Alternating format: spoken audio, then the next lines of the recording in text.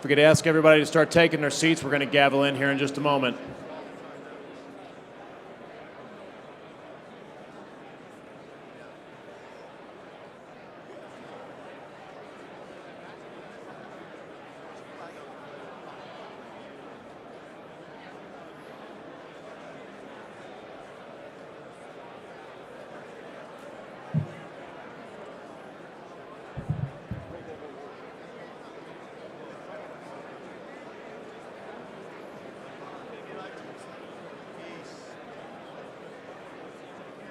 Yes, sir.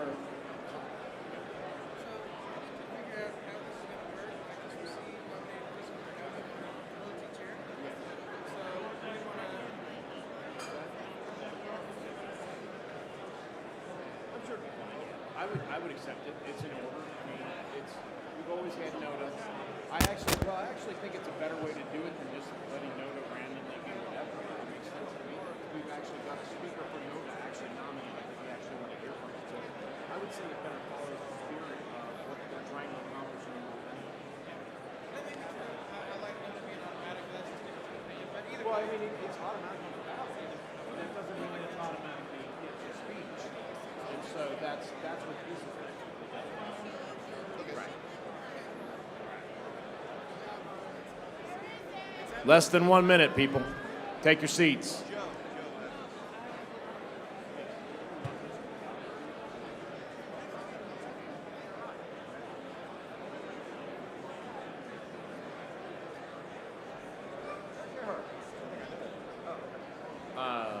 Eric Gerhardt, I have your cell phone.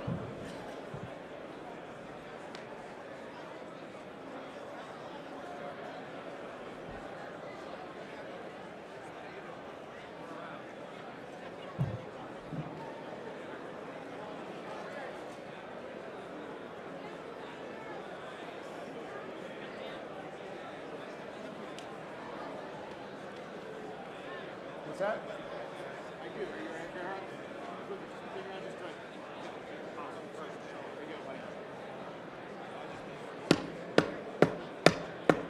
It almost worked. Yeah, this table's a little weak. Good morning! Welcome to day 2. Those of you that were disappointed I wasn't here yesterday, I hope are not more disappointed today than I am. All right, in the order of the agenda.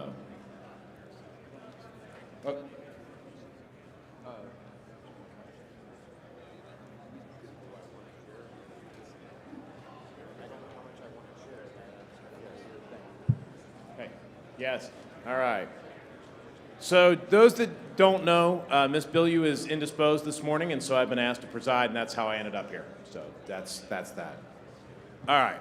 So in the agenda, we are at the chair's race. I believe we have nominations for how many candidates, Mr. Secretary? we have not nominations. I'm sorry, petitions. Yes, we have petitions for Mr. Dasbach, Mr. DeRazio, Ms. McArdle, and Nota. All right. So at this time, we have nominating petitions for those 4 candidates for chair. So they are eligible to be nominated from the floor. Mr. Chairman. Wait, I'm sorry, I'm still getting used to getting blinded. So, voice of God, where are you? Mic 1, Dan Lewis, delegate of Illinois. Okay, hang on. Raise your hand. I actually don't even know which one's mic. Okay, thank you. Microphone 1. There's microphone 1. Awesome. All right, we'll get this going. Yes, microphone 1. Please identify your name and state, please. Dan Lewis, Illinois. Mr. Lewis, go ahead. Mr. Chairman, I think there is a better way to decide our LNC. So on behalf of the Professional Wrestling Caucus, I would like to suspend the rules to have our LNC chair match in an elimination chamber. our vice chair match in a ladder match. Secretary and treasurer in a tag team tornado match. And lastly, our at-large match, our at-large election in a casino battle royale. Sponsored by the Professional Wrestling Caucus and the Cracker Barrel Caucus. While the secretary very much appreciates the motion, he's going to need it in writing if you want it in the minutes. Angela says that she All will right. wrestle in that elimination chamber. Okay, there's been a motion made. That is a lot of seconds. I just have a point of inquiry for Mr. Lewis. Mr. Lewis, have you arranged these facilities? Is there an arena here? Your motion's been seconded, sir. I'm just making sure that before we go to a vote on it, that it's actually possible to execute. We'll figure it out. Okay. So there has been a motion and a second to do all that wrestling stuff. I don't have the exact writing. Those in favor of doing that wrestling stuff, keeping in mind we don't actually have the facilities to do it, say aye. We have a point of information here. Yeah, up. Okay, point of information. Right, where are we at? Heidi Alejandro Smith, Louisiana. Point of information, what microphone? I heard point of information. Microphone 3. Microphone 3. Or this one. That's one. I'm Okay, sorry. I don't know which one's 1 or 3 either. I'm I sorry. don't know neither. Yeah. So, Yes, over here. Heidi Alejandro Smith, Louisiana, point of information. Yes. We do have available room back here by the bar. Okay. All right. So we're out of vote.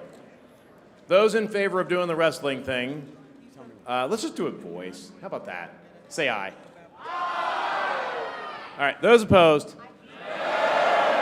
All right. Aw, We've got the man. silly fun stuff out of the way. The motion fails, but thank you, Mr. Lewis, for the motion this morning. Mr. Chair, Let's keep it light today. Let's do that. Let's Mr. be fun. Chair, Yes. would it be in order to begin the nominations? Yes, it is in order. I hereby nominate Angela McArdle for chair of the National Libertarian Party. Sir, I'm pretty sure I recognize you, but could you state your name and delegation, please? I'm Scott Horton, and I'm from Texas. Thank you, Mr. Horton. We don't require seconds on nominations. Okay. Mr. Horton, thank you. Ms. McArdle is nominated. Are there any further nominations on the floor? Yes, one more. It looks like over here on this side, which I don't remember what microphone number. Number 3. Jessica Etheridge from South Carolina. I nominate Steve Dasbach. Mr. Dasbach. And I apologize. I should have asked Ms. McArdle, but I assume by the response that she was at the microphone. Mr. Dasbach, you accept the nomination? Good deal. Thank you. What was the name, Steve? Can you, Mr. Chair, microphone 3. You read off a list of people that had submitted petitions. Can we get that list on the screen for people to see, please? okay. And while the secretary is doing that, who was the nominator again for Mr. Dasbach? I'm sorry, we didn't catch the name. I think it was South Carolina, but I didn't catch the name. Jessica Etheridge. Thank you very much. While we get this up here, So, all right. just be at ease for a moment.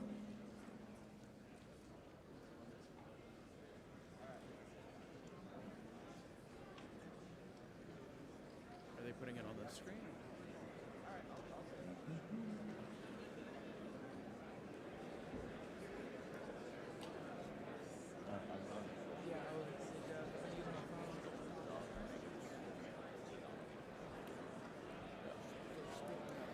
Mr. Melman, I have a nomination at microphone 1.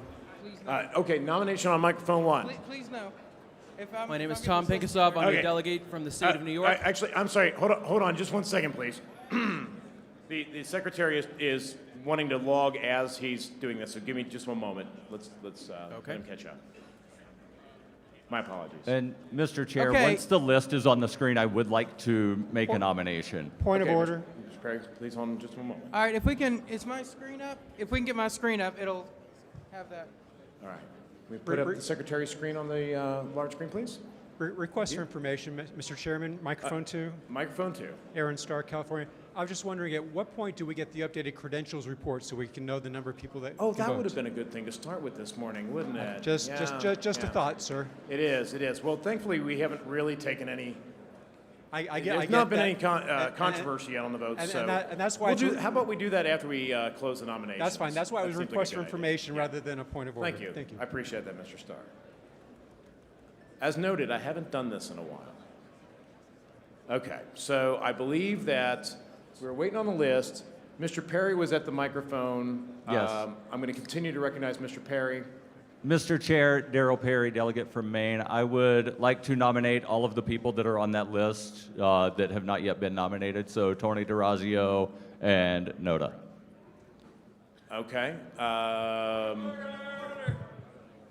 Yeah, okay, that's, okay. Only one can be nominated at a time. Okay.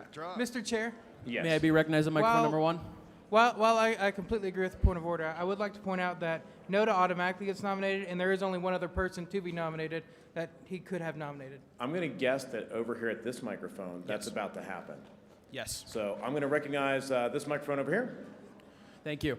Tom Pinkosoff, delegate from the great state of New York. I'd like to nominate Tony DeRazio for chair of the LNC. All right. Mr. DeRazio, do you accept the nomination?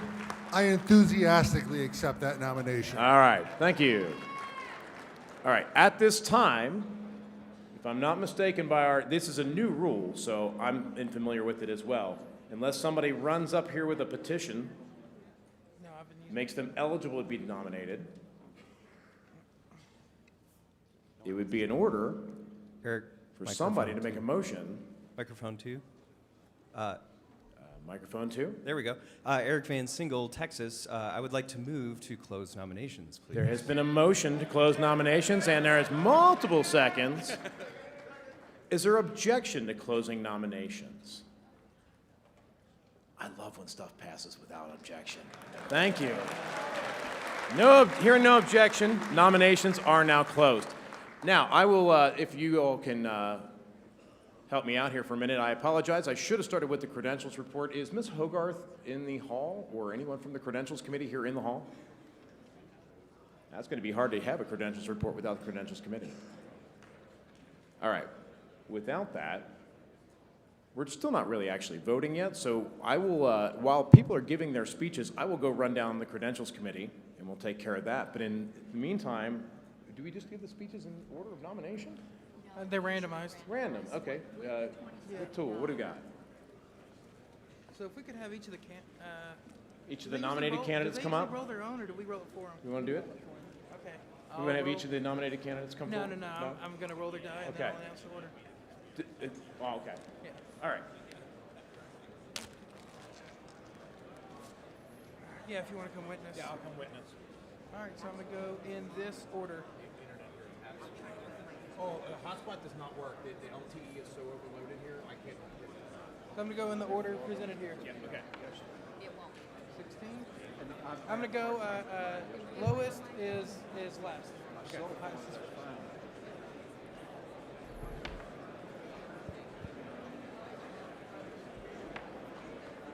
Uh-oh, tie. Yeah. We're going to roll against Mr. Chair? Oh. Yes. We're just doing chair. What's that? What? Mr. Chair?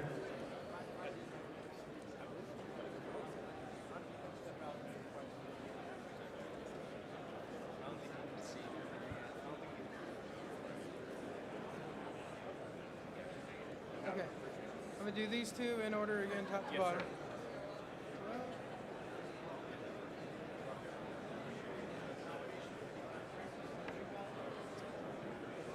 That's not a bad idea. That's not a bad idea. So it looks Actually, what I'll do is this.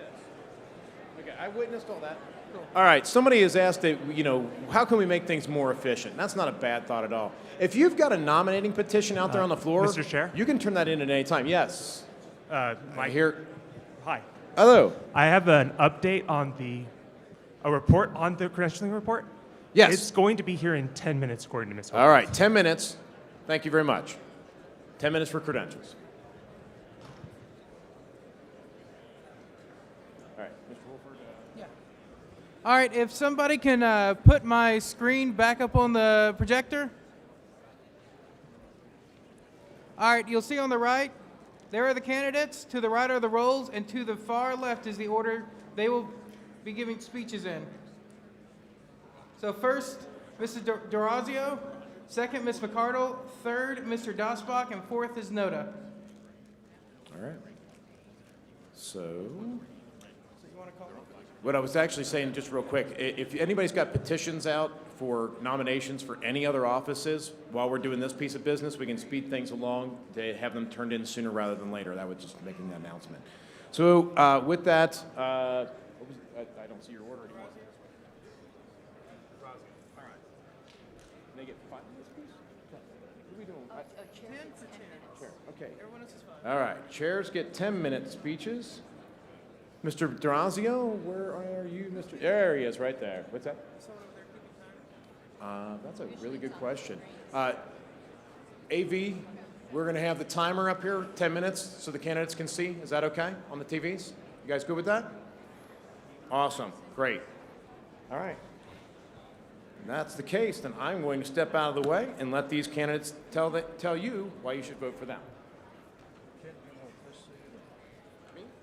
I'm just going to step back here. Good morning, everybody. I heard a couple of them. Thank you. I'm Tim Yao, the state chair of the great state of Michigan Libertarian Party. I was expecting more heckling from the Ohio side. But I'm here to talk to you about my friend Tony D'Orazio. It's kind of weird to stand before you and in essence tell you, hey, I like this guy. He would be perfect for the Lion's Den. Normally, friends don't let friends run for LNC chair.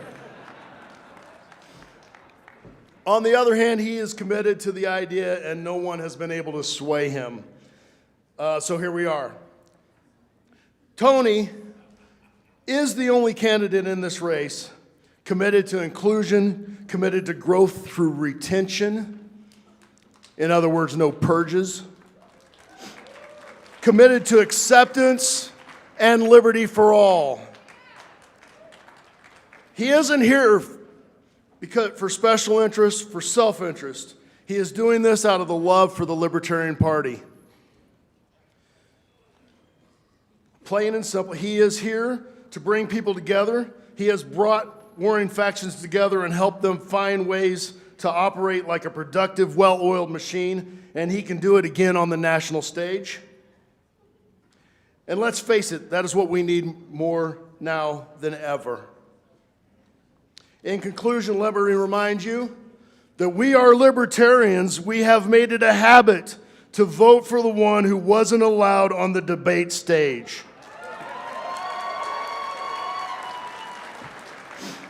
That is Tony D'Orazio, and he has worked his ass off for this moment. He has a team of people that has worked their ass off for him. I ask you to consider casting your vote for the one who got shunned yesterday, because that's what libertarians do.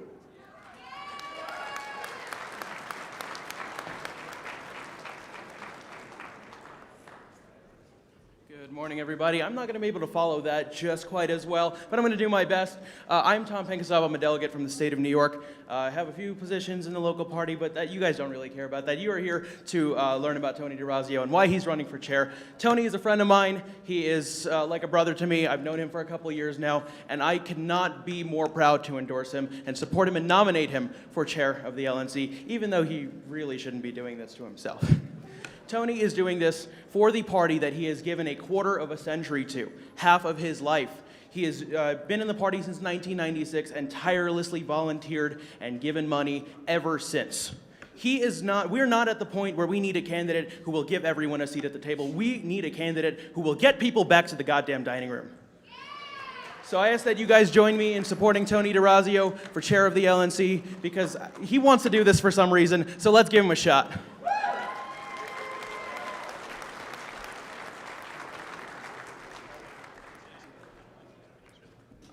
A lot of people try to talk me out of this. I'm just not going to lie to you. They're not kidding. So what do Joe Jorgensen, Tony DeRazio, and Gary Johnson have in common? We were all left out of the debates.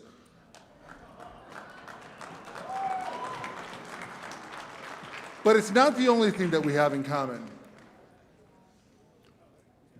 I can sit here and talk to you about all my plans for the party.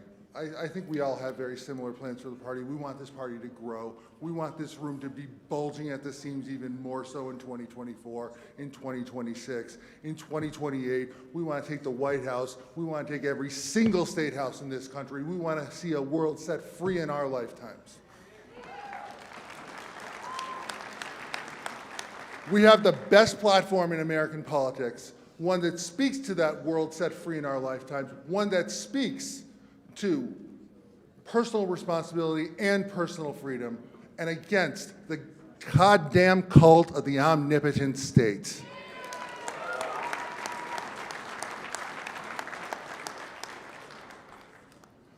But I want to speak from the heart for a minute.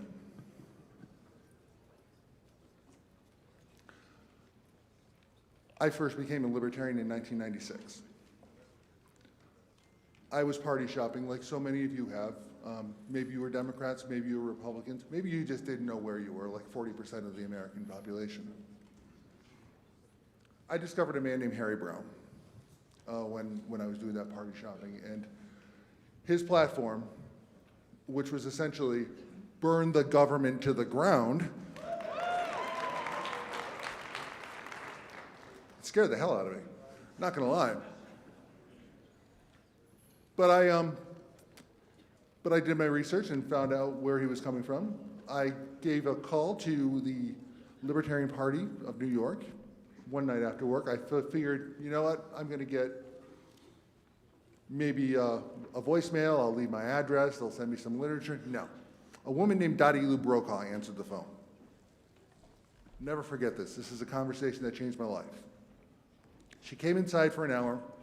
We talked about Harry Brown. We talked about her woodpile that she left behind to talk to me. We talked about Howard Stern. A lot of you know that Howard Stern was a 1994 candidate for governor in New York for a little bit.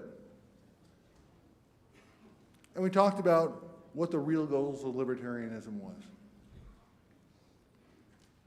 Moving towards a world set free in our lifetime. That's a phrase that she used. It's a phrase I've heard repeatedly since then. And it's a phrase that you're going to keep hearing me use over and over again as your chair.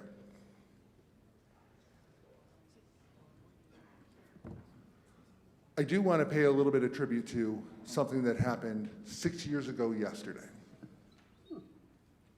How many of you were at the 2016 convention? Show of hands.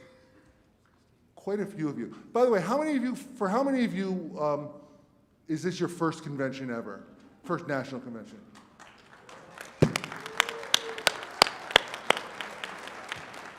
I want to welcome each and every one of you to the family, because this is my family.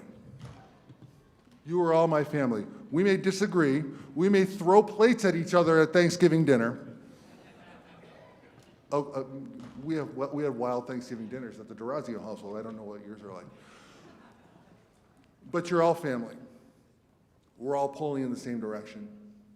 We are all aiming for that world set free in our lifetime.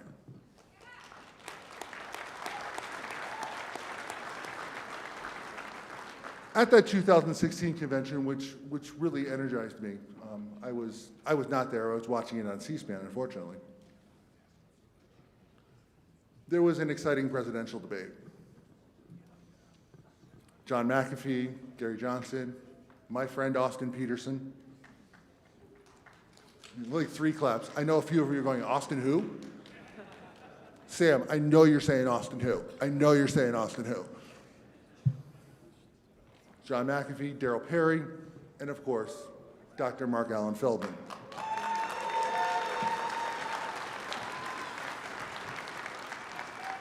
From the great state of Ohio, go Buckeyes, I don't care what Tim says.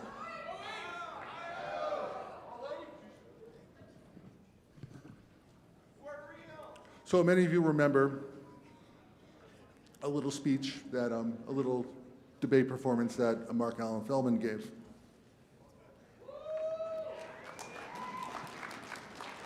about being that libertarian. That Tony DeRazio taking shit from everybody in his family because he won't vote Democrat or Republican, libertarian. That Angela McArdle out there fighting against vaccine mandates, libertarian. That Steve Dasbach, never say die. How many times does a man want to be chair, libertarian? That Chris Emling, I really need to know where you get your cowboy hats, campaign managing our ways to victory, libertarian.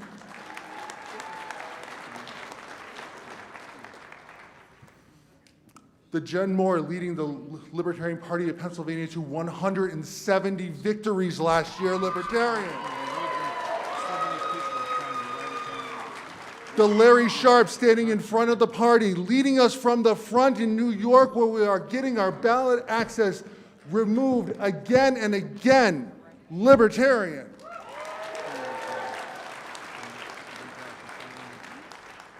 The Joe Jorgensen, you need me after 25 years? Come on, I already did this once. I have to do a national ballot again, but I'm gonna go out there and be on the bus during a pandemic, libertarian.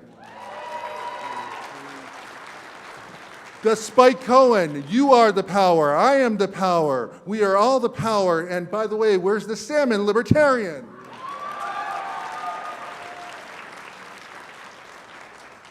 The John Phillips, you can fuck right off, libertarian.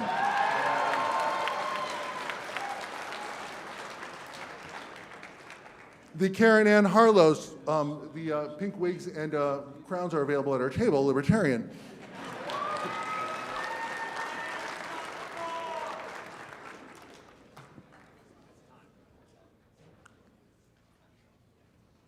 You're all my libertarians. Whether you've been in this party for 1 day, 1 week, 1 month, or your lifetime. You are all that libertarian. You are all out there fighting for liberty. You are all out there defending candidates. You are all out there screaming, end the Fed. Someone is gonna get up to the microphone at some point during this convention, asking for a point of information from the chair, asking if taxation is theft. 1-800-ELECT-US, LP.org.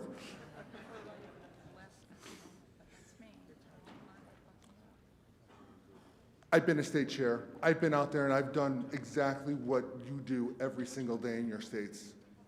I have a lot of respect and a lot of empathy for how hard that is, because I've done it. I've been a candidate. I've worked on many campaigns.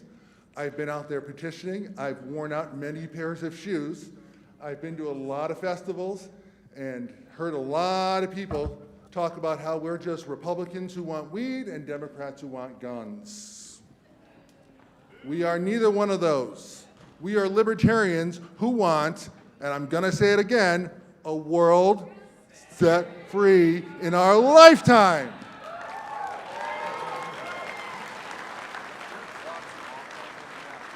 I'm out of time? Okay, well then I guess I have to wrap up because the clocks are off. I guess we don't know how to keep time, libertarians. My name is Tony DeRazio. I ask for your support for LNC Chair. Thank you very much.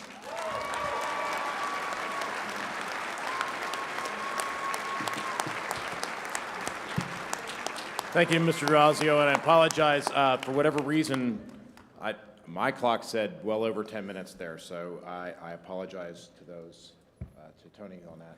And those that follow know that we are actually trying to keep real 10 minutes, so you may want to bring your own timer up as well. We have a credentials report. Let's do that real quick.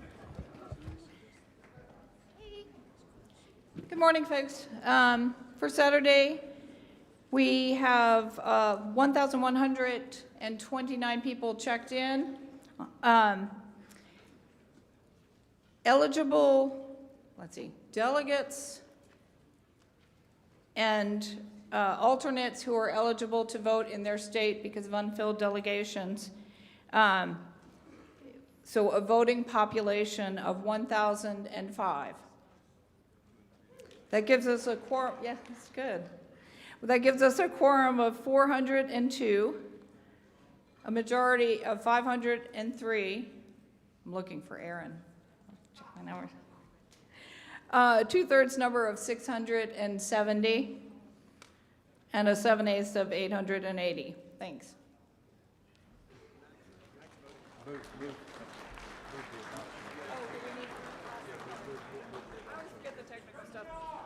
I do move to adopt that amended report from, is it amended? On behalf of the Credentials Committee. Thanks. All right. There's been a motion from the committee and multiple seconds from the floor. Is there objection to this Credentials Committee report? I hear no objection. I love those. All right, thank you. All right, so next, who's our next contestant up for bid, Mr. Wolford? Thank you. Next contestant.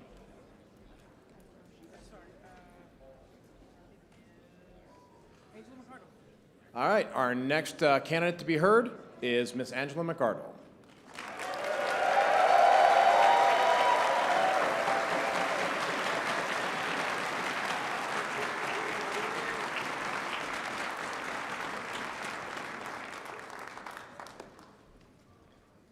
Good morning, fellow libertarians. I am a delegate from the state of Washington. My name is Sean Hickman, and I'm here to introduce someone that really doesn't need an introduction. He's the host of the Scott Horton Show, the director of the Libertarian Institute, editorial director of antiwar.com, which you should all visit frequently.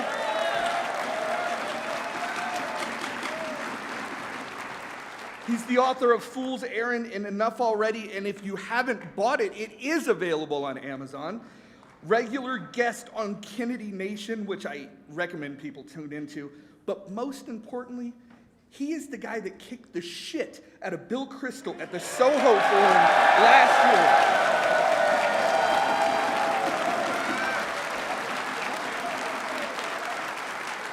year. His name is Scott Horton. Welcome to the stage, sir.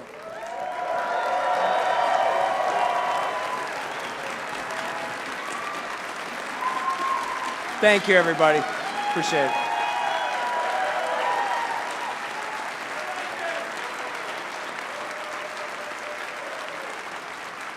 Man, was that a great party last night or what? Wait, I don't have time for any more applause. I'm Scott Horton, I'm from Texas.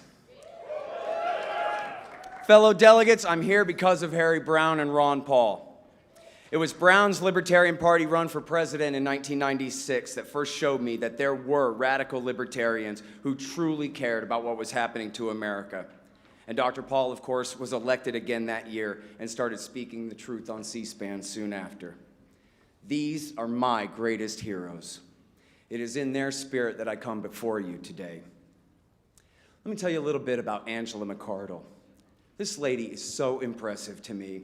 She's just obviously as smart as a whip and as motivated as can be. And she was born in the 1980s. She won't tell me when exactly, but she's definitely a millennial. Angela's been the secretary of the California LP and chair of the Los Angeles County LP, which is actually bigger than 40 out of our 50 state libertarian parties. That counts. She's run for Congress twice.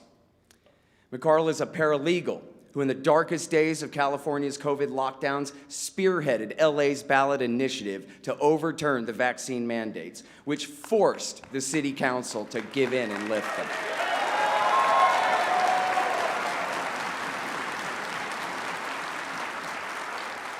Angela and the entire LA and California Libertarian Party deserve a hell of a lot of credit for that. McArdle argued against the vaccine mandates at the Soho Forum in New York and won. She organized one of the largest anti-lockdown rallies in LA, organized a black market to keep salon workers employed during the lockdowns. She produced an anti-lockdown documentary called The Unseen that aired at the Anthem Film Festival. And perhaps most important of all, she provided pro bono legal defense to countless businesses that defied California's lockdowns. I wish I had the time here to really describe for you the depth and heroism of the work that she did on this. True story. At the Texas Convention in Dallas, I asked Steve Dasbach to quit the race and endorse Angela. I know, it was kind of a long shot. But what I said to him was, I've been everywhere in this here land for the last few years giving anti-war speeches to Libertarian Party state conventions. Made some good friends, too. And in almost every state, I heard the older leaders say this was the biggest convention they'd ever had, or had in many years. Like my anti-war speaking tour, this is due to the Mises Caucus and the major effort that they've made to bring the movement into the party.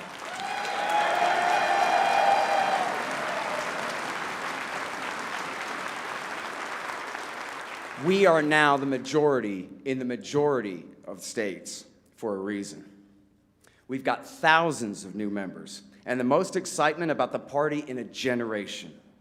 Instead of acting like King Canute, trying to turn back the tide, the wave of the future, you should be opening the door wide and welcoming this massive movement of millennials and Generation Z into the Libertarian Party.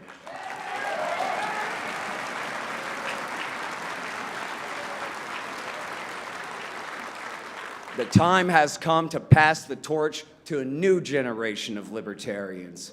Libertarians with the vision to lead this party for the next generation.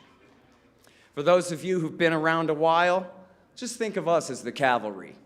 We finally arrived.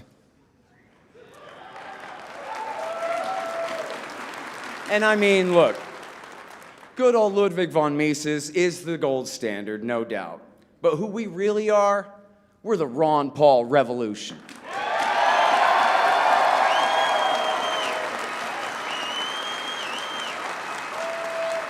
We are the libertarian movement. It's all about peace and liberty and hard money and bringing this party and philosophy to the prominence that it deserves.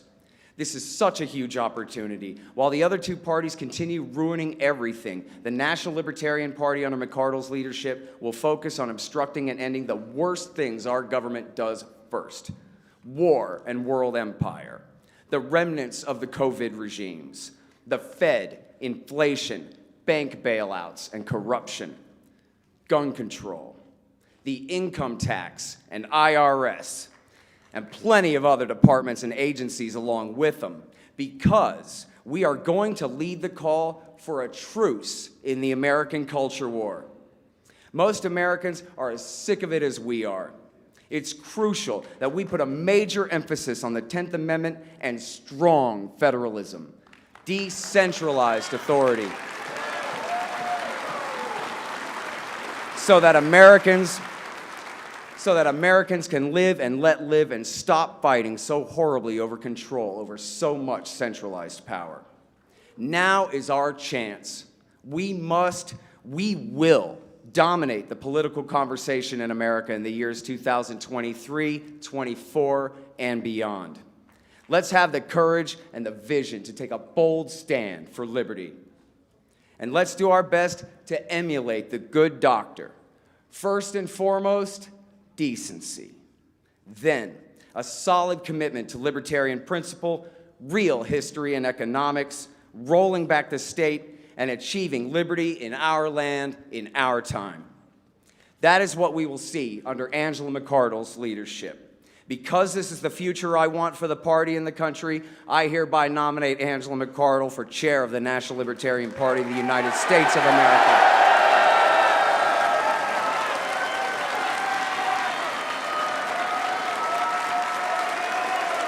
Be a part of history with us today.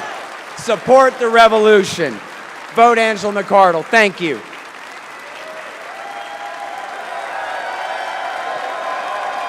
Hey, guys.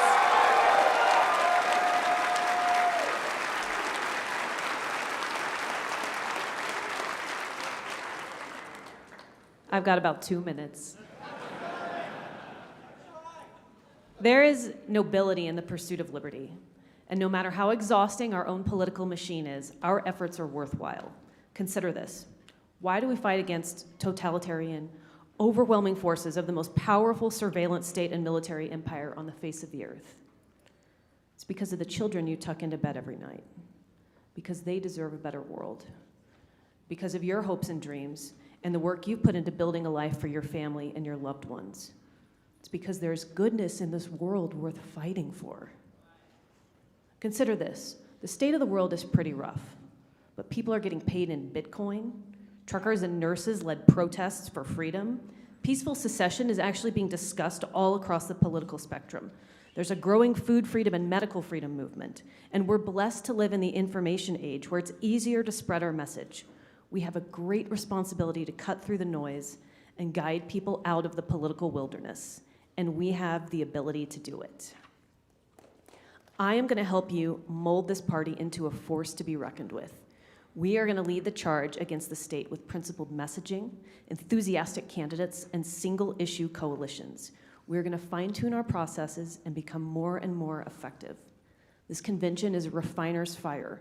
There's pressure and heat and some pain, but we are going to come out golden with a deeper understanding of our purpose and how to achieve our goals. So let's get ready to contend with the state. We're about to begin an incredible journey together, and I'm really excited. Let's rely on the wisdom of our elders while leveraging the enthusiasm of our youth.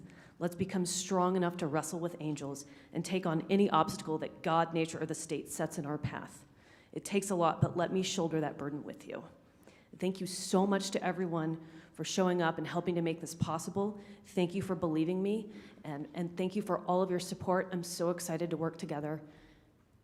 And thank you so much to Austin, who's been so supportive and has really made this possible. He's an incredible provider. Please shake that man's hand. Thank you, guys.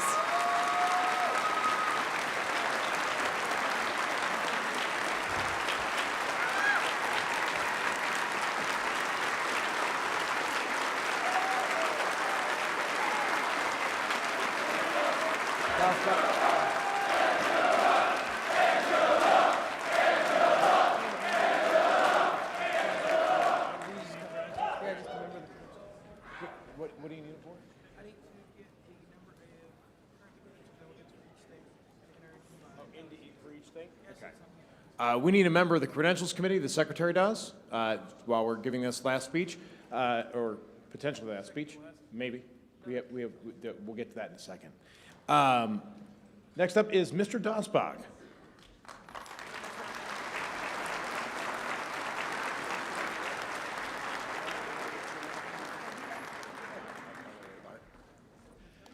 Thank you all. I'd like to start by thanking former LNC Vice Chair Karen Allard, current South Carolina Vice Chair Jessica Etheridge, and Mayor Kalish Morrow from California, who were slated to come up and do the nominations for me. But after yesterday, I decided that I wanted to take a different approach in this and make it less about me and more about our future. I've been involved in this party for a long time, the movement even longer. I was involved in starting a libertarian group at Michigan State University back in 1974. Became involved in the party in 1979. A friend of mine and I contacted the national headquarters to ask who was running the Clark campaign so we get involved, and they said, funny you should ask. And my friend Joe Hauptman was suddenly running the Clark campaign in Indiana, and I was working with him. So, and I'm sure that many of you have found yourselves in a similar position where you joined and all of a sudden you were in charge of something. Yeah, I see a few nods there. And I got involved in this party not because I expected victory tomorrow, but for my children and my grandchildren and for the generations that follow. Because we have to be looking to the future.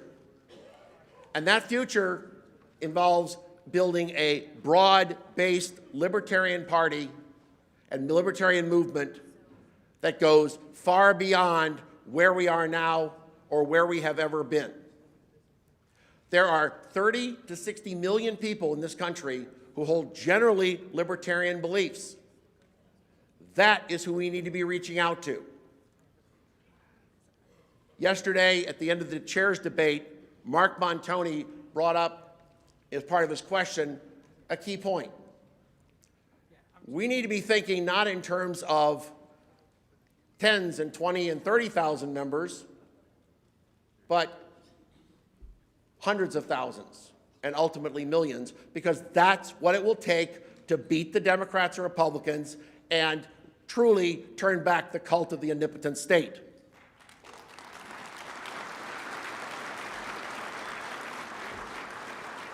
And so we cannot limit our appeal to just one section of the libertarian movement. I don't care which section it is.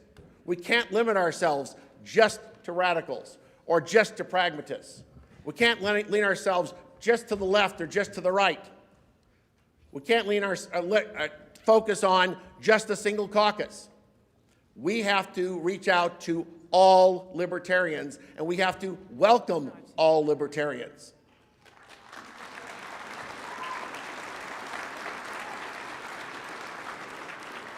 And when we look to leadership, we need to look to leadership who will reach out to all factions of the party and try to build common ground and not simply go, it's my way or the highway.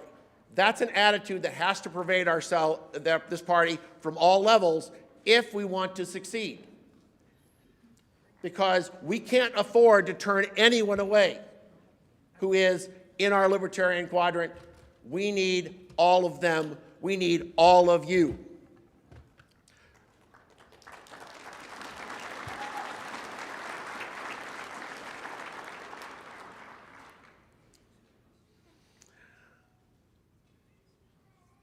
One of the things that has been the most frustrating to me in my 43 years in the history of this party is we have seen things tried over and over again with the same results.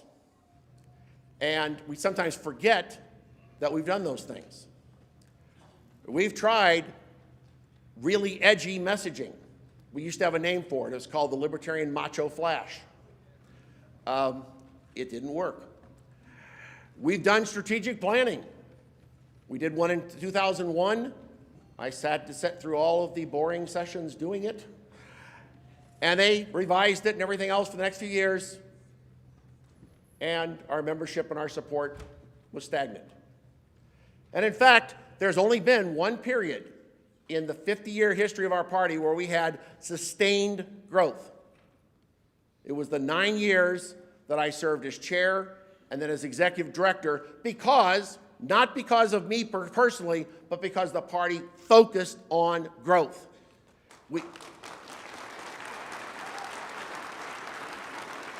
We made outreach our #1 priority, because when you have more people coming in, when you have more members, you can raise more money.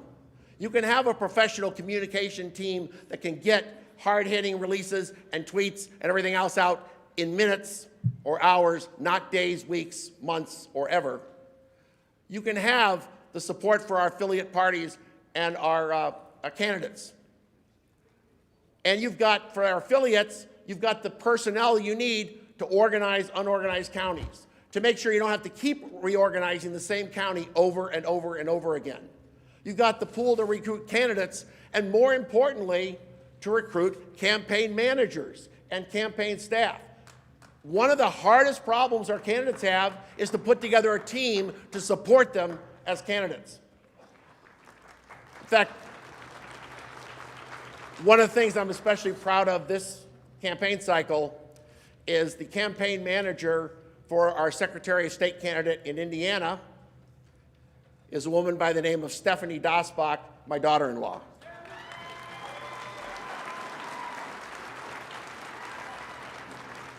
Now I got to just start working on the grandkids.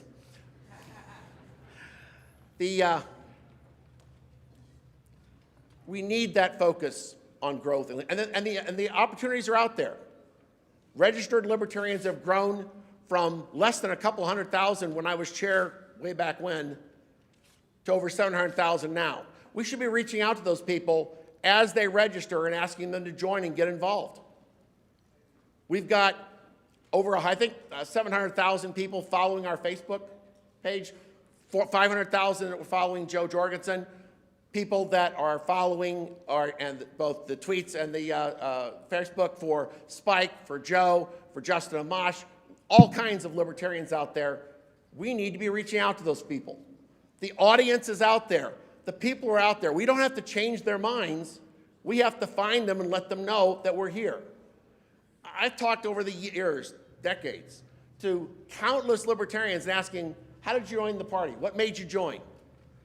And it almost never is it, well, I talked to some libertarian and I went, my God, I've been wrong my whole life. I've suddenly changed my entire worldview. That's not what happens. What happens is they heard a libertarian, typically a libertarian candidate, most often a presidential candidate, and they said, my God, where have you people been all my life? That's what I believe.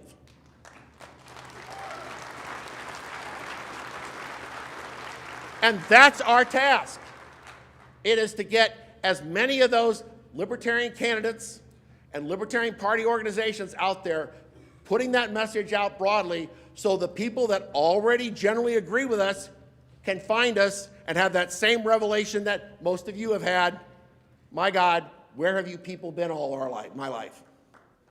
So I would ask for your support for chair as an indicator of your support for a broad-based libertarian party. But most importantly, whatever happens at this convention, go forth and work together to bring us liberty in our lifetime. Thank you.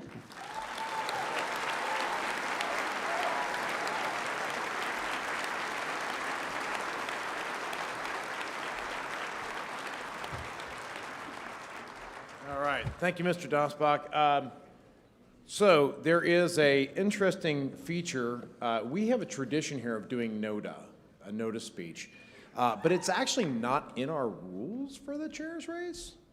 So, and that was brought to my attention. We can fix this, if we are so inclined, with a motion to suspend the rules to hear from a candidate for Nota. A petition was filed for Nota, and I see a person with a hand up over here on this microphone. Yes, I'm AJ Olding, delegate from Ohio. I'd like to motion that we hear from Nota, and I believe Christopher Thrasher is at the stairs ready to speak on behalf of Nota. All right. So Could you there's repeat been your a name and motion to delegation? suspend the rules to allow Mr. Thrasher, who has turned in the tokens to speak on behalf of Nota, to be allowed to speak for 10 minutes, like a candidate. I need the name and delegation again. Oh, that was AJ Olding from Ohio. And there was a second. So let's try it the easy way first. Let's just do voice. Those in favor of hearing from Nota, say Point of aye. order. Okay. For anything two-thirds, it must be a show of hands or standing Oh, vote. fine. You're going to make me count. All right. Those in favor, raise your hand. By the way, this is a lot harder from this perspective, just in case you're wondering. Those opposed, raise your hand, please. I am going to say that failed. I'm sorry, Mr. Thrasher. All right. We are done with this item of business. We are now to... Microphone 2, seeking to be recognized. We ballot now, right? We ballot now, right? Mr. Chair? Yeah. Hi. Hi. Microphone 2. Yes, microphone Eric 2. Van Single from Texas. Yes. I would like to make a motion to suspend the rules for Nota to speak for 2 minutes. All right, there's been a motion for Nota that to might not speak. be well received, but the reason for doing so, I saw Not Yep, fair debatable. enough. Not debatable. All right, motion to suspend the rules to hear from Nota for 2 minutes. I hear multiple seconds. Let's do it again. Raise the hands. Those in favor of hearing from Nota for 2 minutes. Just 2 minutes. It's a little more popular. Those opposed? I still don't think that passes. I'm sorry. Mr. All right. Chair, point of order, request for information. Microphone 3, Darrell Perry, delegate from Maine. Is Nota a candidate? No. I'm being told no. All over the place I was told no. Who is telling you no? And can they cite how Nota is not a candidate, since Nota did get nominated and a petition was turned in. All right, so real quick, just so we can answer this, this was talked about on stage. Nota is not a live human being. It does not have a heartbeat, so it can't even accept a nomination. It is therefore a concept. Legitimately, there is a case to be made of Nota as a candidate, Nota as a concept. In our tradition, it's always been as a concept. And without getting too deep into the nuances of alternative voting methods, Mr. Perry, I believe we're ruling that it is a concept. Point of order, Mr. Chair. Yeah. Yes. I hear Mr. Thrasher. Yes. As I recall, the petition that was submitted as per the rules did have a name associated with it. Is that correct? It did list you, Mr. Thrasher, as speaking on behalf of Nota. Yes, sir. So would that not, in effect, make Nota a person in this case? Point of order! Mr. Thrasher. Point of order! Stop grabbing the microphone! If I may, Mr. Thrasher, I'm going to quote a previous chair. I would like to ask you to read the room. Mr. Chair, I'm sorry. I would still very much like to hear your ruling, sir. Mr. Thrasher, I'm sorry, I couldn't hear you. I would still very much like to hear your ruling on my point of order, sir. Good, sir, I might add. All right.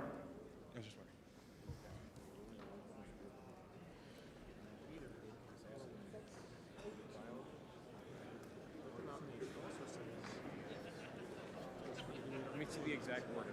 Let's get all this. Can I take this? Thank you. Yeah, it's fine. I'll go. You can't check their multiple times yesterday when I was standing here and just come grab the microphone and yank it way away. You can. Wait until he's done consulting. I believe you need 20 people to second. Oh. No, we would need to suspend the rules. I'm going to, I'm going to try doing a request for information of whether or not the petition turned in from Thrasher can be considered a nominating petition for Thrasher. Here's the question. To nominate him as a candidate. Because his name was on the petition. And no, it was Nota, but his name was also on. And the reason I asked is Nota a candidate? All candidates nominated. So is Nota a candidate? Right. And I know we've had this debate multiple times in previous years. Sometimes it's a candidate, sometimes it's not.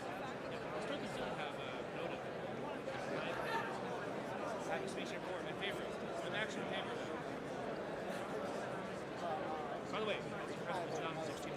Thank you. I was a Republican at the time, but I was in President. Thank you. Yeah.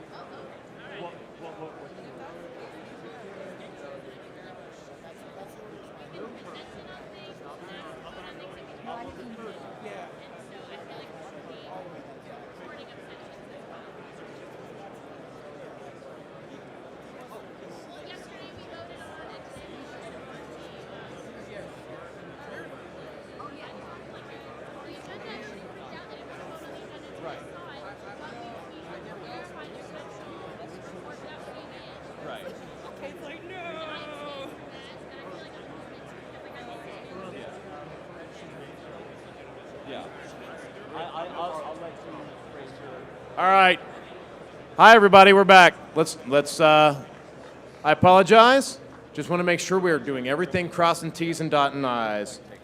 All right. So in our convention rules, Rule 7, we create a specific exemption to be able to hear from none of the above.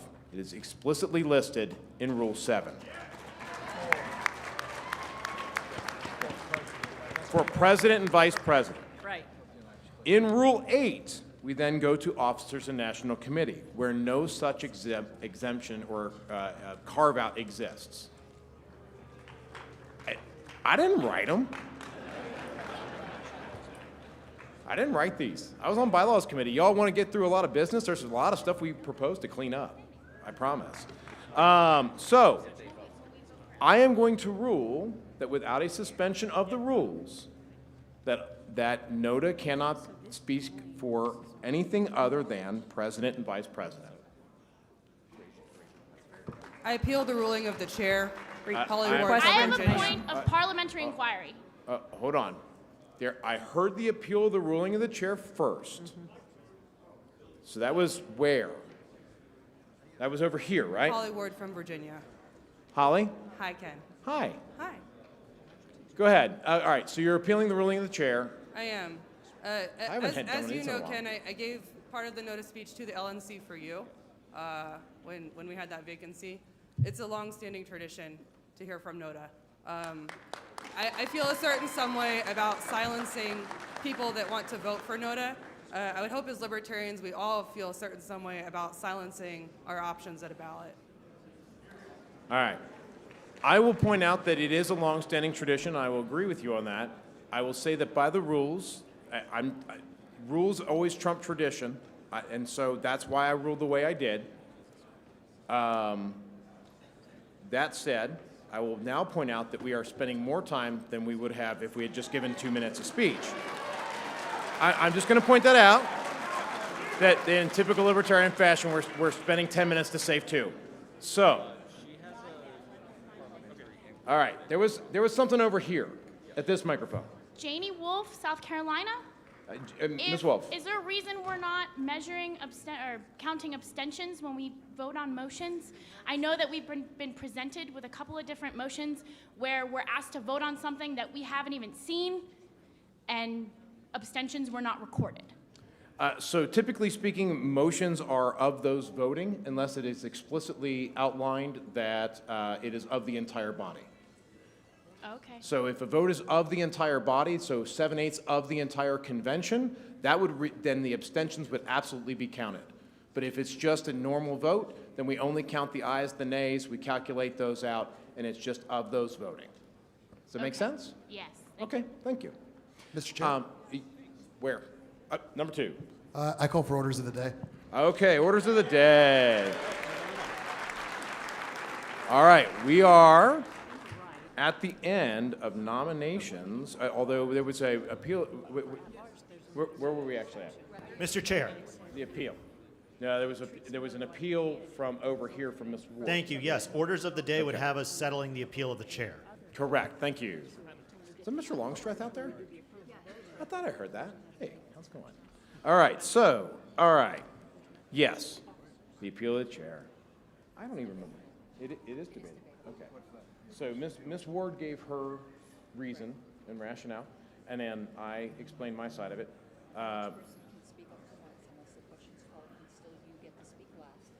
Okay. Okay. So.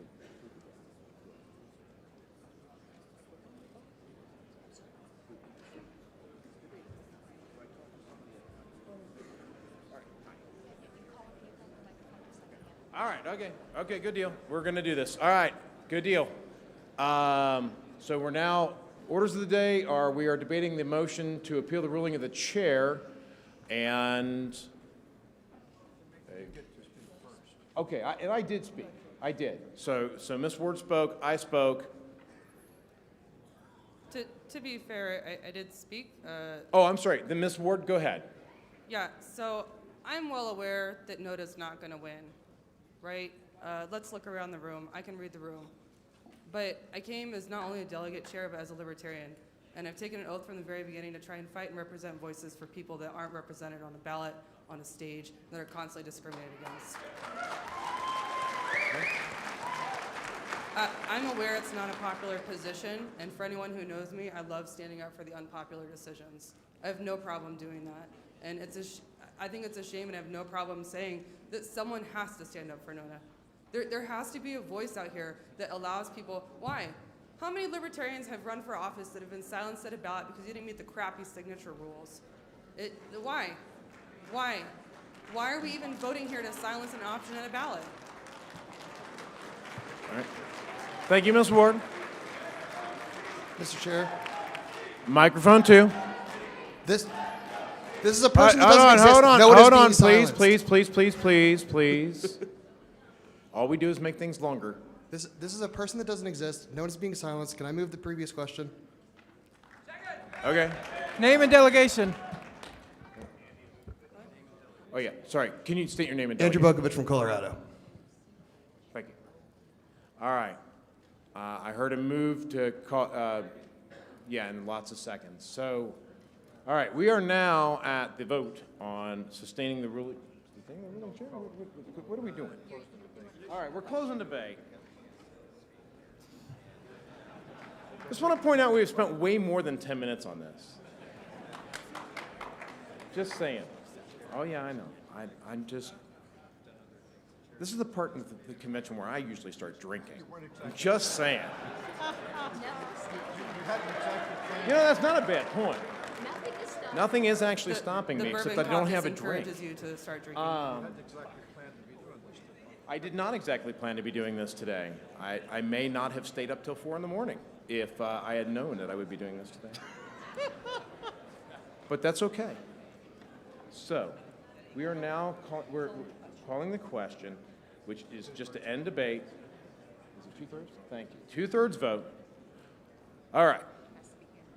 Yes, it does have to be hand raised. I know that one now. So. Wait, Ken, is that actual bourbon? It is not bourbon, but it's close. All right, so let's okay. So we are now voting to end debate. It takes 2/3. Is there any objection to ending debate? Okay, figured there would be. All right, those in favor of closing debate on this item, please say, yeah, raise your hands. All right. Those opposed? All right, that's that. So the debate is closed. Now we are actually voting on, oh yeah, thank you. Shall the ruling of the chair be sustained? A yes sustains my ruling, a no overturns my ruling. Those in favor of sustaining my ruling, a yes vote, raise your hand. Those opposed? The yeses have that. Thank you. Mr. Chair, request for information, microphone 3. Microphone 3. Daryl Perry, delegate from Maine. I am curious if the petition that was turned in by Mr. Thrasher, which had his name on it, could be construed as a nomination petition for Mr. Thrasher. All right, hold on. I understand. The way that the petition was worded, it specifically said it was for Nota, with Mr. Thrasher speaking on behalf of Nota. So, and therefore, Mr. Thrasher was not actually nominated. Would it be in order to nominate Mr. Thrasher? Yes. All right. I'm gonna entertain this one. I'm gonna say that, technically speaking, I think we can still suspend the rules, or no? There could be a suspension of the rules. Oh. Right. You hit. I am not seeking to suspend the rules. I'm asking, would it be in order to nominate him? Not at this time. Okay, thank you. Thank you. All right. Are we voting now? Is this what we're at now? Are we finally voting? We voting? We have election sheets. This is awesome. This is the part that actually counts. We're voting. Uh-oh, Mr. Starr's at the microphone. I'm worried. No. Okay. No. All right. Listen, folks, you may not like him, but he's always right. I'm almost always right. I'm not kidding. All right. So, all right, we're voting, right? We're voting? We're voting? This is really yes, quick. please, Mr. Secretary. All right, so we are getting envelopes right now, and I have an election ballot sheet for every delegation, one each. So I need one, and exactly one, in a minute, don't get up yet, representative from each delegation to come up and get their sheet. You can take your votes if you have ballots already printed out for your state on those, but we also, if you don't have anything to write on, have a whole bunch of note cards at the end of this table. Please only take what you need, and use them all. Don't waste them, but we do have those available. So at this time, if you guys can, in an orderly fashion, start coming up to the table, this is where the envelopes and election sheets are going to be. All right. And while we're getting that organized, I will note that if there are any more... One more thing. Oh, sorry, go ahead. Go ahead. When you bring the envelopes with this sheet in it, we need the ballots as well. We need the ballots that were submitted to you as well as these sheets. Yep, thank you. That is important. So, Wise decision to write your delegation's name on the outside of that envelope. hey, that's a good idea. Look at all these great tips. Request By for the- information. Yes, request Microphone for 2, information. Omar Recaro, Florida delegation. Mr. Cuero. Can we get the names of all the candidates on screen at some point in time? Yeah, actually, Mr. Wolford, Mr. Secretary, if you wouldn't mind getting the names of the candidates that are back up on the screen on your... So... Hold on. He's getting beat up here. Yeah, okay, hold up.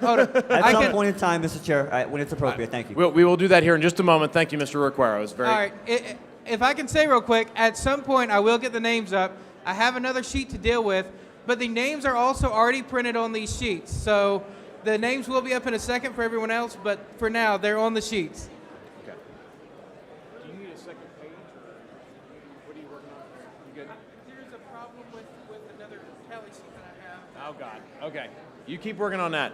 In the meantime, Mr. Starr, microphone 2. Yes, thank you. So I'd like to make a parliamentary inquiry. Okay. There seem to- Parliamentary inquiry. There seem to be...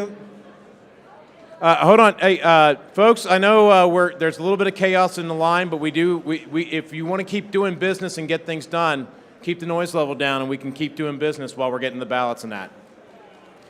So I'd like to know if the chair agrees with this statement. So let me preface it by saying that there's been a little bit of angst here that's saying that voices are being shut down, that somehow we're denying people the right to vote for an option. And I'd like to ask the chair to clarify that, because I believe that Article 10.7 of our bylaws does say that votes cast for none of the above are valid in all these races, so they will be counted. We may not have a nominating speech for it, but they will be counted in this. I will tell you my initial reaction is that feels right. Yeah, Article 10.7. 10.7. Okay, yes. So Mr. Starr brings up the point that though Nota was not, there was... Hi, everybody. This is important, actually, real quick, because this involves your ballot. Mr. Starr brings up a very good point that though none of the above was not permitted to speak, none of the above is still an option on your ballot.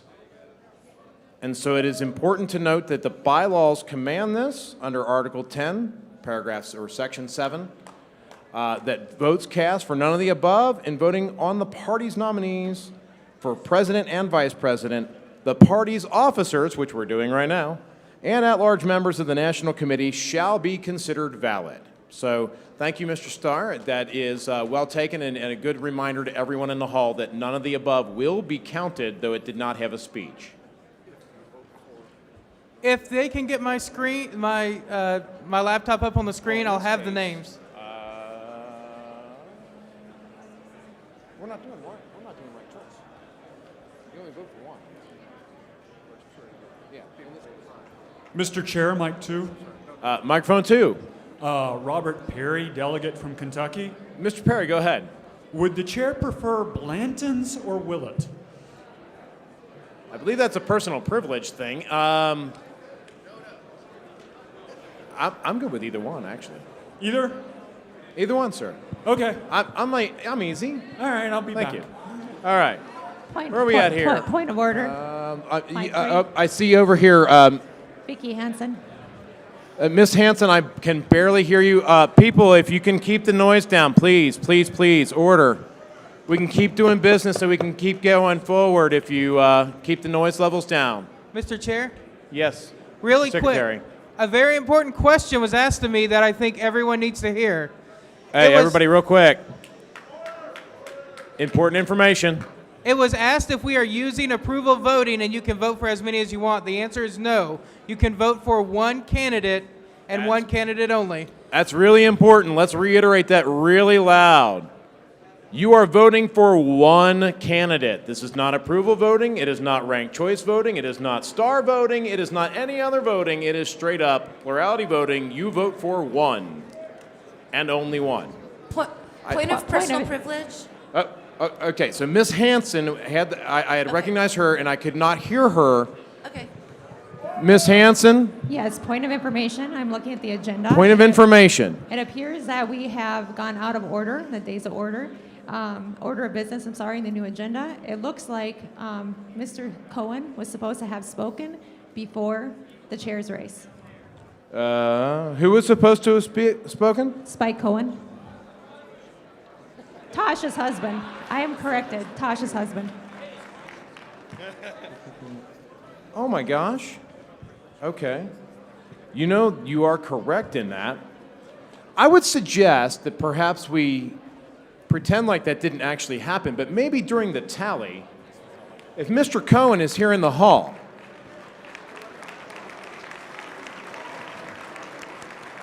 Mr. Cohen, are you around? Spike? Somebody get Spike for that? That would be great. Actually, I think that would be perfect. Once everybody turns in and we're doing the tally, that'd be a perfect use of the time, and that way we can overlap those. So, Can I have my- thank you for bringing that up. Real quick. I'm sorry. I'm so sorry, Mimi. Yes, Ms. Just Robson. real quick, this is a point of personal privilege. I want to tell my California delegates Yes. to line up to do their voting. We're going to do a conga line. I can't yell loud enough because my voice is gone, which is why I'm doing it at the microphone. Thank you very much. Okay. So, did the California delegation hear their delegation chair? You're doing the conga line lineup. It's important. Okay, good deal. Making sure you guys got that. I see microphone two still. I need to jump in here real quick. Okay, sorry. As soon as the secretary. We need a representative from Florida, Michigan, Nebraska, and Wyoming.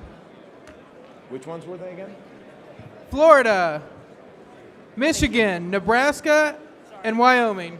All right. All right. Microphone two. Eric Van Single, Texas. I have a. All right. I'm sorry, sir. I'm having trouble hearing you. If the hall could quiet down a hair, please. We've still got business going. I know it's exciting to vote for chair. I know this is what we're here for. It's exciting. I'm here for the bylaws committee report. Me but too. Yeah, bylaws geeks unite. Microphone two. Yes, Speak into the microphone and, Yes. and shout over these people. Shout. Hello, Eric Van Single, Texas. Point of personal privilege, and what you're just talking about is my point of privilege here. I can't hear. Okay, yes. I would request the chair to indulge me in standing at ease while we're handling the votes here. Okay. There's people yelling right now. I can't even have a conversation with you. All right. That's to not a conduct bad business point. is not As the gonna be good. delegations, different sized delegations have different things to wrangle, and so it can be hard to tally votes. So we're going to stand at ease Thank for you, a few Chair. minutes here, while Mr. Cohen is also tracked down for our tally speech. Mr. Chairman, microphone 3.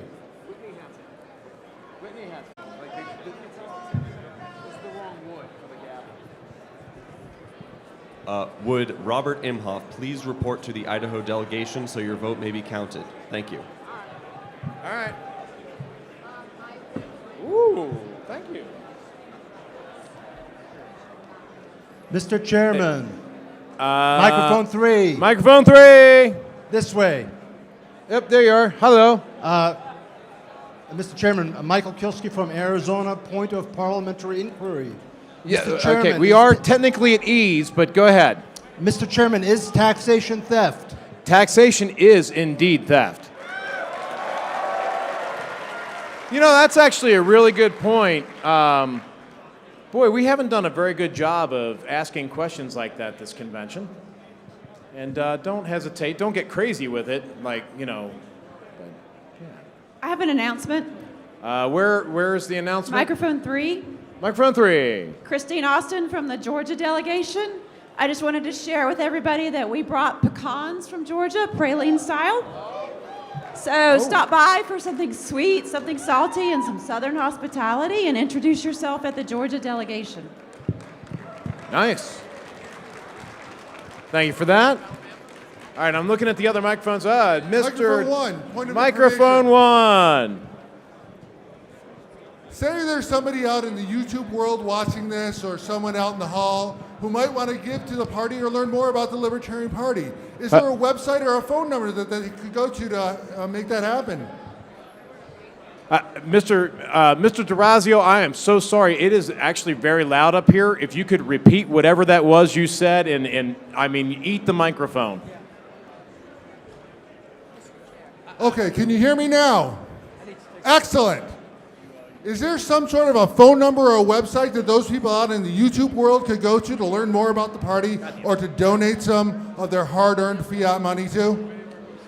There is, in fact, a way to get more information about an organization that is for increasing your individual liberty and stopping the government from taking your money. I would suggest that you could go to a particular website, lp.org. You could also pick up the phone, which in today's world seems a little odd, but you can still do that and actually make a live human. Wow, that was. Okay.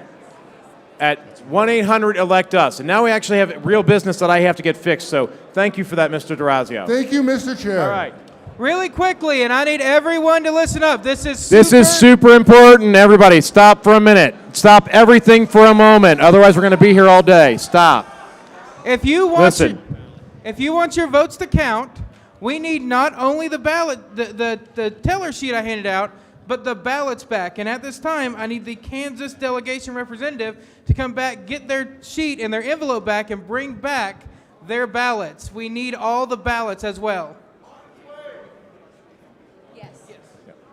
Microphone two. Oh, microphone two. John Spivey of Texas. Point of personal privilege. I would like to ask the chair if he could remind everybody here as they are having conversations, to move out of the aisle. That's a good idea. People who have mobility issues may have difficulty passing. Yeah, so that's not a bad idea. If you're having a conversation, especially, just a side conversation, there's an area in the back over here, which is really a great place to have a conversation. There's also doors all the way around the room. You could step out and have a conversation. Don't wander too far, because, we're voting, and then we'll be back to business, doing more business. And I assume we're going to be hearing from Mr. Cohen here soon. I hope he pops up. He's on his way. Excellent. I'm looking around at other microphones. To see Point of information on mic 3. Microphone 3. Mic 1, sorry. I can't. I don't even know which one's which one. Sorry, anyway, it's over here, sir. There we go. Okay. Point of information, when you ask for the ballots, are you asking for the index cards, or what are you asking for? Yes, it's the index cards as well as the tally sheet. Thank you very much, sir. No problem. Mr. Chair, point of personal privilege. Where's that at? All right, there we go. We'll go that one. James Gentleman. Yes, sir. There is a shot glass missing from the Minnesota table. It has a picture of a porcupine on it and the URL, lpmn.org on it. If it is in your possession, after going to lpmn.org and joining our party if you'd like, donating is even better. If you could return it to the Minnesota table, it would be much appreciated. Thank you very much. All right, Minnesota is missing a Minnesota-branded shot glass. If you've got that, take it back over to the Minnesota party. All right. Point of information, microphone 1. Microphone 1. Would Shoney Bear be a possibility as a candidate if Nota wins the election? I'm not sure that the Shoney Bear has joined as a member of the party. Oh, he is a member. Well, I mean, if Shoney Bear can prove that they are a member and would accept the nomination. So, Microphone okay. 2. I'm being assured that Shoney Bear is actually a member by multiple people up here. So, all right. Mr. Chair, request for information. Angela McArdle, Miss California. McArdle, I am now not able to speak anymore. Yes, go ahead. After our voting conga lines die down, would it be in order for us to hear the treasurer's and/or audit report?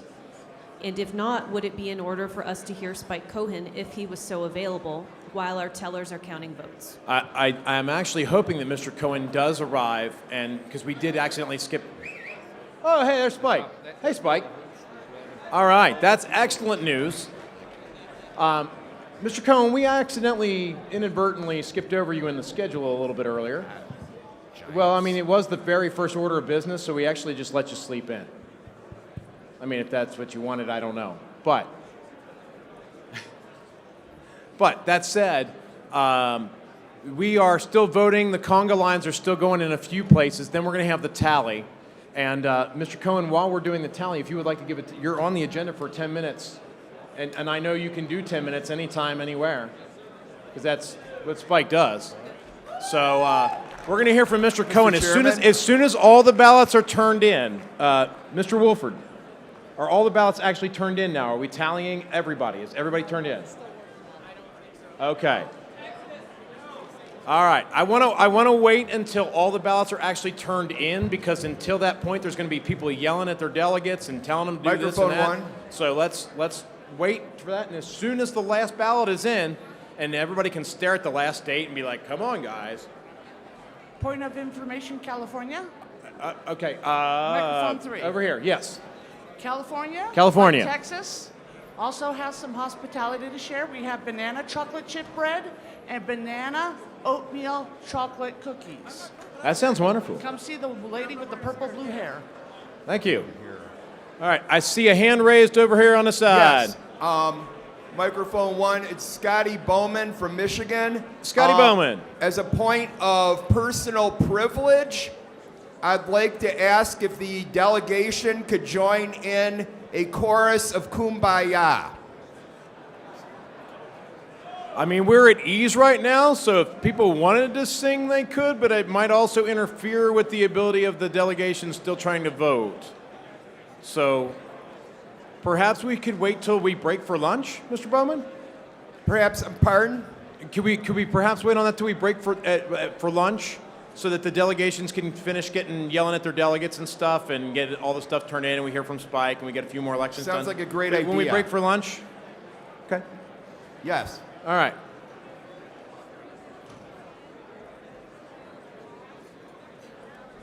And announcement, microphone 1. I mean, we could.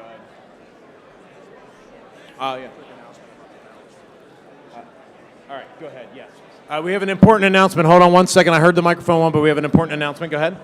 Ladies and gentlemen, for the delegation chairs, Hey. for your envelopes, please mark your state, the race this is for, and what round it is, please. Thank you. And don't seal them.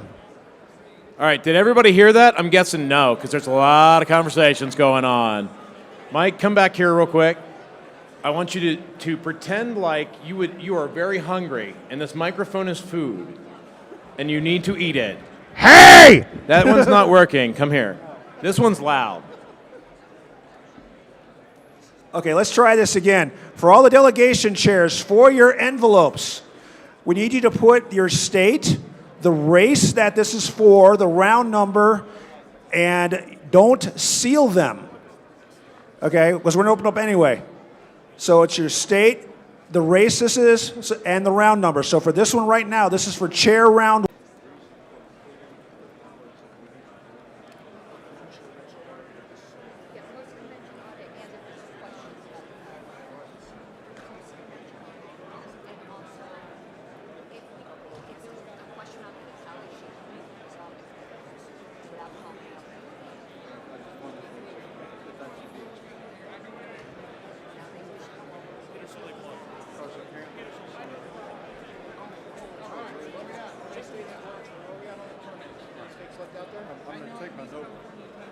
Okay.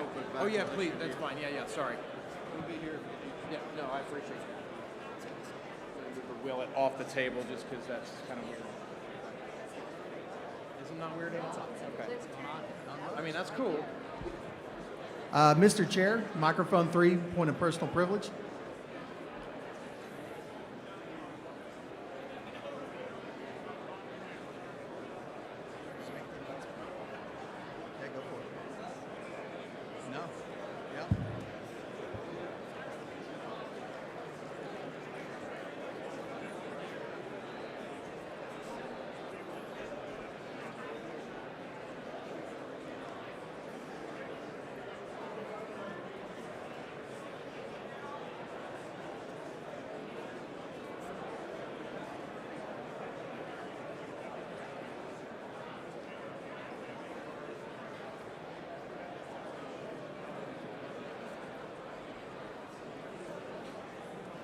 a few signatures weren't validated and nobody popped up.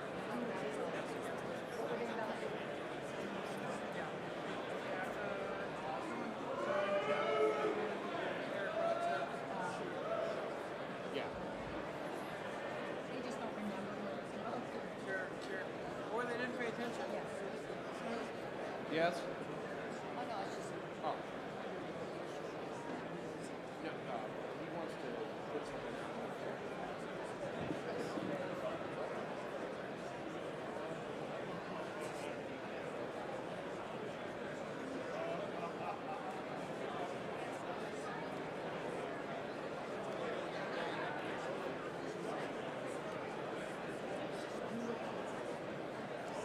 Thanks a lot, man.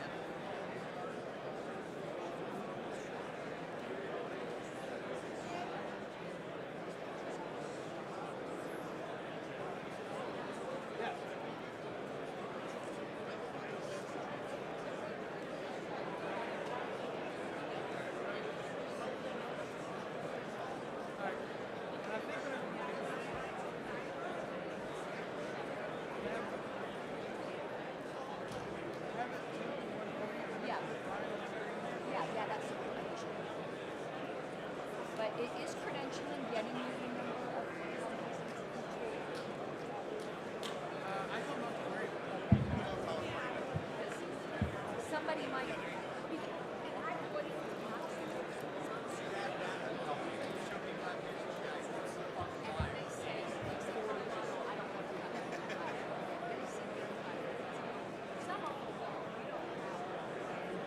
Yeah, and that's my question. What is delegation of 3 or 7? Right.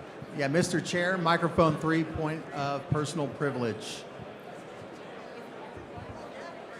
Microphone 3. Yeah, I am Drew Cook, delegate from Oklahoma. I'm also the chair of the Sober Caucus. Sir, I just want to let you know there is a lot of noise because of the tallying going on and whatnot. Gotcha. So you're going to need to eat that microphone and speak up.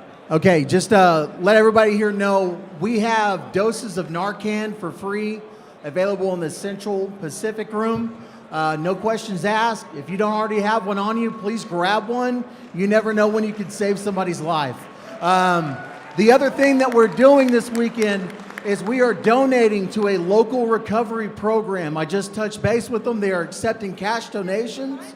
If you would be interested in helping us spread volunteerism and charitable acts of service, please come find me at the Oklahoma delegation table. Thank you. Thank you, Sober Caucus.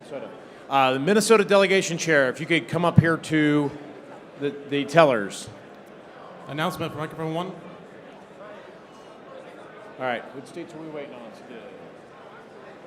sure California. I feel so bad every time Mimi has to do the giant count of 150 people or whatever. I think it's still California. That would make sense. That makes sense. Mr. Chair. Oh, I'm hearing my name. It's weird because it's not really. Number 2. Number 2. Number Number 2. two. There you go. Will Hobson, delegate for Oregon. I just wanted to make a statement that there are flyers available on some tables for the Yemen Relief and Reconstruction Foundation that's doing Hold on one second. Sure. I am not hearing you enough, so you're going to have to get in closer. Sorry. There you go. We go. There are flyers on some tables talking about the Yemen Relief and Reconstruction Foundation. It's a really great charity doing awesome work in Yemen, trying to undo the damage from the wars that have been going on there. If you'd like more information, you can come find me at the Oregon delegation. I can tell you more about it. But if you go to yemenfoundation.org, they're really excited that Libertarians were supporting them, and they'd love to continue to have our support. Yeah. All right, thank you. Mr. Chair, microphone 3. Microphone 1. All right, hang on. Oh my gosh, everybody needs me. Hold on. It's okay. My announcement at 1 does not need the chair. All right. I have an important question because they're starting to do some tallying. Are there any delegations who have not turned in their ballots yet? Is California still working? Okay, it's all good. We're just checking in. If you guys are last, and that's totally understandable because you're literally 10% of the party. let us know when you get it turned in, and we'll start the tallying and spike and all that good jazz. They're working on tallying now, but I mean. Well, right, but yeah, once California's turned in, then we'll bring spike up. Mr. Chair, microphone 3. All right. I'm going to go over, I keep going over here because I'm right-handed, and that's a natural thing, so I'm going to go over here. Quick announcement from the state of Kansas. We have the best chance we have ever had to win a partisan race for State House. We have a 2-term elected Libertarian running into what is expected to be a 2 in your name. And if you own a business, every business you own can donate up to $500 to Peter Soley as well. PeterSoley.com. Let's elect a Libertarian. Hey, wait, quick, before you walk away from that microphone, hold on. Come back. I heard the name, but I want you to spell that last name just so people don't go to the wrong website. You never know what you're going to get if you go to the wrong place. PeterSoley.com. Peter, SOLIE.com. Perfect. Thank you. All right, over here. Mr. Chair, I seek unanimous consent to go ahead and hear from Mr. Cohen at this time. I understand. I just worry unless California is done. Oh, okay, they're done. Sweet. Here we go. All right. Are we sure? Any other state delegation out there that hasn't turned in their ballot? Their ballots and their tally sheet. Everybody got that square? We good? Going once? Going twice? Hawaii? Hawaii? Get up here, Fina. You're looking lovely today, Fina. Looking fabulous. Thank you for bringing the ballots up. And that's all good. All right. So is that it? All the ballots, all the tally sheets turned in. Everybody good? Everybody good? Everybody good? All right. Then in that case, the guy who really, actually, literally doesn't need any introduction, Mr. Spike Cohen.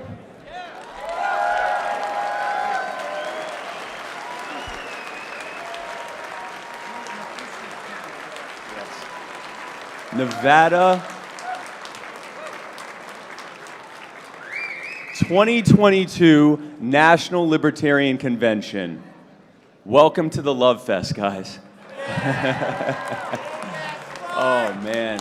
Who here is ready to fight for freedom?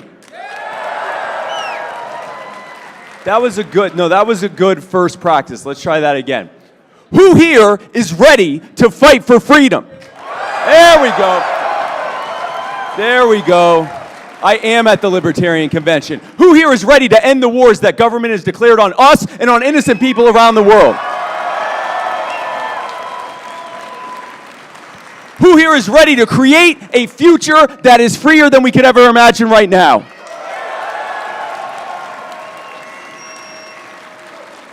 Now, who here doesn't want any of that? That guy. Okay, we got one guy. One guy doesn't want that. That's good to know. Remember that. Okay? It's good that we're here to fight, because the reality is we're the only ones to do it. We've seen what government has done, just even in the last 2 years, running roughshod over our lives and over the lives of others, ruining people's livelihoods, destroying people's businesses, destroying people's incomes and their savings, destroying their rights, destroying their lives. That is not going to end until we fix it. Now, thankfully, as a result of those things, a record number and a growing number of people recognize that the ruling class is scamming them. And we have been rising to the occasion to show them a better way. Our bold strategy to fix all of this through freedom, right? We have more libertarians elected now than at any time in recent memory. We have libertarians are getting more attention in old and new media than ever before. Millions of people are joining me every day on making government absolutely miserable on social media.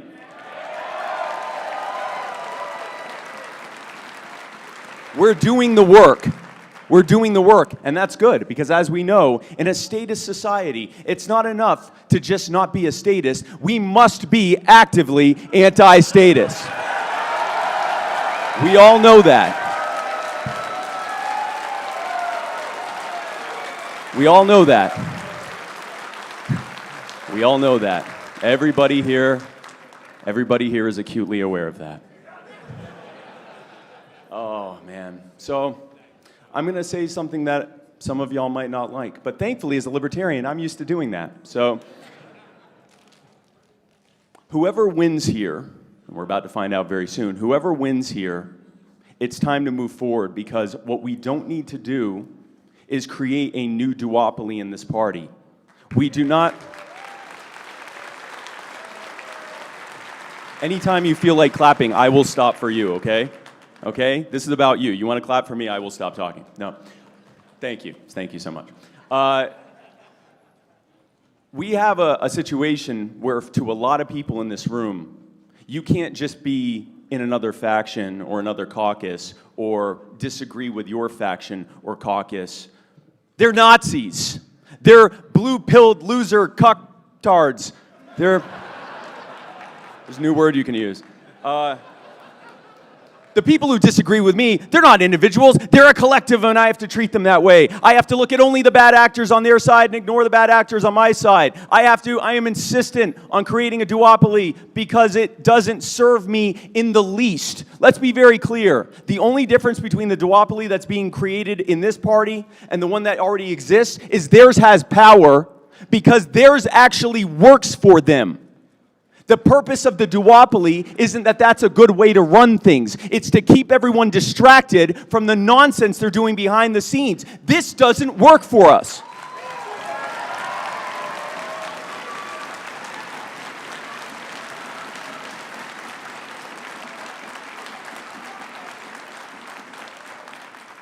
Distracting us from the real enemy isn't working, and it's not going to work. We need to work together. Remember a minute ago when all of you agreed on all those things I said, ending wars, putting the power back in people's hands, setting America free, creating a freer future?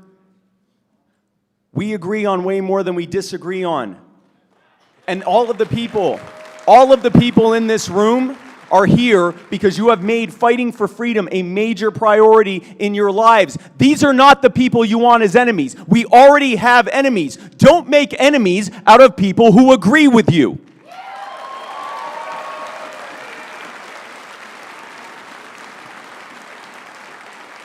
Now look, I'm not calling for unity, okay?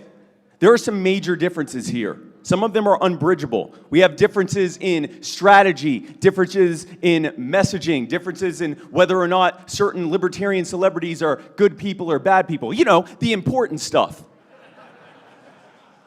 Some of you just don't like each other and aren't going to get along. I'm not calling for you to get along. I'm not even calling for you to pretend to get along. I am just calling for you to stop ripping each other to shreds. Because we use a democratic system to make decisions in this party, there has to be a winner and there has to be a loser. And we're about to find out over the next few hours who the winners and the losers are going to be. So I'm going to tell you this. If you came here to stop a takeover, you need to know, whether you win or you don't win, you need to know that the motivation and the desire from that takeover came from a frustration with the status quo, a frustration that you likely share, and that if you win, you're going to have to show them how you're going to fix that status quo and move the party forward.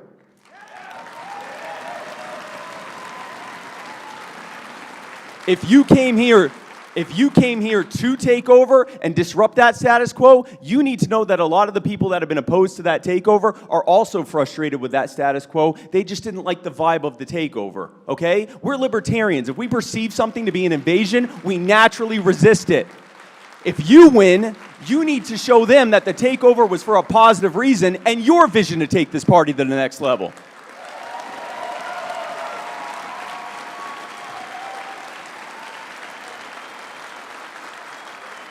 And if you are here to try to get people to work together no matter who wins, God bless you. Let's get this round of applause is for you, by the way. My God. Jesus Christ. So that's what I have to say about that. And I want to end on this.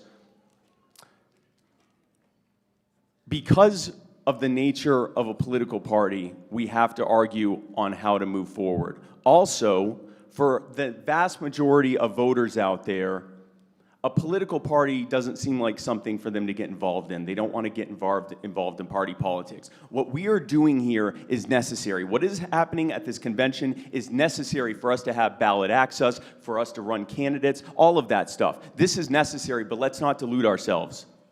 What happens on the floor of this convention is not going to set the world free in our lives or anyone else's.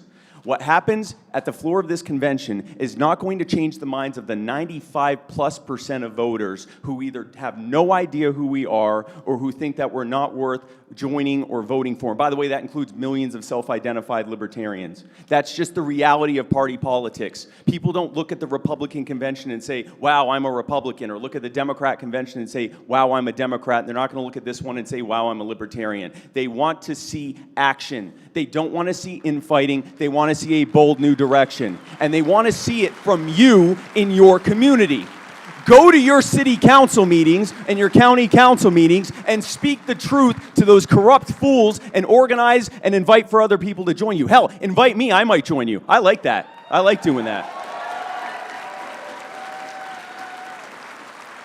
Build coalitions with people who agree with you on even one issue and win on that issue with them. Cyberbully the government on social media 24/7 until they delete their accounts. That gets the biggest applause. No, that one's my favorite too. That one's my favorite too. The other ones might have been more important, but that one is truly my favorite too. Let's be clear. Show your neighbors how liberty works in practice and action and not just theory and philosophy, because long before they join us, long before they vote to put a libertarian in the White House, they need to see how liberty works where they live, which, by the way, is where you live. Work to set your community free and bring people into the movement. Stop. Go ahead. Thank you. Stop waiting, if you were waiting, stop waiting for some great libertarian savior to come and magically get everyone to vote libertarians and vote us into the White House where we can trickle down liberty on everyone from Capitol Hill. That's not how this works. This is not Space Jam. Bill Murray is not coming out of nowhere at the last minute to save the day. No one is coming. Absent our action, things are only going to get worse. You don't like double-digit inflation? Wait till your dollars are as worthless as Zimbabwean dollars. You don't like food and formula shortages? Wait till you're lucky to find anything at the store, like in Venezuela. You didn't like lockdowns and mandates? Wait till they put you in camps like they did in Australia.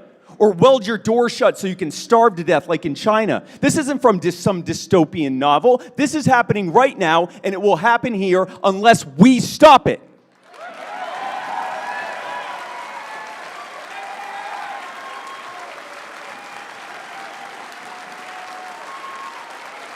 And while we're stopping that,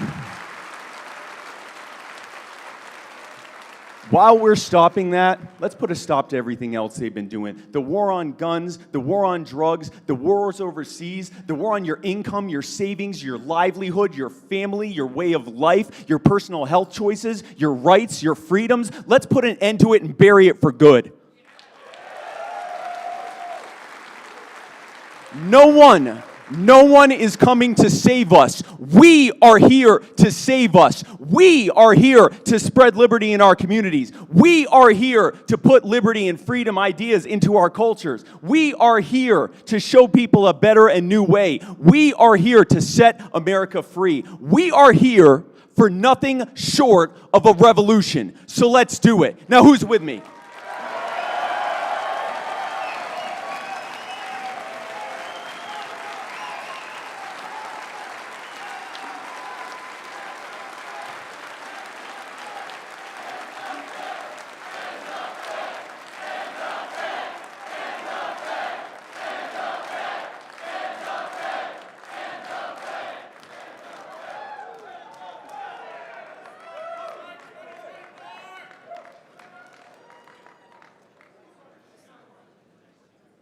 Damn.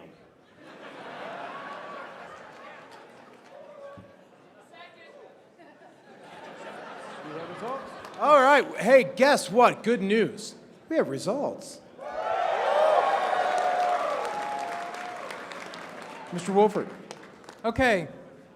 So for anyone who hasn't done this before, here's what the procedure is going to be.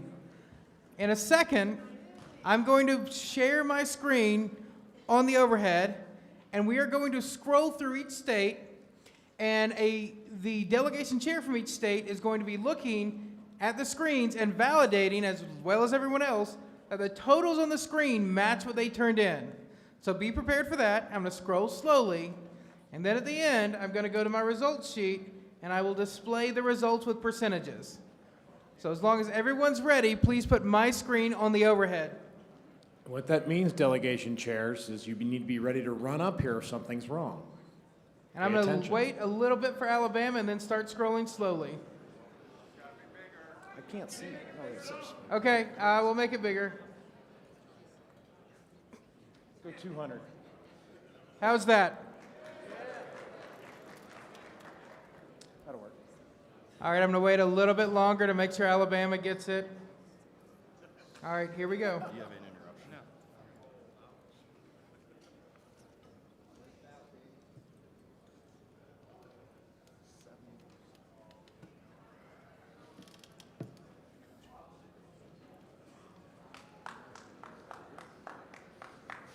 She's sweeping a lot.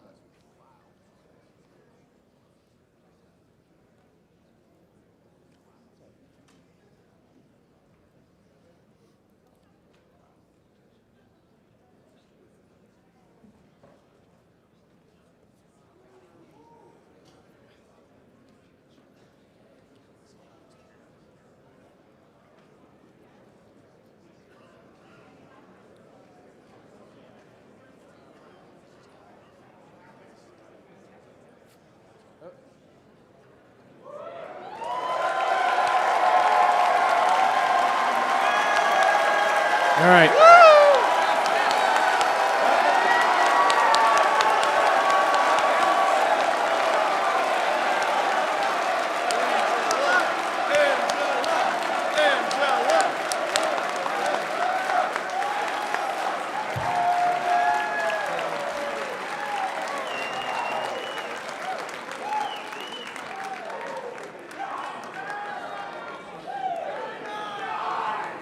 Nice.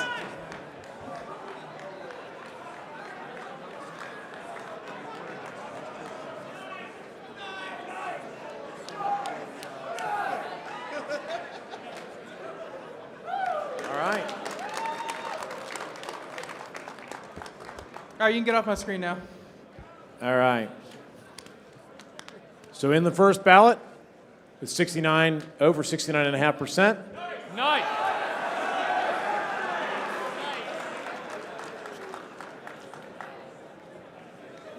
Congratulations, incoming chair McArdle.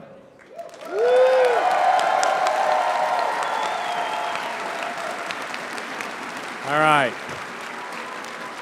Next on the agenda, moving things along, is the secretary's race.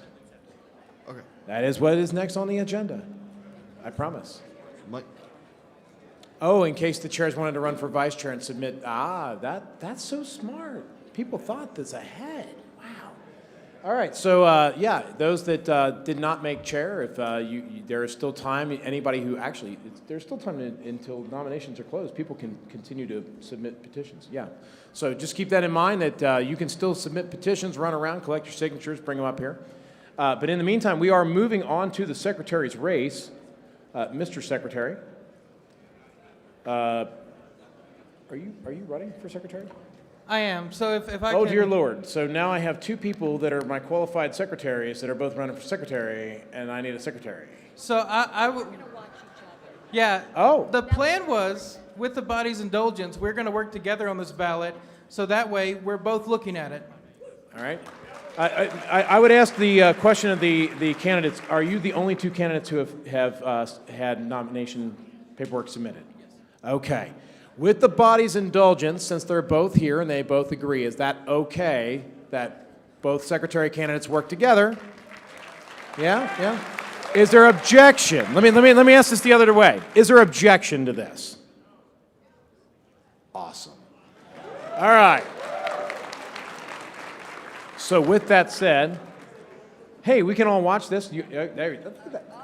Look at this. No, All I right. want Ken to roll it. Okay. I mean, I haven't rolled a 20-sided die in quite some time. Whoops. Once upon a time, I used to do a little bit of D&D. Okay, roll first. All right, here we go. What am I rolling for? Nomination speech. Nomination speeches. All right. So highest or lowest and who?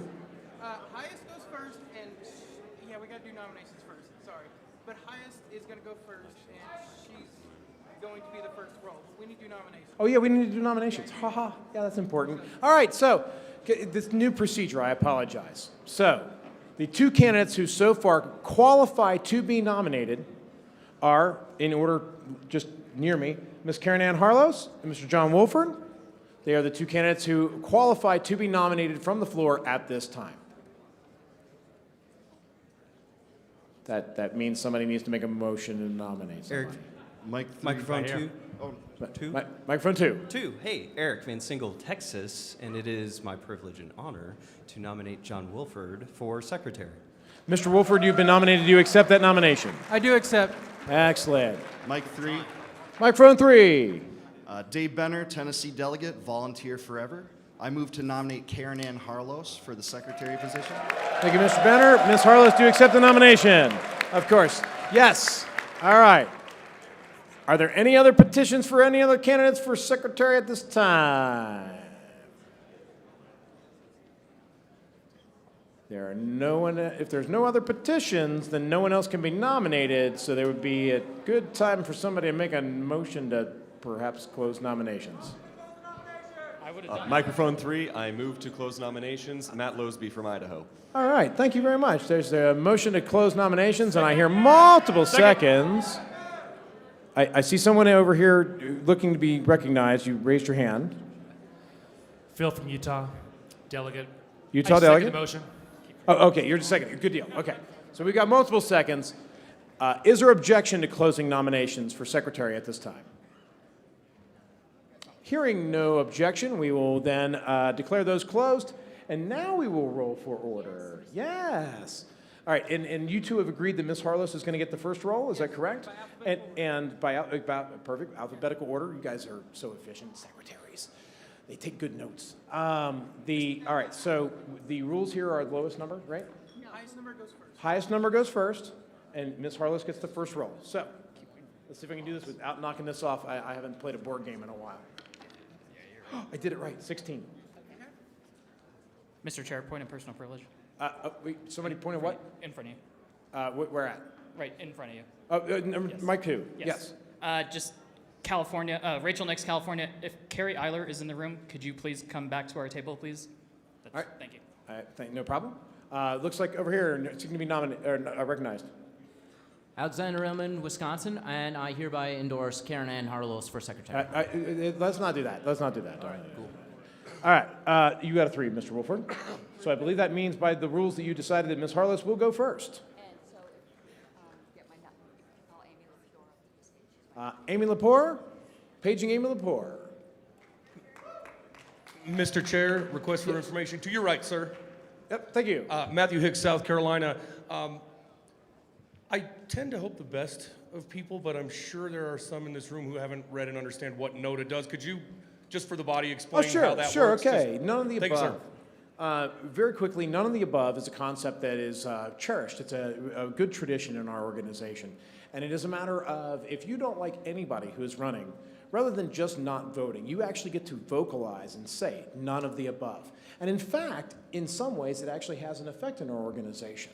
Correct me if I'm wrong here, but it does apply both to president and also to our officers, that if none of the above wins, then none of those candidates win.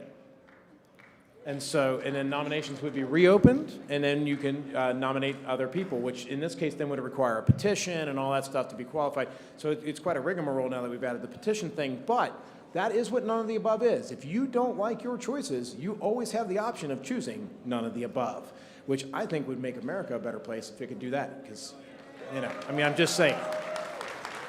And the reason they don't do that is because the majority of Americans would vote for none of the above. I'm just saying. When we don't appear, of course. All right. All right. So I'm not seeing any more microphones. What's that? Is there a I can, you know what, if you would like, I can give you my timer, if that works for you. Well, we're splitting our time, so she wants to know when it's Okay. If you would like, I'll just leave my timer here since this has been a little unreliable. That all right? Okay.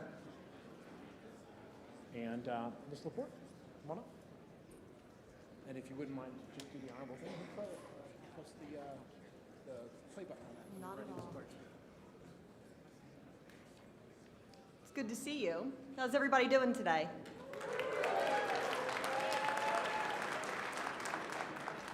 My name is Amy Laporte, and I am the Vice Chair of the Libertarian Party of Delaware. Yep. And I stand here as a testament to the hard work of the LPD membership and as a witness to people across this country who came to our aid during a very tough year. And when I think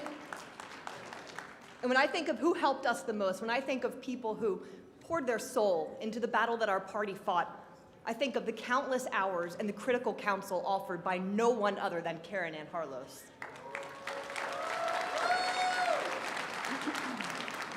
I stand here today because of Karen Ann Harlos. And I am in awe of her spirit, her selflessness, and above all, her actions on behalf of every single person in this room and the people we represent. She is a guardian of the truth and a tireless advocate for the underdog.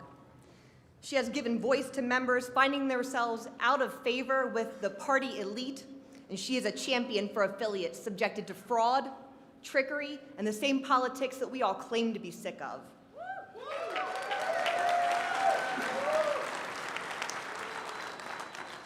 The time has passed for party bickering and mean girl tactics. We came here to beat back government on behalf of our children and our grandchildren, that they might live a freer life than we do.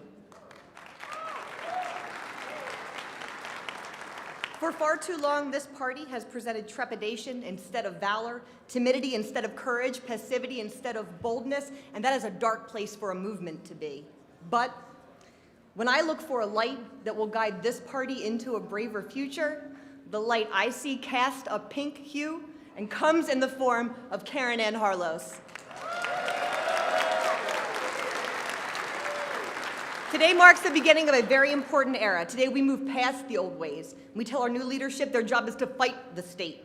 They must fight the COVID regime, fight the monsters that destroyed our businesses and our livelihoods, fight those monsters who would cover the faces of our children. Their job after today is to fight the war party, to save our brothers, our sisters, our husbands, and our wives from being in countries where this country does not belong. Their job is to defend the flame of liberty, and to do that, we send the assistance of the pink flame of liberty. Today, we elect the preserver of this party's history and honor what has come before us. Today, we defend the woman who has defended each and every one of us, restoring her to a position that she has earned and will continue to show that she has deserved. There could be hundreds of you up here nominating Karen Ann today, because I know she has touched your lives, but I'll tell you what, I'm proud to do it. It is my great pleasure to nominate Karen Ann Harlos for Secretary of the Libertarian Party.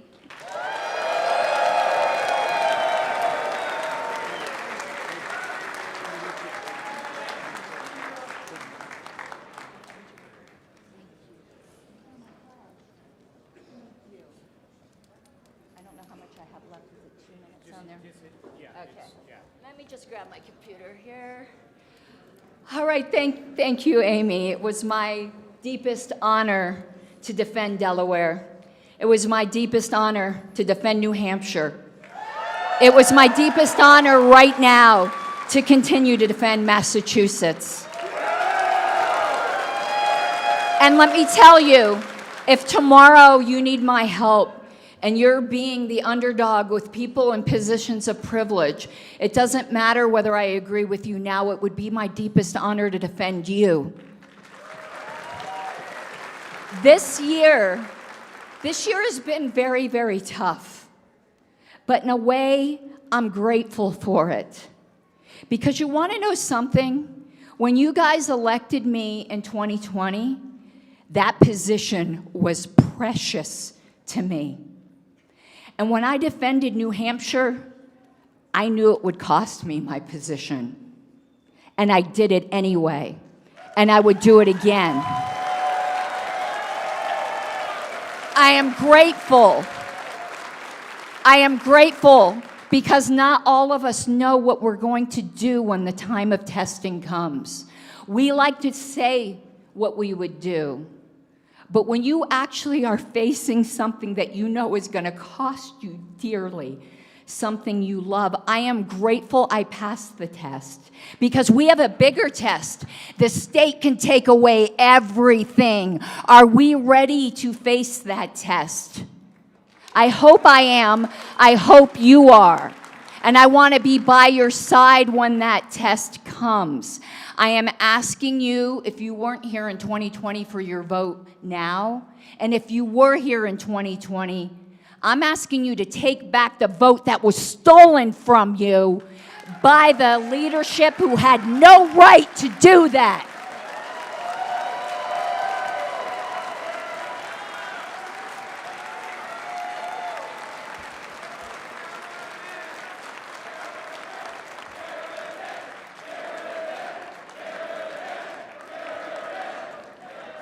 All right. Thank you, Ms. Harlows. Mr. Wolford?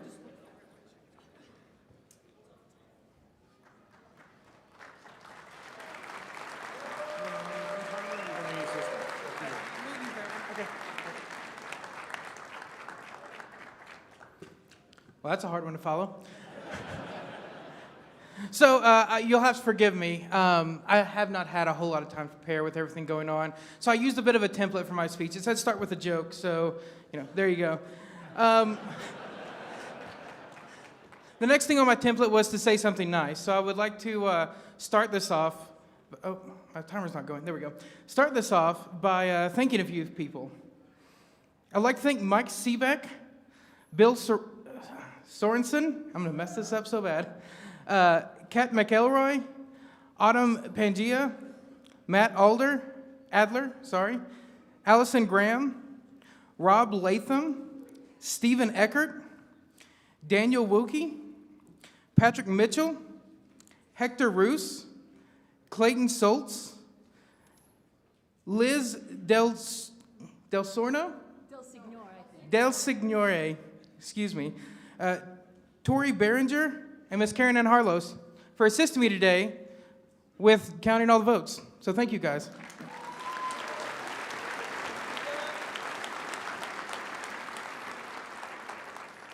The next thing that my template told me was you need to talk about yourself a little. So here we are. How did I end up here and why am I here again? Well, as you know, there was some controversy on this last LNC, if anyone's heard, that while I do not think it's healthy to rehash here, it did leave a vacancy in the secretary's position. And I had just been elected as an alternate one meeting before. I have not really been involved in national that much. I've actually focused more on my state.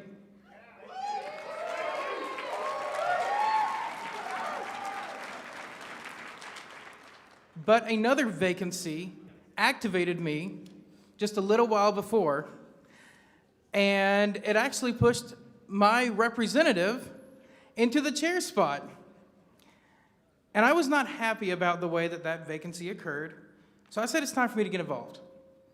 I ran for an alternate spot, and when you know, 3 months later, I was national secretary. Look at that for a trajectory.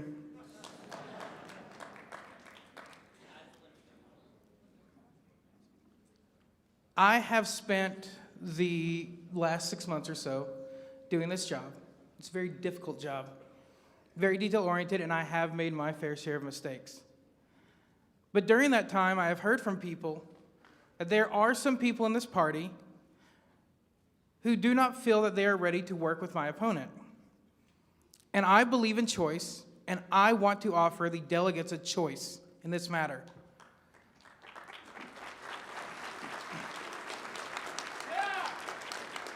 So because of that, I am here offering to dutifully do this job for 2 more years. But I'm going to be happy either way because we have 2 very qualified candidates for this office.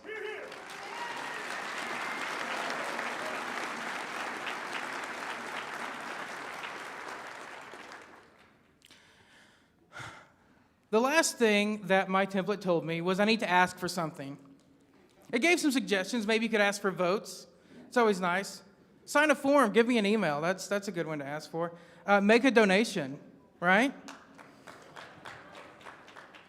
I looked over it, and I decided none of those were right for me, weren't right for this convention. So here's what I'm going to make my ask while I'm up here. We have had and are having, continuing, a contentious convention. And we all understand the reasons that we've arrived here. They've been hashed out over and over in countless calls to unity. But here we are. So what I am going to ask each and every one of you to do during this convention is to take this opportunity to go find somebody you don't agree with who lives geographically near you and shake their hands.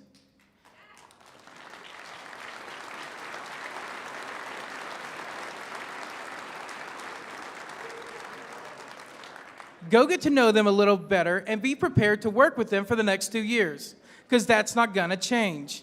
These same people in this room are going to be here through the next 2 years. You're going to have to work with these people. I'm sorry. The other thing I'm going to ask is we are into our LNC elections, and we're going to have judicial elections next.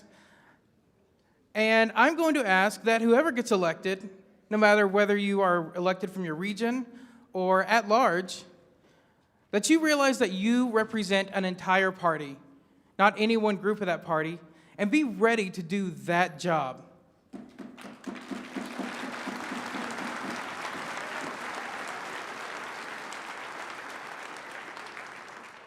I had a little bit more to say about coming together, but I think you get the message, and my time has expired, so thank you.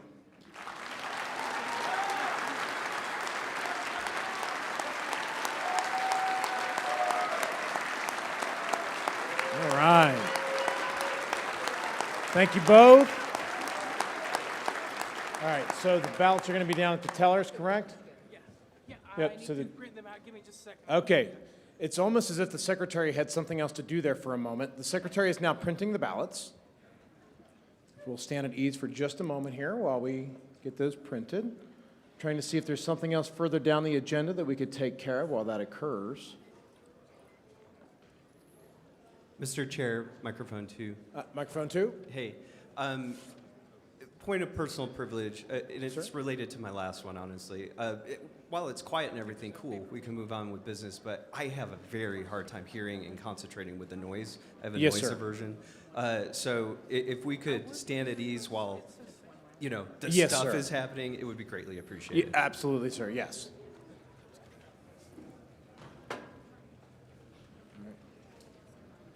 Microphone 2, Mr. Chairman. Yes, microphone 2. Request for information, Mark Tunievich, South Dakota delegation. Our delegation chair has been taken ill and is out of the room right now. Could the chair please clarify the convention rules relative to proxy voting, if it's permitted or not? He's in contact with us electronically. That's a no? Okay, I see It is now. not permitted, unfortunately. Thank you very much. Yeah. But in the meantime, you said your delegation chair is ill, is that correct? That's correct. So under Roberts, you can elect a new delegation chair you got that covered? You're looking at him, thank you. Good deal. Congratulations. Microphone 3. Microphone 3. Yeah. Wait. This is 3 or what? This is 3, correct? I don't actually know. No one ever informed me This which is one was 3, I 1 or believe. 3. I just know this one is 2. Okay, 3, yes. All right, so just so everybody knows, 1 is over here, because apparently it's all about me. So on my left is 1, in front of me is 2, and on my right is 3. And I heard somebody, I believe, over here. Yes, Phil Lammy, delegate of Utah. I'd like to call the orders of the day, please. Yes, so where we're at right now, sir, is we are working on getting ballots printed. Delegation chairs, you should come forward at this time, except for Ms. Robson, who has something to say at microphone 2. But all the other delegation chairs should come forward, get in line, get your tally sheets. They are literally hot off the presses. Ms. Robson. Point of personal privilege. Yes, ma'am. California delegates, we're going to do this again, conga line. This time you need to bring your card, the placard, with you to make sure that we have the right people voting, because last time we had a little bit of an issue with a delegate and a primary. The we're trying to both vote. So make sure you have your placard when you vote. And we're going to do conga line again, and we're passing out the ballots now. Thank you. Great. Thank you, Ms. Robson. I see another hand at microphone 2. Mr. Chair, Andrew Buckles Yes, sir. from Colorado. Would it be in order to move to suspend the rules to hear the treasurer's report during counting? To hear which report, Never sir? mind. It'll be a pain. No. It's too loud. Never mind. Yeah, okay. Yeah, no problem. Which report?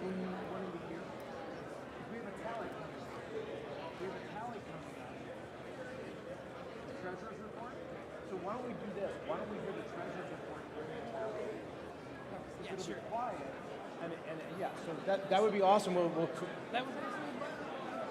Just wait until it's. I mean, we can just wait until it's time, or we can just do it here. I love this idea, though. Since it is just before the treasurer's race, perhaps it would be good to hear the treasurer's report before the race. That makes a lot of sense. Yes. Can you take this to Austin County? I'm going to make a request for information, and depending on what he says, I may or may not make a motion.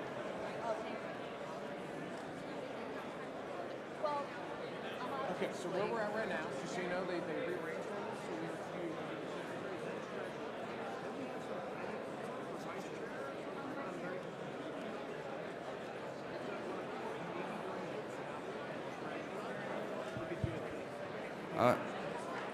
Mr. Chairman. I'm being called.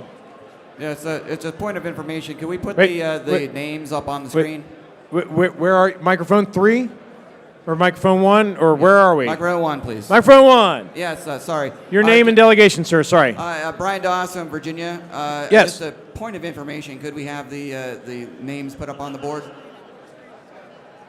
Hey. Could we put the candidate names up on the screen? Candidate names up on the screen.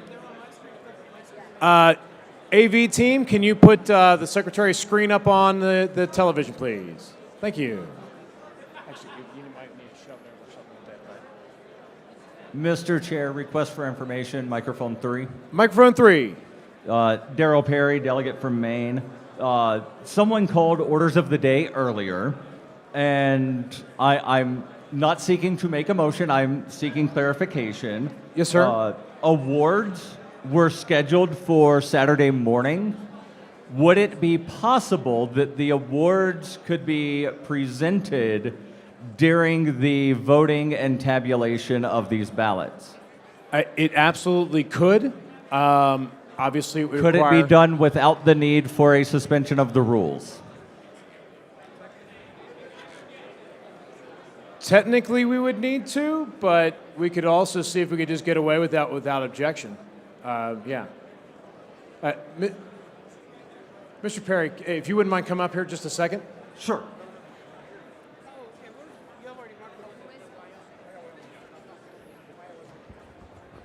Can we get a representative?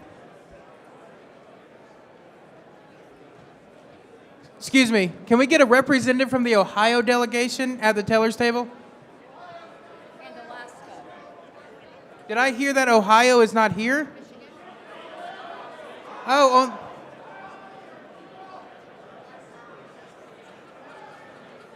There's more.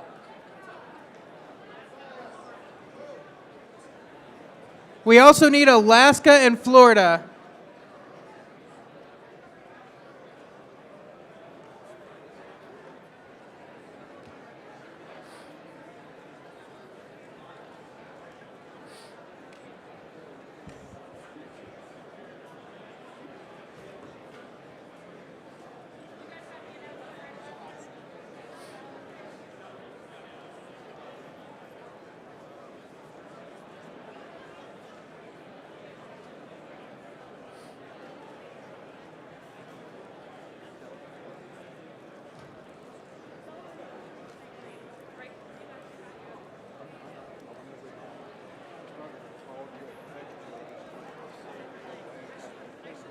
Mr. Chairman. I actually was out. We were examining the bylaws report,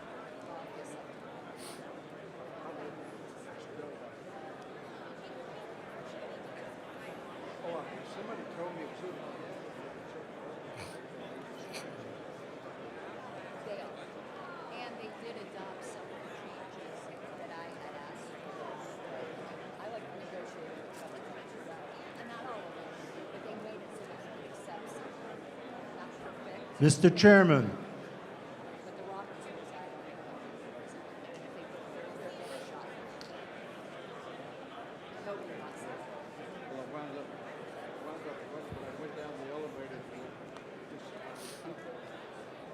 I was being paged from somewhere.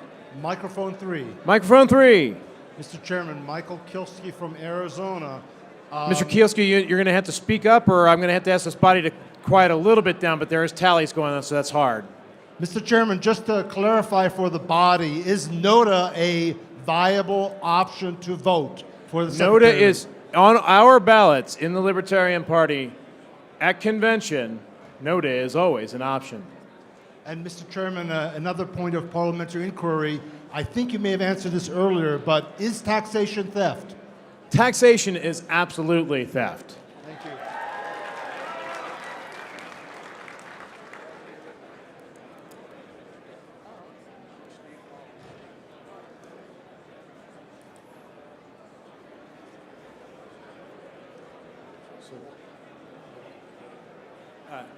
Is Mr. Hagan here? Mr. Hagan, are you in the house? Microphone 2. Yeah, Microphone 2. Tim is in the back, Ken. This way. You want me to get him? Okay. I'll wander back there. I need to walk. I'll come back. Okay. He's in the back corner, you said? Yeah, he's in the back corner. All right. Obviously, we're still at ease. Y'all keep getting your ballots done.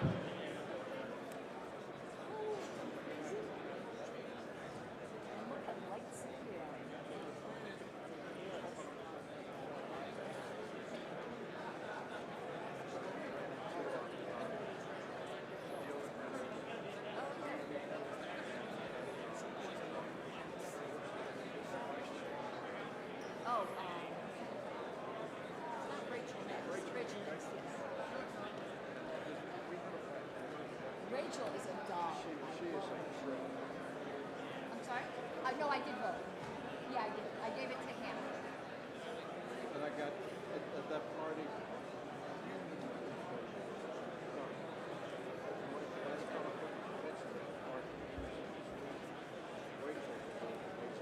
Oh no, she's hilarious.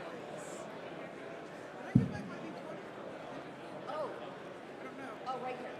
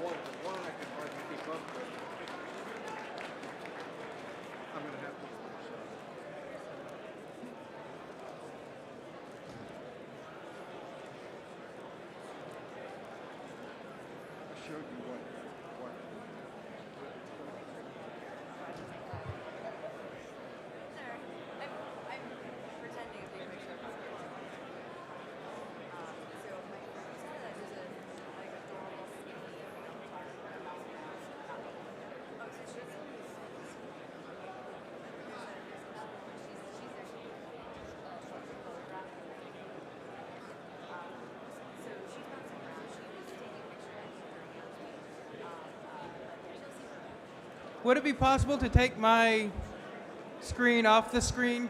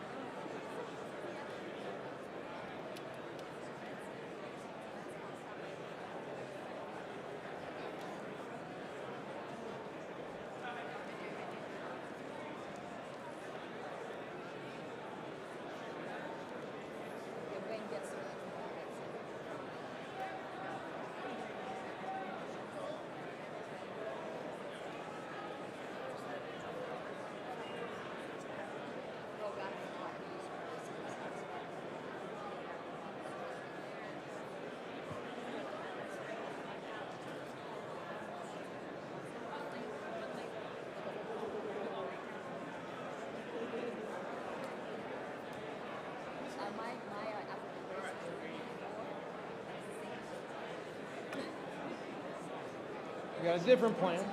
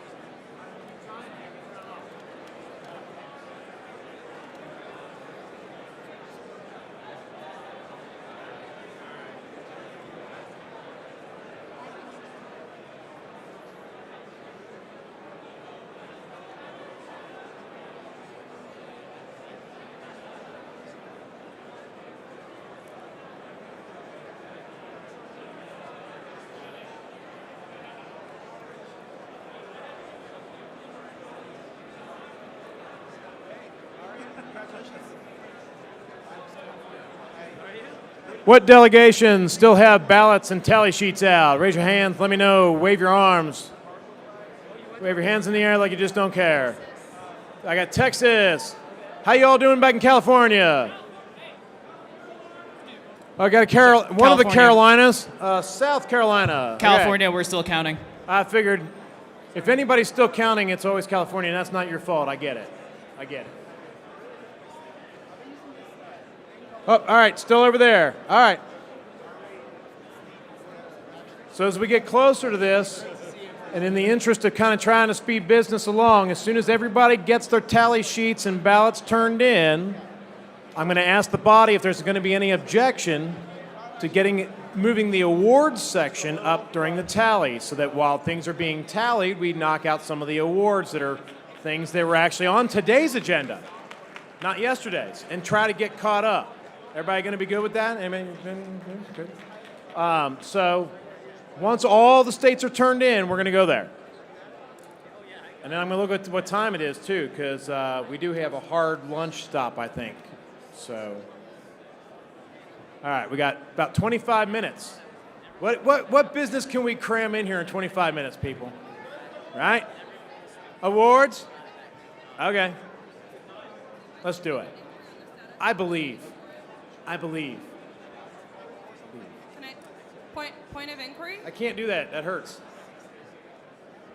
Somebody. I think I hear it a microphone. Oh, microphone one. Hi, Hollywood, Virginia. Just wanted to know. Holly, Miss Ward, you're going to have to speak up a lot louder. Unfortunately, I'm so sorry. Not a problem. Just wanted to know the status on the in memoriam presentation. Yes. So the in memoriam presentation, I was going to ask the body if they would indulge us during the tally of the treasurer's election, because that's also another thing that was on today's agenda, and then we have the stuff from yesterday. Has it been confirmed that it's complete? I'm sorry, can you repeat that? Has it been confirmed that it is complete? I was told that it wasn't finished yet. Oh, I have not been informed of anything. Okay. It is done. I think the presentation is done. Thank you. Perfect. Mr. Chair. Mr. Chair. Number two. Point of information. Yes. Is this the 20-minute awards part 1 that was on the agenda for today? It is. I've been assured that it's not actually going to take the full 20 minutes either, so maybe we'll adjourn a few minutes early before the noon lunch. That sounds wonderful. Thank you. Yeah, but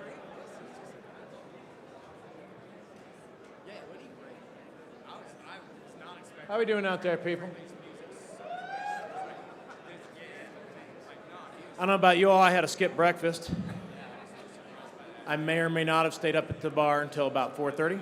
I like talking to our people. It's a lot of fun. I gave the same exact speech about 100 times. Anybody who talked to me yesterday heard that speech. So if you don't want to hear it again, you probably don't want to hang out with me today. Just saying. But I am real happy. Everybody's doing good here. All right, what do we got?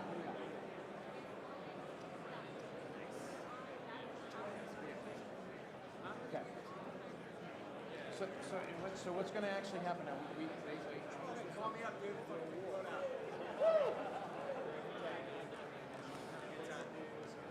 All right.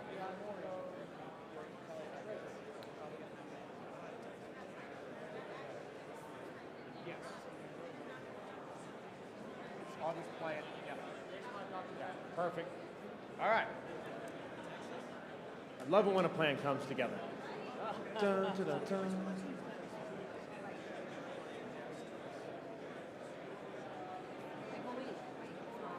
All right, other than California, any other delegations still got their stuff out?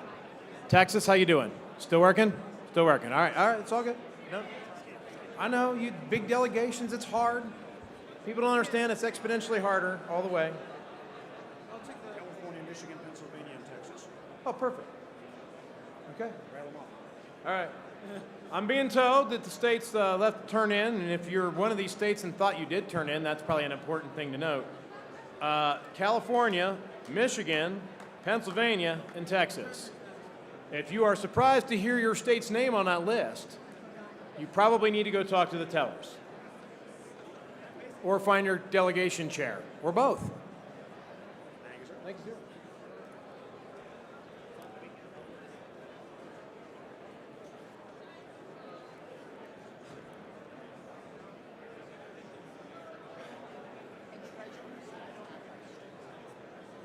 Yeah, secretary, then treasurer. Did I say that wrong before? No. Okay. I just. Okay. I forgot.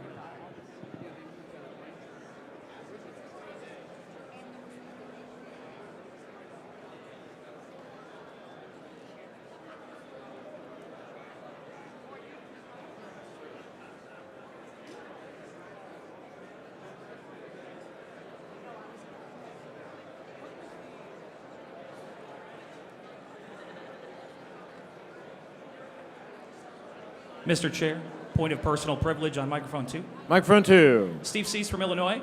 As we are getting ready to tally these votes, I would just like to speak on behalf of Mr. Bill Redpath, our candidate for governor. He is currently seeking as much help as possible to get signatures. If you can do anything to help, whether it's travel to Illinois to get signatures for Mr. Redpath or donate at billredpath.com, that would be awesome. All right, and as I've asked other candidates here, can you repeat that website again one more time so there's no confusion as to what that website is? billredpath.com. He's our All right, candidate. one more time. I was accidentally talking over you. Let's do it real nice and slow. Everybody hear it real nice and loud. billredpath.com. I know there's many people in the room who Bill has helped get on the ballot. Please return that favor. He's running for Senate. We need to get him on the ballot in Illinois. Thank you. Thank you.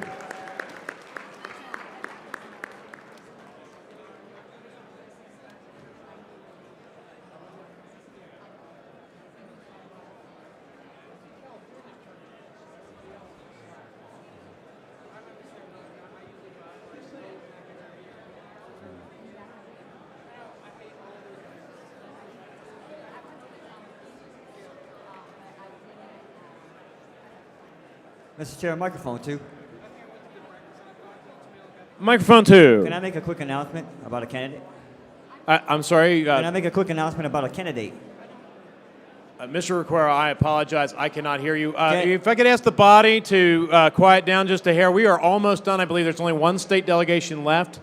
So, everybody take the side conversations out or go down. Not too far, though, because we'll be back here in a minute. Mr. Requero, go ahead. Thank you. There is a gentleman in the room. His name is Dennis Misagoy. He's about my height, has a ponytail, from Florida, running for U.S. Senate, and he needs your help. Please go see him. He's usually along the walls. He's not a delegate this weekend, but he's not hard to find. Please support him. Thank you. Mr. Requero, could you repeat his name and where and what he's running for again, please? Dennis Misagoy, running for U.S. Senate against Marco Rubio. And he is over in the Florida delegation, is that correct? He's not with the Florida delegation because he's not a... Oh, but I'm sorry. But so he's around. He's over here. there. He's around. Oh, he's around. Okay. Yeah, he's around. He's handing out information. So when you see him, he's a good-looking guy, my height, with a ponytail. You can't miss him. Yeah, I met him last night. Thank you. Thank you. Mr. Chair, microphone 1. Microphone 1. Thank you, Mr. Chair. This is Dennis Pratt from the free state of New Hampshire. At lunchtime, we will have pizzas over in New Hampshire. So please come and learn about the Free State Project over in New Hampshire at lunchtime. Thank you for that.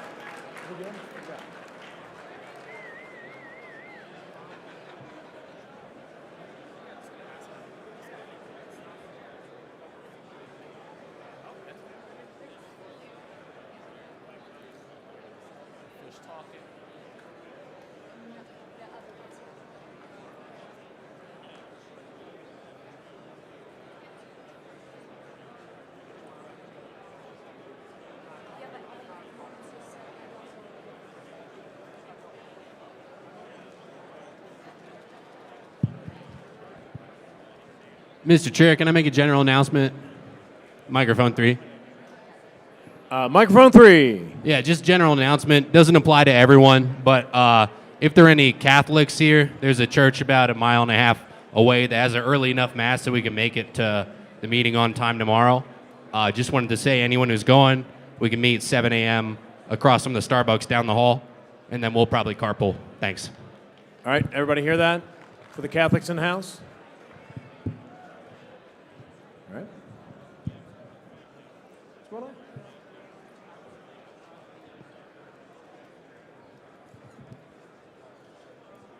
Mr. Chair, microphone 3, point of personal privilege real quick.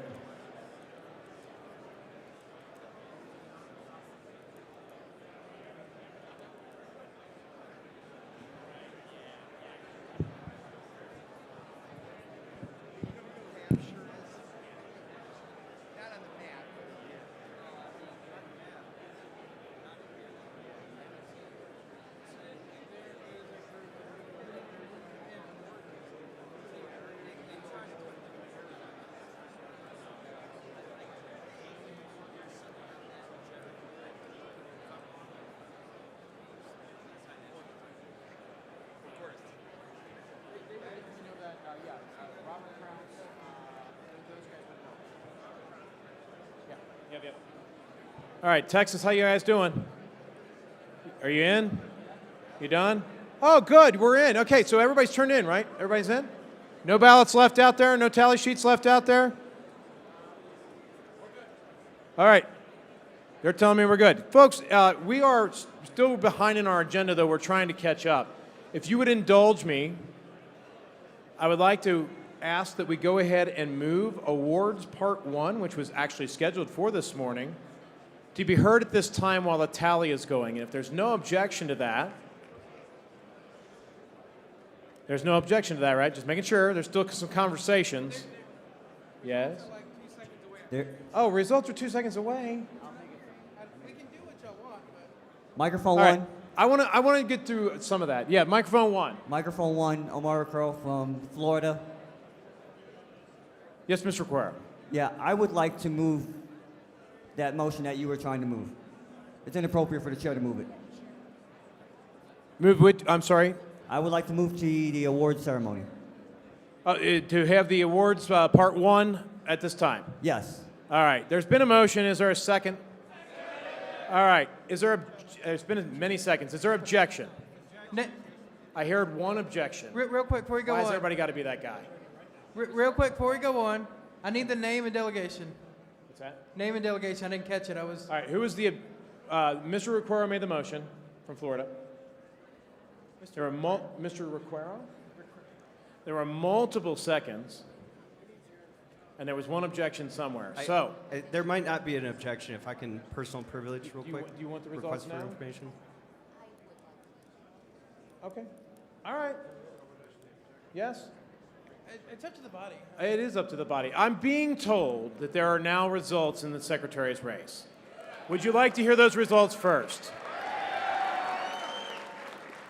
Who would not like to hear those results first?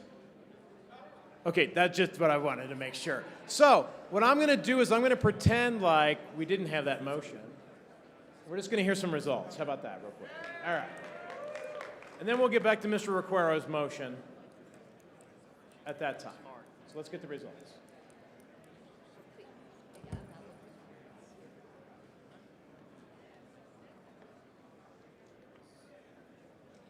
Are you ready to have your screen simulcaster? Not yet. Not yet. Sorry.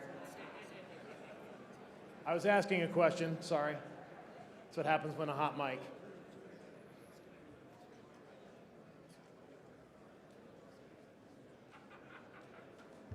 All right, go ahead and simulcast. All right. Same procedure. Be ready to look at your delegation totals. I'm going to give Alabama just a second to catch up. So remember, delegation chairs, you're supposed to be looking at these, making sure there's nothing wrong. And if there's something wrong, run your butt right up here.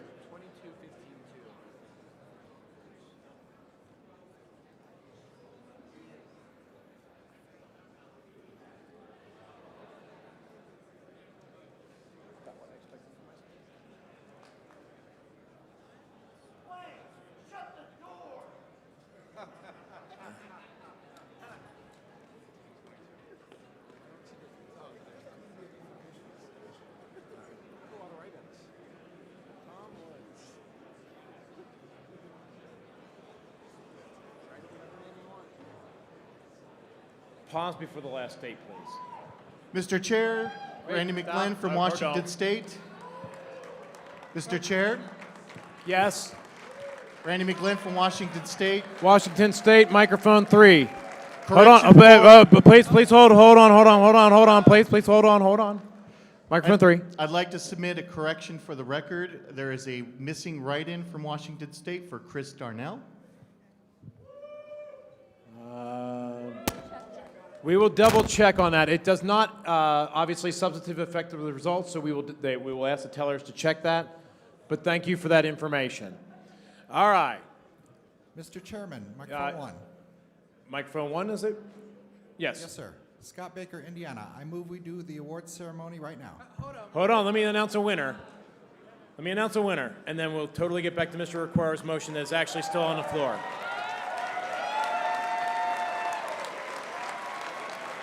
All right.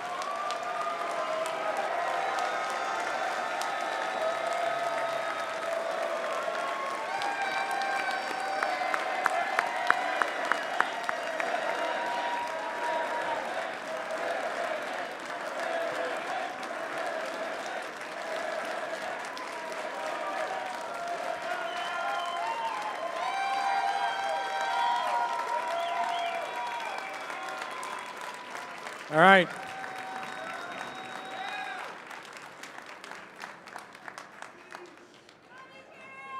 All right, with 70.74% of the vote. Ms. Harlow, congratulations on your re-election, election, whatever that is. Yes, welcome back. Thank you. All right. There was a motion on the floor before this, and I don't remember. I heard one objection, so we needed to vote. That was where we were. We had an objection to moving into awards.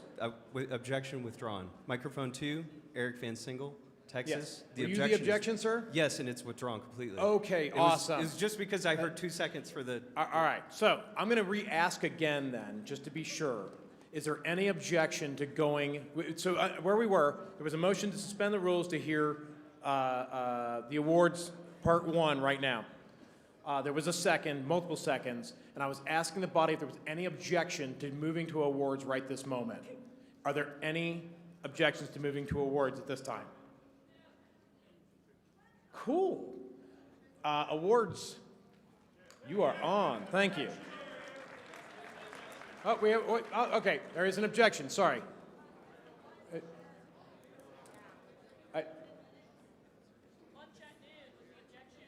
All right. So, I heard an objection. It's not. I don't think it's debatable because it's suspension of the rules. So, is it a point of information? Could you use the microphone? Sorry. If it is a point of information, please come to the mic. Mr. Chair, I have an objection. You have an objection here? Yes. Okay, so that's an objection. It's not a debatable thing. Do you have a point of information or just an objection? It's an objection. This is Fina Benoit from Hawaii, and that's based off of we have a lunch at noon. In 10 minutes. Yeah, in that's 10 right. minutes. I just want to make sure we have time. Right. It will be over in 10 minutes. All right. Okay. So those in favor, this is just a vote. There's no debate here. I want to make sure they give their time. Yes. All right. I want to make sure they have their time. Those in favor of suspending the rules to hear from the awards committee right now, who I've been assured will get this done in 10 minutes, please raise your hand. Those opposed, please raise your hand. All right, the ayes have it. Awards, where you guys at? Come on up, let's get her done. Just remember, you gentlemen are in between this body and their lunch. Just keep that in mind. So, but there are certainly people that need to award.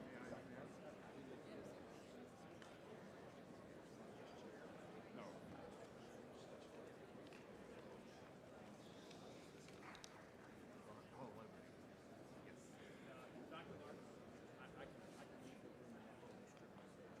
If my screen can be simulcast, or is it time? Yeah. Yes, if you would. Go ahead. Good morning, ladies and gentlemen. My name is Jim Lark. I have the honor of serving as a delegate from the Commonwealth of Virginia.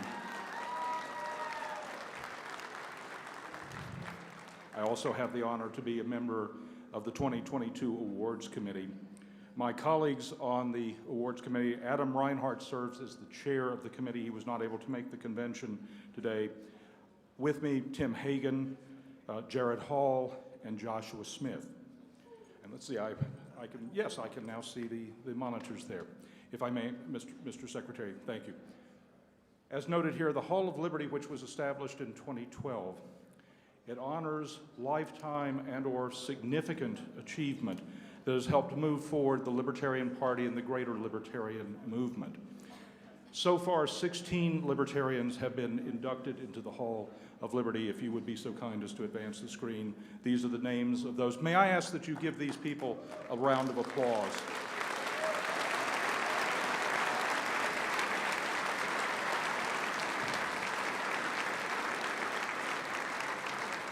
Thank you.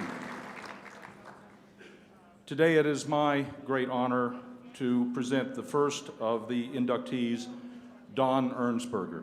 Mr. Secretary, if you would. Yes, please.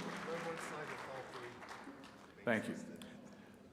The three inductees, Don Ernsberger, Jeff Neal, and Dave Walter. I will be inducting Mr. Ernsberger. Don Ernsberger is one of the grand old men of liberty. He was co-founder of the Society for Individual Liberty. In fact, I first met him in 1985 in Rochester, New York, when he came up to give a talk to the Society for Individual Liberty in Rochester. Served on the board of directors of the International Society for Individual Liberty for many years. He was an LNC member at large for 4 terms. He organized 2 national conventions, and anyone who has organized these conventions knows what an extraordinary task that is. He assisted tremendously in the organizing of local libertarian committees, gatherings, and the like. So, Mr. Ernsberger is not here today. We will make sure that he receives his plaque. So please, a round of applause for Mr. Ernsberger.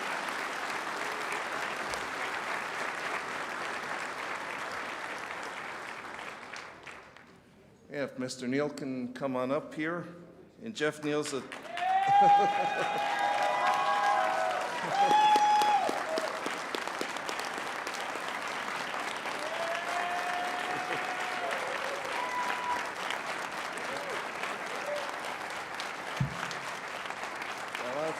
A lot of supporters in the Texas section.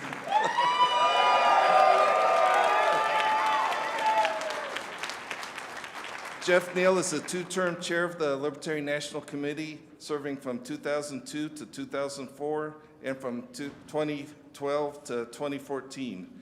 He has also served as both national and Texas state treasurer and multiple other terms on the Libertarian National Committee and the State Libertarian Executive Committee. He was Texas state chair from 1998 to 2002.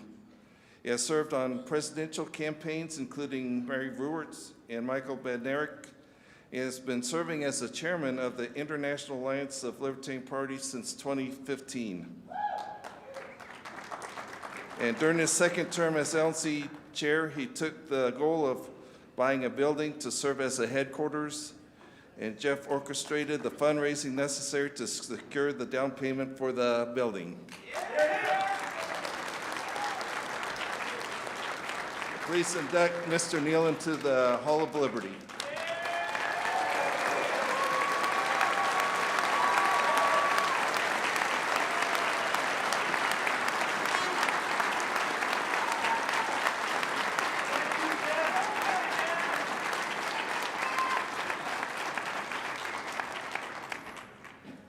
Most of you probably don't know me. Most of you are here at your first national convention. This is my 19th consecutive convention.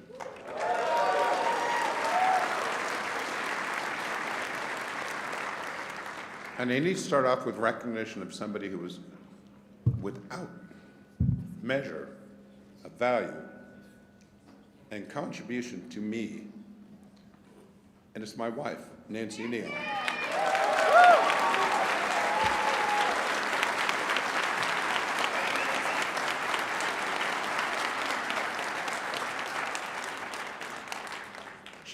She dragged me kicking and screaming into the Libertarian Party in 1980, and I'm not joking. I was a real anarchist. I said, I don't believe in political parties, but she convinced me of my role, and I kind of merged into it and got with the flow and got with how things are going. But she does not get the recognition that she deserves. She organized or co-organized multiple California conventions, multiple Texas conventions, multiple national conventions. You just heard about somebody saying, Jim saying how much work that is. It is. And we as libertarians we're not really good at recognizing and thanking the people who contribute. And to be blunt, I never expected that I would ever get this award. I never expected that I would stand among what I consider an Olympus of libertarian gods. And I'm humbled that I was found worthy.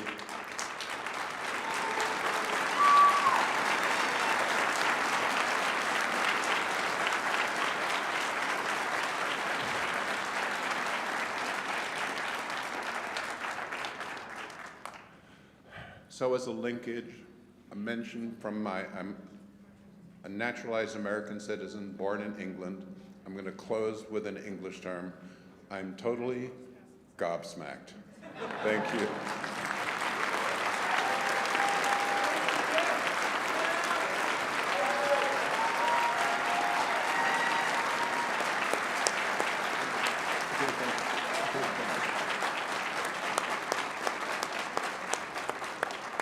If you could advance.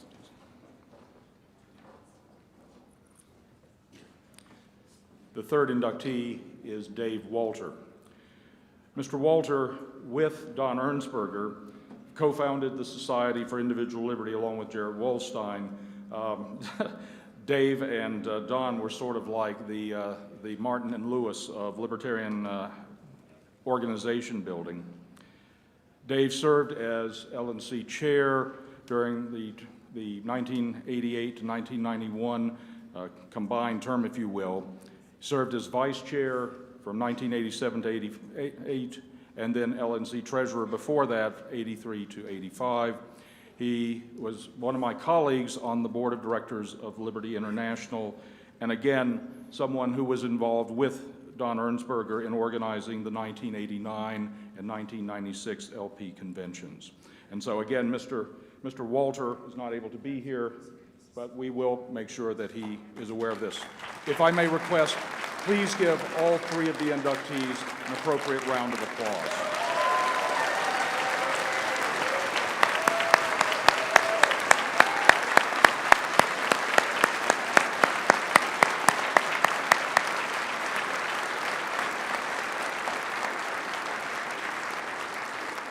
Thank you, ladies and gentlemen. Mr. Chairman.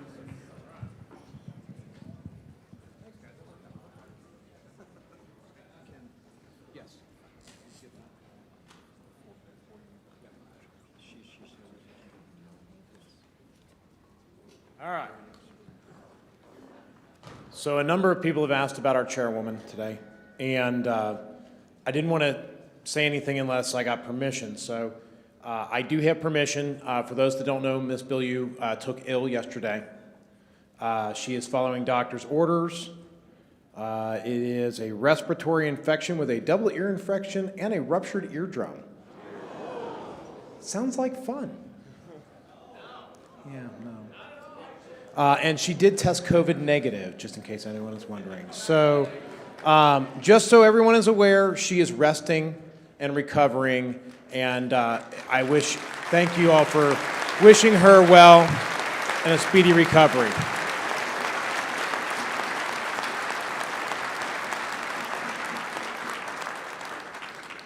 All right. Hey, look what time it is. It's time for lunch. If there's no objection, let's go to lunch. I mean, it's on the agenda. Let's just do it. It's a fixed item. We come back. That's a mighty fine question. When do we come back? All right. According to the schedule, we are out for 90 minutes. 90 minutes. So it'll be 1:31 from this moment. 1:31 Pacific time. We will be back. And we are catching up, but not fast enough, so we will crack the whip and get it on. Okay, thank you. I'll make sure that she gets this. Is Paul's probably not on the floor either. Hang on. I'd love to have lunch. Yeah, hang on a second. When is it on the agenda?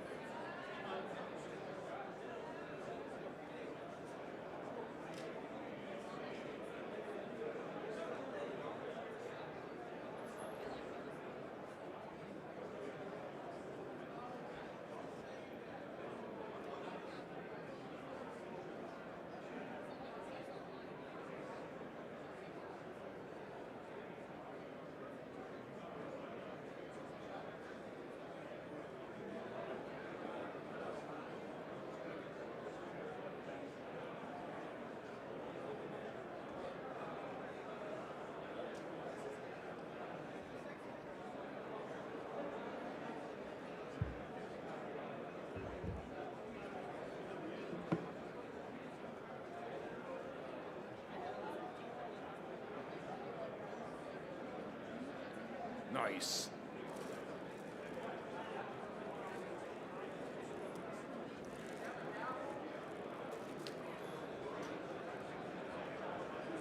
Oh, nice. Thank you.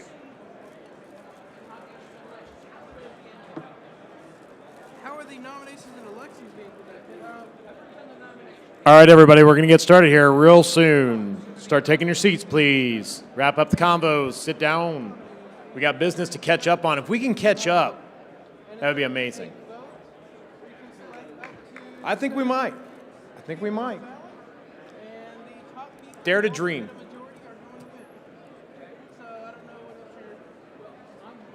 Hit that next. Thank you. Thank you. We're going to try. All right, so that's done.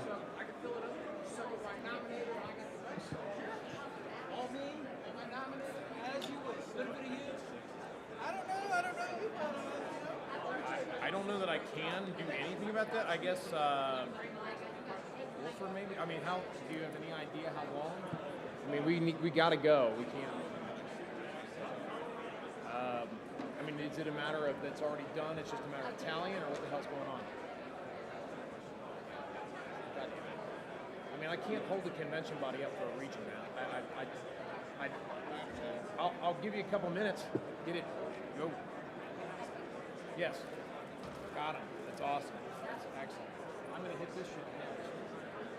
I'm excited. I tried to do I've never had this until the bourbon panel yesterday.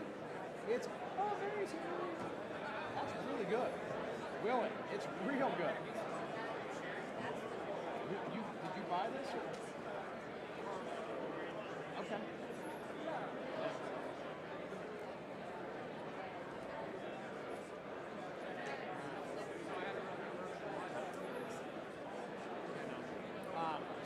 I'm actually just technically delaying to give Region 6 a minute or two here.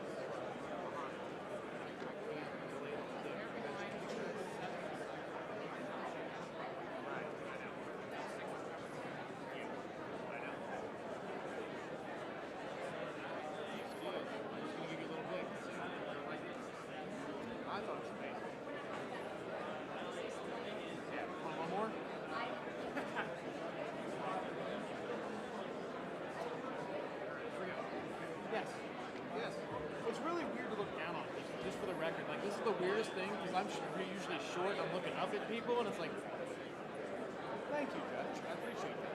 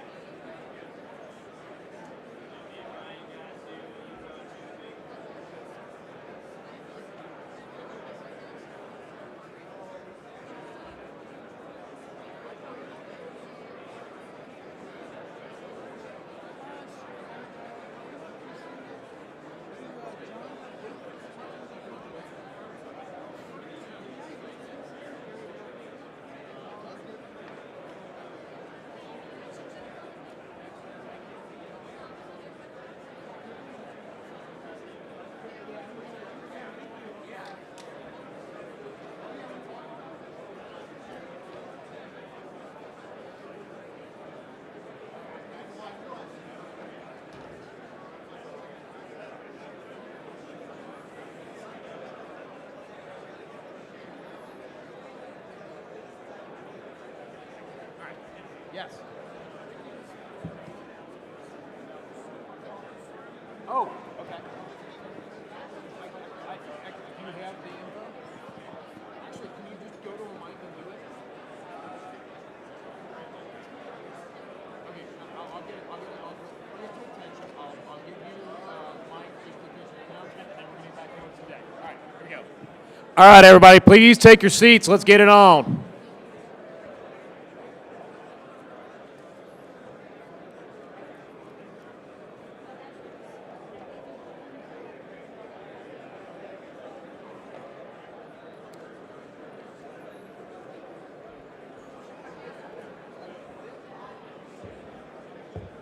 Where'd he go?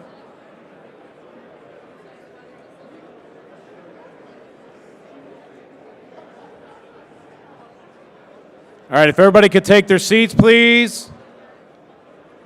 Get business going again.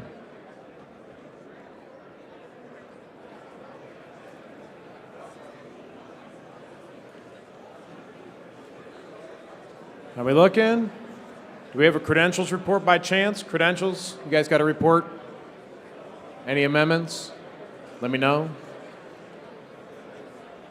I'll assume there's no amendment to the credentials report if they don't come and give me one. I think that's a safe assumption. If credentials doesn't give me an amended report, then the current report stands. All right. All right, everybody, please take your seats. Please, please, please. Yes, well, thank you. And I want to catch us up to the actual end of the agenda that was scheduled today. That's the goal. So if everybody gets their seats and the convos, I got a quick announcement. We'll get back to the orders of the day. It is, what time? All right. It is 1:35 Pacific time, which is 1:30 Libertarian time. We are back in order. Mr. Bowen, you had an announcement to make real quick? Yes, thank you, Mr. Chair. Can I have everybody's attention, please? I have been sober since 1988. Thank you. More importantly, some of you may not know, and we wanted to get this out this morning, but with Whitney being sick, we missed the announcement. There is a space up on the 3rd floor in the Central Pacific room on the 3rd floor that is being hosted by the Sober Caucus of the Libertarian Party. And if anyone feels the need to stop up just to get away, that will be open during business hours and into the evening. And even if you're not, we'd appreciate you maybe going up and saying hello and being friendly with some of the people who might be struggling through a tough time. Conventions are pretty raucous and partying, and some people do have some trouble with them. So everyone is welcome, and I just wanted to let everybody know where it is. Thank you, Mr. Chair. Thank you, Mr. Bowen. All right. Okay, perfect. Oh, wow, you guys got ahead of the game. That's excellent. All right. So next on the agenda are treasurer elections, and at this time there are 2 candidates who have turned in paperwork to be eligible to be nominated, and that is in alphabetical order. That's hard to do. Mr. Hagen and then Mr. Hagopian. Are there any other nomination paperwork out there for treasurer floating about? Anybody? Bring it in if you can before nominations get closed. Yes, and that's what we're going to do right in this moment, yes. So, with that said, with the 2 candidates that are able to be nominated, I will now recognize... Mic 1, please. Microphone 1. Yes, Mr. Chairman, I'm Mark Rutherford, a delegate from Indiana, and I'm proud to nominate Tim Hagen for treasurer of the Libertarian National Committee. Thank you, Mr. Rutherford. Mr. Hagen, do you accept the nomination? Yes, I do. Thank you. Mr. Chair, microphone 3. Microphone 3. Will Daugherty, delegate from the state of Oklahoma.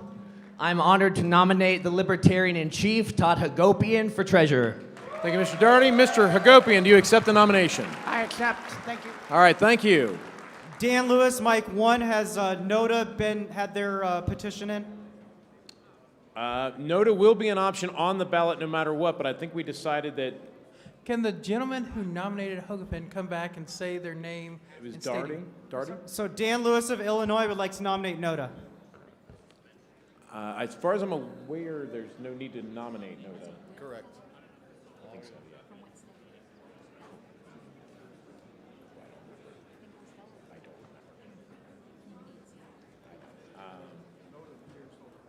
Nota's going to appear on the ballot either way. Mike 2. Just one moment. The nominator for Mr. Hagopian, the secretary didn't catch your name. Actually, none of us did, and I'm so sorry. I actually repeated it, but I missed the state and the delegation. It's Just so we get the Oklahoma. paperwork right. My name is Will Daugherty. State of Oklahoma. Oklahoma, thank you. All right. Nathan Moxley from Texas. Move to close nominations. All right. There is a motion to close nominations. There's a lot of seconds out there. Is there objection? Okay, there is an objection. All those in favor of closing nominations for treasurer at this time, please raise your hand. Those opposed, please raise your hand. The ayes have that. Nominations are closed. All right, and because our crack staff up here was getting ahead of the game, we already know the order. And what is the order? Mr. Hagen's roll will be first. So let me pull that sheet up. Wait, the roll? Oh, the roll. I'm sorry. I thought we had already done this part. No. So we're rolling for order now. Yeah, sorry. so the first roll will go to Mr. Hagen. That's all good. And the die ran away. That one. All right. That was my problem every time I play D&D, man. 17.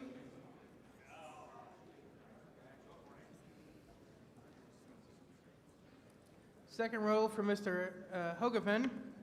16. Wow. Yeah, so Hagen is first. Hagen is first. Mr. Hagen? And these are all 5 minutes each, correct? All right, 5 minutes. Excellent.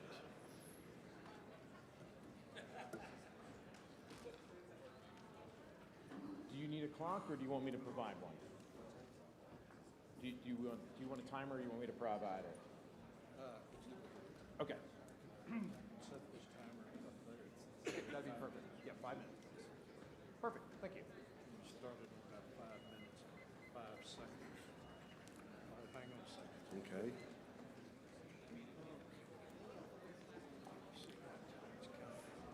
Kevin Hagen, Texas. I brought Tim Hagen into the Libertarian Party, and he joined in 1992 when he was a graduate student at Georgia Tech. He got active in the Georgia Tech Libertarians right away. In 1994, he moved to Nevada and immediately became active in that party.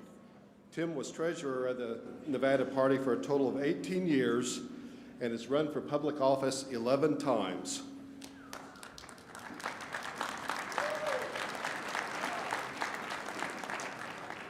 Tim Hagen has been treasurer of the LNC for 10 years. In that position, he pushed to use the surplus in funds to pay off the mortgage on the office that we own.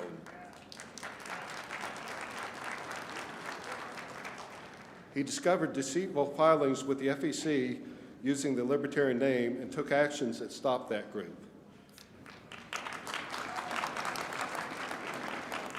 Tim Hagen's budget priorities include the Frontier Project, continuing regional training, and ballot access. Tim Hagen has been a no-drama member of the LNC. I urge you to re-elect Tim Hagen as treasurer of the LNC.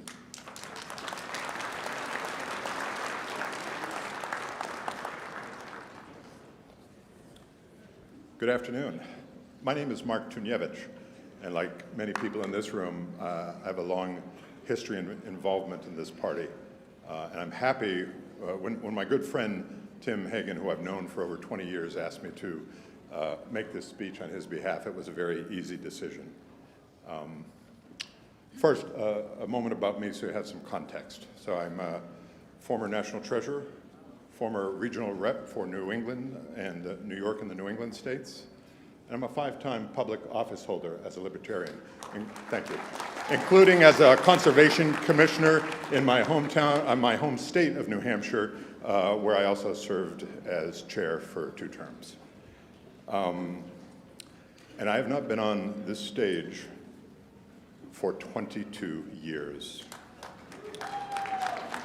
And so he's one reason I'm back.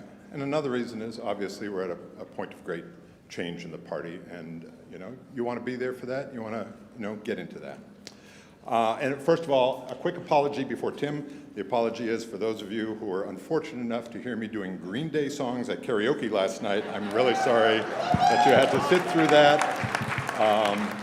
But there you have it. So we are indeed blessed with 2 fine candidates for treasurer this year, and who both have a lot in common. Both have a a history of local activism with the party and a strong financial background. They both run for office, as you heard a moment ago. By all accounts, they're both really nice guys and principled libertarians without a doubt. So we've got a couple of good choices here.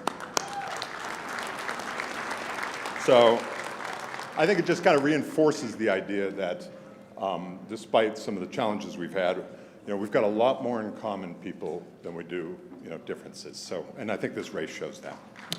All right, so given that, how do you choose, right? How do you make your own independent decision on who to run for? And here's my thoughts, and you can take what you like and leave the rest.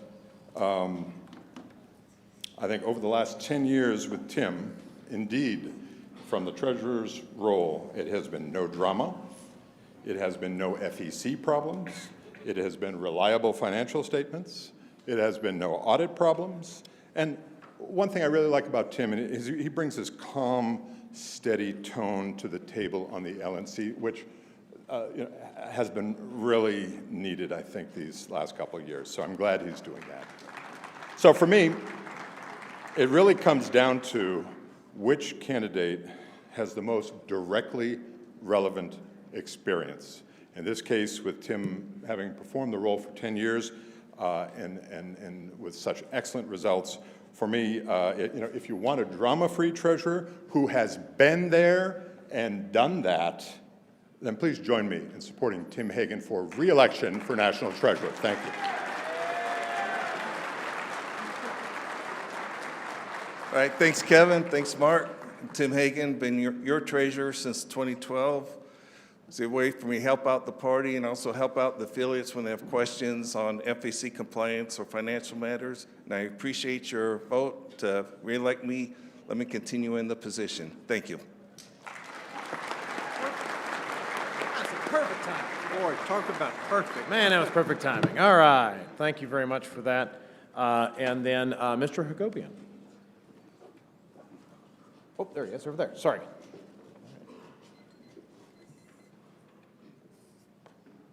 I do my own timer?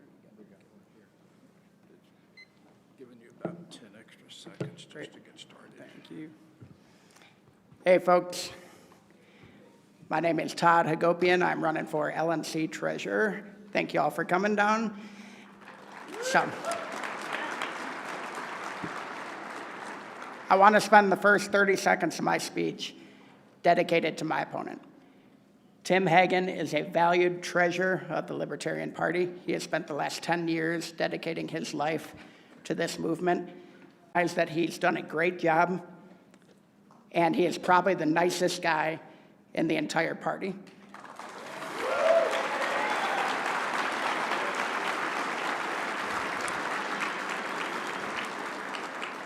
He has helped me in my state, and I honestly cannot imagine a world where if I win, Tim Hagen won't take my call and help me through a problem. And I can't imagine a world where if he wins, I won't take his call and help him with the problem. The Libertarian Party is going to move on together.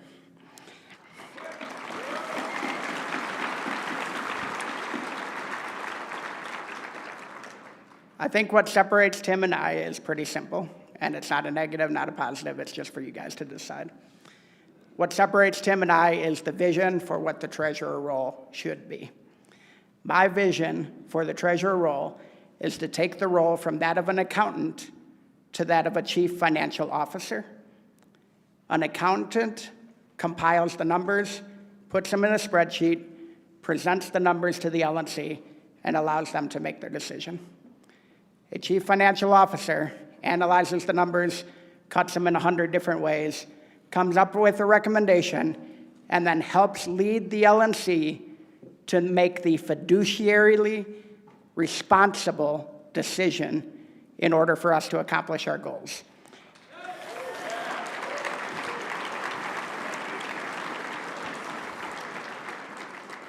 The LNC is in trouble right now. We literally ran out of money and had to take a loan. That happened for a couple of reasons. We probably budgeted too much revenue. We can argue that, we can figure it out, we'll see how the year pans out. But what we definitely did is we straight line budgeted. and I'm not going to get into the minutia of finance, but essentially, any business owner knows cash flow is king. When you straight line budget, you do not know how much money is going to come in every month and how much money is going to go out every month, and you run out of money, and that's what happened. What we need to do is turn around what we're currently seeing in the LNC. My background is turning around businesses. At Whirlpool as a senior manager, I turned around an $800 million business that was losing $270 million a year. We made money before I left. At ITW,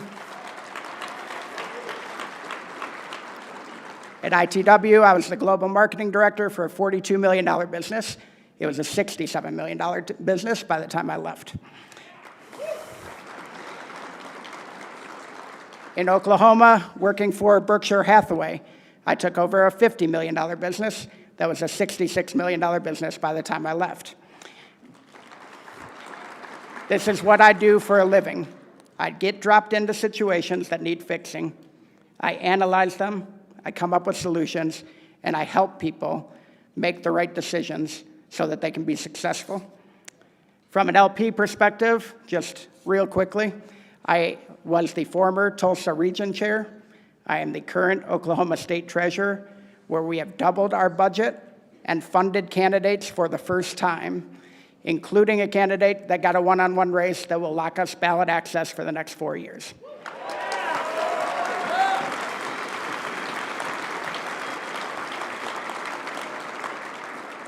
From a candidate perspective, I have been a local candidate, as a school board candidate, and a current county assessor candidate. I have also been a statewide candidate where I set the Oklahoma record for the most third-party votes ever in an election with 345,000 votes, solidifying ballot access for another 4 years.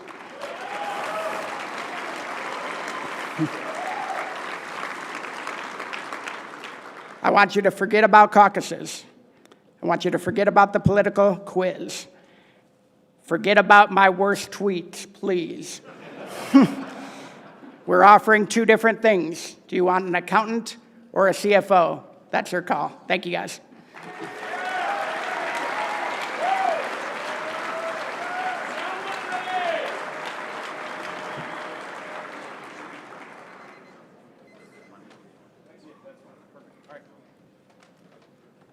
Sorry, we're negotiating schedules in the background here to make things get done faster. All right, so that's it, right? Now we're printing ballots. We're ready for delegation chairs to come up here and get ballots? Yeah? Can you turn the secretary back on, please? Okay, there we go. Yeah, if we can start getting representatives from each delegation, I have fresh printed forms. All right, and while you guys are walking up here, a couple of quick announcements. Number one, I incorrectly named our form of voting. It is not plurality. It's actually a multi-round runoff, but you still only vote for one. And there's also been a request that for those that have accessibility issues to try to keep the aisles cleared in order for people to be able to get to the microphones. So just a couple of notes there on housekeeping. Coming up, if there's no objection to it, after you guys all finish voting, and while the tallying is going on, we will see the in memoriam section, the video of the Libertarians who have unfortunately left us since our last convention. Following that, I believe we are then to go to the vice chair, and if the timing is about right with what was fixed originally in the proposed agenda, Ms. Jorgensen would then speak while we're tallying the vice chair election, if that's okay with everybody. Kind of trying to cram it all together so we get it all done today. So, oh, we have an updated credentials report real quick. Yes, here we go.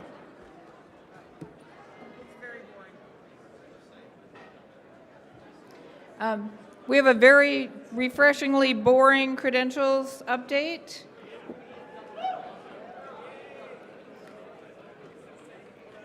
Hang on.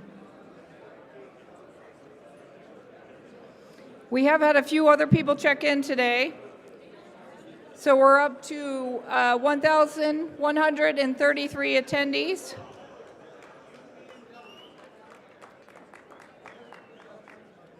But our voting number is still 1,005. So the quorum majority, 2/3 and 7/8 numbers have not changed. Do I need to repeat them, do you think? Okay, but I'll give them anyway. We still have a quorum of 402, a majority of 503, a 2/3 vote would be 670, and 7/8 would be 880. This does remind me, though, to say, the word quorum reminded me, it's Saturday afternoon. If you are very excited by these officer elections, but you have to head home today, and I don't mean like head back to your hotel room. If you're leaving the convention today, check out at the credentials desk so we can remove you from these tallies. Is that clear? Cool. Does it have to be, I thought it was just an update in the afternoon. Ken, then you need to. Right. So on behalf of the Credentials Committee, I move the adoption of this updated report, which I'm not sharing. Can you chair this really quick? No, I've moved it, reported. All right. It's been seconded. It's been moved and seconded. Sorry, I was dealing with administrative. So moved and seconded. Is there any objection to the amended credentials report? Cool. That's accepted without objection. By the way, as a reminder, if you find stuff that is not yours by chance, I just had someone say that they had lost something. If you find stuff that's not yours, please take it to the registration desk. That is the lost and found. If you're missing something, check the registration desk. That is the lost and found. I assume all ballots distributed, Mr. Secretary. It does appear so. If we can get my screen up on the screen. There we go. Excellent. Thank you, sir.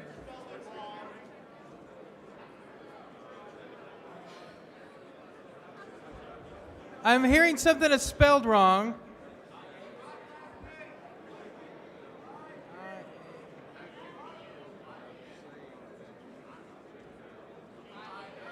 B-I-A-N, gotcha.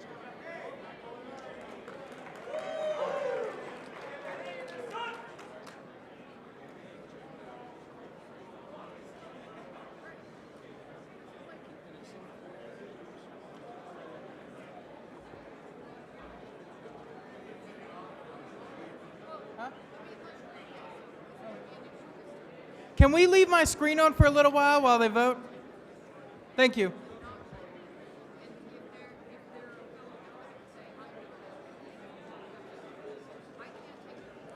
And while this is all going on, I will note that the next thing up is the vice chair election. So if there are any petitions for vice chair that have yet to be turned in, now would be a really good time to do that. And for that matter, why wait? If you're doing them for at-large or judicial committee, go ahead and turn those in too.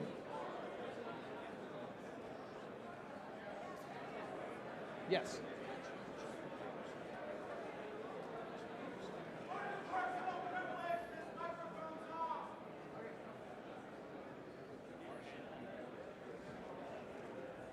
AV, can we make sure the floor mics are all on, please? Okay. Mr. Chairman, microphone 1. Test. Oh, it works now. Thank you. All right, I'll recognize microphone 1. Thank you, Mr. Chair. I have an announcement for the body.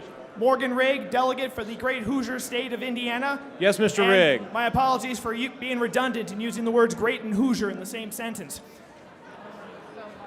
I'm holding here a copy of the world's smallest political quiz. This was done by the Advocates for Self-Government for the Libertarian Party of Indiana. I've passed these out to all the other state delegations. If any of the other state parties would like to get these particular cards, which includes the most up-to-date questions and also contact information for whoever wants them, they can get in touch with our state party chair, Evan McMahon. He will hook them up. Help them out. Thank you, Mr. Riggs. So those state delegations looking to get updated World's Smallest Political Quiz literature, go see Evan McMahon, chair of Indiana. Thank you, Mr. Rigg. Thank you, Mr. Chair. Point of personal information, Mr. Chair. I think it's microphone 3. Microphone 3, yep. All right, Derek Ruthman from Ohio. Like our neighbor, the delegation from Pennsylvania, who's first. Ohio has the second. Sir, you're going to have to speak much closer to that microphone. Okay, Sorry. thank you. I'm sorry. All right. Like our honored neighbor, the delegation from Pennsylvania, who is first, Ohio has the second largest concentration of OG libertarians, or plain folk, living in the United States. After Lancaster County, Pennsylvania, Holmes County, Ohio, is the second largest Amish community in the world. About 70 miles south of Cleveland is a relatively rural Holmes County, known affectionately as Amish country. The area has a population of around 40,000 Amish people. And our second inquiry, the father of our own, Tricia Sprinkles, CENTCOM chair and JC candidate, was the editor of the Budget and the Amish newspaper. All right, thank you. Point of personal privilege. All right. Point of personal privilege where? At the secretary's desk. Hey, secretary. Okay, yes. Yeah, I'm just going to ask the delegates, if you approach the microphone, could you please begin by stating the purpose for which you rise, even if it's just an announcement? Because when people walk up and just start talking, my cackles get raised. I think I might need to type something in the minutes. So if it's an announcement, just let me know so I don't need to go over that sheet. Yeah. Sorry, and he was just real soft. That's, yeah. Now we got the mics going. And that is a good thing. When you're at the mic, don't be afraid of it. It won't bite you.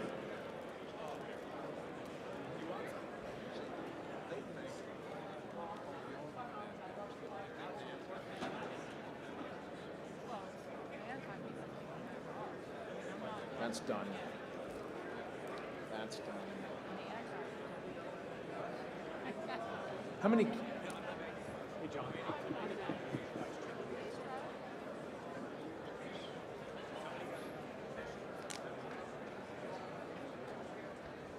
Can you please remove my screen? I need to go look at something.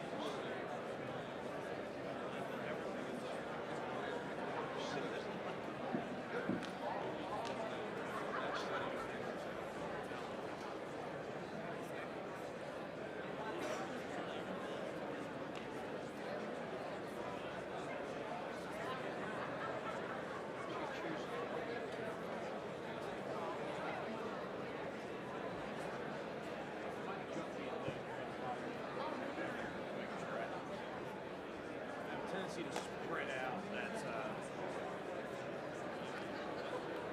makes some more room here.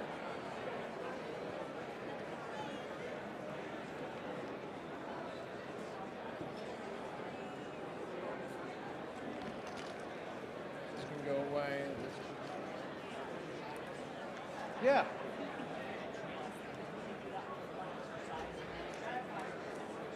Yeah, you know what? We can do that now. That'd be fun. Yeah.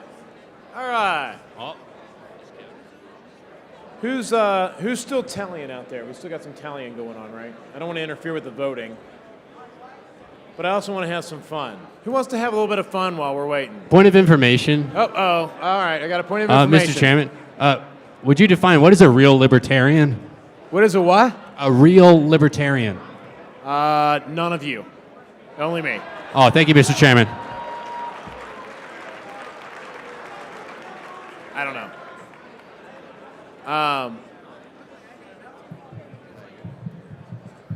but I do enjoy having fun. We got to lighten up things. One of the things that we've done typically in the past is we'll have this thing where we'll ask everybody, and I don't want to interfere with any tally, so if there's a lot of tallying going on, I don't want to seriously make that take precedent. But something we've done in the past is we have people stand up and stay standing depending on how many conventions this is for them. And that's just kind of fun to kind of get an idea and, just kind of see our growth and also our institutional length as far as how long we've been going. So for those of you that this is your first convention, at least, if you've been to at least one convention, this is, by the way, everybody, please stand up because you're here. Yes, if this is your first convention. Or if you've been to at least one, which is everybody, because we're all here. All right. Please remain standing if you've been to at least 2 conventions, national conventions. No, well, yeah, it does. We're not going to relitigate that, please. I still have PTSD. All right. If you've been to at least 3 conventions, please remain standing. If you've been to at least 4 conventions, please remain standing. All right, if you've been to at least 5 conventions. If you've been to at least 6 conventions. 7 conventions. 8 conventions. 9 conventions. By the way, this is where I am actually sitting down now, just so you all know. I can't sit and talk. 10 conventions, 20 years, 10 conventions, at least 10. It could be longer than 20 years. Yeah, let's give a big round of applause for the 10. That's awesome. Thank you. All right, do we keep going? You want to keep going? All right, we'll keep going. All right, we're going to go a little faster because otherwise it's going to take forever. 11, 12, 13, 14. I still see people standing. I see Miss Neal there. Look at that. What number was I on? Sorry. I was on 14. All right, so then 15, 16. Miss Neal, I'm going to call foul because I don't think you're old enough to be here this long. I'm just saying. It's not true. I'm not trying to call you a liar, but just saying. What was it, 16? 17. 18. 19.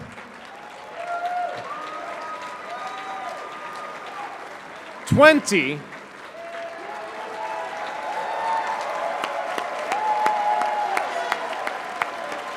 All right, who remains standing at this time? Can you put your hand in the air? Is there anybody left?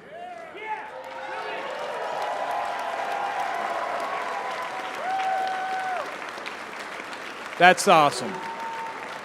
Thank you for being here. Thank you. All right, do we have all the ballots in? Did I waste enough time? Okay, South Carolina chair, you are needed at the tellers. Is everybody else cool? So far, okay. So people are still tallying, right? Okay, so we're back where we are. South Carolina needed. Few people finished in tallying. Sorry that I may have interrupted the tallying, but that's fine. Gotta have fun.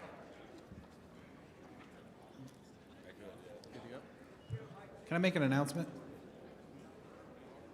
It's going, which is why I'm. Microphone 3, can I make an announcement? Microphone 3, yes. Yeah, my name's Sean Osborne. I'm a delegate from California, also blind as a bat. I have a podcast called the Liberty Blues Network, and I wanted to invite anybody who's running for office to come on the podcast. Come over and talk to me, because my blind ass will never find you. Bring a card over. That way I can, have your number and stuff and get a hold of it, and we can make it happen. So anybody that's running for office, please come see me. Real quick again, the name of the podcast, and where are you sitting in California? Yeah, California. Liberty Blues Network. Thank you very much. Thanks. All right. Microphone 2. Microphone 2 is dead as a doornail, apparently, AV folks. Microphone 3. Microphone 3. Phil Lammy, delegate from Utah. Point of information, what is taxation?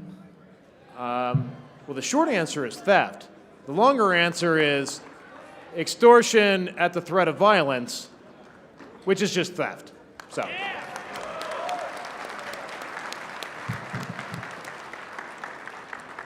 All right. Oh, okay, still microphone 3. I'd like to make a motion to have a 30-second moment of silence for Harambe, who was killed 6 years ago today.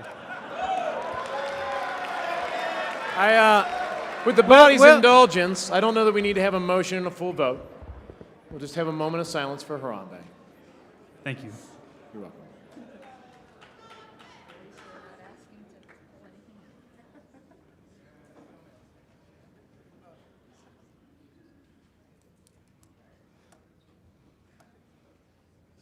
All right, that's good.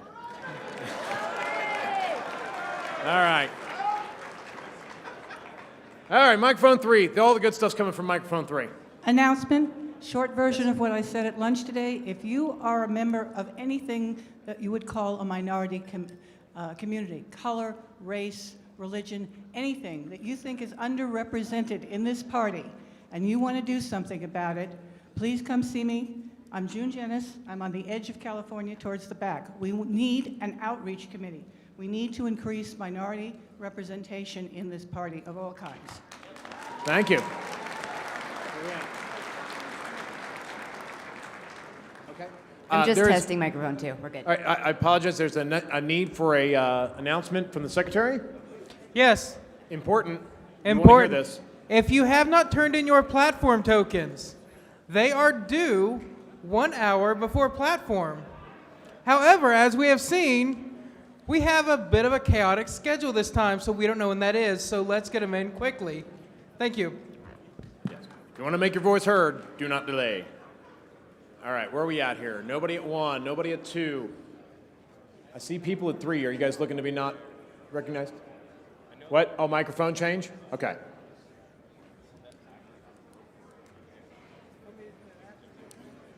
Hi, Ken. Hello. Microphone 2. Point of personal privilege, I guess. I just wanted to, for those of you who might be new or haven't been to one of the, I guess, 9 conventions I've been to, I'm Ovens O'Brien, and I take photos of all of you. And just as you were asking everyone to stand for how long they had been here, I was thinking, I didn't catch who had been here so long, but I would love to get photos of you, love to get photos of the newbies, I'd love to get photos of everybody, because everyone knows that after the convention I have like 10,000 photos that I have to edit and then post months later. Sorry about that. But I just wanted to let all of you know, if you're running for office and you want candidate photos, if you just want pictures with your friends, your state chairs, whatever you want, I am here to take photos to make Liberty look good. So come help me out. Thank you. And I'm in the California delegation if anyone's looking for me. Which delegation? California. California. See Ms. O'Brien. Okay, and we are just, we have California left to tally. Again, no pressure. We know you got 10th of the body. Microphone 3 I know was there. Go ahead. Eric Cranley, Kentucky. Quick question for the chair. Which gun laws do you consider constitutional? All of them. Constitutional? None of them? I mean, you're talking federal law, right? Or state law or local ordinance? I mean, really all of them. Okay. Because I don't look at it as a constitutional issue. I look at it as an individual human rights issue, to freedom to defend yourself. And I don't care what a piece of paper says. I have the right to defend myself. So, I mean, that's all I'm saying. That's Announcement at the secretary's desk?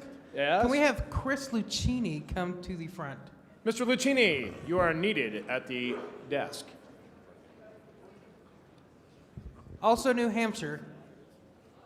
Oh, and New Hampshire. Not all of them, just one of them. All right. I think there was somebody at microphone 2 that wished to be recognized, if I remember. Yeah. Hey, how you guys doing, everybody? My name is Michael Lima. I'm running for Hayward City Council in the heart of the Bay Area for California.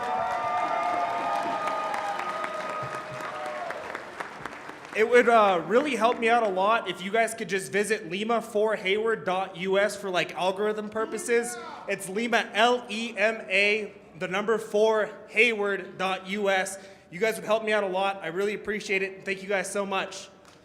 And I'd just like to thank you for remembering to actually spell your website, so I didn't have to ask you. Let's see. I haven't gone over to microphone 1 in a while. Is there somebody at microphone 1? Yeah, I have a quick point of information. Yes, sir. Is inflation theft? It is definitely a form of theft, and it's a rather ugly one that people don't even realize they're being robbed until you go to the grocery store, and if there's something you can buy, it costs a lot of money. I don't know about you all, but boy. All right. Where are we at? Let's go back over here to 3. Good afternoon. Matt Hackenberg from Pennsylvania. So I'm currently running for governor of the state of PA, and if anyone is not fully aware, the gubernatorial race in Pennsylvania is going to be one of the most center point campaigns nationwide for gubernatorial campaigns. It is going to be a contentious race, and I'm hoping to give the nation a taste of what the Libertarian Party is and what it has become, to unapologetically refute and oppose the traditional parties who have been filled with murderers and thieves who've oppressed us and crushed us and destroyed, our wealth, our safety, and our nation over the past of our lifetimes. So I hope you can help out, give your support, matthackenberg.com, and let's show the world, show the United States what the Libertarian Party has to have, what we have to offer to the party, and stand up against these tyrants. Thank you. All right, thank you.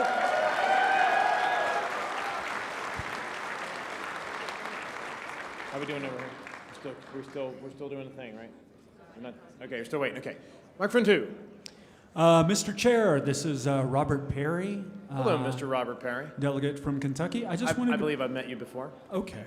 I just wanted to play a quick word association with you, if you would indulge me. Just okay. don't give it a lot of thought. Do you want me to do it, or you want the body to do it? I want you to do it. Okay. Just say it'd be more fun if you got the body to do it. The body to do it? Yeah. We'll get the body to do it. Okay.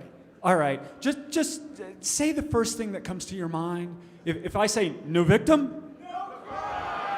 No victim? No victim? Thank you, Mr. Chair. Thank you, Mr. Perry.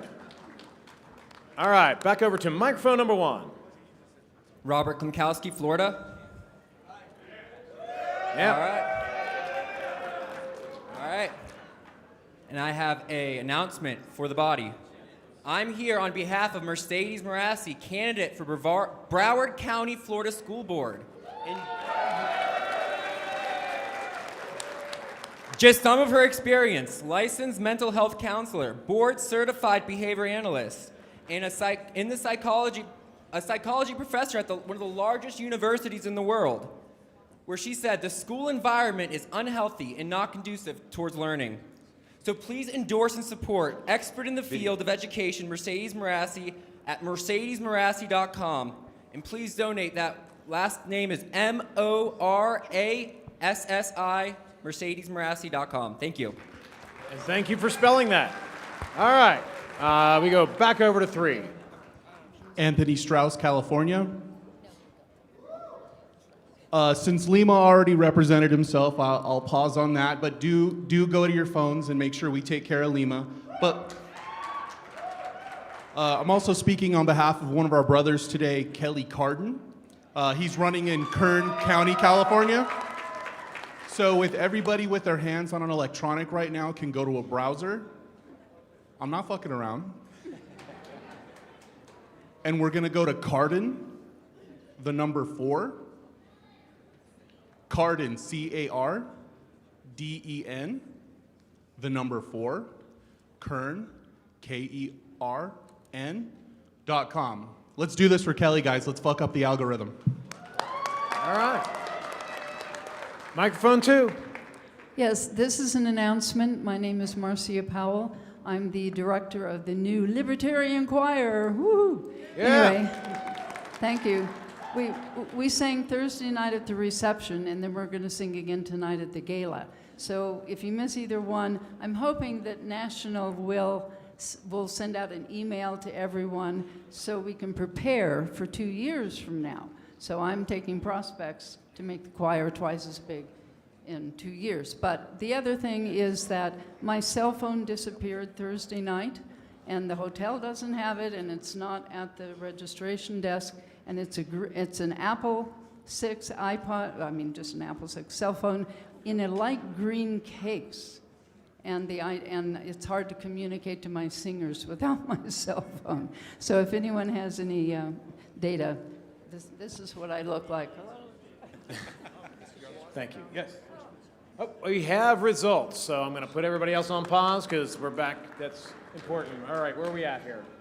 Mr. Secretary. All right, if my screen can be displayed, we're going to play the game again where we scroll through slowly and make sure they're all right.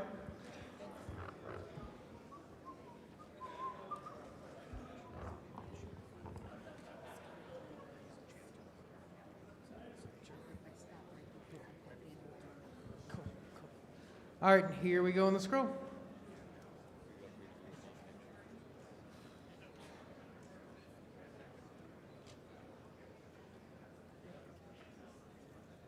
We're done with that part for now. We'll do it again. Very nice, very evil.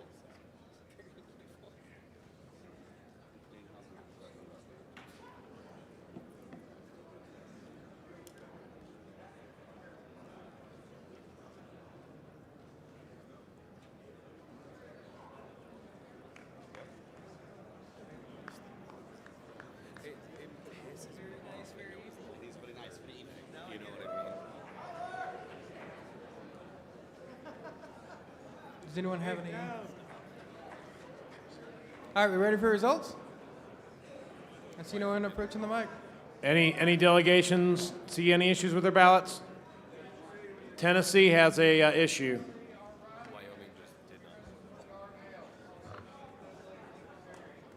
The write-in is supposed to be for Christopher Darnell for Tennessee.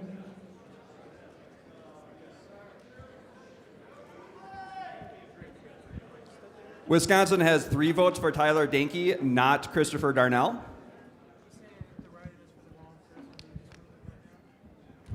Go Tyler. Who just made a note that they have the wrong write-in? Mike Sneeze from Wisconsin. I'm the vice chair of the delegation. Okay, Wisconsin, and who was your write-in for? Tyler Dankey. There's 3 for Tyler Dankey. Go Tyler. All right. I get the feeling the write-ins may have been resorted or something. Something may have gotten shifted. I'm wondering. Any other issues? Yes. Michigan. Mike 1. Let me get over there.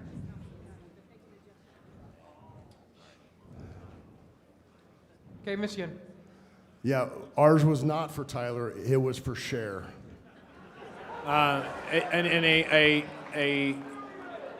There was someone who noted that votes cast for those who are not members of the party don't count, but I just want to let you know that. We don't know if Cher is a libertarian or not. It's all good. Yeah. All right, anyone else? We just let it go. It's all good. All right, I'm about to show All results. right. Drum roll, please.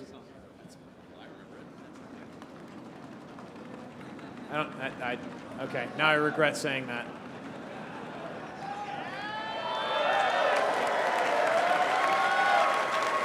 All right. With 76.07% of the vote, Mr. Hagopian is elected treasurer.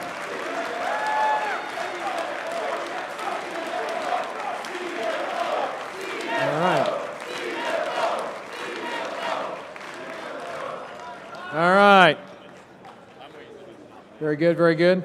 My understanding, and I had a panel to do last night, you guys already did the vice chair and officer candidate forum last evening, is that correct? Okay, good deal. I was drinking bourbon in a bourbon panel, so it's the truth. All right, so we are actually to today's agenda. Welcome to today. Mr. Chair, microphone number 1, please, Mr. Chair. Where, what? Over here. Yes. Point of personal privilege. I'm Billy Pierce from the state of Texas, where the stars at night are indeed big and bright. Deep in the heart of Texas. Thank you. Point of personal privilege. There seems to be something going on with the Wi-Fi, And for many of us, communicating digitally or looking up things that are referred to is an important part of participating. Is there something that the body or the committee can do about the Wi-Fi? It was definitely part of what we expected. Yeah, I have tried turning it off and turning it back on again. Yeah. So I am an IT guy, but unfortunately I'm tied up. Right. So I'm going to ask the Convention Oversight Committee if one or more members of them could go nag the hotel staff to see what's up with the Wi-Fi. And it may actually just be that they need to turn it off and back on again. Like, that's a thing sometimes. Right. Anything that can be done would be very helpful. It could be that they've run out of DHCP addresses, all that kind of, I'm not going to get technical on here. The point is that they need it. What's that? Point of all day. So if someone from the COC could go talk to the hotel about getting the guest Wi-Fi working again, that would be wonderful. Point of information with the Wi-Fi. Yes, where is that Mike at? 3, Drake Lundstrom. Yes, Drake. From Ohio. If you set your computer to forget the network and re-log in, the way the hotel authorizes it, you have to reauthorize each day or so. And if you just try to rejoin it, it doesn't bring back the authorization screen. So try to forget the network and then rejoin it. That worked for me. I just want to point out we're the smartest members. Just saying. There you go. So literally it is actually to turn it off and back on your phone, but it is you have to go into Wi-Fi, tell it to forget the network, then relearn the network, and relog into the network. Everybody got that? Make sense? Cool? Great. Yes? Okay. See if that's a thing, like if that's really what it is. Okay, good deal. Convention Oversight's also checking into it, but apparently that's a way to fix it. All right. Where are we in the agenda? We're at vice chair election. So, and I see people are at the microphones, but I want to make sure that anybody who's turning in tokens or petitions to be considered to be able to be nominated for vice chair, that's all been done, because that's going to happen like right about now. So, all right. If that's the case, then the current item of business is the vice chair election, and nominations are in order. Mr. Chair, microphone number 3. Which microphone was that? Number 3. Number 3, microphone 3. I am James Gentleman, delegate from Minnesota, and it is my honor and privilege to nominate for vice chair my friend, my brother, my colleague, Mr. Joshua Smith. Joshua Smith is nominated. Mr. Smith, do you accept the nomination? Mr. Smith? Where are you, Mr. Smith? He's in the center aisle. He could just shout, but he's not going to shout because he likes microphones so much that he's going to approach the mic. Mr. Chair, I accept the nomination for vice chair, and I'm honored. Thank you, sir. Thank you. All right. Mr. Smith is nominated. Number 2. Microphone 2. Microphone number 2. Howdy y'all, Dave Jones, chair of the Libertarian Party of Tennessee, delegate from Tennessee. I'd like to rise and nominate the wonderful, the magnificent, Mr. Eric Rodson. Now, I can't answer that in that same tone, but Mr. Rodsap, do you accept the nomination? It is my deep and humble honor to do so. Thank you. Mr. Rodsap, you are nominated. Mr. Chair, mic 1. Microphone 1 did I just hear? Yes. Microphone 1. So it is my honor to nominate Tony DeRazio as he petitioned and was successful in his petition to be nominated for vice chair. Whose honor is it? Jason Barton from Michigan. What was your last name one more time? Barton. Barton. There you go. From Michigan. Mr. DeRazio, do you accept the nomination for vice chair? I accept the nomination. All right, thank you, Mr. DeRazio. You are nominated. Where else we got here? I see one over here on 3. Joseph Bookman, delegate from Utah. Got it. I've been asked to nominate my friend of over 10 years, Christopher Thrasher, for vice chair. Mr. Thrasher, do you accept the nomination? Well, seeing as how I tried to talk for this guy named Nota and nobody really wasn't feeling that, you know what? Yes, I do, humbly, proudly, all the above. I accept the nomination. Thank you. Thank you, Mr. Thrasher. You are nominated. Microphone 1. Microphone 1. This is Mark. I am Mark Rutherford. I'm a delegate from the state of Indiana, and it's my honor. Wait. Hold on. I'm so sorry. That's right. Mr. Thrasher, I've been informed that you have not submitted a petition to run for vice chair. Wait, Okay. he did? Okay, now I'm hearing you did. Sorry, hold on just one moment. Okay, but we have one. Here we have one. Has it been entered in the sheet yet, or is that where it's behind? It's in the sheet? Okay, well then, I don't know. They say we have it. Okay, we have it. It's good. Papers. My sincerest apologies, Mr. Thrasher. False alarm. You are good to go. You are nominated. Thank you. Sorry. We were on microphone number 1. Mr. Chairman, I'm Mark Rutherford, delegate from the state of Indiana, and it's my honor and privilege to nominate Joe Joseph Hopman as vice chair of the Libertarian National Committee. All right. Mr. Hopman, do you accept the nomination? I accept. Thank you, Mr. Hopman. You are nominated. Mr. Chair, Looks like number microphone 3. 3, Gavin Goodman from the great state of Alabama. I would like to nominate Alex Flores for vice chair. All right. Mr. Flores, do you accept the nomination? I humbly accept the nomination. Thank you. All right. Thank you. You are nominated. All right. Are there any, Mr. Secretary, are there any other candidates who have submitted petitions that would be eligible to be nominated at this time? Actually, maybe we should ask the other table, too, to make sure that we haven't missed anybody. Is there anybody else that submitted any more petitions? We got everybody? Mr. Chair, microphone 1. Microphone 1. Stephen with a PH, Decker, delegate from Texas. I move to close nominations. There has been a motion to close nominations. If I can hold on to hearing, before I hear that second, if I can hold on 1 second for the... So, a couple things. No, there's nobody else who submitted petitions. Okay. And I'm sorry, I was doing something else. What was the name again? Stephen with a PH, Decker, delegate from Texas. And now that the Secretary's recorded that, I will ask if there's a second. There are multiple seconds. All right, first I'll ask, is there objection to closing nominations? Awesome, great. The nominations are closed. All right, so now we need to roll for order, correct? All right, it'll be just a second. I haven't alphabetized these. So, Addie, please. Not a problem. We're waiting on paperwork. This is why I would never be secretary, just for the record. Okay. I've done it for a subcommittee once. All right, we are ready now. The first roll will be for DeRazio. He got a nat 20. Wow, look at that.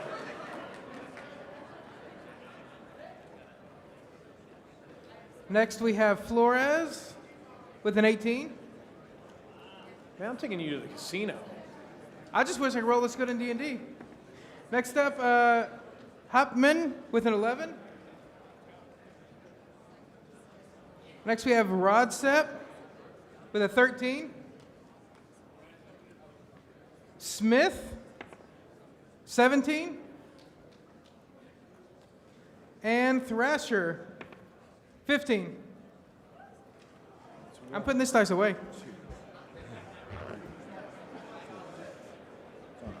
So with that said, DeRazio will be the first speech, followed by Flores, then Smith, then Thrasher, then Rodsepp, then Hupman, and then Nota. Oh, no, we don't have Nota speech, never mind. All right. I'm sorry. I was also doing administration. So you said it's Mr. DeRazio is going to be first? Yes. Okay. And then Flores, who is S? Smith. Smith, thank you. I made chicken scratch notes. Then Thrasher, then Rodsepp, then Hop. That's what I have. Awesome. All right. We both agree we have a similar list. I see that there's Request someone for at the information. Yes. Timothy Perkins, Number Oregon 2. delegate. Is that D20 for sale? Is it a percentile? Is it for sale? Oh, no. This one. All right. All right. So with that said, first up will be Mr. DeRazio. Each candidate gets 5 minutes to address you. And I will note that it is not required to take 5 minutes. I will note that part. But, you know, you are entitled to up to 5 minutes. So thank you. Mr. DeRazio. And by the way, if you're the next speaker, you should probably know your place in line. If you're the next speaker, as the time winds down, if you wouldn't mind coming and staging up here so we can keep things moving along. Thank you.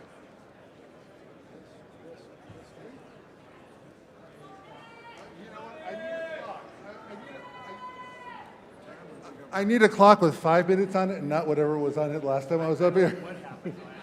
Yes, that's fine. That'll be fun. It's going to be.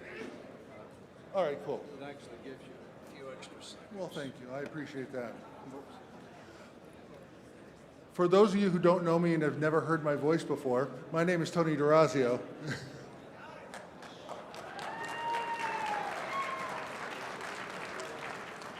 And I want to open my speech with something that I say truly from the heart. I want to congratulate Angela McArdle on her win for chair.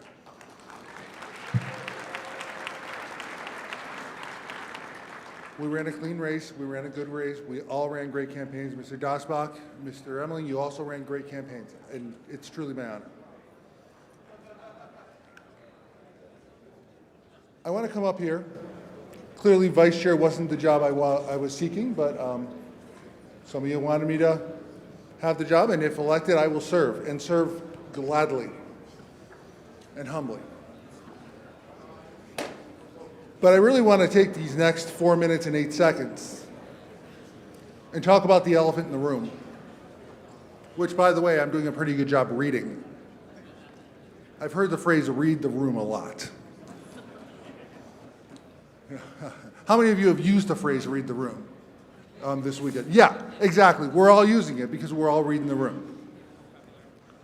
Look, we are certainly at a turning point in our party. We're at a place that we've never been before. We have a whole lot of new blood in the party. I do see that as a good thing. We also have a lot of people who have been around this party for a long time.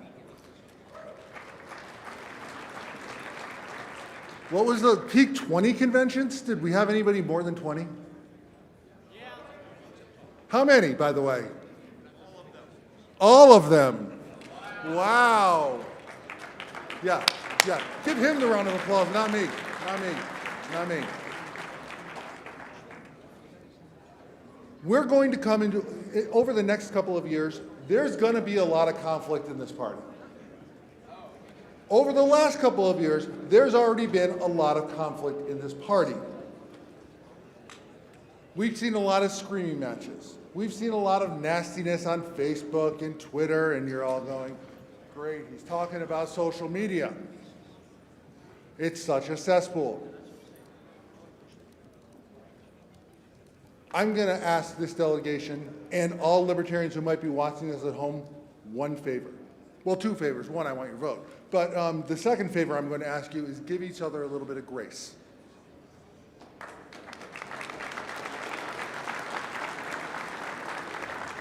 This is going to be a steep learning curve for everybody in this room and everybody in this party.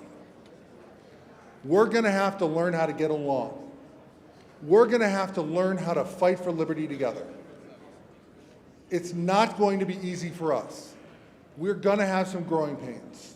We're going to make mistakes, because guess what? There are no people in this room that are not human. Humans make mistakes. Let's give each other the grace to make mistakes. Let's talk about issues. Let's stay away from the personal attacks. Except saying that libertarianism is a mental illness, because it kind of is. I'm kidding. It's not. We're all here for the same reason. We want to fight, in the words of my friend Tom Arnold, the goddamn cult of the omnipotent states.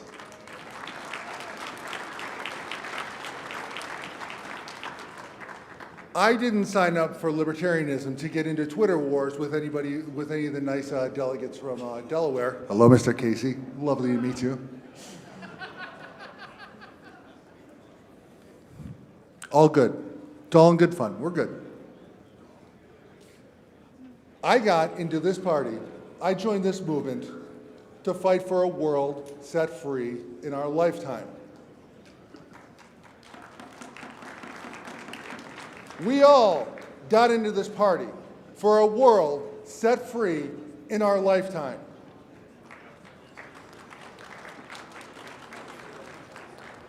I'd like to spend the last 28 seconds of my time giving Mr. Moment a hug, because he needs one after today.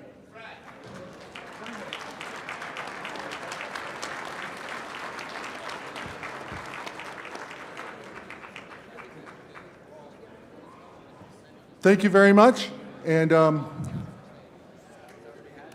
Liberty.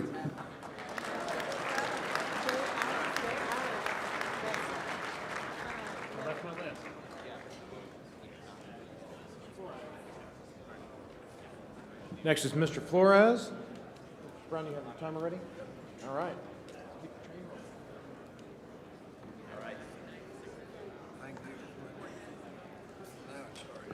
All right. Thank you.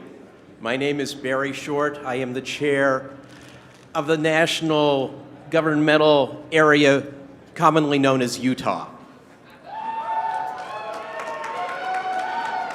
10 years ago, I was running for a seat in the Utah House of Representatives, and there was a debate scheduled, and a young man came to that debate. I guess he was really bored, but he came to that debate. But he knew he was tired of Republicans and he was tired of Democrats. He tried both of them and he wasn't happy. He wasn't happy with what he was hearing. And he sat there that day and he went, oh my. I think maybe I've heard what I've needed to hear for many, many years. I didn't win that election, but I gained a friend that day. I changed that young man's life. And I'm so proud of what I've been able to see of his life over the years since, the way he has worked. He joined this party, he's been working, he's out there doing outreach. By the way, his specialty in outreach is in the Native American community. And believe me, if there's anybody who knows that the government is not here to help, it's a Native American.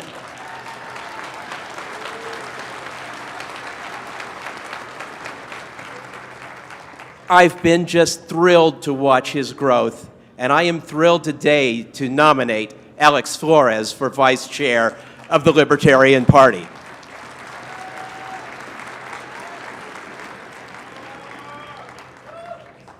Hey, how's it going? My name is Omar Recurl. I'm a delegate from Florida. You might remember me from the last convention when we had a 6-hour bitch fest that had to be ended. I am a former vice chair of the state of Florida, 2 terms. I recognize talent when I see it because I'm all about getting things done. And I've gotten to know Alex over the last couple of years, and he gets things done. He served on the LNC this term, and there's a perceived 2 sides on the LNC. Alex voted both ways because he listens, because he's not about any particular type of thing. He just wants what's best for the party and to move us forward. Are we having a good time at this convention or what? We had a pretty cool app that I think that he played a part in. There's a lot of organization at this convention that Alex played a part in. One of many on the COC, but Alex played a big part in that. Just imagine what he could do as vice chair. Please give a warm welcome to the next vice chair of the Libertarian Party, Alex Flores.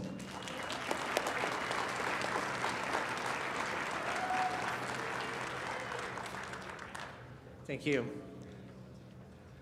And thank you all for being here. All of you, every single one of you. Thank you for helping the LP make history this year. This is our biggest convention in LP history, and I'm honored to be here with all of you. I'm very grateful and humbled to have been nominated for this position. It was not something that I sought out to do. I simply sought to serve this party in the best way that I know possible, to use all of my talents and abilities in every way that I can to help Liberty move forward. And I can promise all of you that regardless of however you vote today, I'll continue to do that. Last year I started a caucus called the First Nations Caucus. Barry kind of touched on that. It's near and dear to my heart. I feel like there's something that we've been asleep at the wheel as a party on for 30 years. In 1988, we chose Ron Paul over Russell Means, and since that time, Native American activism has been sorely needing our help. There are many things that we can move forward on right now. As a party, once we stop this infighting and we come together, there are policies that we can change relatively quickly to make people's lives freer, to help them to experience real liberty. And I'm looking forward to seeing this group, regardless of wherever you stand, whatever faction you're with, whatever caucus you align with. I'm really looking forward to seeing all of you work together to help set free people that are still in cages, to help people experience freedom, liberty in our lifetimes.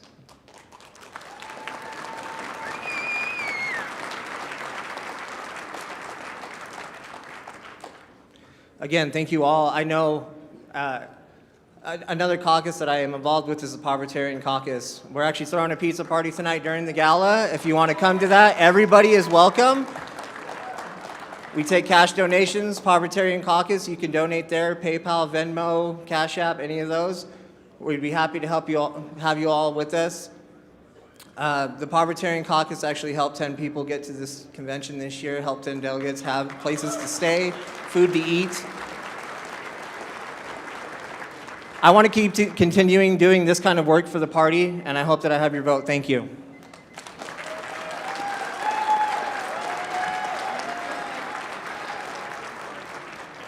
All right, thank you, Mr. Flores. Next I have Mr. Smith.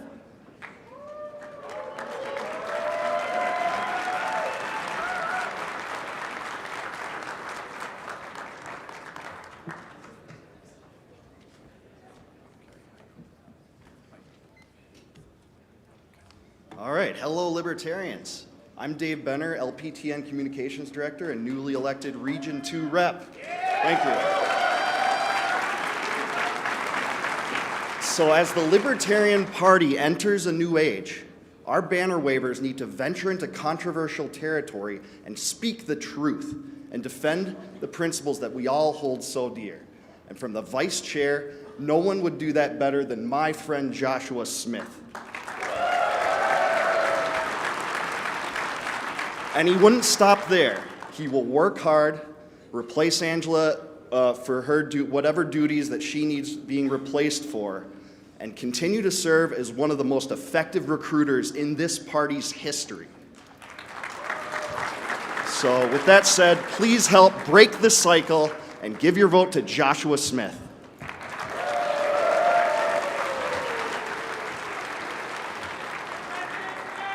What's up, everybody? How we feeling?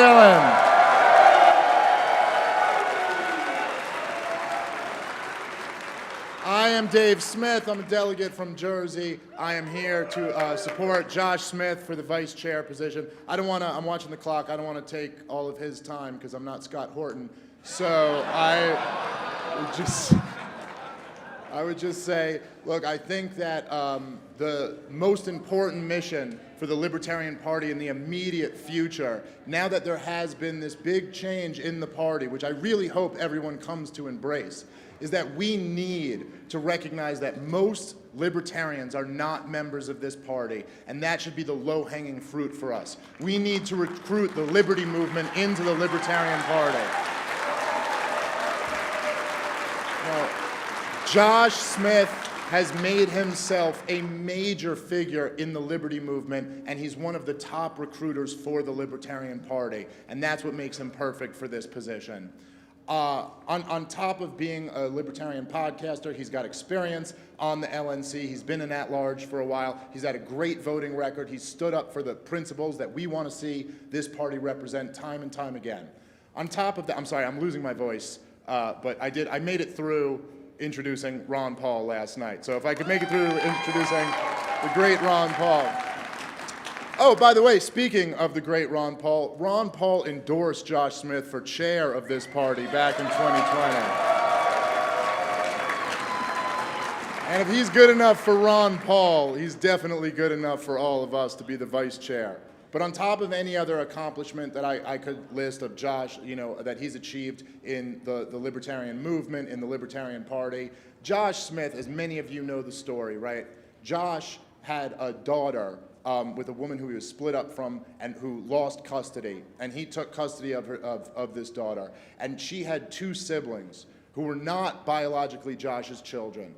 And Josh, nobody would have blamed him or could have said anything if he had just taken his daughter. But what he did was he took in these two kids who were not biologically his children, but were biologically related to his child. And he took them in and is raising them and loving them as his own. And I've heard a lot from people here about different accomplishments that they've had, all of which are great. There is no accomplishment that I respect more than that. And I think that is truly living our values.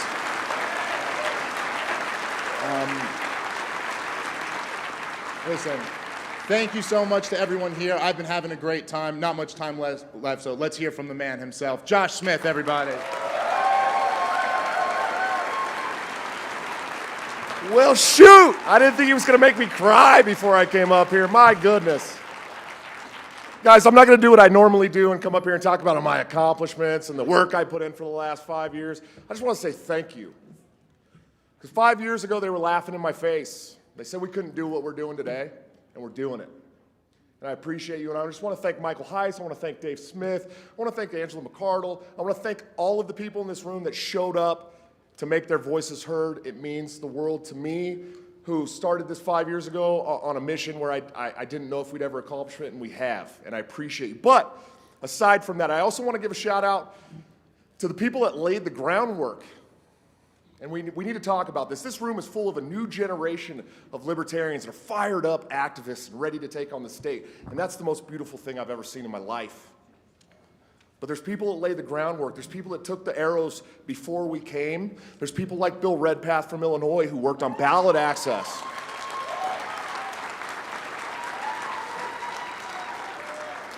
We have a founder of the Libertarian Party here in the Oklahoma delegation. I mean, this has been around. People have been fighting very hard for this for a long time. And I just want you guys to remember them when you take this new mission on and we take it outside to the state. So thank you guys so much. Please give me your support for Vice Chair. I promise you, I'm always gonna do what you expect me to do, but it's always good things. So thank you.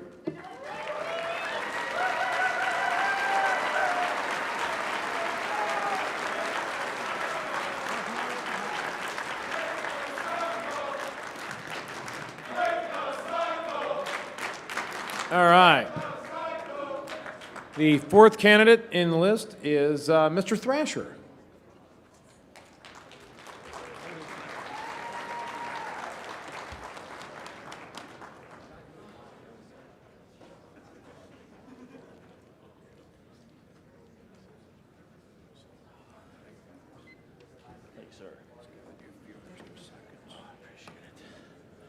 Good afternoon, everyone. As I said earlier, I really wanted to get up here and nominate this guy named Nota. Didn't work out so well. So sometimes opportunities present themselves and you weren't expecting them. A few weeks ago, I went to go vote in my town's election.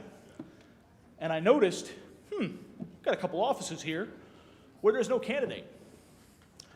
So, about 2 hours before the polls closed, I decided that I would go back to my house about 5 minutes away, print up about 20 palm cards, and run an impromptu write-in campaign. Handed out 20 cards, got 17 votes, got myself an elected position as a Libertarian in the town of Westport, Massachusetts. As you can probably tell from the accent, I'm not originally from Massachusetts. In fact, I've actually had the pleasure to live in just about 20 different states at this point. I've been to national conventions since 2008. I'd really have to think about what number this is, because I think I've only missed one or two. I was not in Orlando in 2020 because at the time I was actually traveling to Maine to make sure that they got ballot access to the Jorgensen Cohen campaign. So I had to zoom into that one. But every single convention that I've been to, I've sat in a different delegation. And it's been wonderful because I have friends. I look out through this room and I see so many friends in so many different places in this country, and it just warms my heart.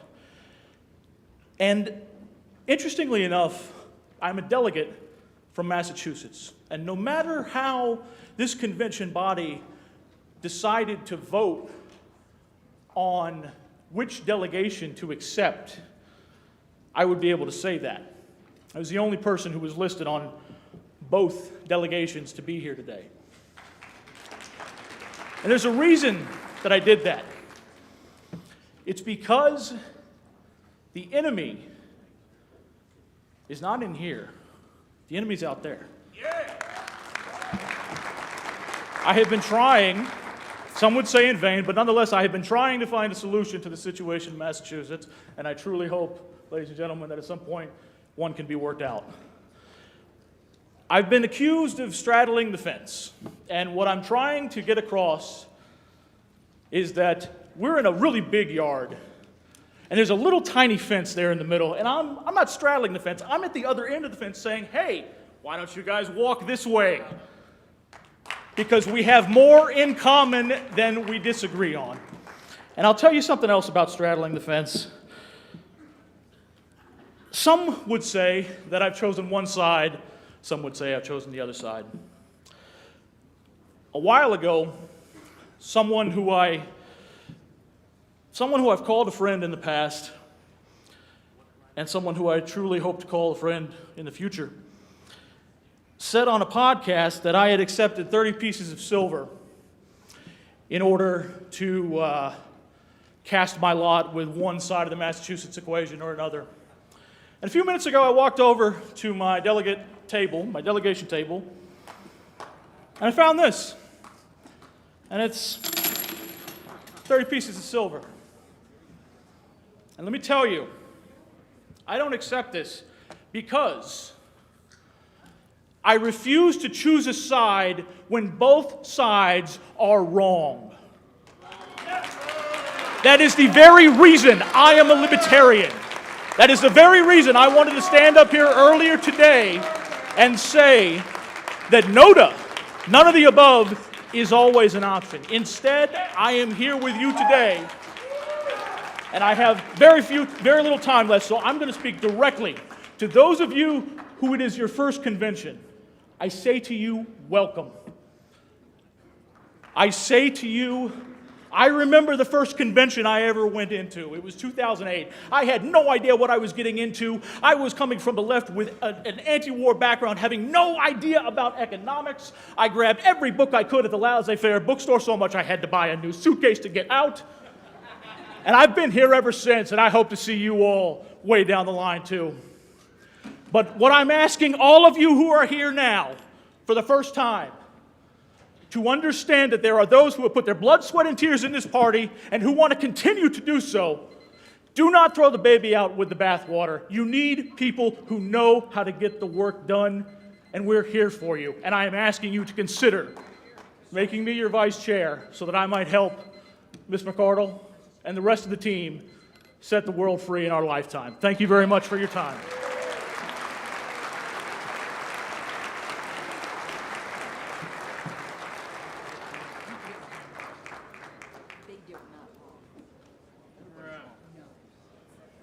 See here. Next, I will do a little bit of cleanup, and then Mr. Rodsap. Mr. Rodsap?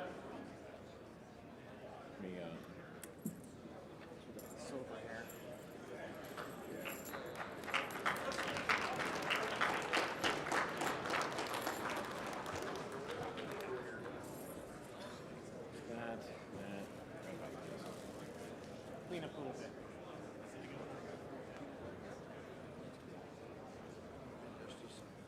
Very good. This is the total time for everybody. Thanks so much. Howdy.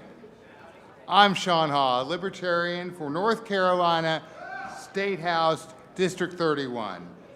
It is my incredible honor and a distinct pleasure to nominate my neighbor and one of my dearest friends, Eric Raudsep, to be the next vice chair of the Libertarian National Committee.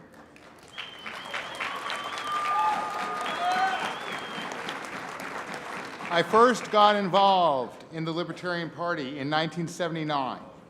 I've been active in the Libertarian Party of North Carolina since 1994. Eric represents everything I have been working for all this time. A growing Libertarian Party, a united Libertarian Party, a party that succeeds because we are helping people live better lives, a party that speaks out loud to the issues people really care about, a party that welcomes anyone who simply wants more liberty. Please join me in voting for Eric Raudsep for vice chair. Thank you.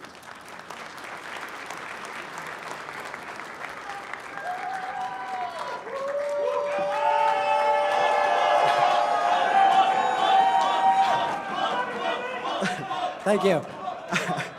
Hello, fellow delegates. My name is Mark, aka Funkhauser, and it's an honor and a privilege to be up here nominating my friend Eric. At the height of the pandemic in July of 2020, I attended my first Libertarian National Convention where I met Eric. I believe there were close to 60 total candidates at that convention. Only one of them made any effort to speak to me, and that was Eric. Eric made me feel seen, heard, and inspired me to get involved locally. Eric is hardworking, accountable, and most importantly, Eric is kind. If you don't know who Eric is, it's probably because he keeps a low profile on social media and doesn't cause drama. Now this is important. If you know me, this is important. Eric keeps his head down, his mouth shut, and he does his job and he does it well. Vote Rodsap. Thank you.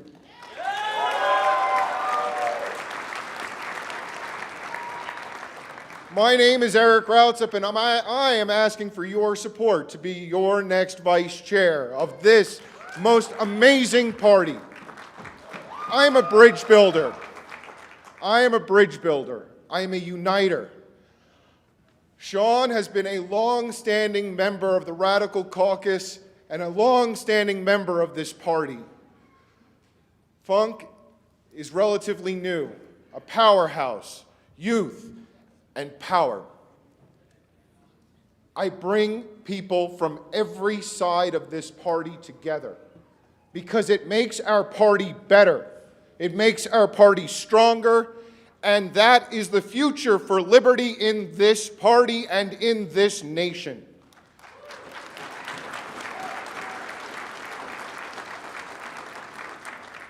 It's been said before, and it'll be said again and again and again. The real enemies are not in this room, it is outside of this room. And it is only if we stand together for the fight of our lives against this government who encroaches on our freedom and our liberty every day will we ever succeed. In summation, I will ask our chair-elect to say a few words. Thank you, guys. I know this is a contentious race. I just want to say that I need a diligent hard worker who is going to assist me with some of the most boring, tedious, I'm so sorry, miserable work in the party, and I'm going to try to make that Eric Rodsap. I need an operations person, and he is the guy, and I am so freaking excited to work with him. Let's make this happen.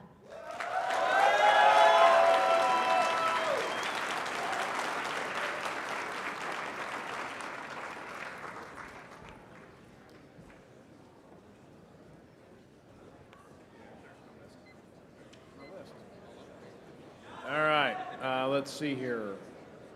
That's number 5, so that leaves, last but not least, the 6th candidate, Mr. Joe Hopman.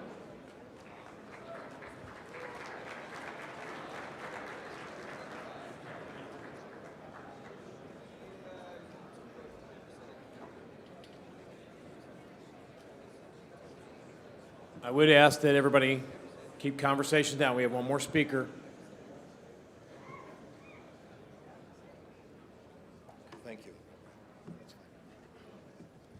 Okay, my name's Joe Hauptman, and for those of you that's your first convention, welcome. For those of you who've been to a few like myself, my first one was in 1981, welcome. The Libertarian Party has always been a real convention.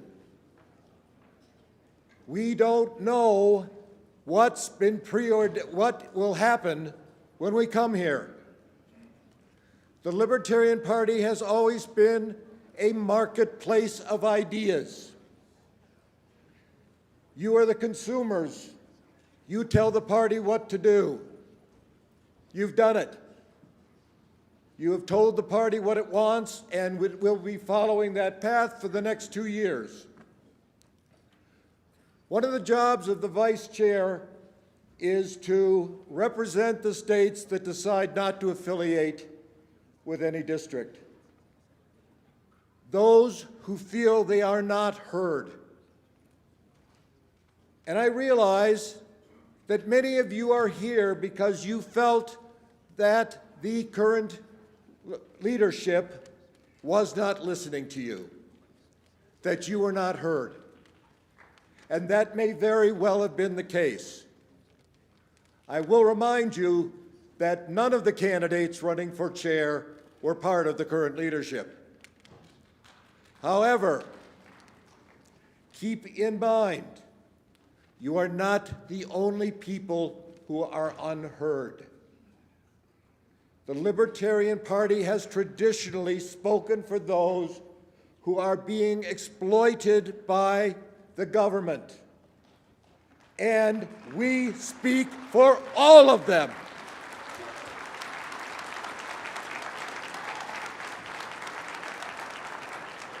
I do not wear a shirt that says, "Do not tread on me," because quite frankly, I have yet to meet anyone who wants to be tread on.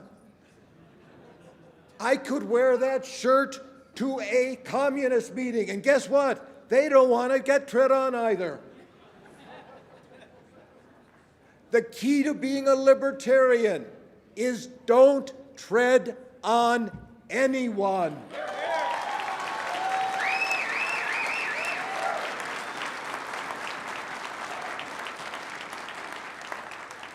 Angela has said that she wants to hear diverse voices.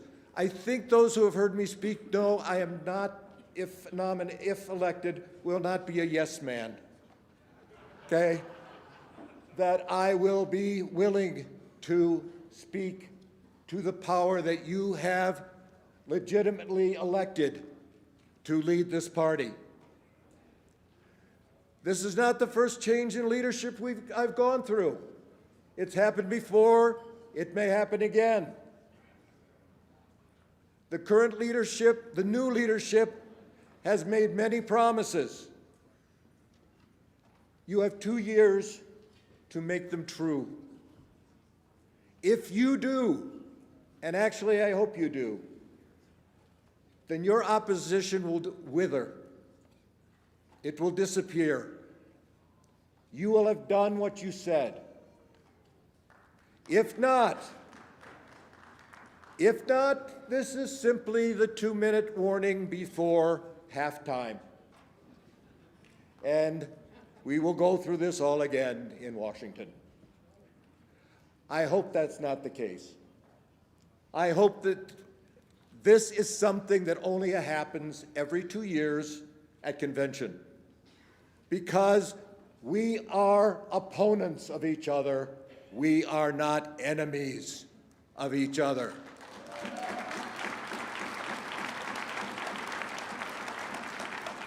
The enemy is the state when it oppresses people, and it oppresses so many people besides the people sitting here in this room.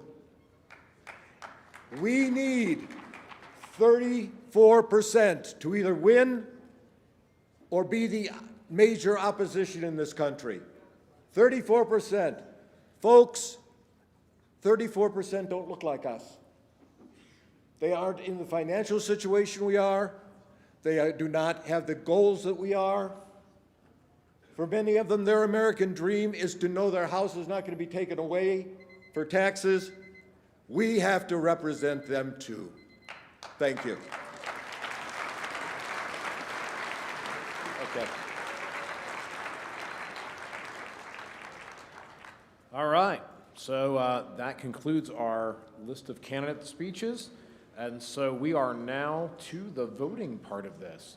Are you ready to go? Are they down there? The ballots down there? Ready to go? Excellent. Delegation chairs, if you wouldn't mind coming up here and getting a ballot for your state. So during the tally, after each vote, while the tellers are tallying, we've done something further along in the agenda. And one of the things that was scheduled to occur today on the original agenda, and if we had followed the timeline and it had followed everything, would have been Dr. Joe Jorgensen at 2:25 p.m. today. And so I would like to ask that while we tally this vote, after everybody gets done tallying, or voting and turned in, while the tallying is done, that we hear from Dr. Jorgensen. Should show the names up there. It looks like I've got a microphone. We need the names on the screen.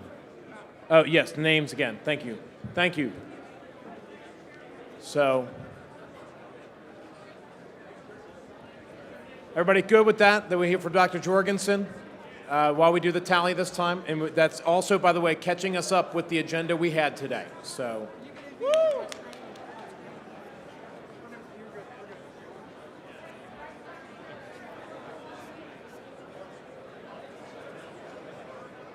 And that does serve as fair warning to Dr. Jorgensen, who I believe is in the hall. She is a voting delegate, so that is your warning that you will be up soon.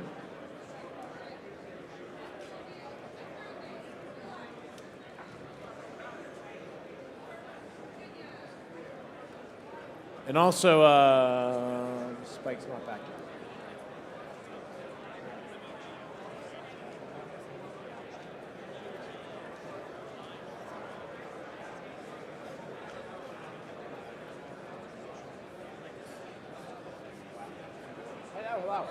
Hello, all.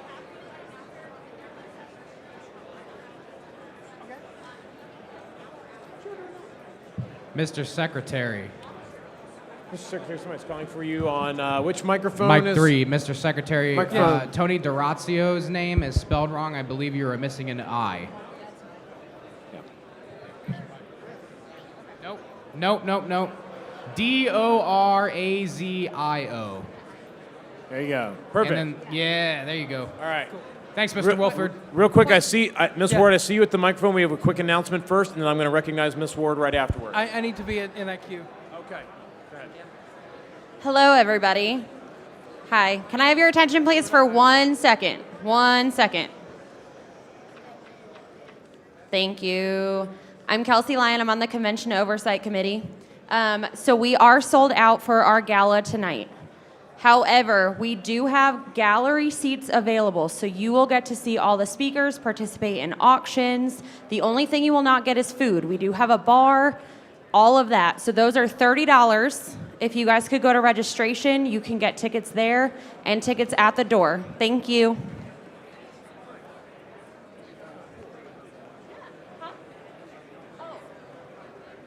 Oh, and for the question about the Wi-Fi, because I think that's what everyone wanted to know earlier.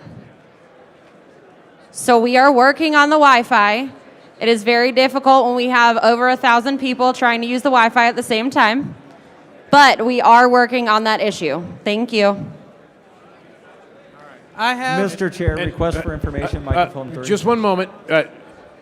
One moment. So the secretary is interrupting here, so we get that. Then Ms. Ward, and then I'll hear Mr. Perry.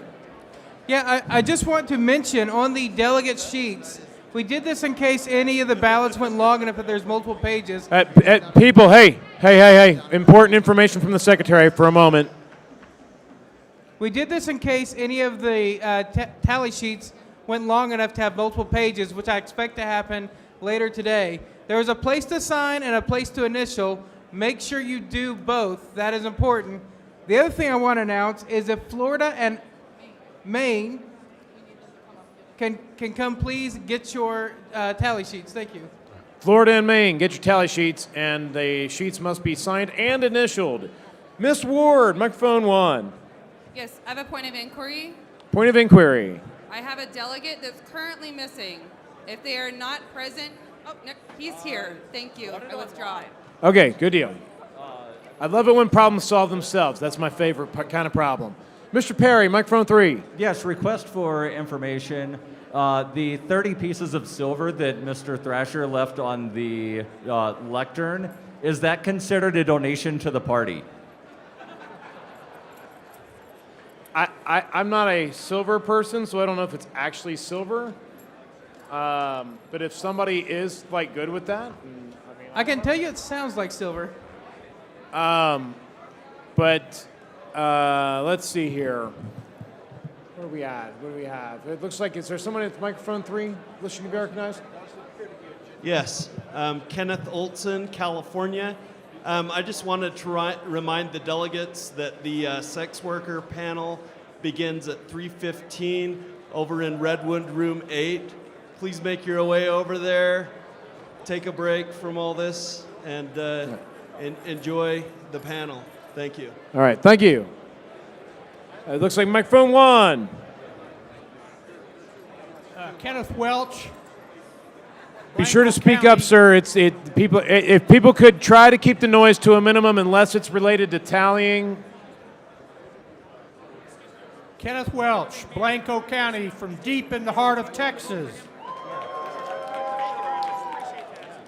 I'm running for county commissioner in Blanco County, where ever since I've lived there have been 32 elections. 31 of them were unopposed by the GOP. Wow. I'm running for county commissioner to give our citizens choice. Excellent. This is a winnable race, and I intend to win it with your help. Please go to welchforblanco.com. That's welchforblanco.com. I need your help. Thank you.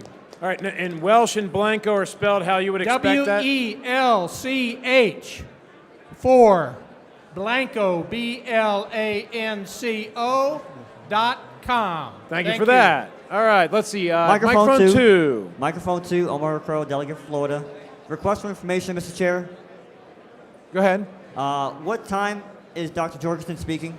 Dr. Jorgensen will start speaking as soon as all of the delegations have turned in their tally sheets and ballots, and the tellers start tallying. That's when we're going to have Dr. Jorgensen speak. Okay, one more question. Where does Yes. that put us on the orders of the day when she speaks or after she speaks? What's that? As a question of the orders of the day, where does that put us Oh. after she speaks? So after that, we have at-large and judicial committee elections, and then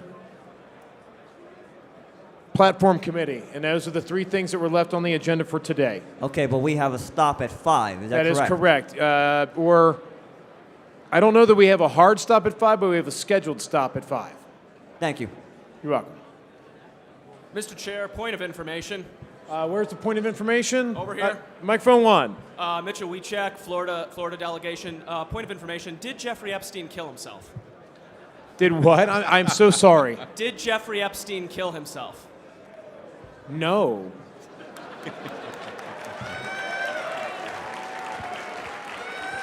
That's like the most obvious thing ever. Gee, let's see. Guy has a lot of dirt, died, and all of a sudden all the cameras are off and he's dead. Huh. Okay. I see somebody at 2 here. Josiah Baker, Tennessee delegation. Point of just personal privilege. We are actively proselytizing our glorious volunteer state. For anybody that does not feel welcome for freedom, we're getting shit done in Tennessee. We did the only police reform in the entire country, ban on no-knock raids, ban on chokeholds, and we did this shit as a nonpartisan group. Please come talk to us. We work with everybody. And by the way, our state song talks about feds never returning in the hills during Prohibition. So please, join us in Tennessee. Mr. Chair. Actually, I'm just going to go for it. Alabama, right? Can we get someone from Alabama up to the teller's table? Microphone 3. Kansas also. Someone from Alabama and someone from Kansas. Yeah, Mike 2. Mike 2.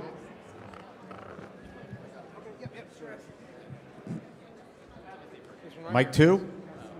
Mike 3. Mike 1. Mike 2. Oh, sorry. I was dealing with stuff here. All right. I just did Mike 2. So I'm going to go somewhere else, but I'll be back to Mike 2. I'm going to go to Mike 3. Joshua McCose, a.k.a. Delegate. Mr. Chair. Yes? Did John McAfee kill himself? Probably not. Mike 1. Microphone 1. Thank you. An announcement, please. My name is Mercedes Marassi from Florida Delegate. I just want to give a shout out and an endorsement for my friend Robert Klimkowski. He's actually running for the Brevard County Commissioner. Robert's priorities are government transparency, accountability, medical and sexual freedom. If you could donate at robforbrevard.com. Also, a little secondary announcement. As you know, I'm running for school board as well. I just want to spell my name so you can find my website because I really need your cash. I'm sorry, I mean support. My name is spelled MERCEYDESMORASSI.com. Thank you. Mic 1. All right, now we're at microphone 2. Announcement. Go ahead. Neil Schloss, New Jersey delegate. I am the CEO of CannaSense. It is a cannabis collective that provides cannabis to anyone wherever they live. It doesn't matter what state. Register. If you need a sponsor, put the LNC down, and that'll get you into the collective. Also, the collective has a foundation that gives out scholarships to college students. If you go to the website, you'll see the college scholarship opportunity. Right now, it's closing at the end of this month, but the new one is going to start in the next quarter. So if you have kids in college, keep an eye out. We do $2,000 scholarships, up to $20,000 given out each quarter. Thank you. Mr. Chairman, mic 1. Mic 3. Mic 1. Mic 3. All right. Wait. Let mic 3 go first. I was doing 1, 2, 3, 1, 2, 3 this time, so I'm going to 3. Thank you. Ken Krawchuk, Pennsylvania. I am the host of the Pennsylvania Project Talk Radio Show in Philadelphia. Thank you. We libertarians love to complain how the media ignores us. Well, in Philadelphia, we are the media. Nice. And if anybody wants to get on the radio, I've been on the air now for 3 years. They just renewed my contract for a 4th year. I'm on the inside. If anybody wants their own talk radio show, I can get you on the air. Come visit me. I'm right next to the Pennsylvania sign. Ken Krawchuk, Pennsylvania Project Talk Radio Show. Become the media in your town. Thank you. Thank you. Microphone number 1. All right, Dan Lewis of Illinois. I have an announcement. I would just like to announce the forming, and my friends in Texas will love this, and as now they're in Illinois, I would like to make an announcement that I have founded the official Libertarian Party Whataburger Caucus. If you would like to join, it is on Facebook. Search Whataburger Caucus. The best fast food in America. Thank you. And it is better than an overrated burger. Thank you. Microphone 2. Scott Horton from Texas. I just want to state on the record, at the comedy show the other night, I had 20 minutes of really great material prepared, but Dave Smith and Robbie the Fire didn't have the courage to let me do it. But I would have killed. Never forgive them for what was taken from you. All right, thank you. Microphone 3.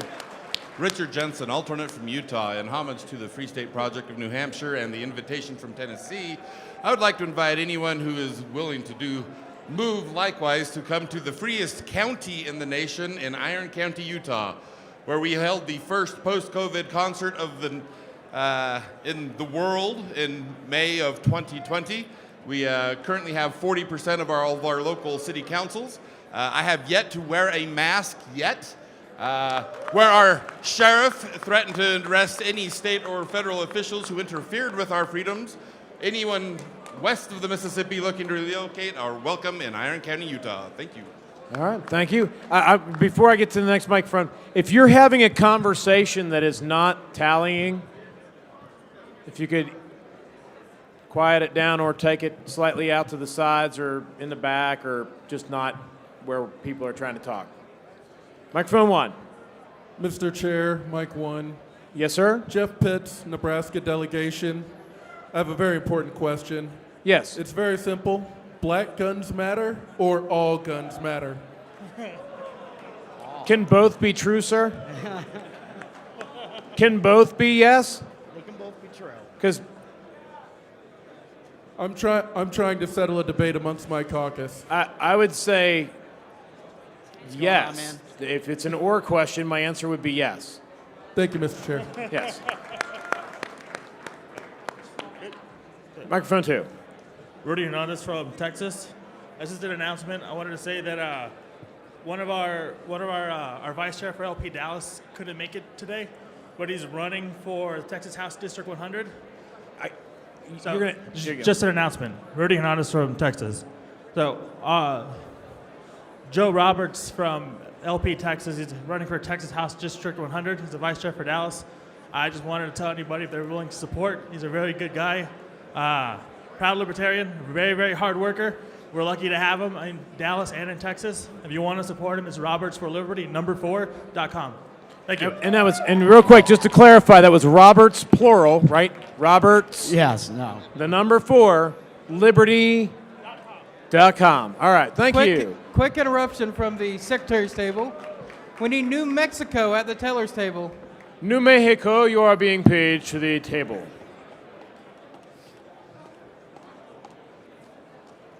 All right. Microphone 3. Yes, I'm Toad from Massachusetts, and I invite everyone to check out the Tower Power Hour podcast, which is the official Tower Gang podcast, and Showdong. All right, thank you. Microphone 1.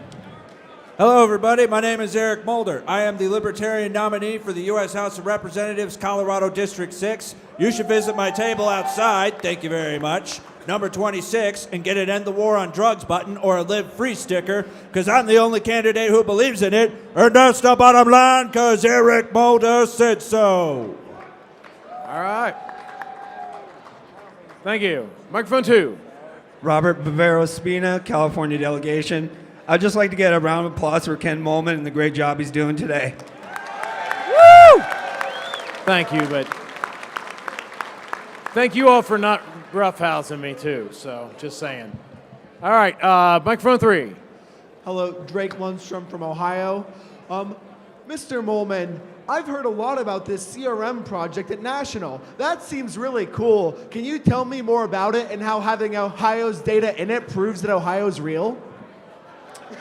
I feel as though this is, I feel like I'm 5 years old. My father's just lobbed a wiffle ball at me. So for those that don't know, LP National has several projects, actually, that we do, core projects to help the states. One of which was training, right, that we just had this weekend. How many of you went to any of the training that happened on Thursday? Did you enjoy it? Was it good? Because, I mean, it was standing room only, the sessions I saw. Seemed to be very good. National provides those types of services. They also provide some IT services as well, including an optional CRM service, optional email service, etc. National does provide these services to states. They are optional because we are voluntary associations here. We do not force anyone to do it. If your state is on the CRM and needs help, you can ask for help. If your state's not on the CRM and you'd like to look at it, you can probably come talk to me or staff or whoever takes over for me after I'm done here on Monday or today or whenever I'm done here. But the point is, and this is where I really thank you, Mr. Lundstrom, for this question, because I've been wanting to plug this all weekend. If you would like to support the Libertarian Party, if you're a member here of the party who would like to support the projects that help the states, that help put candidates on the ballot, that help build your county parties, to help you build your state parties, you can go out to lp.org/donate, because there are lots of really cool projects that we would like to do, like add a new feature to the CRM that costs $10,000.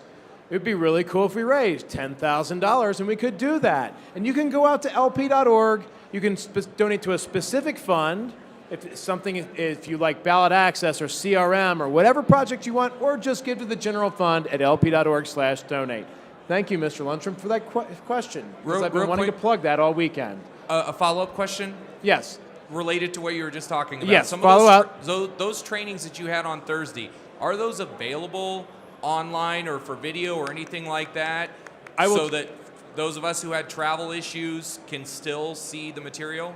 I actually do not know the answer to that question. Is there a member of the Convention Oversight Committee in the House that can raise their hand? COC in the House? Anywhere? Thank you. I just COC? Hello, COC. I just need a thumbs up or a thumbs down. Or that distance, I might need one arm up versus two arms up. That's pretty far away. The question that's been asked is that whether or not any of the day of training stuff, the excellent training that occurred on Thursday, has been recorded for those that ended up having travel issues because of all the stupid airline nonsense that many of us dealt with. Not only are we paying 3 times as much, but you get 3 times less service. It's great. Okay, so I am being told that it will be, it's not online yet, but it will be online in the future, and I assume that we will then send it out to alternates and delegates and maybe everybody that's a member of the party. Okay, so... thank you for entertaining my question. Thank you. That's a great follow-up. Thank you. All right, so we just went from microphone 3. We cheated on 2. We're going to pretend that didn't happen. Microphone 1. Jake Boldig, delegate from Wisconsin. I'd like to announce that the great Scott Horton was recently on the Jocko Unraveling podcast, and it was amazing. Check it out. Ken. Great. Yep, microphone So 2. Letting you know, Texas delegates, we had to revote the first round. If you are in here and you have not revoted in the first round, please come over here, get your ballot, and submit your vote. The first one did not count. Texas delegates, come back. Please. If you didn't hear that, if you're from LP, Texas, you should get your butt back over to your delegation. LP, Texas, get back to the table. There you go. Not the delegation chair. I mean, if you're a delegate from Texas, go back to your entire delegation. They need you. All right, let's see. That was 2. So let's go to 3.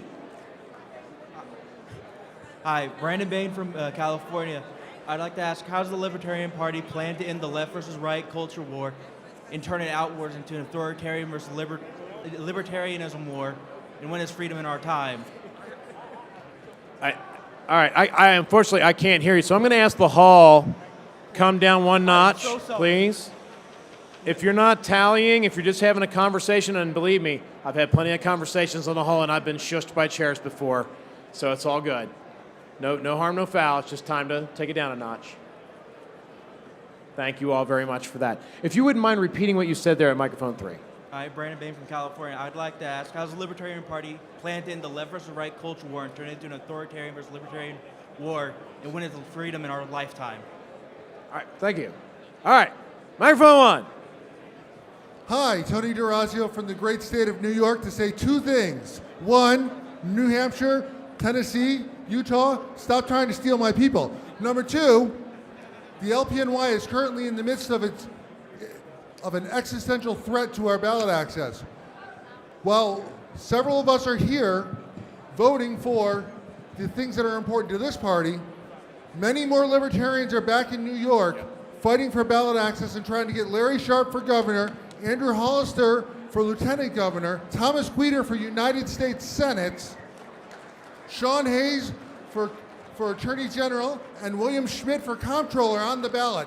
We need 45,000 net signatures. I would love your support if you could go to LPNY/donate and throw $1 or $2 to our ballot access drive and to our lawsuits to try to get our ballot access back that we should have kept but was stolen by the state in 2019. I would really appreciate it. Thank you so much. Mr. DeRazio, before you walk away from the microphone, I have a quick question for you. What is the deadline on that petition drive? It's May 31st. May 31st, so it's like this week. Yes, it is. So anybody at home who's watching that may be in New York that hasn't, for instance, maybe they just found out about this, needs to hurry up, print out a petition, get it to LPNY, and submit that thing immediately. There are people running around the state willing to get your signature if you haven't signed a signature. So New Yorkers, if you have not signed a petition, send an email to info@lpny.org and we will get somebody to you to get your signature on a petition. Thank you, Thank you very much, Mr. DeRazio. All right, microphone 2. Jonathan Richter from California. 2 years ago, I started the Libertarian Party Ranked Choice Voting Caucus on Facebook. I think it's important for all libertarians to understand that the real enemy to our success... I'm going to ask you to hold on again. It's getting a little noisy again, and I don't know that it's all tally. So I'm going to ask anybody who's just having a side conversation to take it way off to the side. Side conversations, please go way off to the side. Thank you.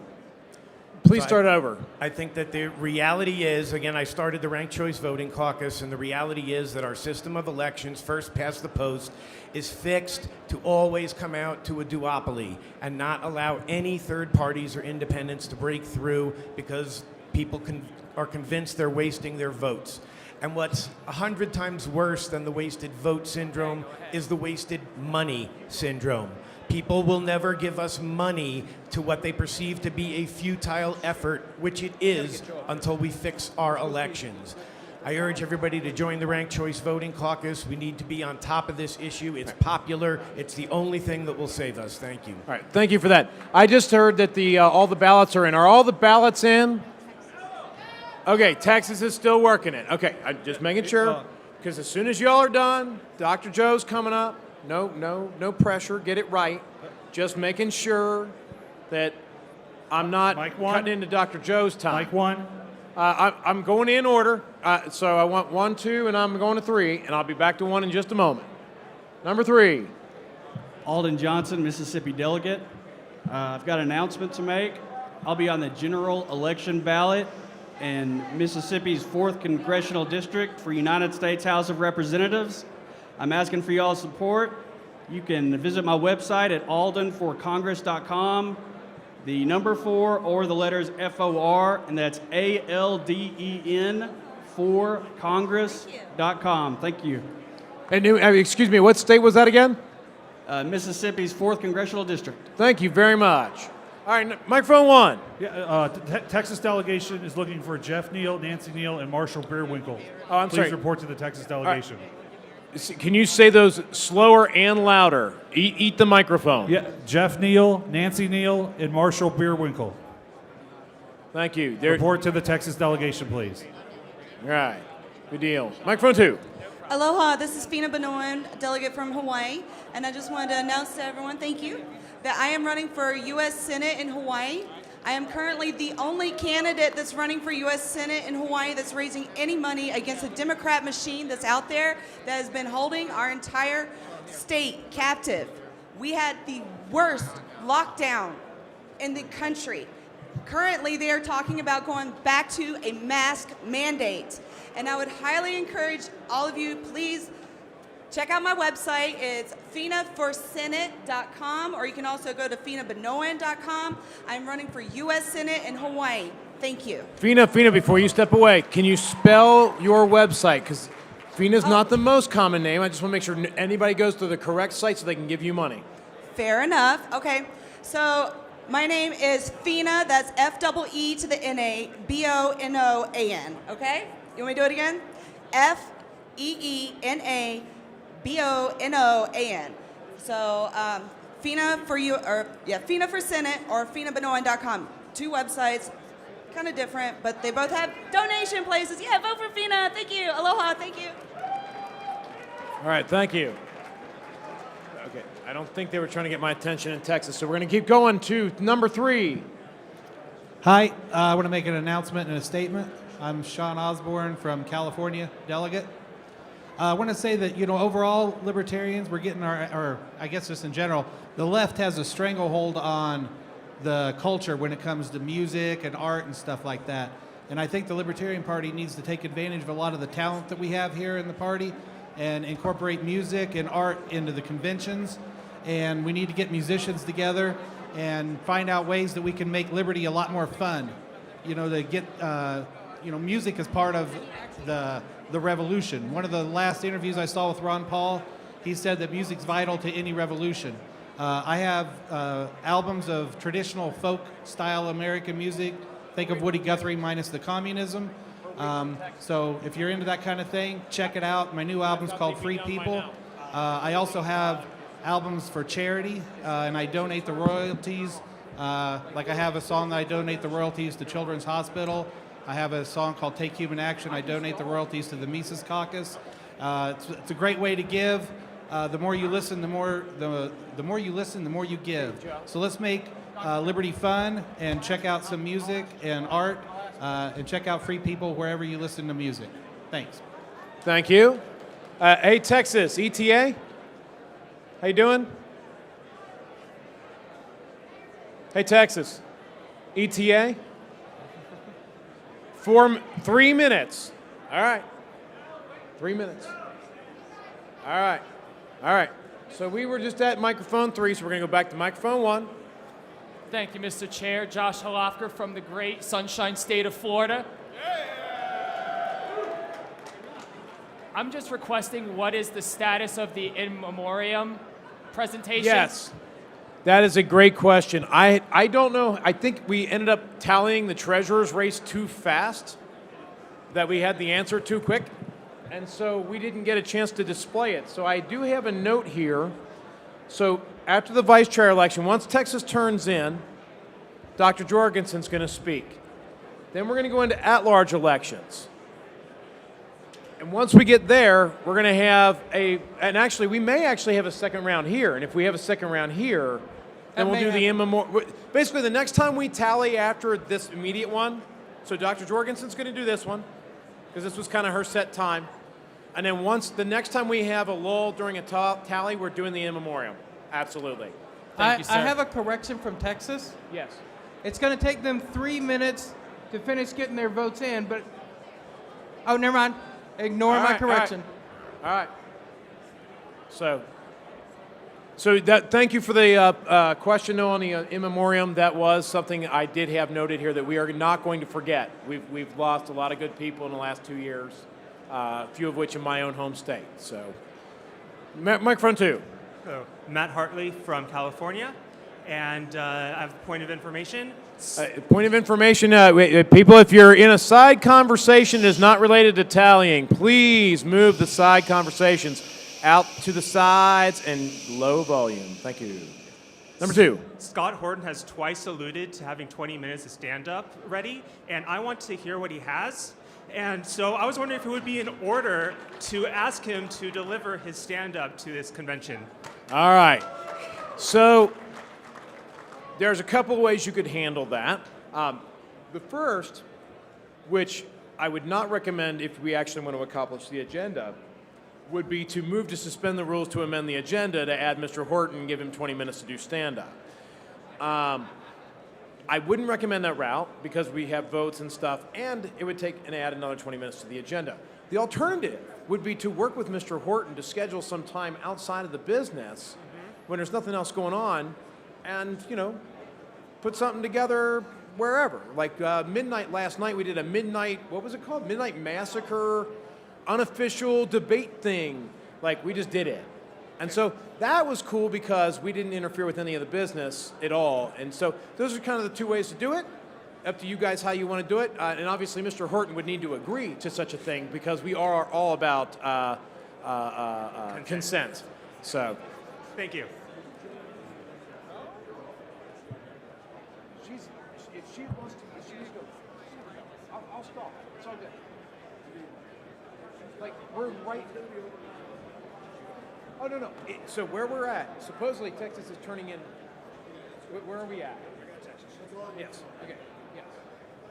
They claim they were ready. Yes.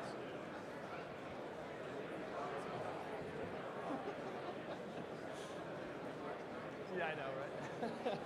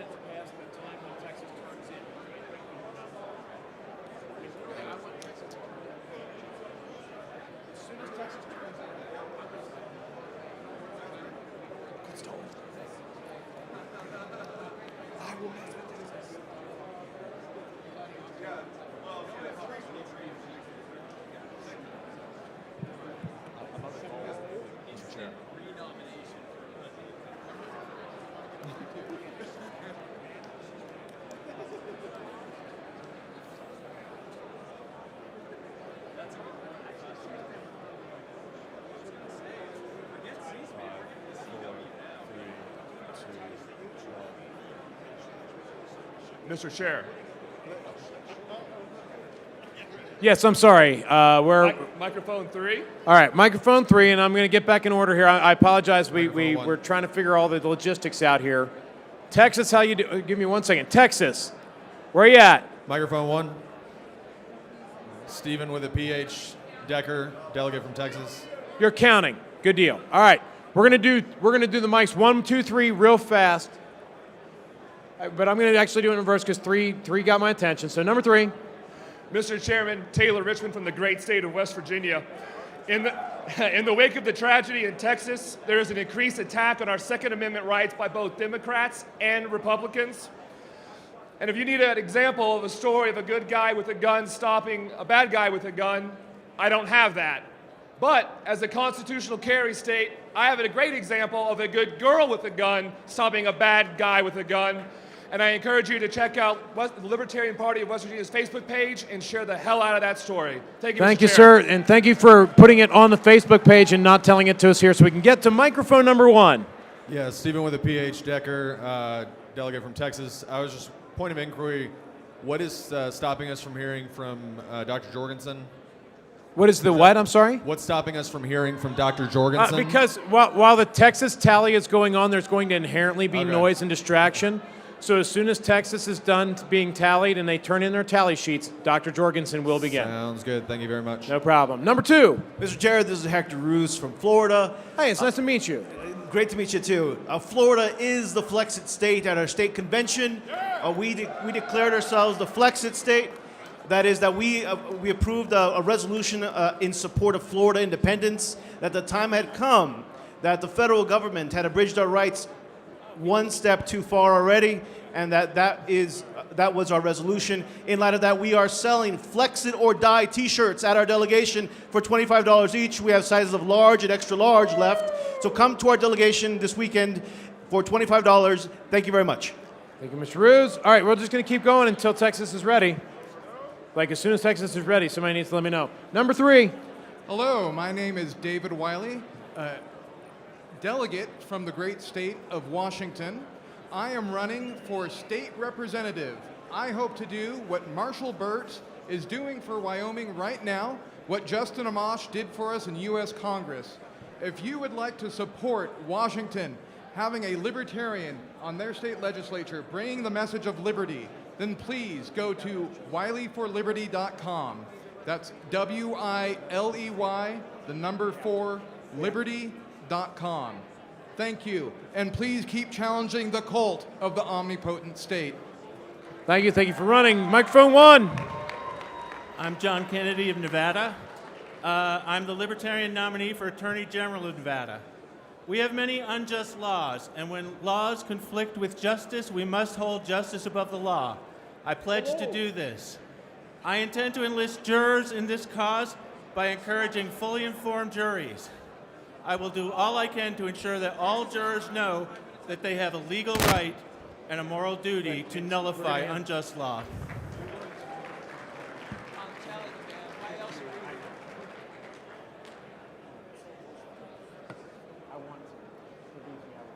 All right, where were we? We were just on 1, so 2.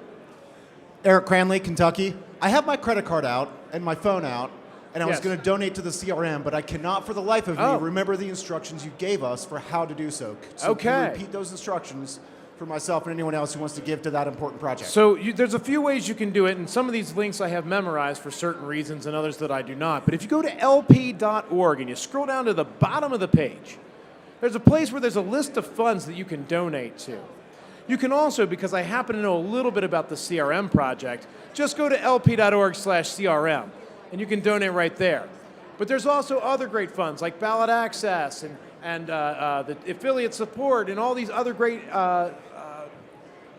funds that you can donate to directly. Or, of course, if you want to give your newly elected LNC money and flexibility to spend it, just go to lp.org/donate and help them have the money to run this party. Thank you. Thank you. Microphone 3. I motion to rule that Just Like Birds podcasts aren't real. It was the what? I motion to rule that Just Like Birds podcasts aren't real. Oh, it's for the I can't hear you. Something's not real. Just like birds, I motion to rule that Just Like Birds podcasts aren't real. Somebody's podcasts aren't real. Yes. Just like birds, podcasts aren't real. I heard this now. All right, so there's been a motion and a second.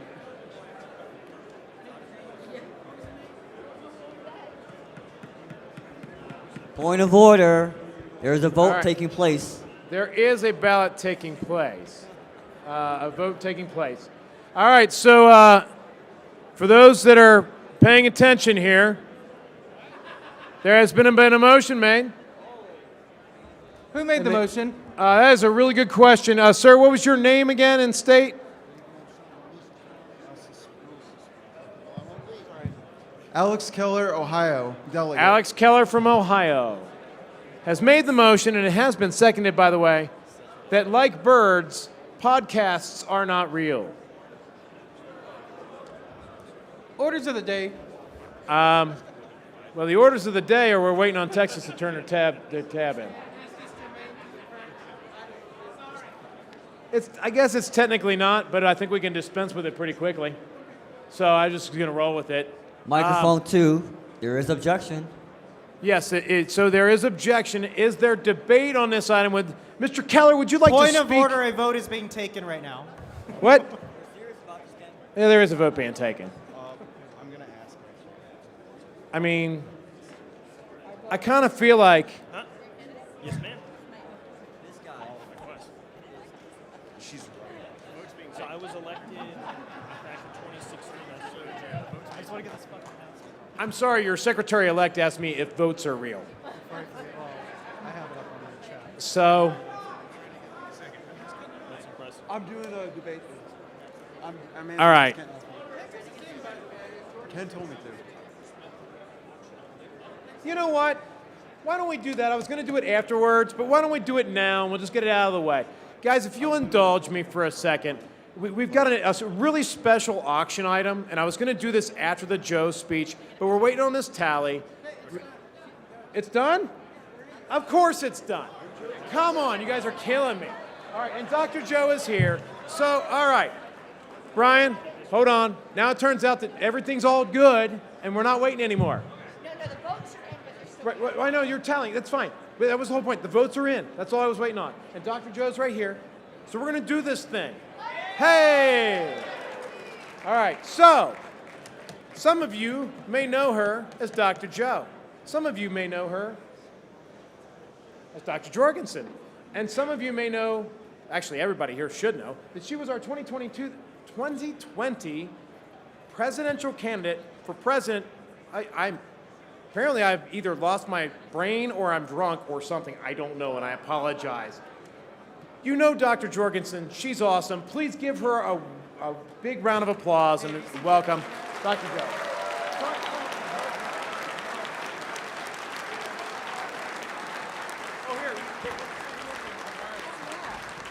Does this work? Perfect. Hey, everybody. I'd like to start off by wishing all the success to Angela, because Angela's success means the Libertarian Party's success.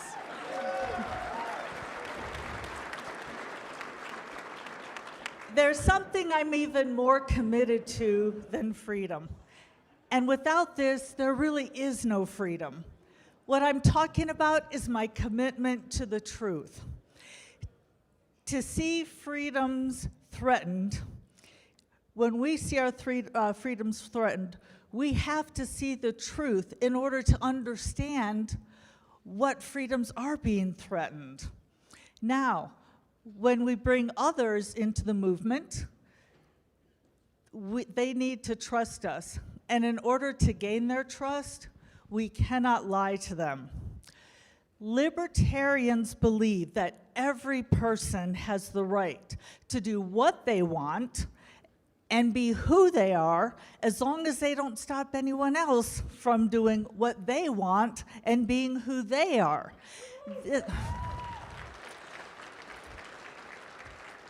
This means that we are instinctively against telling other people how to live their lives. But that doesn't mean I can't call out BS when I see it. And it doesn't keep me from pointing out a moral and cultural crisis when I see one. The way we do politics is determined by culture. And culture is determined by people. So anyone who wants to change politics, and I'm sure every one of us in this room wants to, or we wouldn't be here this weekend, has to care about both of those, about culture and politics. And right now there's a crisis in America, and it can be simply stated. Our culture no longer values truth. And even worse, those of us who speak the truth are starting to be punished for it. Now, in the past, I'm sure you're with me on this one, we would get really upset when people at the top were lying to us. Now it's even worse. Now the rest of us are afraid to tell the truth. There are places in America right now where you can't say that the wage gap between men and women is because of individual choices that these men and women make, instead of blaming it on misogyny or some so-called glass ceiling. To do so might put your friendships, your reputation, or your job on the line. There are places in America where we can't say that somebody should be judged on their character or their talents or their skills, but instead they need to be judged on their skin color. There are places in this country where people can't express a concern about athletes who go through puberty as men who then compete in a sport against women. Now, of course, we all know in this room that the free market would take care of that really quick by having choices.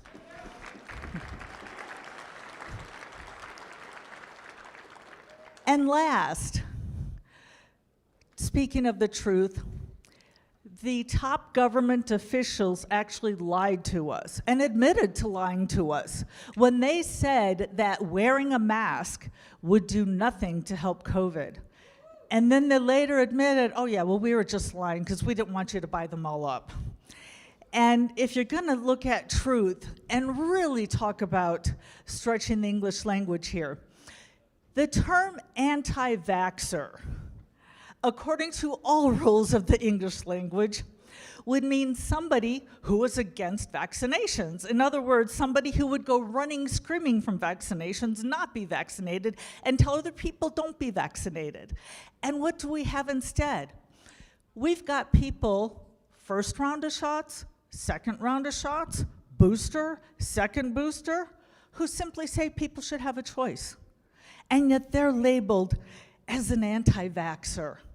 That's an assault on not only our truth, but our English language.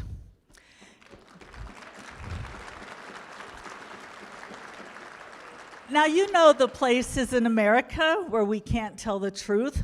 They're the places that matter. Our schools, our social media platforms, and our workplaces. I was born in a little town called Libertyville. So I guess it's fitting I'm up here on stage, right? This was a little town outside of Chicago, which means that, yes, where's Illinois? Yes. Which means that for about half a century, I've been saying you guys, right? By the way, I'd like to point out, because I see New Jersey and New York here, it's not, I'd explain this to my friends in the South when I moved to the South. It's not yous guys, like in the other part of the country, it's you guys. So after saying you guys is just as natural as saying my name, now there are well-meaning organizations out there who are telling me I need to stop saying that, who are telling everybody in this country, you gotta stop saying that because it's not inclusive. As a lover of truth and liberty. I believe that we're all best served, not by misinterpreting what people are trying to say with their language, but by honest and genuine listening, by believing that people are sincere and taking their clearly intended meaning, even if it's not the language that you would choose.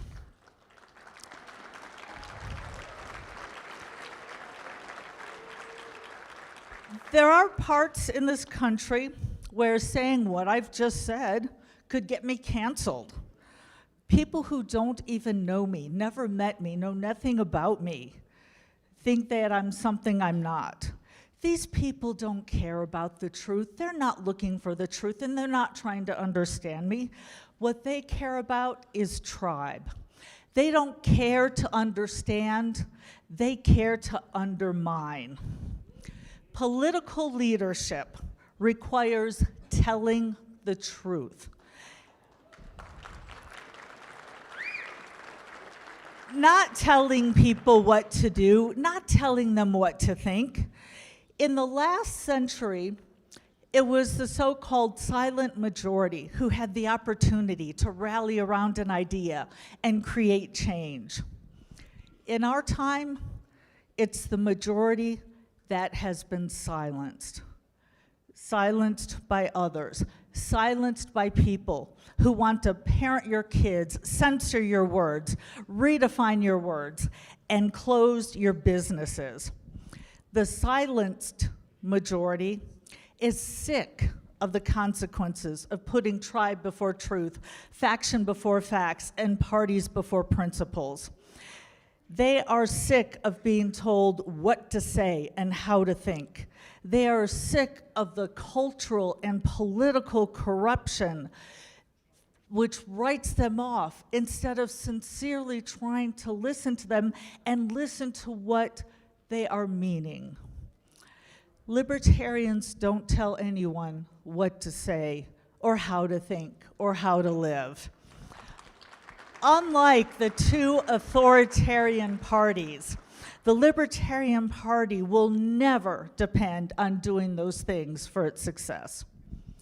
Now, there's another characteristic I'd like to talk about, and this characteristic joins truth with liberty, and it also advances both. And like those two things, I'm also committed to this. This quality is humility. I've got 3 reasons for this. First of all, when it comes right down to it, libertarianism means telling somebody, you know best what's best for you. It's telling somebody, I don't know enough about your life to tell you how to live it. And if you think about it, that's humility. Secondly, humility means being able to learn from each other through the exchanges of ideas, the unapologetic sharing of facts, perspectives, and beliefs, so that we can get the information we need to make the best decisions for our lives. And finally, third, if we don't want others telling us what to do, and God knows I don't want people telling me what to do, then we have to extend others the same courtesy. In sales, they say you get what you give. Today, on issue after issue, each side is being done with being consented to by the others. Surveys and polls are confirming exactly what I saw on the campaign trail, which is that most Americans don't think that the problem is just the other side or the other party. Rather, it's how people are treating each other and how they play the game of politics. And I'd like to give you an example from my hometown. I was walking my dog along around Halloween, looking at all the decorations, and there was one house that had headstones scattered about, fake headstones, scattered about the front yard.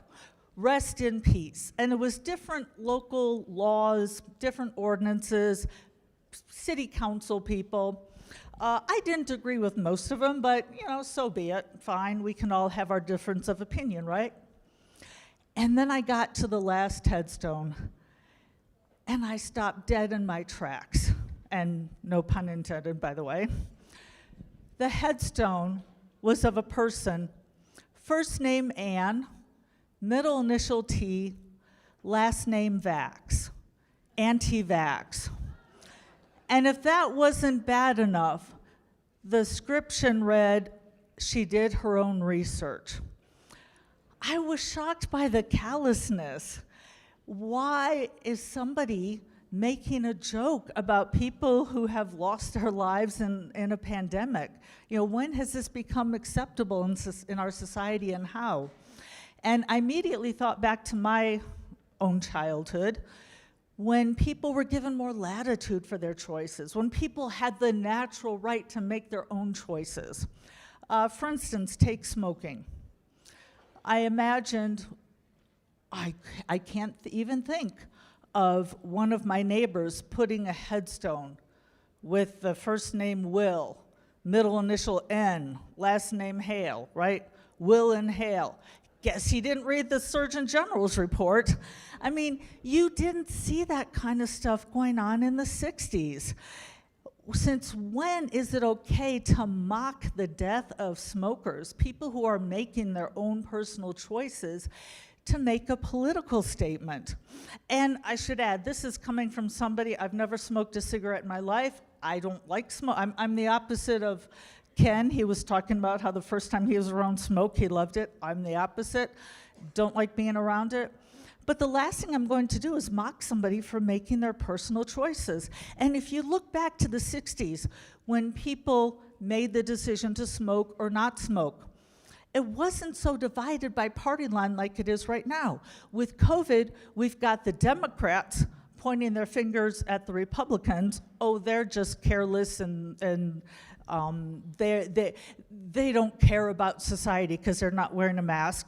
And then you've got Republicans making fun of Democrats, saying, well, look at these people, you know, they're scaredy pants, so, you know, what are they so afraid of?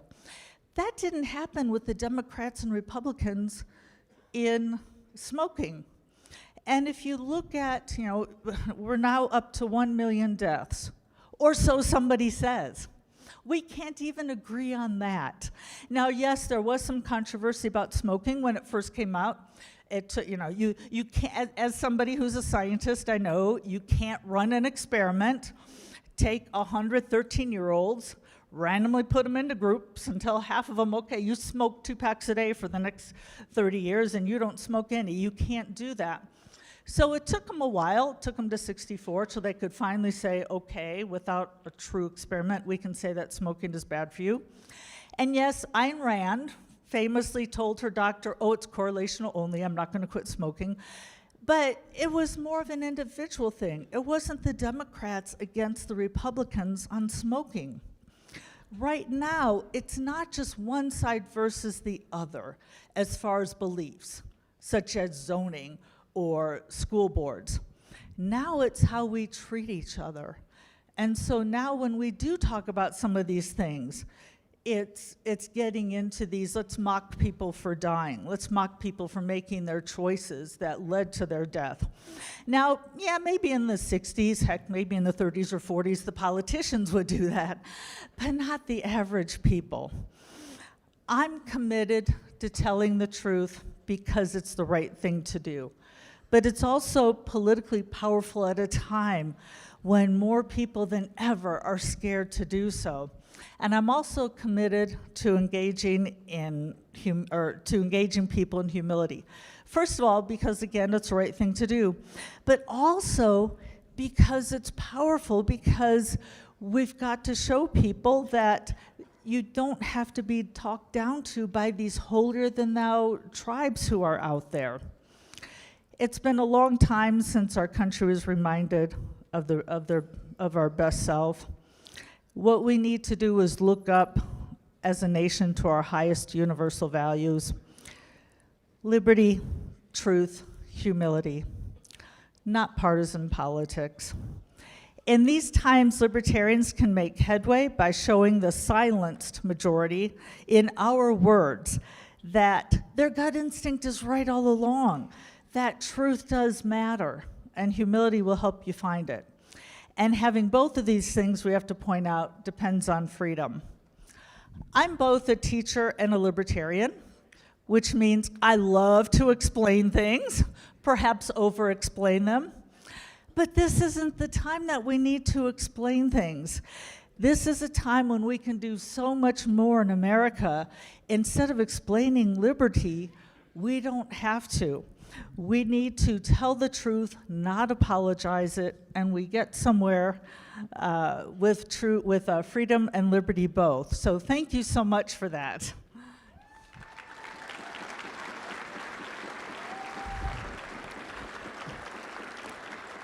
So I'm going to take my last 3 minutes by telling you about a project I've been working on, because it's easy to get up here and talk about yay liberty, yay freedom, but you've got to do the work. And I mentioned before how in schools, you can't say the truth anymore. Basically, liberals own academia, and we've got to do something about that. So I'd like to welcome Dr. James Lark on the stage.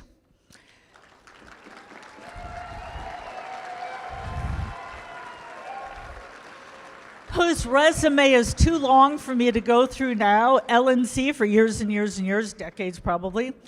But Tara DeSisto is the one who organized this, but it was Dr. Lark's motivation that has got us going. We've got a new group, which... Thank you, Dr. Jorgensen. By the way, before I launch into my little discussion of ALE, which many of you will associate me and beer, this is Association of Libertarian Educators. You have, unless you're an educator, particularly unless you're an academic at a major university, you have no idea just what intellectual rot has set in. And we of libertarian disposition have a very big job. One of the things that we hope we will be able to do in the future is to build an organization called the Association of Libertarian Educators. Our focus, our mission, is to help the liberty movement in general and the Libertarian Party in particular by essentially bringing integrity to the intellectual institutions. Because, first of all, intellectual integrity is just the right thing. But also, on a purely prudential level, if we ever get to the point where there's a level playing field, where we can discuss issues, where we compare apples to apples and not apples to oranges or apples to rocks.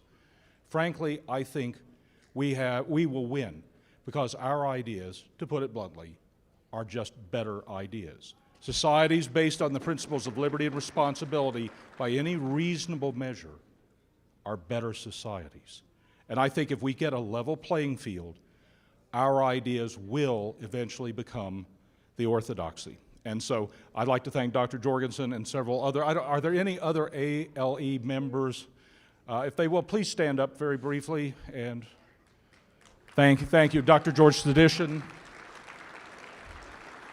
If you would like more information, we have a booth in the exhibitors area. Please stop by and get one of these lovely little flyers. If you would like more information, Dr. Jorgensen and I, Dr. Sedition, we're around. You're welcome to speak to us. Thank you very much. Thanks for being here, and let us go out and build a free society. And take back the schools.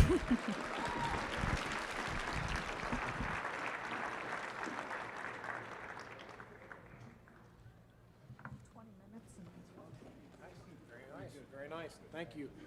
Another round of applause for Dr. Joe Jorgensen, please. Thank you, Dr. Joe. All right. Hi there, Mr. Secretary. Hey. All right, cool.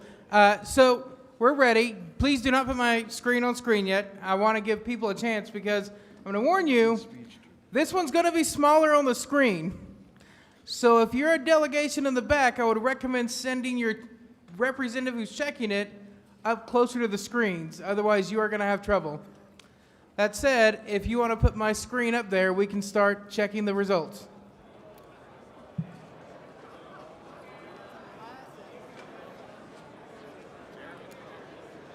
That's what happens when people write in. Just saying. That'll learn them. My goodness. Oh, can you put it back on the screen, please? We seem to. There we go.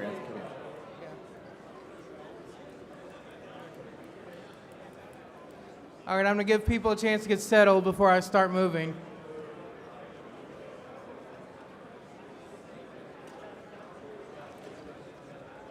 All right, I'm about to start slowly scrolling. I'm going to go even a little slower this time.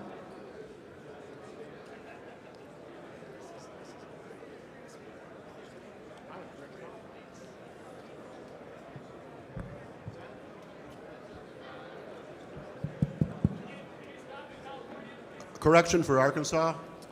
Okay, going back to Arkansas. All right, there we go. I see one vote recorded for Nota. That was a write-in vote for Danny Bedwell. For say again, for who? Danny Bedwell. I know Danny Bedwell.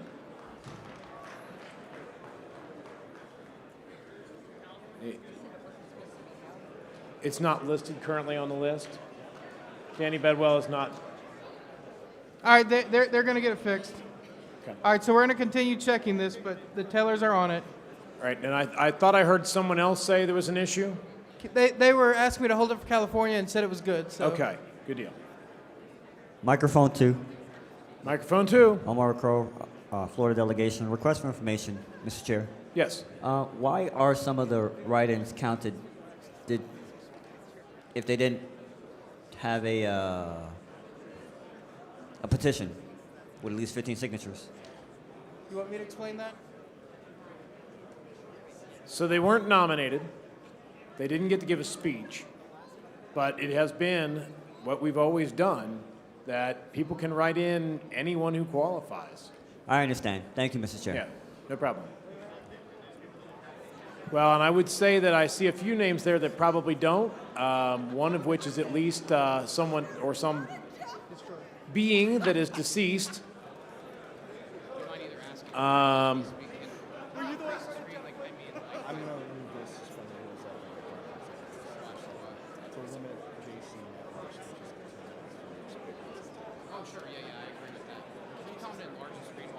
fairly certain that.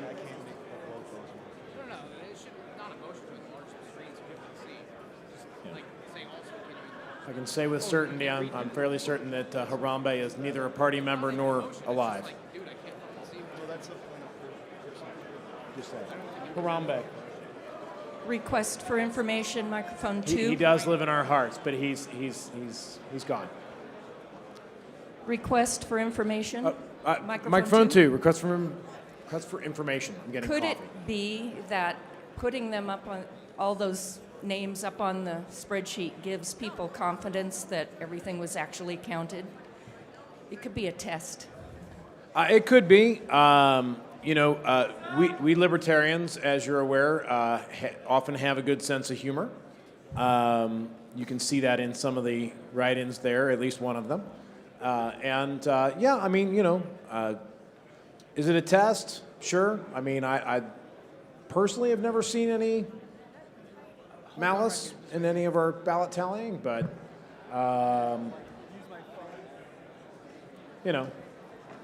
it could be. So I just want to say to the tellers, actually, could y'all get with him and get the totals corrected? That'll be easier. Let's go with the tellers. I see people waiting at all three microphones. Is someone looking to be recognized at this time, or are they just camping out waiting for the next thing? Microphone 3. Microphone 3. Dave Benner, Tennessee delegate, volunteer forever. Mr. Chair, in the interests of time, would it be in order to suspend the rules to limit both the JC and the at-large speeches to a limit of 2 minutes each? Let's see. I would say that once we get through this round, so what I'm going to say is hold that just a moment till we find out if we have a winner or we get to if we have another round. But at that point, agreed and understood. Mike 1. Would it be in order to hear that? Let me just check. If we don't have a winner in this round, would it still be in order to have a motion to suspend the rules to change the times on judicial? Okay. Yeah. All right, it'll be in order. Let's just get the tally and through this, and then I will recognize you, Mr. Benner. Agreed and immediately understood. after. Thank you, Mr. Chair. All right. Some people at microphone 1 and 2 still. Just camping out. Nobody? Okay, we're all just looking at results, right? We're all just waiting. All right, we're at the end of the list. Is everybody good? All right, Arkansas has been fixed. Is there anyone else who wishes to raise? Desiree, I might nominate him for JC. I kind of want to nominate him for JC. I heard somebody out there say something, but I don't know if it was related. All right, does anyone out there have an issue with the tallies that have been presented after Arkansas has been fixed, which has been done? Anybody? Anybody? Microphone 2. Are we ready to see the Microphone result? 2. What? Oh, sorry. Yeah, I see a write-in for abstention. Turning in a ballot that says abstention is still not a vote and should be treated as an abstention. It shouldn't go in the denominator. Okay.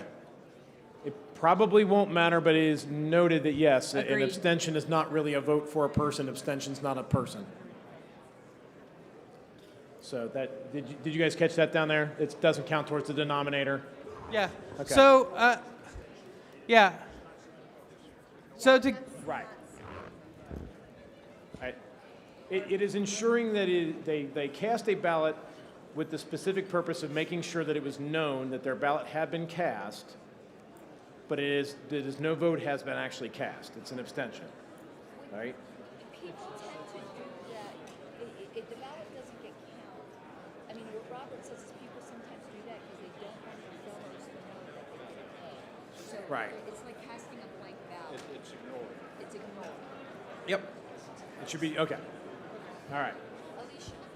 So are we ready to go? I think we're ready. If that one affects the outcome, which I don't know that it will, but if it does, we'll worry about it at that moment. But otherwise, let's move forward. Everybody good? Want to see the answers? All right, we're going to a second round.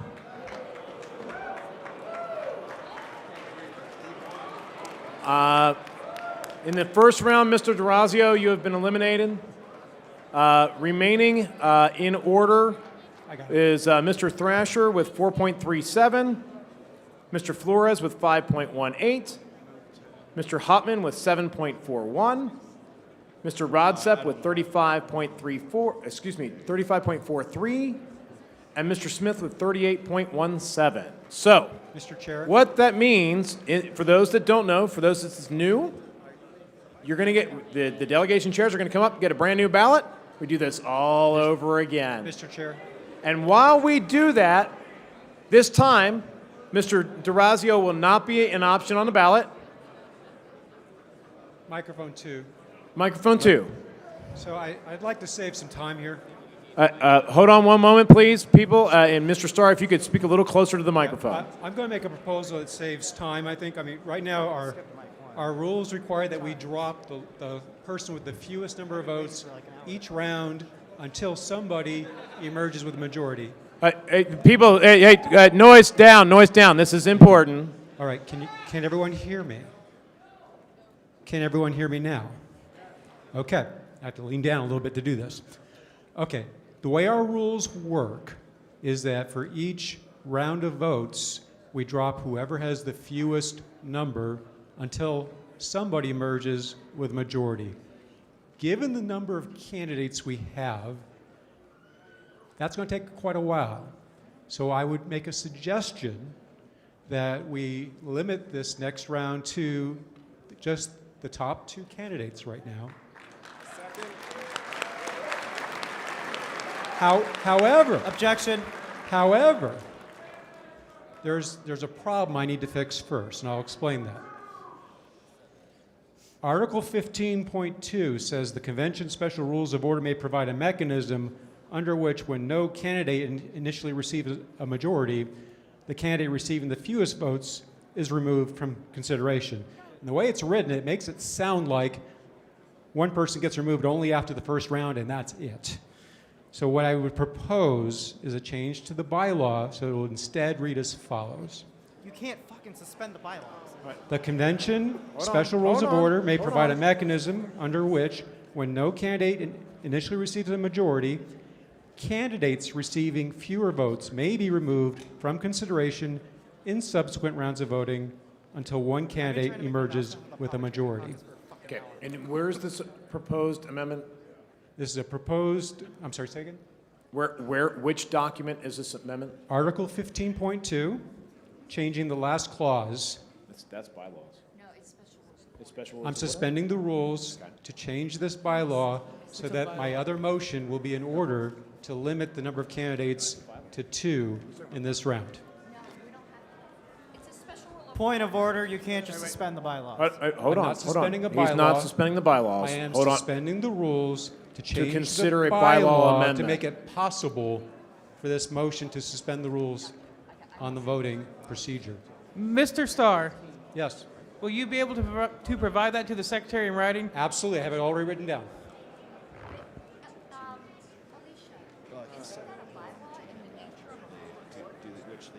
Mr. Starr, Yes. I understand what you're saying. What I would personally rule on this is that it is a poorly worded bylaw that obviously has the intent of dropping each round. I agree with you that it is poorly written, but given that it will take 2/3 to suspend and then 2/3 to amend, and we would go into the bylaws debate at that time, I do agree that it needs to be cleaned up.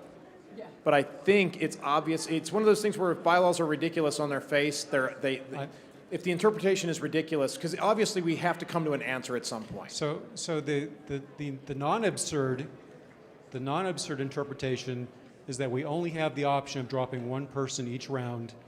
Correct. Until that's the non-absurd. I think that that's very time-consuming. I would agree with that. I would like to do something that is legitimate under parliamentary rules, to change the bylaw to make this possible, to have a much more efficient election process. You're looking to make it so we can drop more than one candidate per round. You bet. Okay. So that's what this will do. So basically, it would read, once again, the convention special rules of order may provide a mechanism under which, when no candidate initially receives a majority, candidates receiving fewer votes may be removed from consideration in subsequent rounds of voting until one candidate emerges with a majority. Once that's in place, it'll take a 2/3 vote to change the rule where you can drop more than just one candidate. So the default will be, as it always is now, which is that we're dropping one candidate per round, but it makes it legally possible for us to then suspend the rules to drop more than one candidate. Okay. Okay? Point of order. Not yet. Go ahead, Mr.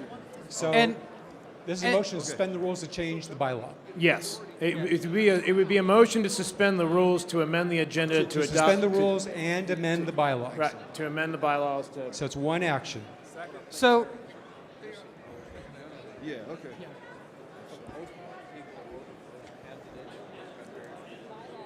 You can stand here for your point of order. Point of order. Point Hold- of order. Yeah, give me one moment. The secretary had a point of order first, and then I'll hear the point of order that's on the microphone. Yes. So, and this is going to be my most inquisitive one yet, because I'm not sure if this is a violation or not. But Point of order. I'm in the middle of a point of order. He's in the middle of a point of order, and I will recognize you immediately after. We have already passed out teller sheets, and balloting is already beginning. Is it in order to change the rules around this round of balloting during the middle of this round of balloting? The voting hasn't begun yet. All right. So I just heard a technical issue at the same time, and so I did not hear the. I'm sorry.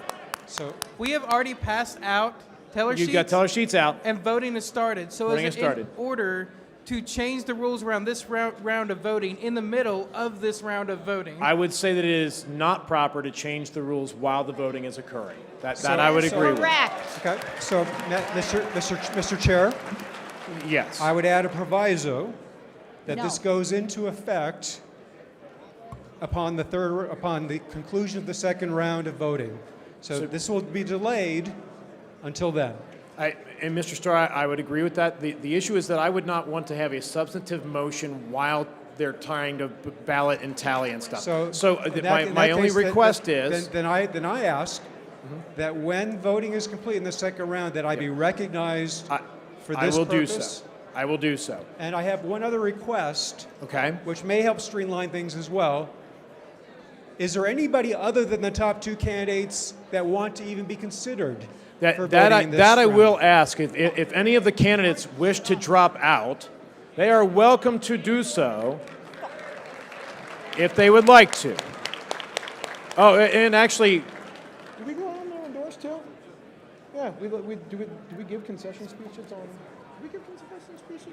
I've been trying to do this damn announcement for now.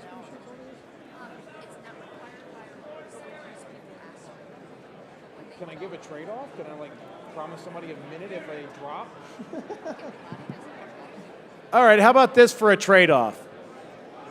I want to see if the body objects to this. Anybody who drops out right now, I'll give them a minute on stage to say whatever they want.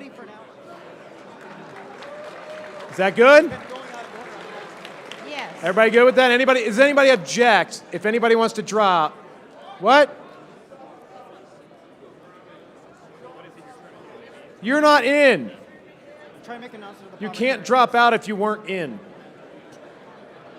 Point of That information, doesn't mic count. 1 was skipped twice. All right. There was a point of order over here on microphone 3, and I Sorry, would like point to of hear the personal point of order. privilege.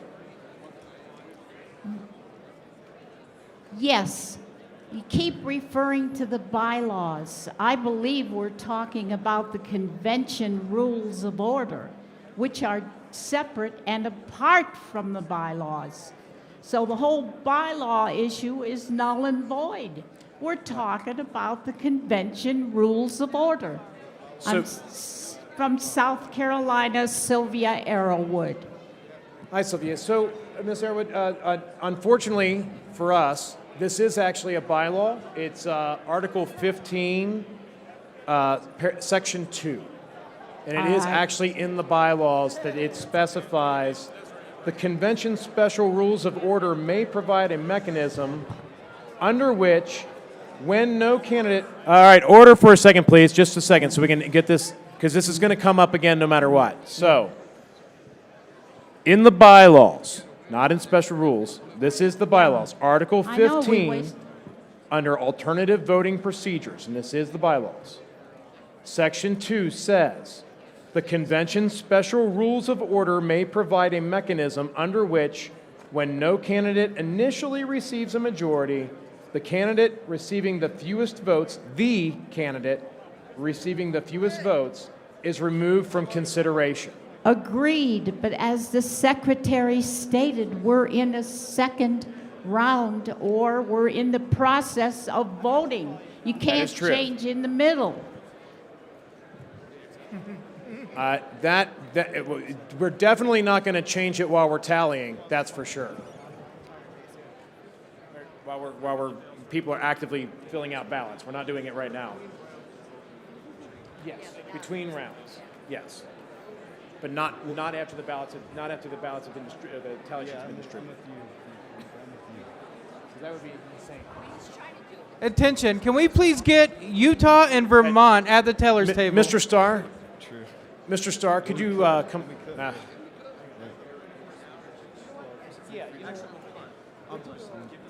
A point of personal privilege. Microphone 3. Microphone 3. Drake Lundstrom from Ohio. We have begun voting. I would request to see the names of the candidates on screen so that we can Mr. spell them Secretary, correctly. could the candidates up, please, the ones Thank that are you. still valid. Okay, I will get those up, but before I do, Michigan, Louisiana, and Alabama, we also need you at the teller's table. All right. Where did Mr. Starr go? I would like to make sure. Mr. Starr, if you wouldn't mind for just a moment. If y'all can go ahead and put my screen up.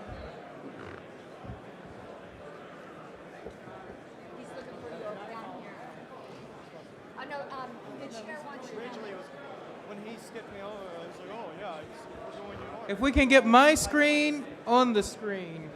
There we go.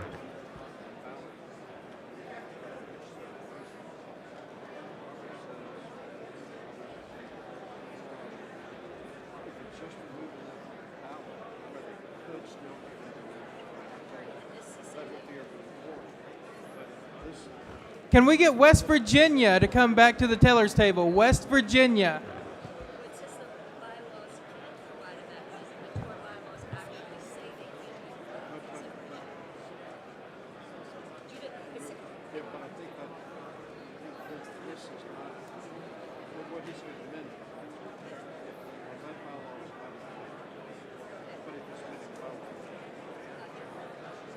But I'm curious, where it says a special rule, and that means blah, blah, blah, which would be looking for consideration, but what does the special rule refer to? I think it just says it removes it from the ballot. I don't think the state rule is a special rule. Tasha.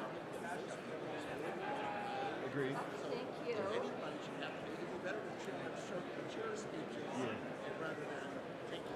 I understand the argument, but in the interest of time, I'm reading the room, and I think it will overwhelm. What are we looking at? Even in a rule system. I'm sorry. Sorry. Which I guess is Okay. very disrespectful. People in this room are trying to make. There's a lot of people who are trying to decide what they want to do, and they ought to be treated with respect. Understood, Steve.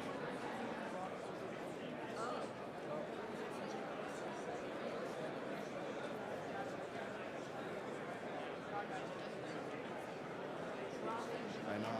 Yeah. Doesn't say they can't be considered.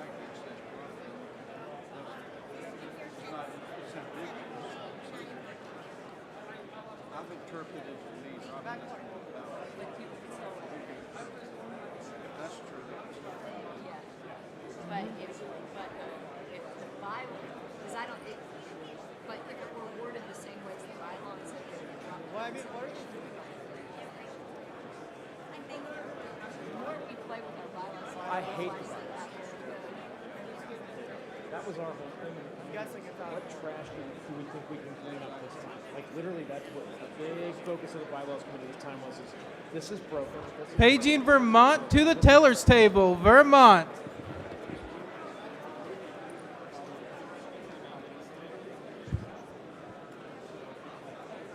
I mean, at this point, it's pointless. Because we can probably.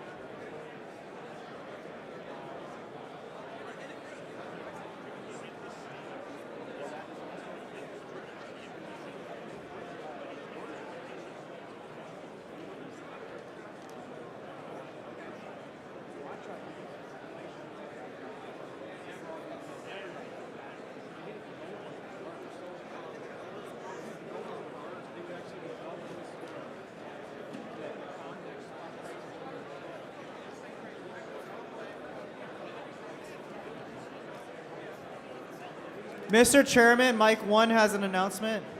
Microphone one. So, on behalf of the Povertarian Caucus, I was informed to make this announcement. The Povertarian Caucus is hosting our annual pizza party in Hospitality Suite 2951 in the Resort Tower at 8 p.m. If you can help contribute, please donate through PayPal, Cash App, Venmo, or see Alex Flores for cash donations. Everyone is welcome regardless of your ability to pay. We hope to see you there. Thank you. Point. Microphone three. Thank you, Mr. Chairman. Dave Benner, Tennessee delegate, volunteer forever. I move to suspend the rules to limit the JC and at-large speeches to a maximum of 2 minutes each. Mr. Benner, we are literally in the middle of voting. Hold that. Wait. As soon as this election is announced, it will be in order to do that. Mr. Chair, at the end of the last round of voting, you actually said you would re-recognize me. I'm so sorry. It's a little bit chaotic up here, so please don't let me forget. Sure, thank you. Throw No something problem. at me, whatever. You got it, man. All right. You got it, Mr. No, Chair. I'm sorry. You are correct. Yes.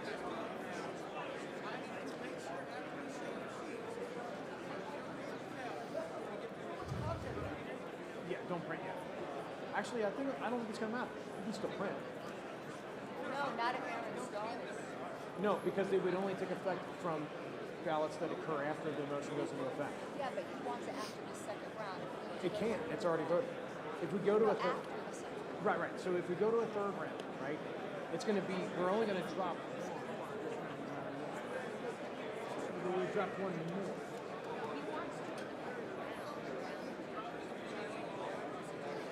Correct. If this goes on. He wanted to make it possible. Well, that's true.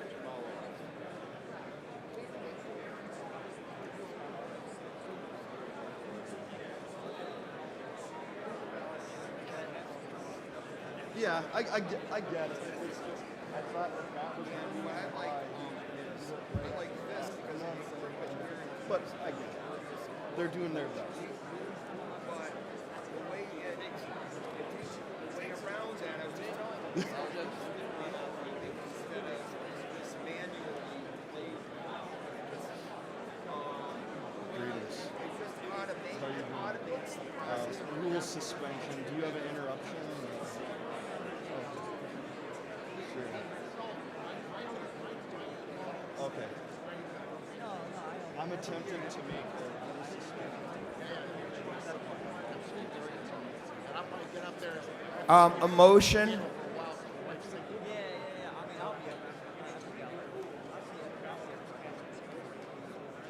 what I'm saying? Because round two ballot, this ballot right here is under one set of rules. Yeah, no, it isn't. Then you wouldn't be dropping it. Because the result of the ballot is the drop. Last time I saw you was It's not a retro. I mean, you're the chair. No, but I see what you're saying. I'm just saying that you're to me anyway. By the way, you can do a retroactive. You're a long time in the party. I know you can. This is, but you can do that. Right. Okay. And that's fine. Actually, it's not a motion. All right. And I'll That's right, I can't do it. All right. I heard there was a motion somewhere on the floor. Yeah, actually, I'm going to change that to simply a point of personal privilege.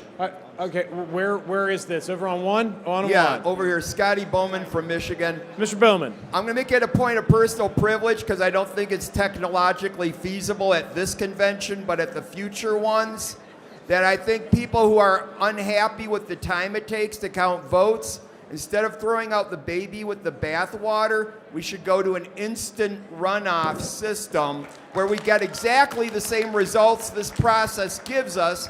It just automates it so it happens more quickly. But it just requires, but we have to have the technology set up ahead of time to make it work.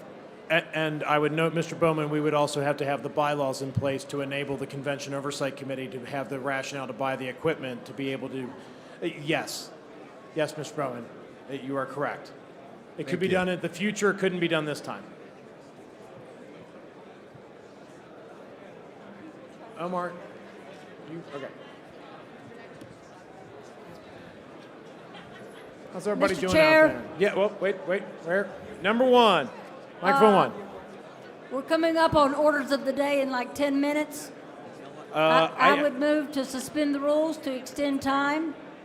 Okay, give me a second. I want to get this up here.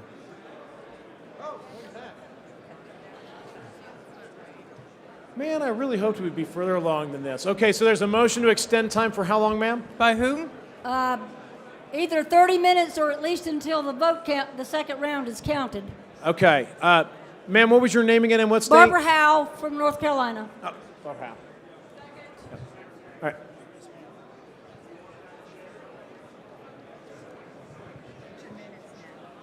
Anybody second? Okay. Microphone All right. two. So there has been a motion made to extend time for 30 minutes from now or by 30 minutes, by adding 30 minutes By to the end? 5:30. By 30 to the end of the agenda. So it would extend our ending time to 5:30 p.m. Is that correct? Yes. Okay. So there's a motion on the floor to extend our time here today that we would adjourn at 5:30 instead of 5, which is planned, and it has been seconded. Now there are people on here's the problem. There's people voting right now. Any objection? So, what's that? Okay, I will ask. All right, if I could get everyone's attention real quick, and I'm so sorry for interrupting the tallies. Is there objection to extending our time tonight to 5:30 so we can try to get more done? There's objection. Okay, Yes. there is objection. All right, then we're going to wait. We'll wait till the tallies are done. We'll come back to that motion. I don't want to interrupt the rest of the tallies with rising votes and stuff. People are distracted, so we'll come back to that. Microphone 2. Microphone 2. Omar Crow, I have an announcement here. I'd like to give the mic over to a candidate from Florida who would like to speak. All right, candidate from Florida. Hi, my name is Dennis Misigoy. Back in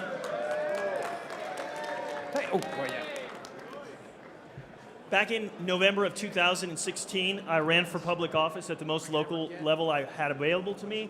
I won 63% of the vote against an incumbent, had a full spectrum of experiences as a Libertarian elected, even in a nonpartisan office, getting trounced for 2 years at the start of it, then inspiring some in my community to get involved and actually being able to bring some good success, increase transparency, and cut a lot of spending.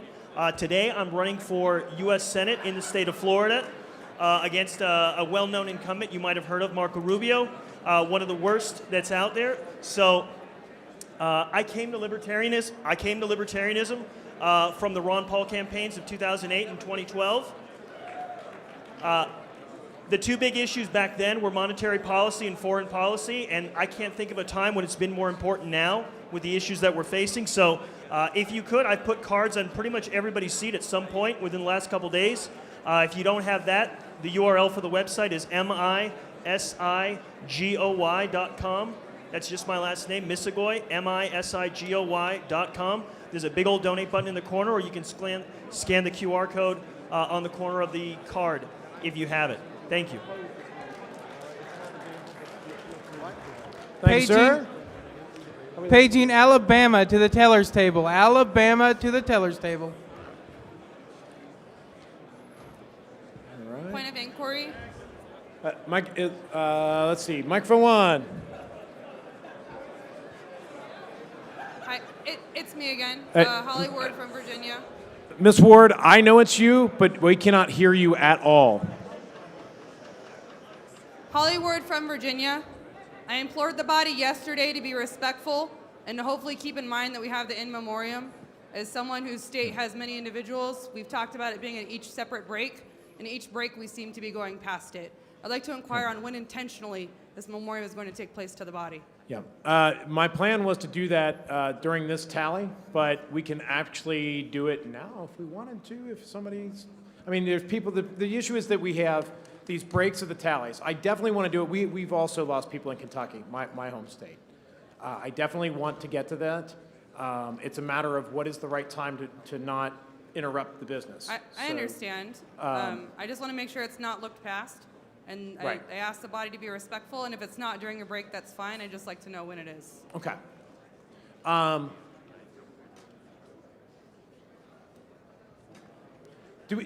actually have a question for the people that prepared this, because I don't know. How long is this video? I don't know either. It was supposed to be Friday. Now we're almost closing on business on Saturday. So I know. I don't know. Okay. I've been patient in it getting kicked down the road. All right. I'm going to find out how long it is, and I'm going to figure out whether we do it during one of the tallies or maybe perhaps we close this evening with it. I would just like to ask that the body is respectful of that, and that at some point during this convention, we can all at least honor the people that we've lost. Yeah. Thank you. Thank you, Ms. Ward. If someone from either, actually, I know who to ask. It's 25 slides. About 12 minutes.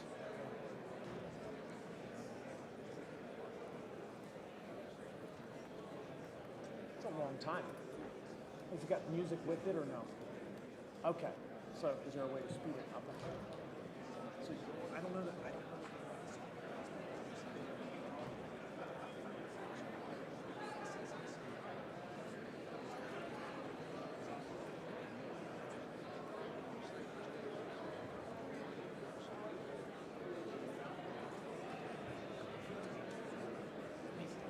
Just let me know when that's ready. All right, thank you. I have it whenever. What's up? I have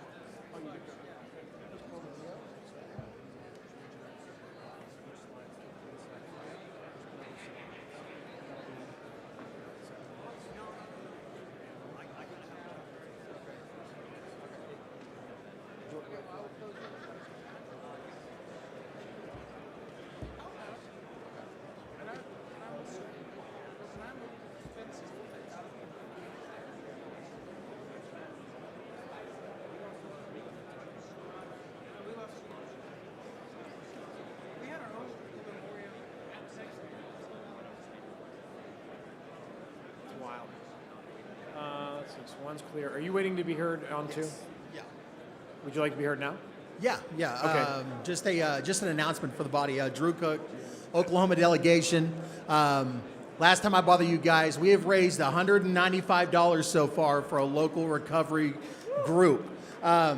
Here's why it's so important for libertarians to support this type of thing. 12-step recovery and the meetings, by definition, are free market capitalism at work.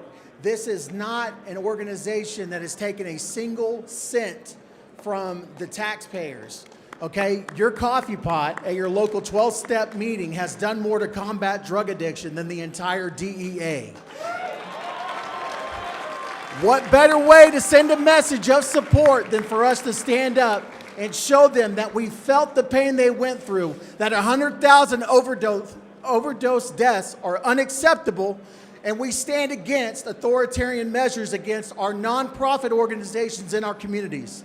If you could and would and have a couple of bucks that you can toss our way, meet me at the Oklahoma delegation table and I'll send that donation over tonight. Thank you so much. Real quick, is there a website that people can donate to? Or Yeah, you can also, the Alano Club is who's going to be getting the donations. So if you guys want to go to the Alano Club website, they have several different fellowship halls. But the one here in Reno is the one I'm going to be hand delivering the donations to tonight. So I'm getting a little bit of reverb. So it's the what club?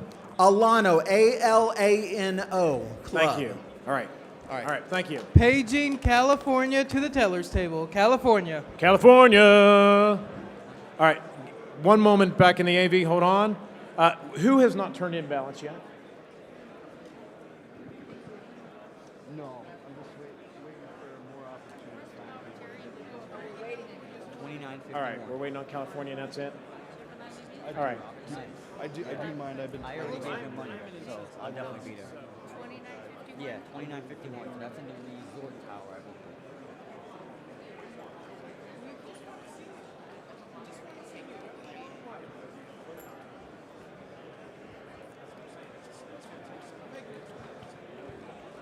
What's up, Perk? How are things in the great Northwest? You know, how many conventions has Oregon been to?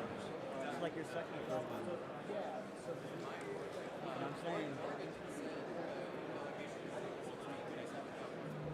Okay, so this is like the second convention at Oregon.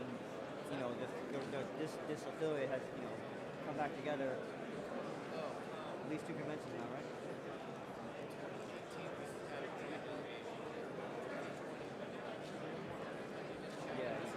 Yeah, you had that. I mean, this is the way it should be. All 50 of us here. It's the way it should be. Well, it's good to see you guys.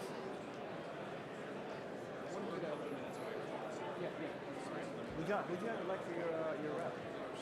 Are you going to bring Joe? No, I know. You guys want a new smaller one. I'm just waiting on him to do what he's doing.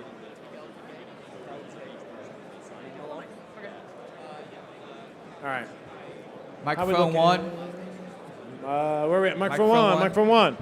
Point of parliamentary inquiry. Yes, your name, sir, and delegation. Yes, it is Russell Brooksbank, Indiana. Mr. Brooksbank. Would it be in order at any point in time to move to put a hard time on the token ballots, a deadline?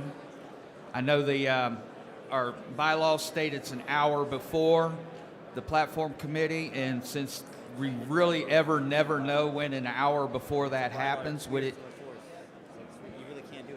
be in order at any time to say, hey, 4:30, we're done? Stuff, yeah. Just checking to see if it's a rule or a bylaw. It is a special rule of order. It's a special rule. I believe it's in the convention rules. It's a special rule of order. Dave. All right. I say David every day.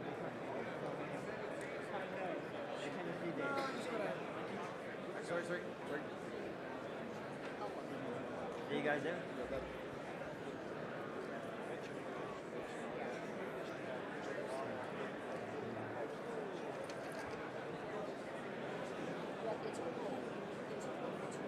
Okay, it is a rule. All right. So, Mr. Brooksbank, it is a rule, but I will say that we're starting to stack up motions, just so you're aware. But it is a rule. It would require 2/3 to amend or Correct. suspend. At what time would it be in order to make that motion? It'll be in order once. Yeah, to suspend it. It would be in order once all the tally sheets are turned in. It is done. Okay, hold on. And then Mr. Benner, who I skipped 2 times ago, and then Mr. Starr, who I promised I'd get back to this time, and then you. Does that make sense? Yes, sir. Thank you. All right, so I'm going to... Oh, wait, Miss Howe, what did Miss... Oh, yeah, Mrs. Howe as well. Yep, all right. So I've got the list. It's prioritized and written down this time so I don't forget. So everything has been turned in. Yay. Mr. Benner, microphone 3. Yes, Mr. Chair. Dave Benner, Tennessee delegate, volunteer forever. I move to suspend the rules to limit the JC and at-large speeches to a maximum of 2 minutes each. All right, there's a motion on the floor to limit JC and at-large to 2 minutes apiece, and I've heard multiple seconds. Let's start here. Is there objection? There's multiple objections. All right, this is a suspension of the rules, right? So there's no debate. Cool. So those in favor of limiting the JC and at-large speeches to 2 minutes each. I didn't even have to say raise your hand. You guys knew what to do. It's like we've been doing this all day. Those opposed? That clearly passes. So that is there. I hear a point of order. Mr. Chair, Darrell Yes. Perry, I did not know that we were in a vote until I saw hands going into the air. What was being voted on? The motion that was being voted on was that the debate is being limited, or the speeches are limited for JC and at-large candidates are limited to 2 minutes each. Okay, Mr. Chair, can I request quiet in the hall so that we can actually Yes. hear the chair when So- business is actually happening? And I apologize, Mr. Perry, you are correct. Folks, if you are having a sidebar conversation, you're probably not voting. And if you're not voting, you don't need to be on the floor. If you are, on the other hand, voting, you should probably not have the sidebar conversations and know what the business is. So, and not distract your neighbors. So let's take the noise all the way down. We have 3 more motions in a row to consider. The next one is Mr. Starr.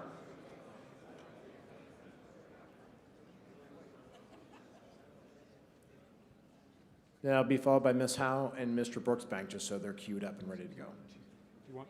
Yeah, go ahead. You start. Okay, we've been researching the question that is associated with the motion Mr. Starr raised earlier. And upon a lot of research, there is a footnote which has convinced me that the bylaw related to this is in the nature of a rule of order. And my opinion is it can be suspended. Basically, there's a footnote in section 4632, which says this can be done with suspension of the rules. So I think Mr. Starr wishes to make a motion to suspend the rules to limit voting to the top 2 in the next round. Okay. I'm going to ask, my parliamentarian went to the bathroom. That's so sad. That's sad. I actually agree. I was going to say, so these two are actually, and I just like to ask the guy that gets paid to do it. I mean, it's a thing. So I actually agree with that interpretation, and I would rule that it is in order. And so what was the exact wording of the motion again, so that everyone can hear that? So for this 3rd round of voting, that would be limited to the top 2 candidates.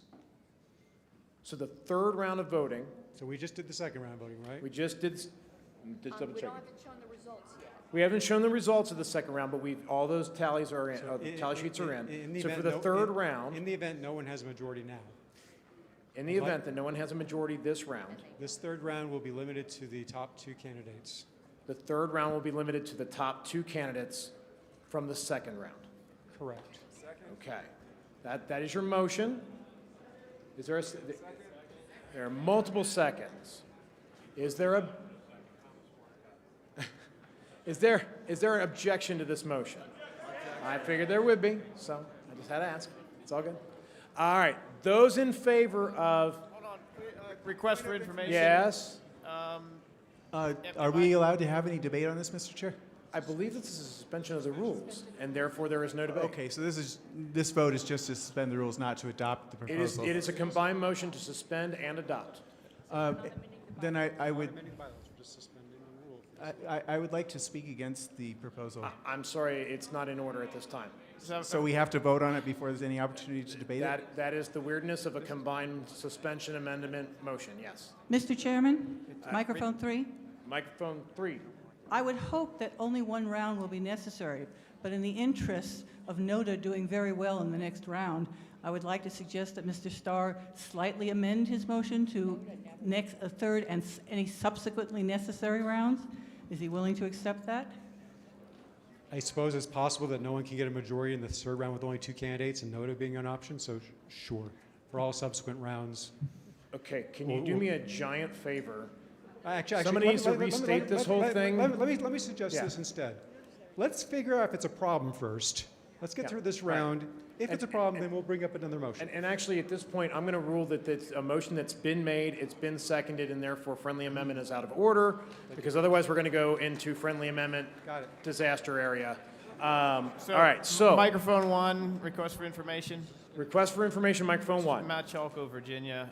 I think that was pretty much just answered, but I want to ensure that we're going to go to 2 candidates and leave Nota as an option, correct? Yes. Okay. Nota is always an option.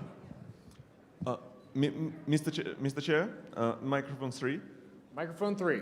Mark Appengut's New Jersey delegation. I believe that this motion is out of order because it amounts to changing the vote procedure in the middle of the vote. The vote is not only the tallying of the vote, but the 6 candidates went into this. Order, Mr. Chair. That's why it requires 2/3. Yeah, so I have a point of order. I am It's interruptible. I'm sorry. No, I am making point of order that this previous motion. he is explaining why he believes it's out of order, which that is fine, because it is. You can't just say it's out of order and then I have to guess why. So. Mr. Chair, I have a point of order. I'm sorry. There's already a point of order been made. Only one point of order at a time, please. One at a time. So there's a point of order.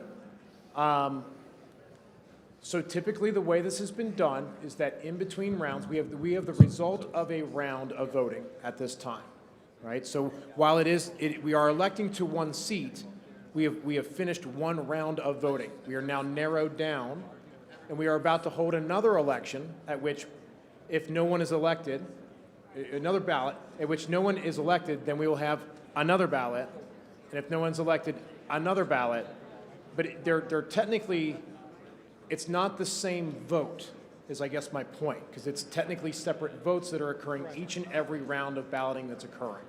And so it is in order to change these rules. We have actually done this in the past. And yeah, we do it a lot, actually. And so I guess the point is that I'm going to rule that this is in order because for that reason, that it is in between ballots, and we have done this many, many times. Mr. Chair, point of order. There is another point of order. Yes, The member from California's motion is a motion to suspend the rules. It's not debatable. We need to take a vote. That is correct. It is not debatable. Appeal from the ruling of the chair. Microphone 2, Omar Recurl, Florida delegate. Which point of order are you? The previous point of order that not we've the done one this where I before. agree with the guy, but the one where I disagree with the guy. Yes. Okay, good deal. All right. So there's been Mr. an Chair, appeal orders of the day. Hold on. There's been an appeal of my ruling. I feel like a real presider now. Like, this is really cool. Like, everybody's been like super easy all day, and now it gets hard, and it's awesome. I think we're all getting hangry. So, all right. There is an appeal to the ruling there is an appeal of the ruling of the chair. It is the one that I ruled that it is in order to change the rule on knocking people out round by round in between each round. So that is the ruling that is being challenged currently.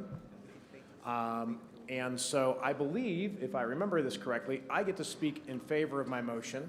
Then the person who challenged my ruling gets to speak against. Then other people can speak for and against, right? And then I get the final word. Cool. I remember this Mr. procedure. Chair, orders of the day have been called, which means you would, I believe, go immediately to a vote on everything. We would see the results that have been tabulated, and then we adjourn for the evening. Okay. All right, hold on. Okay. Alicia's correct.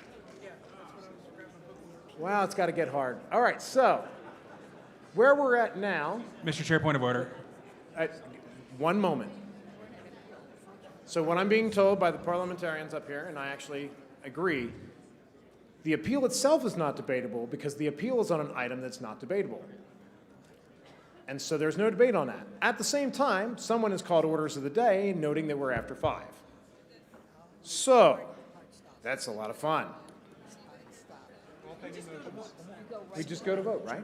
All right, so we're just going to vote on the appeal of the ruling of the chair. All right? So Orders yes. of the day is a point of privilege. Yes, Holly but Ward from Virginia. we are literally going through all the open questions at the moment. Point of privilege stops. So, all right. So there is an objection to my ruling. A yes will sustain my ruling that is in order to change the rules of the balloting, of elimination of candidates in between each round of balloting. A no will overturn my ruling and say that it is not okay to change the rules of elimination in between each round of balloting. Everybody clear? Got it?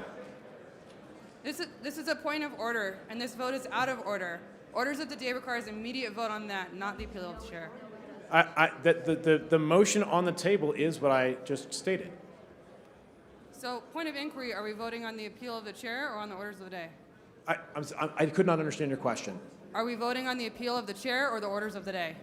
We're voting on the orders of the appeal of the chair to get back to the motion that's on the floor, to get back to the orders of the day, to get to the point where we're actually out of time so that we can decide if we're going to move to adjourn or if we're just going to adjourn for the day because we're out of time, or if there's going to be a move to add more time. We're working our way back to the beginning. So, all right. Everybody know what we're doing, yes and no? Okay, you have a point of information. I want to make sure. Everybody understands.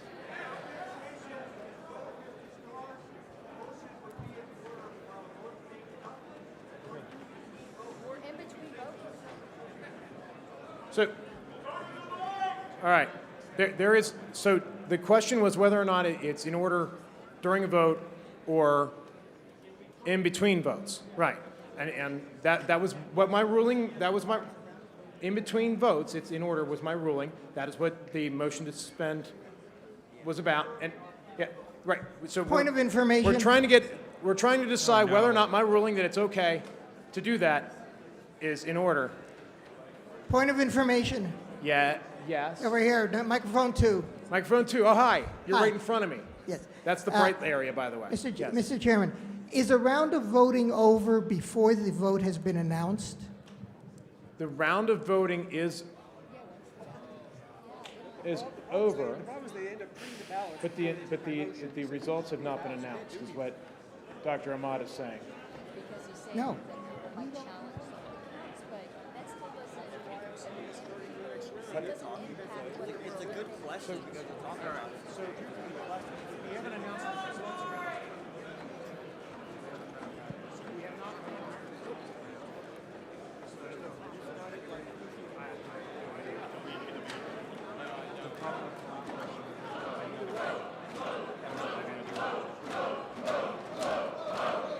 All right. I am a firm believer that the presiding officer should listen to the body. And I hear you. So, here's the deal. Whether or not the votes are tallied actually doesn't really change, I don't think, whether or not this rule should be changed in the middle. So, We're just going to vote on whether or not it's cool to change the rule in the middle. That's what we're doing right now. If we can change the rule on how people are eliminated in between each round of balloting. That's what we're voting on right now. Whether my ruling that is legal is yes. If you disagree with that, you think that I'm wrong, you vote no. Everybody cool? Everybody got it? Awesome, let's do this thing. Those that vote to sustain the ruling of the chair that we can alter the balloting or the elimination procedure in between each individual ballot, I think I got this. Those opposed? Okay, that clearly won. Thank you. All right, now that's done. So now that we've established that it's in order, now we get to vote again. Mr. Chair, microphone 3. Microphone 3. I move to set aside the orders of the day. We're actually in the middle of a motion. So is that It's been seconded.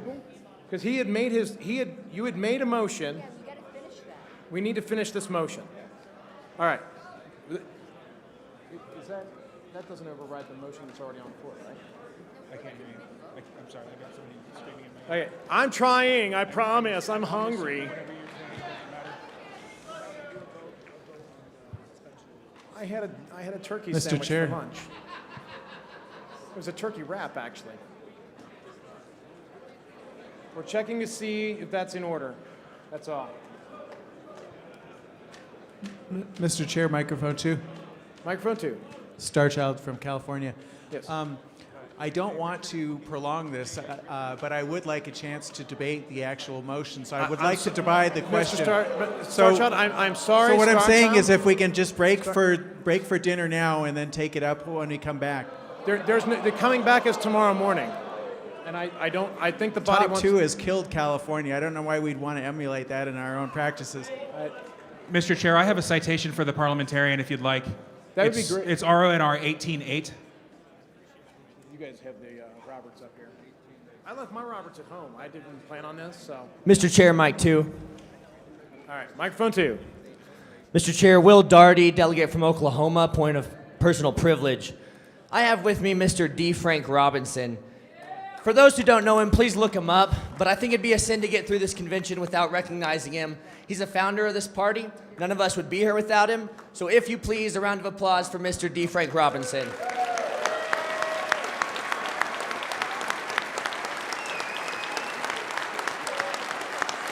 that's what we're doing already. That's what we're already doing. Okay.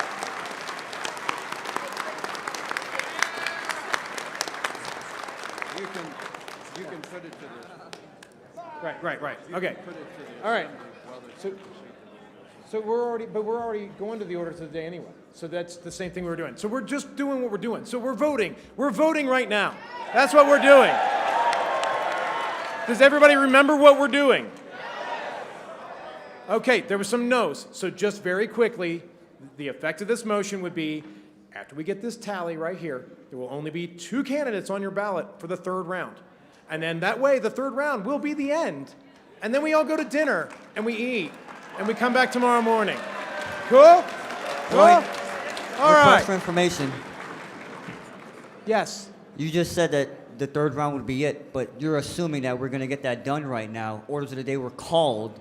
We might might have to leave and then come back and vote tomorrow. Yes, no one should leave. Put it that way. There's still business to do. Like, they don't leave. But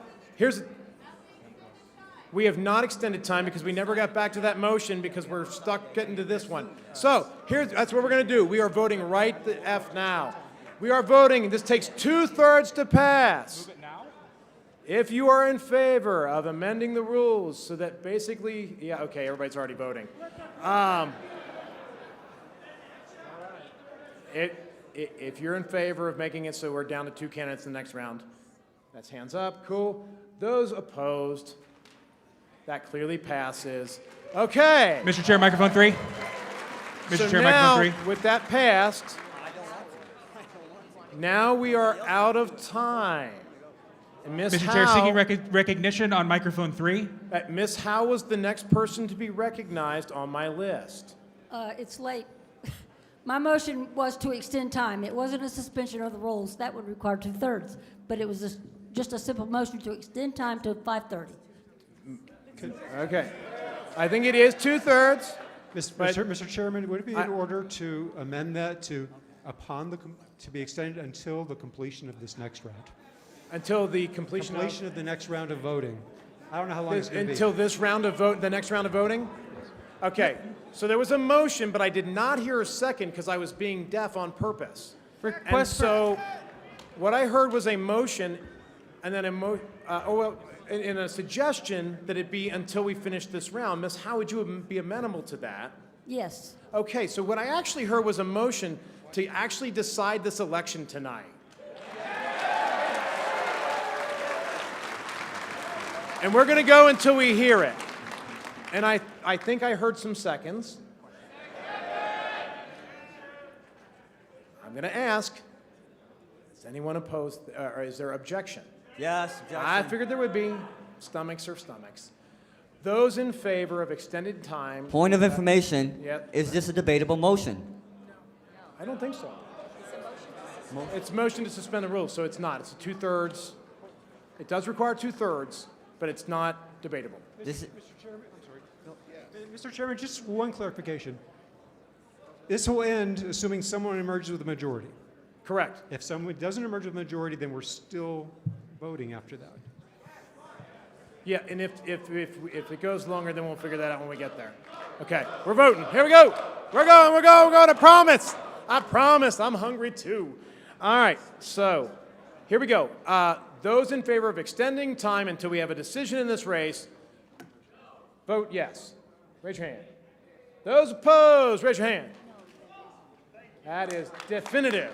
All right, we are going. We're doing this thing. So the next one in line was Mr. Brooksbank. Wait, there was somebody else. There was somebody in line. Yes, I have a motion to suspend the rules to set the time of the deadline for the tokens, since it's late, at 9:30 in the morning tomorrow. All right, that's objection. Could you say your name again? I'm sorry. Russell Brooksbank, Indiana. Russell Brooksbank in Indiana has made a motion that the deadline to turn in your tokens for platform? For platform for deletion. platform deletion would be hard set at 9:30 tomorrow morning. Correct. Point of order. They haven't gotten to it yet. I think it's in order.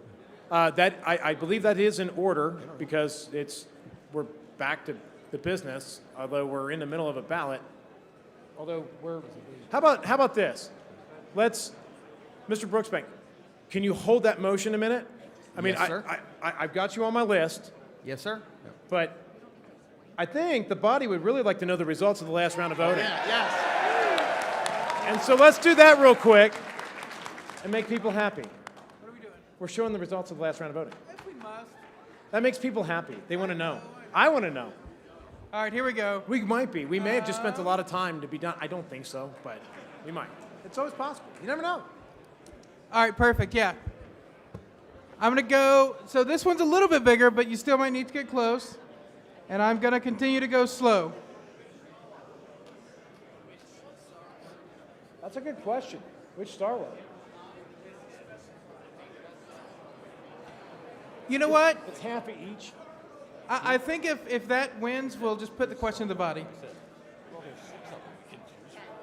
All right, I'm moving along.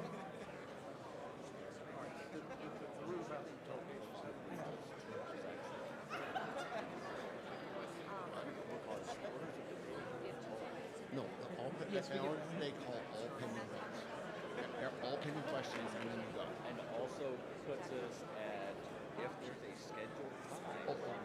You mean the extension? The extension. The vote to extend, I don't believe is I don't remember whether that works or not. I don't remember. Yeah. I want to do your thing. So. Well, they've got that. All right, so here's what I'm going to do it. I understand. I'm in the same boat. Once this is decided, he's going to start. Something that said, I think it's wrong. Sure. That Yeah. And then we're going to close the night. Has to get a majority. Want to stay for the memoriam? They will. They don't, and so be it. But it's not official convention business anymore. I think go up there and have him clarify it. All right, I don't see anyone approaching a microphone. Any delegations out there that want to challenge what they just saw up on the screen for their states, now's the time.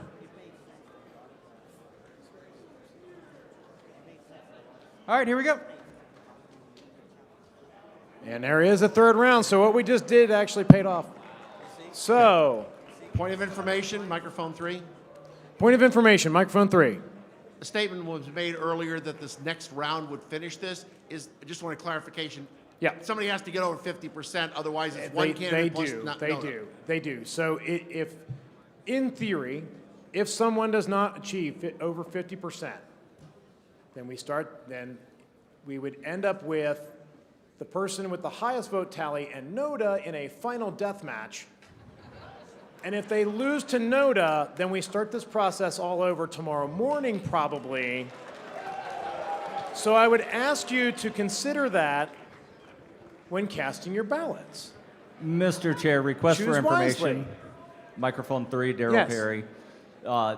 Since orders of the day were called after 5 p.m., they were. The agenda that we have approved says 5 p.m. is when we adjourn for the evening. They are. Was the motion to extend time actually in order? So the motion to extend time was queued up, and it had been put on hold pending the business that was in front of it. So Was that queued up before or after orders of the day were called? it was before the orders of the day were called. Okay, thank Yeah, you. they were. Ms. Howe had put that in earlier. Mr. Chair, there is a note. on Point your of order, table. that is incorrect. I called orders of the day Oh. before that. Holly Ward, Virginia. I could not hear what was just said, but give me 1 second because I have a quick announcement. If someone does have an actual health concern regarding blood sugar or something like that, I've been passed a note that our friends in the Ohio delegation, OH, have food available, snacky little things to, tie you over so that you don't go into any sort of bad situation, because that's what we do here. We take care of our own. Thank you. All right, so I thought I heard somebody at a microphone trying to say something. Am I wrong? I'm wrong. Good deal. So, the ballots are being handed out. Is that correct? No? Okay, but you're printing them and they're gonna get handed out. Is that correct? All right, so here's what I wanna do. Spike Cohen has been very, very patient. He's got something really cool for us. And at the same time, you've got to print ballots. That's going to take a few minutes to print. So I want to give the microphone to Mr. Spike Cohen for a moment to do something really cool. He is, and so are you. Yes, and then watch delegation chairs. Pay attention. Watch for when the ballots are ready. Your tally sheets are ready. Get them. But here's Spike. How's everyone doing? Yes. Yes. The excitement has been, I'll tell you what, if you think it's exciting down here, wait till you're sitting up there, and that it's way more exciting. So I have something very important to talk to each and every one of you about in this moment, and I need your attention, please, please, because in this moment, I'm going to say what might arguably be the most important thing that I or anyone else says in this entire convention. It is that important.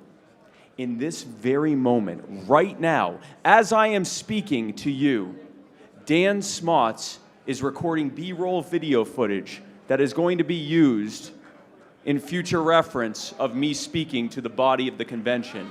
And that is important. Thank you. Oh, thank you so much. Thank you. Thank you. Yes. Oh my gosh. Oh no. Oh, thank you. Thank you. Unprompted.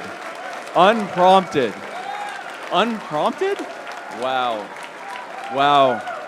How incredible to get a round of applause completely unprompted or unscripted. Now, here's why I'm really up here. Thank you. Here's why I'm really up here. I know what you're thinking, Spike.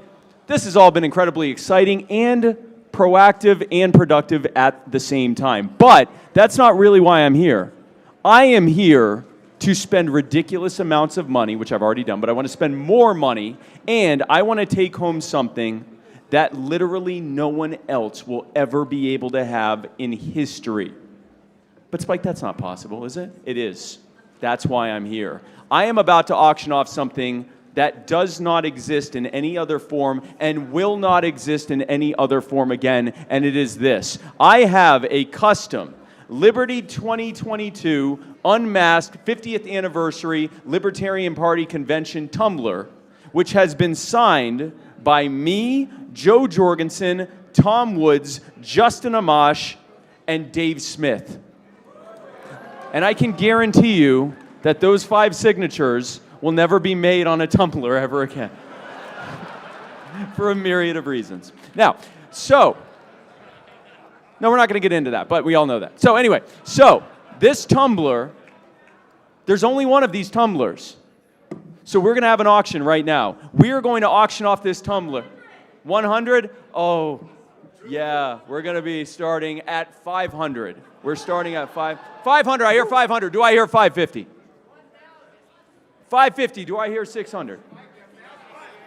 Oh, 1,000. I got 1,000. Do I have 1,100?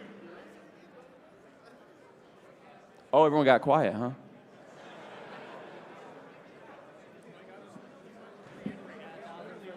There's literally only one of these for $1,000. Also, here's a bonus. Not only do you get this, but you get a photo of each one of us signing it just to prove that it was us signing it. What's the money for? All of it goes to the Libertarian Party. I'm sorry, I didn't make that clear before. All of the money that you were getting, it's me. It's just you're giving it to me. No, all of it is going.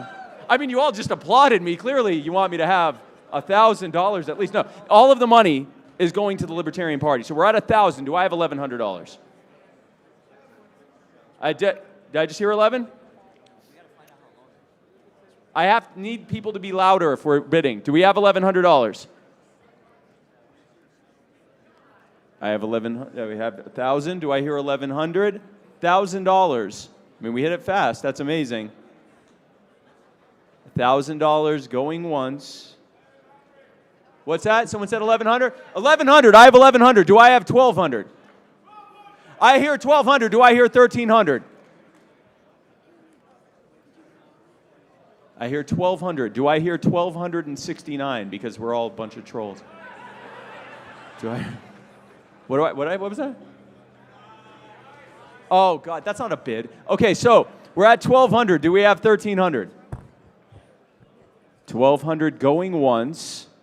Oh, by the way, just want to let you know, additional bonus, it comes with a custom straw. And let me tell you about this tumbler real quick. Sure. I just want to reiterate, number one, this is more unique than the actual Highlander. For those that are old enough to remember the Highlander movies and Sean Connery came back to life. Like, there is literally only one. So we start there. Number two, the money is going to the National Party. The people you literally just elected today desperately need that money to operate the party. Sorry for leaving it in the condition we did. Sorry. Ooh, I don't think it does. It's a donation. But it's a good and kind. Yeah, it's for a good. It doesn't. Stupid rules. Yeah, I'm pretty sure. All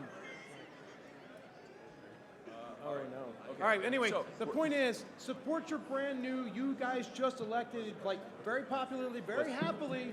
The money goes to the people you literally just put in office to help build the party. What?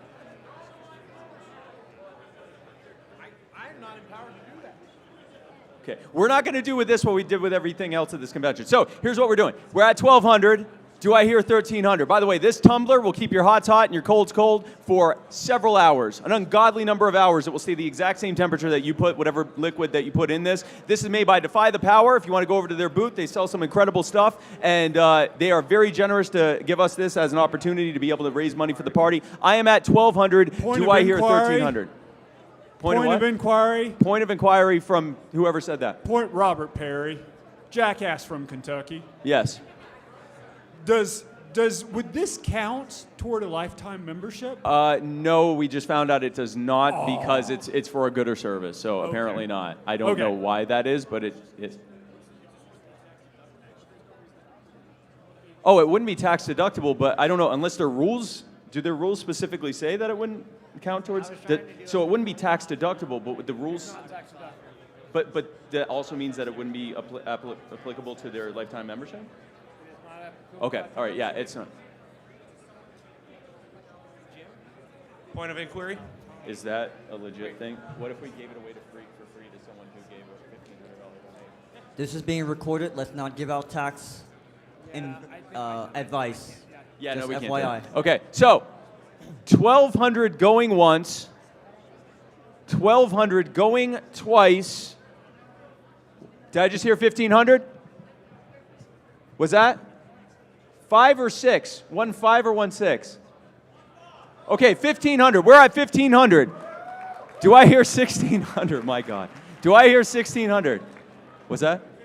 Keep going. Do I hear 1,600? We're at 1,500 going once, 1,500 going twice, a once-in-a-lifetime opportunity, 1,500 going 2.5, sold for $1,500. If you want to come up, we will tell you the information on how you can get this, how you can make your donation. Thank you so much. I can't see with these lights who made it, but thank you very much for your kind contribution, and thank you all for being a part of this. Thank you.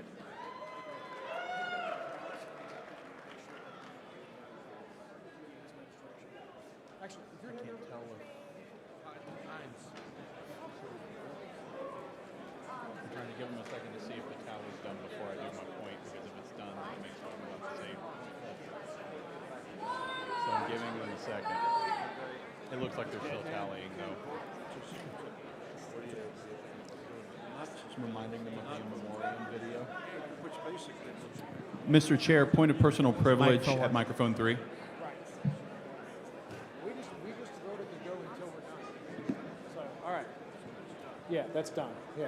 All right. Are all the tally sheets out? Are they? Yeah. Who are you looking for? Pennsylvania.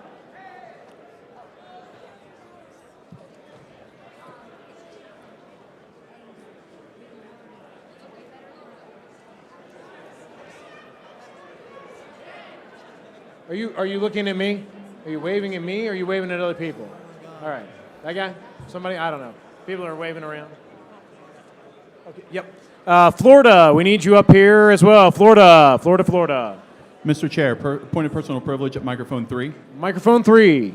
Yes, sir. I just wanted to remind you your earlier statement that during the tally of this vote, you had already queued up the in memoriam video to be played, so that would not be. That is forgotten. correct. So my plan for this is either once this tally comes in, if the tally sheets come in, or alternately, we will close this evening with in memoriam. We will not leave here without playing the in memoriam. Thank you very much, sir. Yes. That is happening today. Mr. Chair, microphone 1. Mr. Chairman, on number 3. Charlie, hold on one moment. I just make sure there was. I was going to say, I think there's a microphone 1. Microphone 1. Mr. Chair, this is Alex Flores from Arizona. I just want to say that I endorse Eric Rodsep for vice chair. Please don't. Let's not go this route. Oh wait, you were a candidate. I'm sorry. Okay. You're fine. You're good. You okay? Sorry. Let's not get crazy with the endorsements on the mic, though. Mr. Larkin. Yes, Charlie Larkin, Massachusetts. For those who are looking for some munchies for whatever reason, Massachusetts. Also Charlie, has, can you lean in, please? I'm sorry. If anyone, for any reason, is looking for some munchies while we're waiting, Massachusetts has plenty to share. Feel free to stop by.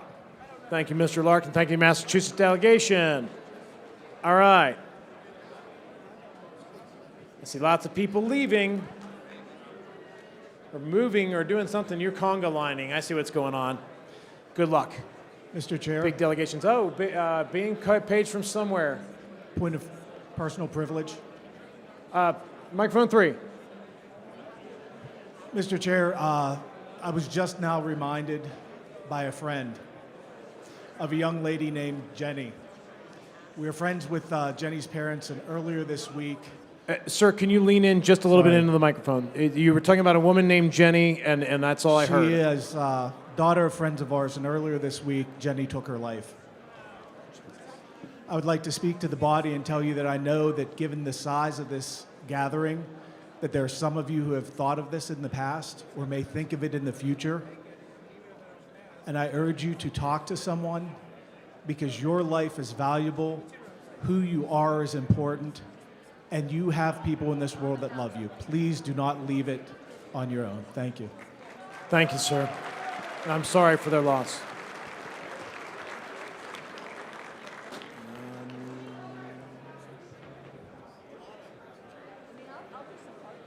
All right. What's up? Oh, the names. Yes, the names.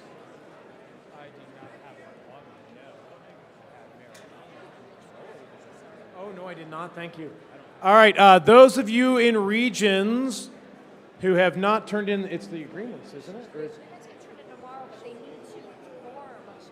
Okay, you have to form your regions. If you're a state that's currently not part of a region, or if your region hasn't finished its paperwork or any of that kind of stuff, according to our rules, our bylaws, which may not be suspended, only amended, you have until midnight 11:59 local time tonight to form your region.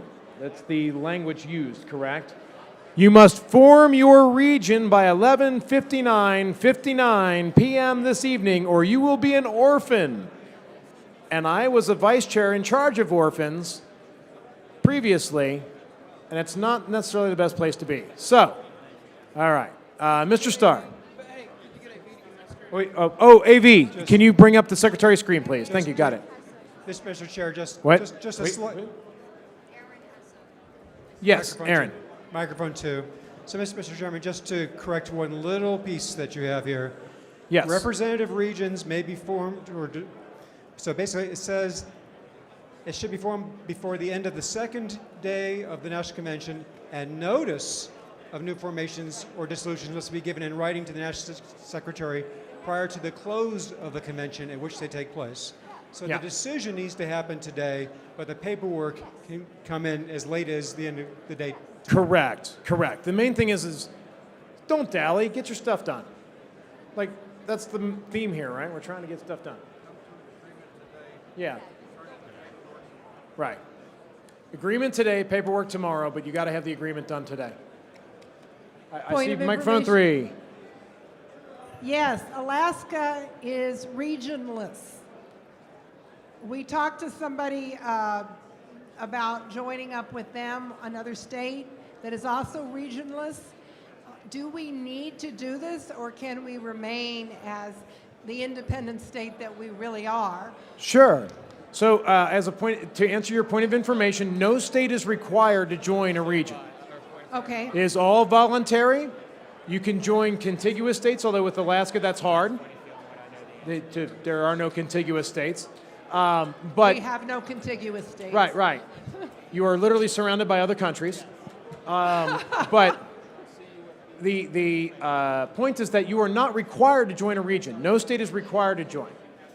The reason you want to join a representative region and ostensibly the reason you would want to join is that if you and another set of states come together and you make up to 10, at least 10% of the membership of the national party, you get a representative on the LNC to represent your interests on the LNC. If you do not join a region, then all of that funnels up through the vice chair. Now the upside, that was me last term, that will not be me in 2 days. So the vice chair, the difference there is the vice chair is elected by this body. And literally, the rule about representing the other states is a policy manual. It's basically a standing rule by the LNC. It has nothing to do with this body. So if the next vice chair is like, you know what, I don't care what my states say, I'm just going to do whatever, there's no recourse. By contrast, if you're part of a region, and your region chair goes or your region rep goes crazy and just decides to go rogue, the region chairs have the right to recall the region rep. So your representative on the LNC actually is your representative as a region. All your states have to agree to recall them, or a majority or whatever's in the thing. But the point is that that's why typically states would join a region, so they have someone who represents their interests on the LNC. But there's no requirement to do so. It's up to you. Does that answer your question? That was a really long answer, and I apologize, but as the former vice chair. Yeah, I'm not in charge. I did want to also point out that the great state of Alaska is having their first ranked choice voting statewide vote in August. And we already, the primary is over June 11th. We do have at least one Libertarian candidate. We're replacing U.S. Congressman Don Young, and he died in March, I guess it was. So I just want to say we're way ahead of the Libertarian Party. The Libertarian Party of Alaska fought really hard to get ranked choice voting passed. Now we don't have to worry about ballot access anymore. And we are, would be happy to share our knowledge with this party. Thank you. All right. Mr. Chair, Nice job on the win. I'm hearing my name. Oh, it looks like microphone 1. There's a lot of hands. Yes, sir. Point of parliamentary inquiry. Will you be entertaining motions in between this round of balloting? I mean, I would queue up some motions. If you want to do it after all the ballots are turned in, all the tally sheets and ballots are turned in, I can queue up motions.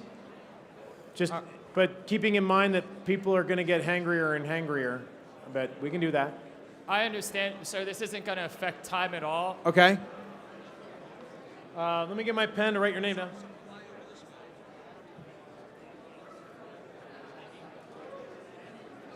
Can you restate your name, please? Josh Halafka, Florida delegate. Josh, what was the last name? Halafka, H-L-A-V-K-A. I know, the consonants are scary together. I actually know your name because I've looked at the Florida data way too much, cleaning up the CRM. I love you I too, recognize Ken. your last name. It's scary. It's really wrong, actually. The H and the L are intimidating. I get it. Yeah. Okay. And Mr. Brooksbank, I still have you on deck. Mr. Brooksbank, you're on deck next. Once we get done, once everything's turned in, you're up. So stay by the mic. And then, Mr. Hlavka, if I even mangled that a little bit or got close. Mr. Molman, I cannot hear you. I'm so sorry. Okay. Mr. Brooksbank is going to be heard immediately upon all of the ballots and tally sheets being turned in. Mr. Brooksbank from Indiana has the mic first, and then you, Mr. Hlavka, did I say it right? Yes, sir. Yes! You will be the second person in line to make a motion. Thank you, Mr. Yes. Mr. Chair, point of parliamentary inquiry. Yes. Microphone 3, Matt Losby, Idaho. Since we have resolved as a body to adjourn for the evening after this round is completed, would Yes. the pending items be dealt with tonight or tomorrow morning? It would depend on the nature of those items. So Thank if there's a motion to extend time, for instance, or whatever, but yes. Thank you. Microphone 3. Microphone 3. Request for information. This is Phil Lamy with Delegate for Utah. Yes. We have Get Well cards for Whitney Bilyeu. Is there somewhere we can give them to you or to someone to get these to her? Yes, to Ms. Bilyeu. I actually handed those off to folks in the Texas delegation. They're a little busy right now, but definitely get with the leadership in Texas. Obviously, they know Whitney. They know how to get a hold of her. Yes. And Ms. Bilyeu, I did fail to mention earlier, sent along her thanks for your well wishes. She is trying to mend. That was earlier today, and I just forgot to pass that along. Thank you, Mr. Chair. But thank you, and definitely Texas is right here. So when you get a chance, when they're not tallying, please hand that off. Thank you. Thank you. Mr. Chairman. Microphone 3. Oh. Mr. Chairman, Paging. point of personal privilege, microphone 1. Really quick before we do that, paging Georgia to the teller's table. Georgia. Hey, can you say that louder? Who? Georgia to the teller's table. Georgia. Georgia.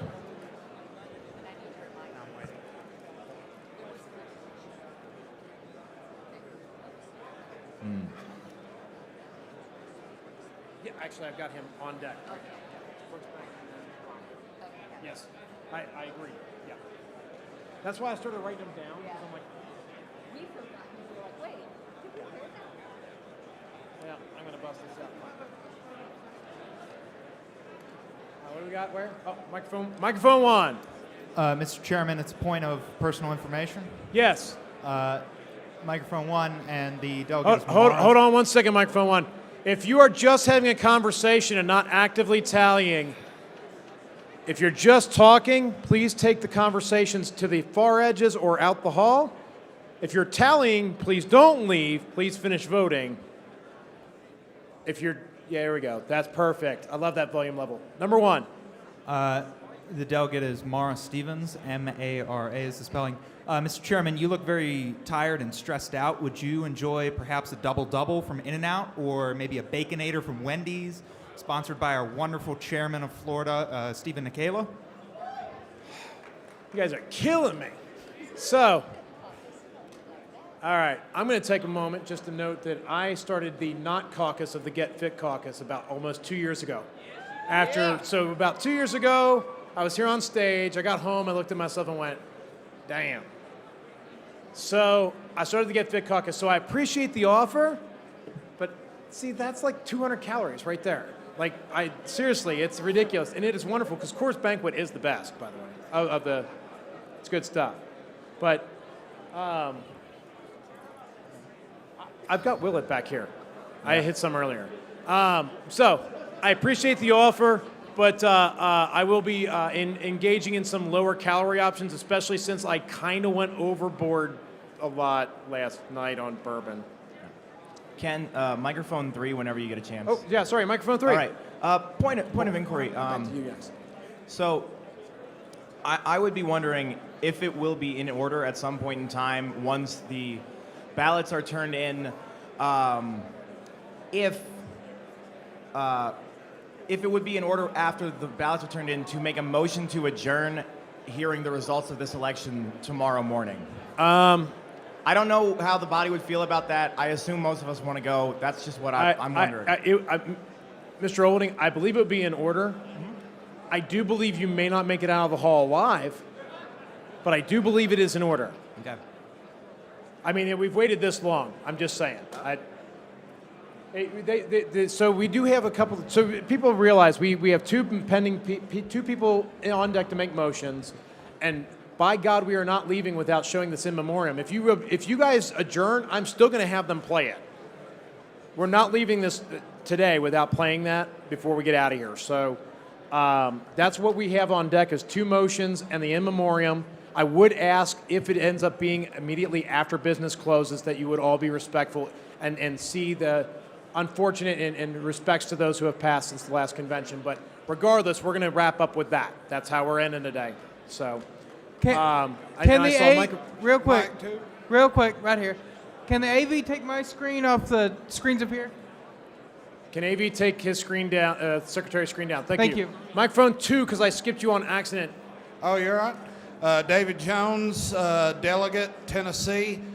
I'd like to second that motion that was made earlier that you've done a damn fine job today and you look tired. The Tennessee delegation has agreed to buy you a shot of fine damn Tennessee whiskey right from the foothills. Now it's all a matter of deciding how to use your calories. This is the life choice you make.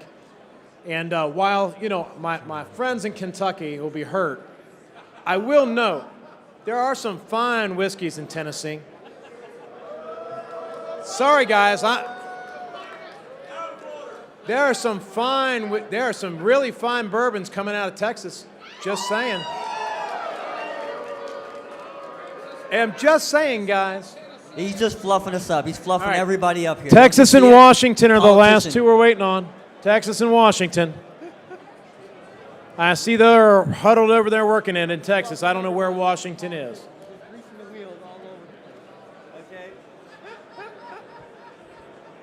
I disagree with that. I've had a lot of really good Tennessee bourbon. I have. Or Texas bourbon, excuse me. And I've had good Tennessee whiskey. No, but seriously, I appreciate the offer. Okay, I just did two. Which way was I going? I have not done one's camping out. Number 3. Josh McCoe's AK delegate. There was someone paging me. Just trying to figure out who that was. Hold on one second. Hold on. Everybody, again, the side conversations. I know we're all tired. We're all ready to get out of here. There's 2 states finishing their ballots. If we can take the conversations either to the sides or down, so we can hear from folks. Just trying to get things wrapped up while we can, while we're waiting anyway. Go ahead, microphone 3. Joshua McCoe's AK delegate. I am responding to someone paging me. Someone was just about 10 minutes ago, came up to the mic, was trying to find me. You wanted a delegate of some sort? Somebody wanted to... Say your name again real loud. Joshua McCoe's from Alaska. Oh, Alaska. Joshua McCoe's. Does anybody need Joshua anymore? Do we need Joshua anymore? Alaska? Anybody? Anybody? Well, they paged you back to the hall for no reason. Sorry about that, bud. I don't know. Let's see. Microphone 1's just still there what it is. Microphone 2. Microphone 2. Quick announcement. Mr. Chair, can you hear me well? Yes, Mr. Requero. So, I'd like to remind everybody as we're out drinking and celebrating and doing all the things that we're going to be doing, we're libertarians, and personal responsibility is a cornerstone of a world set free in our lifetime. Please check in on your friends. Check in on someone that you see that might be slumped over or whatever the case may be. Let's not have any kind of tragedy take place over the weekend. Let's always look after each other. Please don't let your friends drink too much. Again, take an Uber, take a Lyft wherever you're going, please. Yep. Thank you, Mr. Requero, for the reminder that we are libertarians and we are individually responsible for ourselves, but that also means that we can be good people to our friends. If somebody overdrinks tonight, make sure they get home safe. Thank you. Or overconsumes anything tonight, make sure they get home safe. Thank you. Microphone 3. Hello, Mr. Chairman. I'm Idaho Joe Evans from the state of Idaho. Want to go ahead and make a quick announcement here. Me and several of the Libertarian candidates from the state of Idaho will be starting doing a live stream Libertarian roundtable every other week, talking about issues of the day. That includes myself, Idaho Joe for Congress, on my Twitter handle, ID Joe for Congress. Chubby Primate, that's his Twitter handle, a couple others, and special shout out to Darian's wife. He's one of our delegates here tonight. Thank you for your time, Mr. Chairman. Thank you. Let's see. I'm not seeing anybody new over at 1. They're just waiting. Microphone 2. Robert Perry, delegate from Kentucky. Yes, sir. While if we had more time, I would challenge the chair's assessment of Texas bourbon. I would like to point out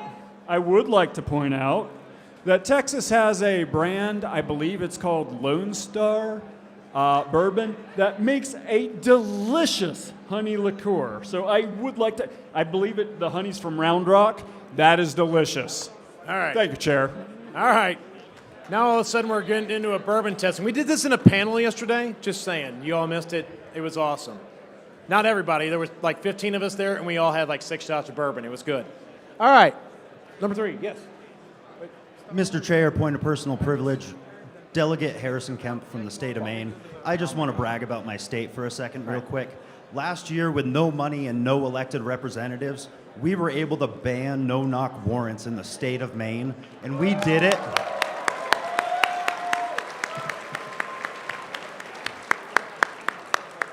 And we did it for $150 in sweat and tears and phone calls and emails. Nice. We can win in our states no matter what. If you want to help progress and move forward libertarian ideals, and you need to know how to do legislation, my name is Harrison Kemp. You can reach out to me. I've helped many states and many candidates learn how to write legislation and lobby it. I don't charge for any of this stuff. We're libertarians. We need to do this for each other. Please reach out to me, and go Maine. Thank you. All right. Washington State, where are you? You just did. Nicely done. All right. So we are now, unfortunately, we have one delegation with a technical issue, and that's going to take a little while because it's one of our bigger ones, because that's inevitably what happens. It's not the biggest, though. So here's what I'm going to recommend. They're working. Hey, Texas, I have a question for you. Can you guys tally while we do the in memoriam? Or is that impossible? It would require quiet. That's the problem. Is that possible or no? Okay. All right. I just figured I'd ask. What? I know, I heard.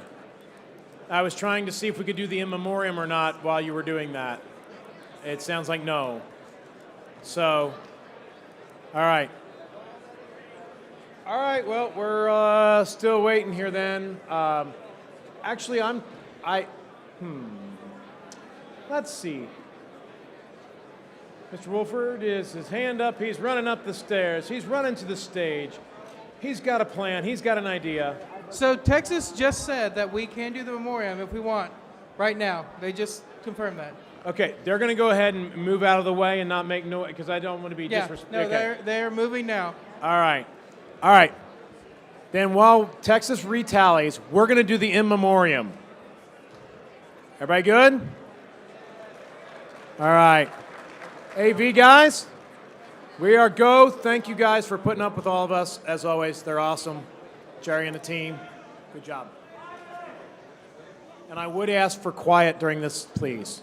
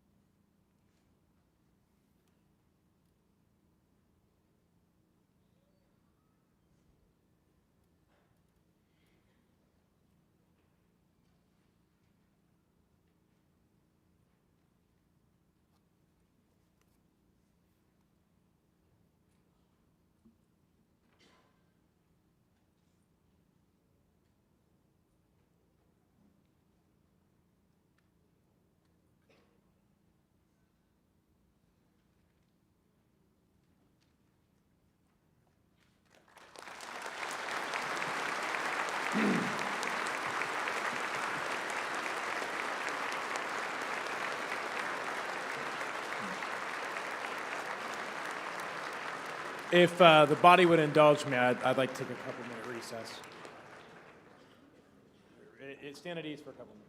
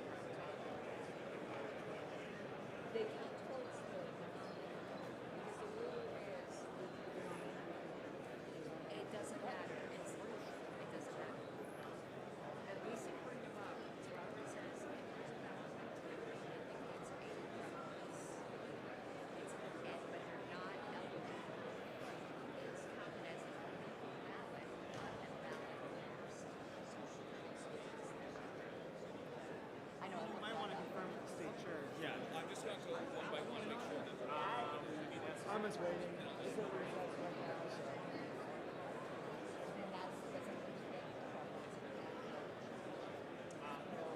I will ask the secretary. Are we going for? Yeah, I mean, it would be a good idea to James. I think it'd be a good idea to consider that. Going for the cameraman thing. I don't know that we're going to get to any bylaws or platform at all. I like the bylaws, but I know. Have those proposals started is mine. Ken, sorry. Hey, how's it going?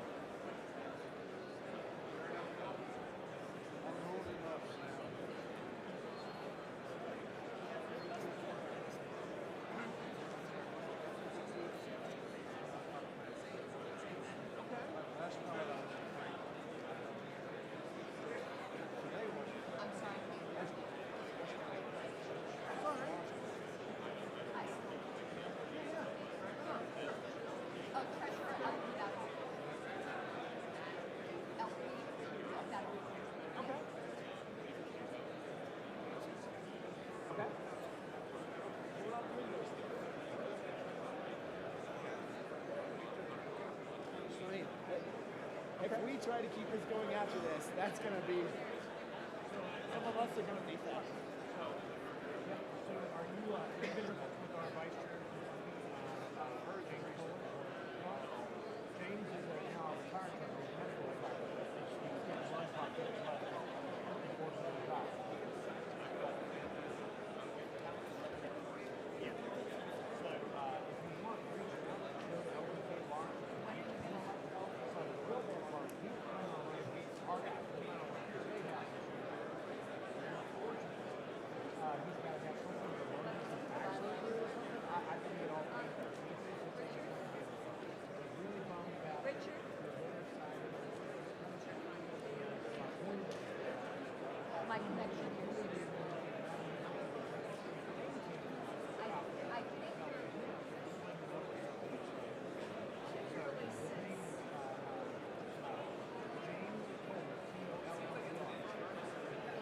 absolutely can. Give me a second.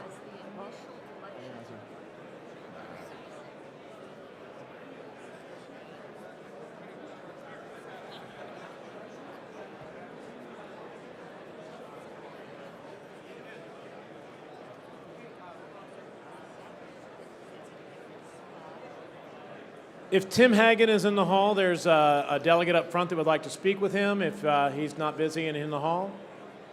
Okay.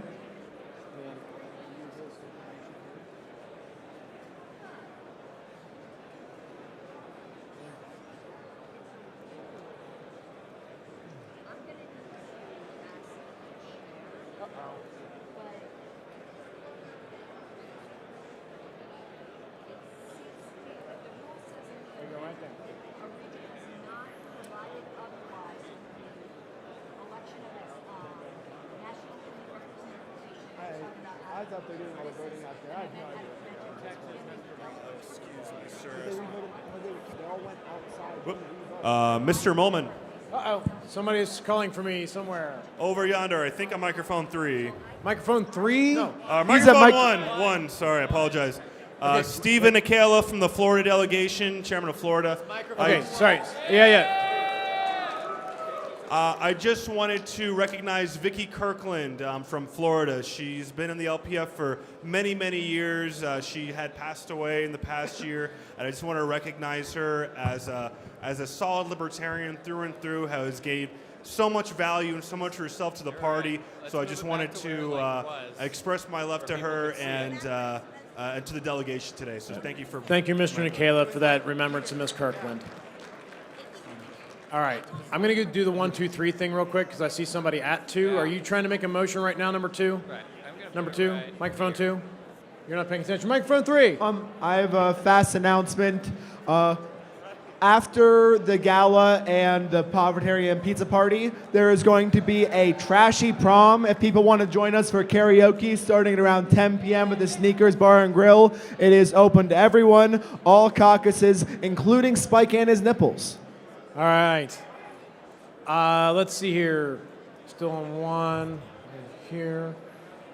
Microphone 3. Mr. Chair, request for information. Yes, sir. When will we get the nomination thing, like find out who's had papers submitted for nominations for at-large and JC? That's been asked multiple times, actually, if you wouldn't mind. I'm going to let the secretary answer that question for us because I actually don't know. And Mr. Chair, while he's pulling that up, I have a further request for information.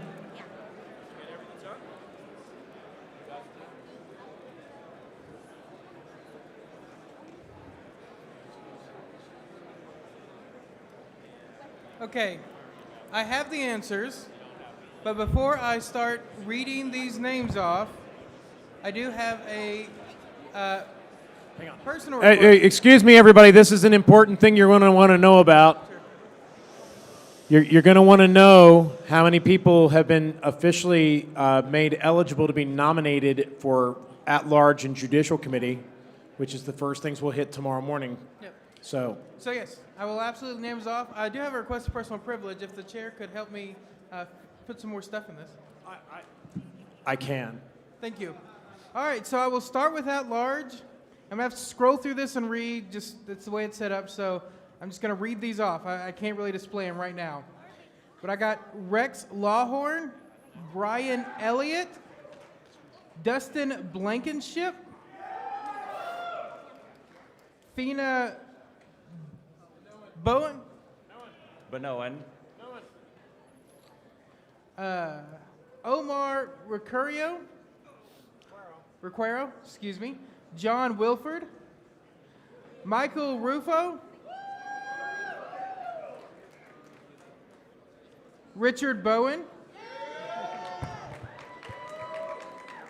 Stephen Nikela, Whitney Billiou, Pietro Garacci, Yeah. Garassi, James Ogle, Patty Maloney, and Rachel Donner McCauley. Okay. Those are the. That's at large. So judicial, I have Robert Stratton, Ken Krawchuk, Mark Montoni, Michael Sivek, Tricia Sprankle, Jim Turney, Blay Tarnoff, Stefan Kinsella,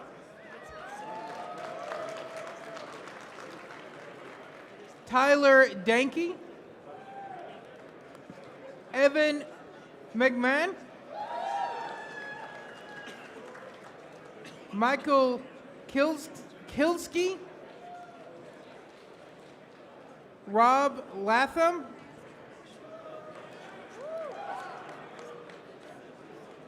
there is one more being entered right now. Do they have the... Okay, so I'm going to say Rufus Holt Craig is being entered. We have not validated. All the signatures aren't duplicated, but I will say no one yet has been invalidated, so I suspect he will not either. Mr. Chair, further request for information. Go ahead, Mr. Barron. I realize that you do not have a crystal ball in front of you. And since the rules specify that platform deletion tokens are due 1 hour before the platform is to be taken, the platform report is to be taken up, can you speculate a time by which those should be turned in? Will? No. I mean, we have 2 minutes per candidate, but the problem is we haven't finished closing the list of who could be nominated for at-large or judicial, so that list could grow. I started counting each one, and then I got bored and I lost count. I don't know how many there are in each one, but it's, I think, at least 10. So you're talking about, unless we do the same suspension of rules, right? We only did that for this race, or did we do it for all races, Mr. Starr? I don't remember. We only did it for this race. So we would need to, unless we did the same suspension, we may be still trying to eliminate people. So for at-large... Oh, wait, we do it's approval different. voting on that. Never mind, that's approval. Yeah, at-large is approval, but Yeah. I'd like to, if it's not out of order, I'd like to ask a question. Is it related to Mr. Perry's request? No, it's not. If you're still going, please. Yeah, please Let me dispense with Mr. Perry's question. If and I don't mind if other people have information that helps answer these parliamentary inquiries, but let's finish this. So, unfortunately, I do not have a good answer. As always, I emphasize, don't wait to the last minute. I was a delegation chair in 2008, and I waited too long, and none of my delegation's tokens got put in because everybody's like, here, take them. And then I didn't get them in time, and literally nobody got them in. So don't be me, 2008 me. Get them in now. There's no... The secretary's here having a good time. Give him work. Mr. Chair, wouldn't my motion answer that question? It would. When it becomes in order, we can consider that, Mr. Brooksbank. You are correct. But for the moment, as it stands, I cannot give you a firm time. Would it be in order, either now or after we see the results of this round of balloting, Yes. to make a motion to set the time for tokens to be turned in? Mr. Perry, I believe that is exactly the motion that Mr. Brooksbank intends to make over here at microphone 1. Excellent, thank you. If you two would like to get together and make sure that you agree on a time and build some consensus there and have that motion ready when we get to that point, that'd be awesome. All right. Mr. Chair. Where else are we? Second microphone. Russell's still right there. Mr. Chair, I thought you recognized me. Yes, Mr. Starr, microphone 2. Yeah, a request for All right, information. hold on one second. Side conversations, again, are getting a little loud. It just happens. But if you're having a side conversation, if you're not actively balloting, tallying, that stuff, please take the side conversations to the side or bring them down like 5 or 6 notches so we can hear from Mr. Starr. So this is just a request for information. I heard a list of names of people that were submitted as candidates, nominees for at-large and for Judicial Committee. My question is, what I didn't hear was, did they meet the requirements? In other words, did they establish to the Secretary the evidence of their required level of membership and a statement of willingness to accept the nomination? So where we're at right now, I believe these are the people who have turned in a petition with enough signatures to be eligible to be nominated, that no one has actually been nominated at this point. Okay, thank you. And so I have not verified with the Secretary that the 4-year restriction has been applied to the Judicial Committee. That's one we will definitely need to check. Right. But as far as I'm aware, the at-larges have been verified as far as the signatures are good and that they are eligible to be nominated. Okay. That's what I know right now. Thank you. I could ask the Secretary if he has more information. Mr. Secretary, do you know if there's been any checks on the Judicial Committee, the ones that have turned in a petition, if they've all been verified that they've been members for at least 4 years? I do know, and the answer is there hasn't. There has not been. Okay, so we have not done that check yet. So. Okay. Thank you. Thank you. All right, I'm looking around at microphones. I see somebody at 3. Mr. Chair, point of information. I know who you are, but tell Sid everybody Dowd, else. Montana. Yesterday morning, I lost a candidate badge for House District 8 in Montana in this room. It's in the shape of Montana. It is gold. It says Sid Dowd, candidate for House District 8. I would really appreciate that if somebody had it to bring it up to the Montana area here in the front. And it was purchased with campaign donations, so it's really important to me to get it back. If not, I'll replace it myself. But thank you. Okay. So Mr. Dowd, you're saying there's a lapel pin, or what is it? It's a about a 3 to 4 inch across candidate badge. It's A pendant badge It's that is in the shape of the state of Montana. Correct. Has been lost in this room. And if someone finds it, obviously it belongs to someone in Montana. I believe it's you, Mr. Dowd. Is that correct? Yes, sir. And then if for some reason Montana's not here, I will remind everyone that the lost and found is at the registration desk. So if you find something that's not yours, please take it to registration. I did If you've check- lost something, and I assume you have already checked. Yes, sir. Yeah, I assumed you had. But just to remind everybody, if you've lost something, check the registration desk. Thank you, Mr. Chair. Thank you. All right, let's see here. No, there. Microphone 2. Hello, Mr. Chair. This is Avens O'Brien, delegate from California. A quick point of personal privilege. I wanted to acknowledge someone who was not in the memoriam, and it's probably my own fault that I forgot to email and let them know because I wasn't aware of it. But someone who died in the past 2 years was a former presidential candidate of ours, John McAfee. And so I wanted to take a moment to acknowledge him because I did work with him, and he was a badass motherfucker. And I am very, very grateful to all of you for this moment. Thank you so much in memory of a world-class badass.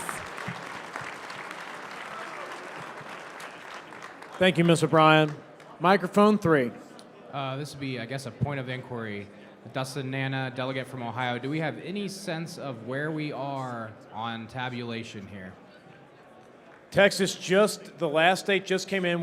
Texas had an issue where there was one ballot too many cast. Obviously, you had to redo it. They've redone their ballot. It has been turned in, and they are tallying it now. So we should have the answer to this round of balloting very soon. Thank you. Thank you, sir.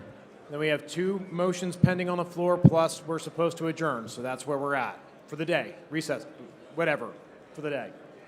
I'm tired. Let's see. Oh, no. Okay.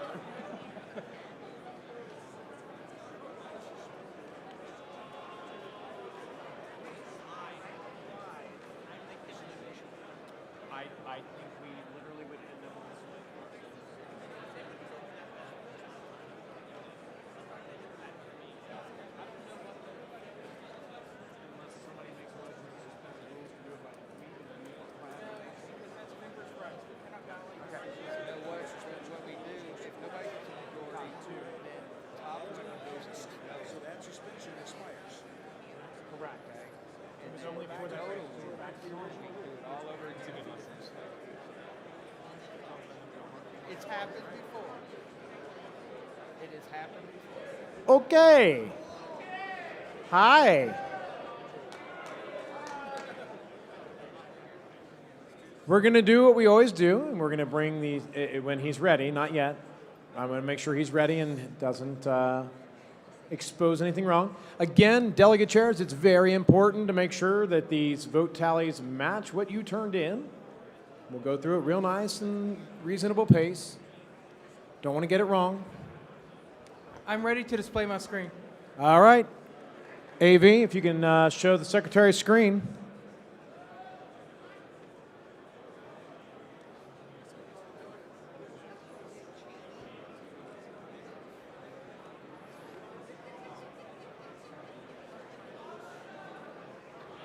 All right, I'm going to start scrolling. States, pay attention. Make sure if there's anything wrong, shout, yell, scream, jump up here. I need to see Mr. Starr.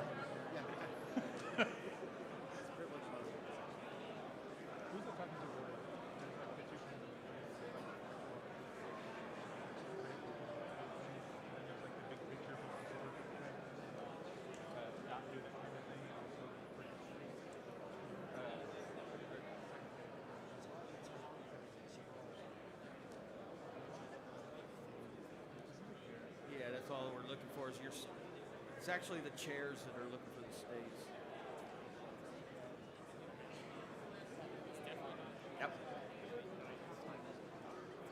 They got a damn meal. They got a meal. Well, if the high roller can still be reception on the ballot because the high roller reception starts in 6 minutes.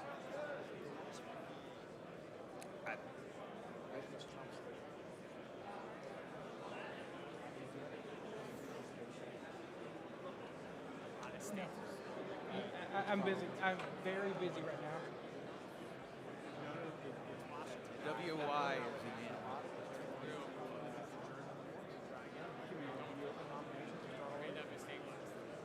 All right, I don't see anybody approaching a microphone. Okay, I'm going to show the results.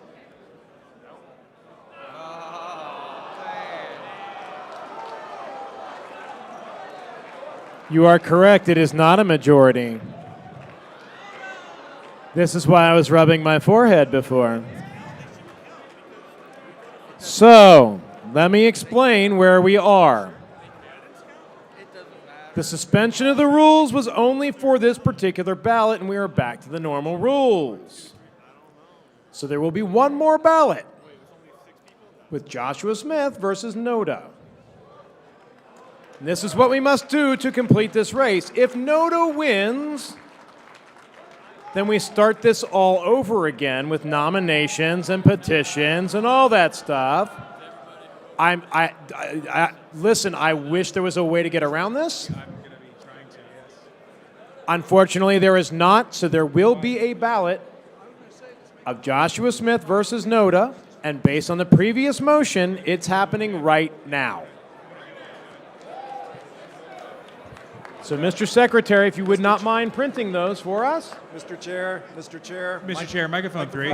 Microphone 3. I move to suspend the rules and elect Joshua Smith vice chair by acclamation. I have been informed by every parliamentarian up here that that is an absolute no. Actually, yeah, but they're just parliamentarians. Yeah. I mean, what? I understand the desire for expediency, but there's also something to be said. If you remember my speech from 2 years ago, the road to liberty, there are no shortcuts.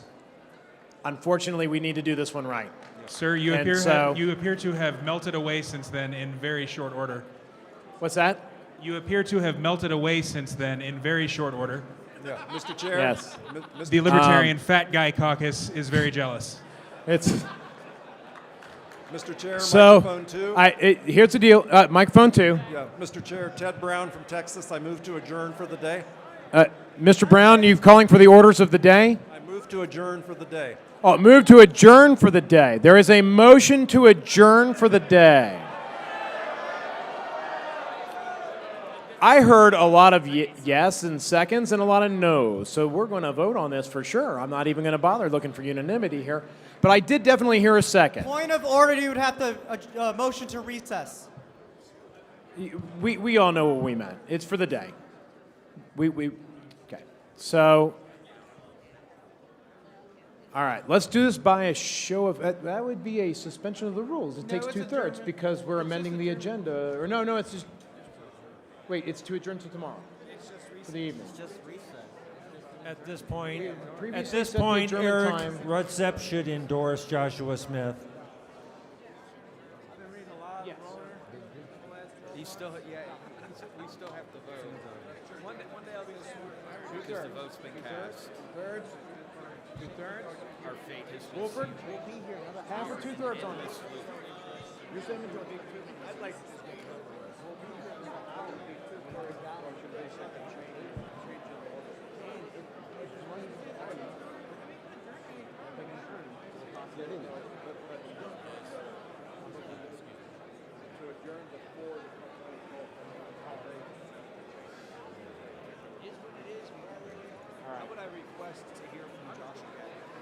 All right. Here's where we are. There's been a motion to. What are we doing? You can't campaign again. It's dilatory. Yeah. So we have a motion to adjourn until tomorrow. It has been seconded, and we are currently finding out if the threshold is 50% or 2/3. That's what we're working on right this moment. This is why I like having a lot of parliamentarians up here. They can squabble, and I can hear the answer they come up with. It's nice. Every presiding officer should have 3 parliamentarians, because then when 2 of them can outvote the 1, and it's all good, and it's great.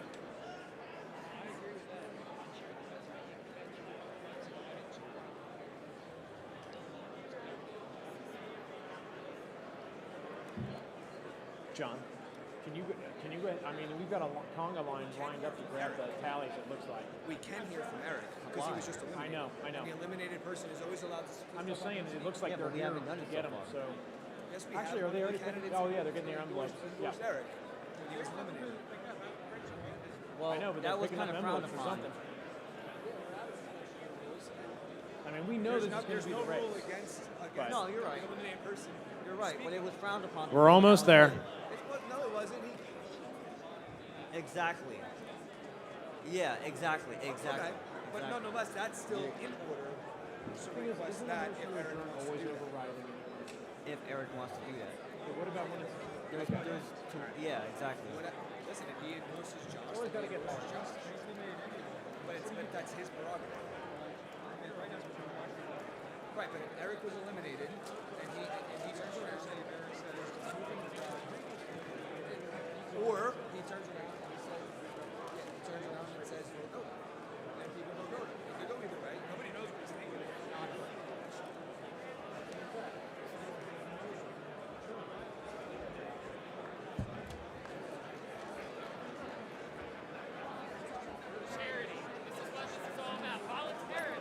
We still have form. We still have form. We're picking up ballots right now. This is fucking stupid.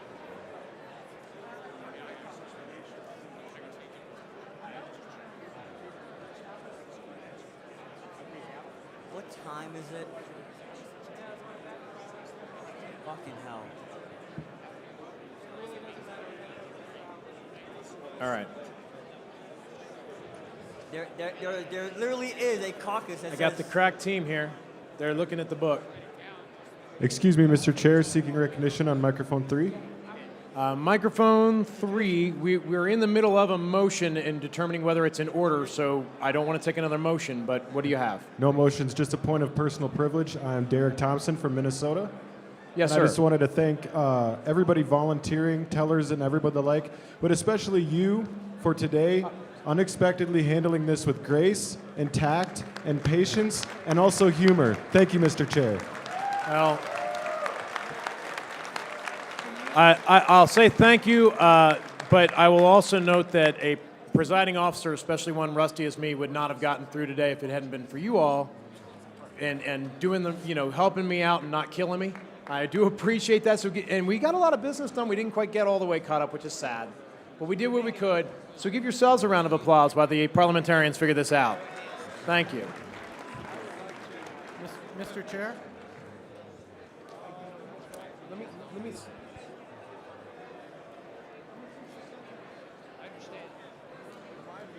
Mr. Chair?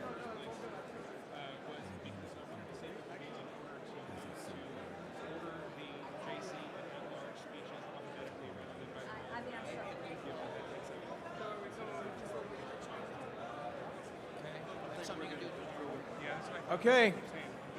The parliamentarians.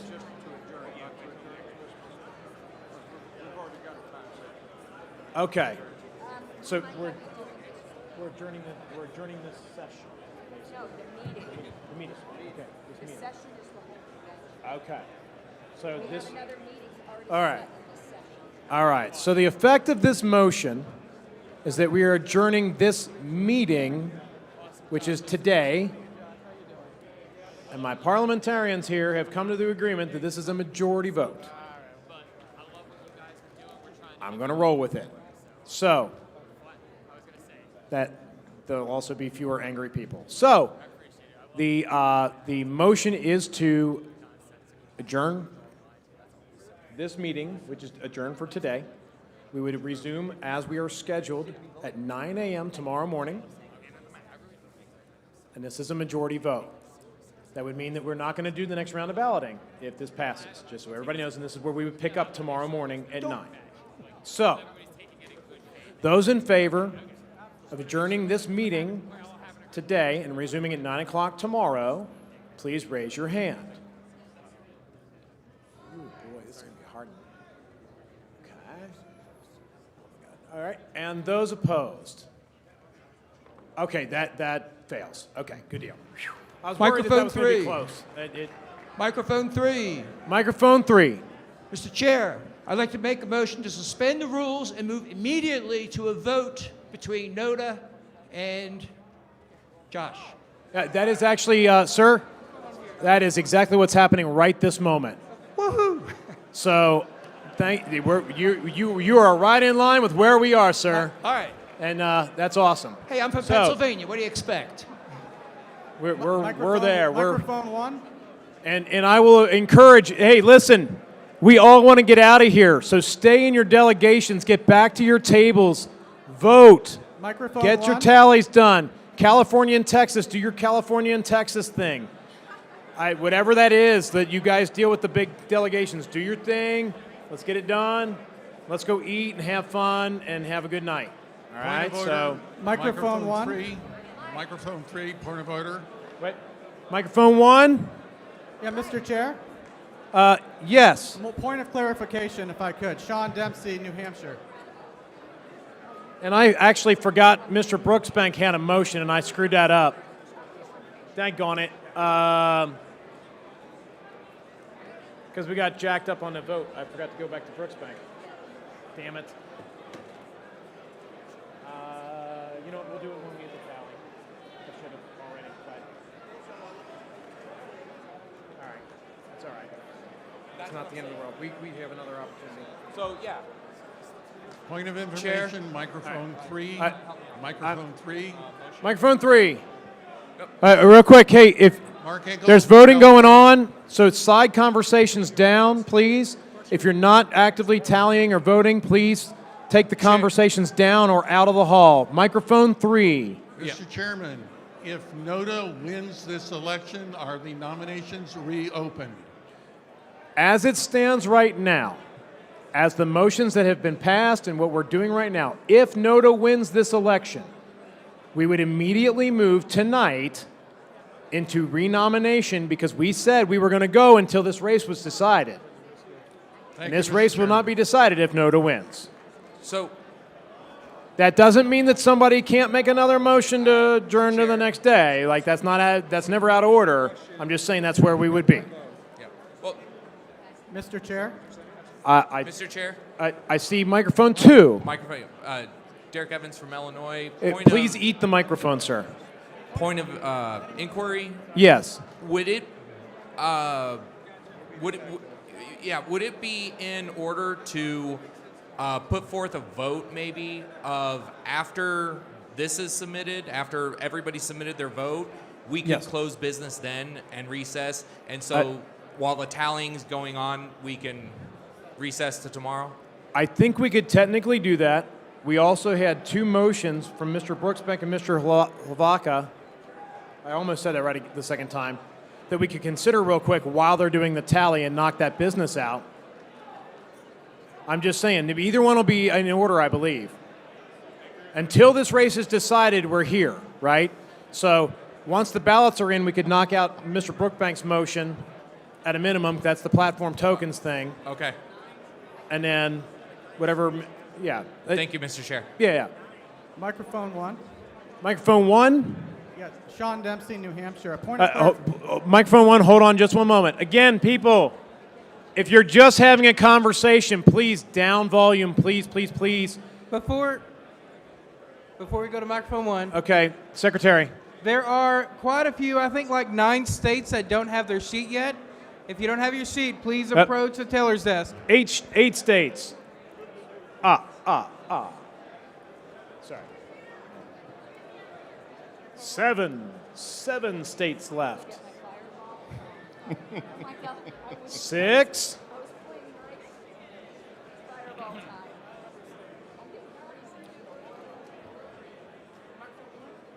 Oh, yes. All right. So microphone 1. Eat that microphone, sir. Yes, sir. Thank you. Sean Dempsey, New Hampshire. Point of clarification, if I could. Would it be in order or against any of the rules for the committee? Sir, I apologize. All I heard was order of something, but I cannot hear. Guys, if you've got side conversations, please, please. All right, I'm going to use my indoor voice. Sean Dempsey, New Hampshire. Point of clarification. Would it be in order to move to or to get a vote that was simply a hand vote in the nature of expediency, because we just have 2 options. It's a yes and or no. Unfortunately, it's not. I asked that question myself, sir. Okay, thank you. Yep. Mic 1. Mic well, 2. we just came from 1, so I'm going to go to microphone 2. Okay, I have a request for information.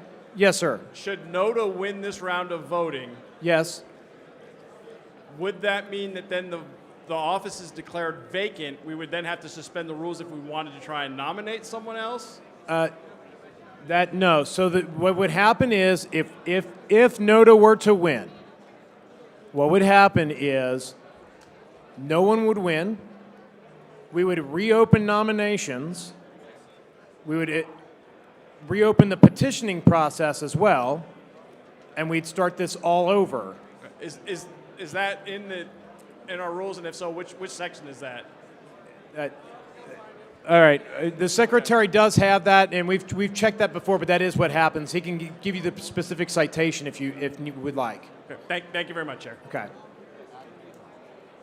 Actually, that's a good question. I'm not sure.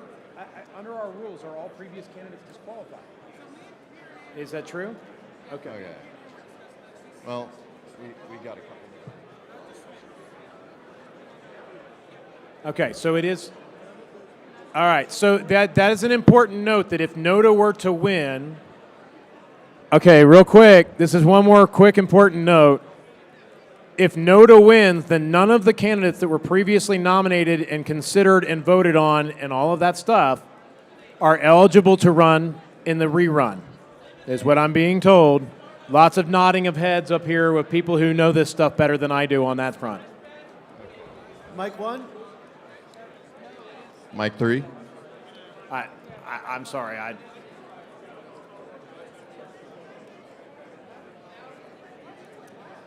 Yes.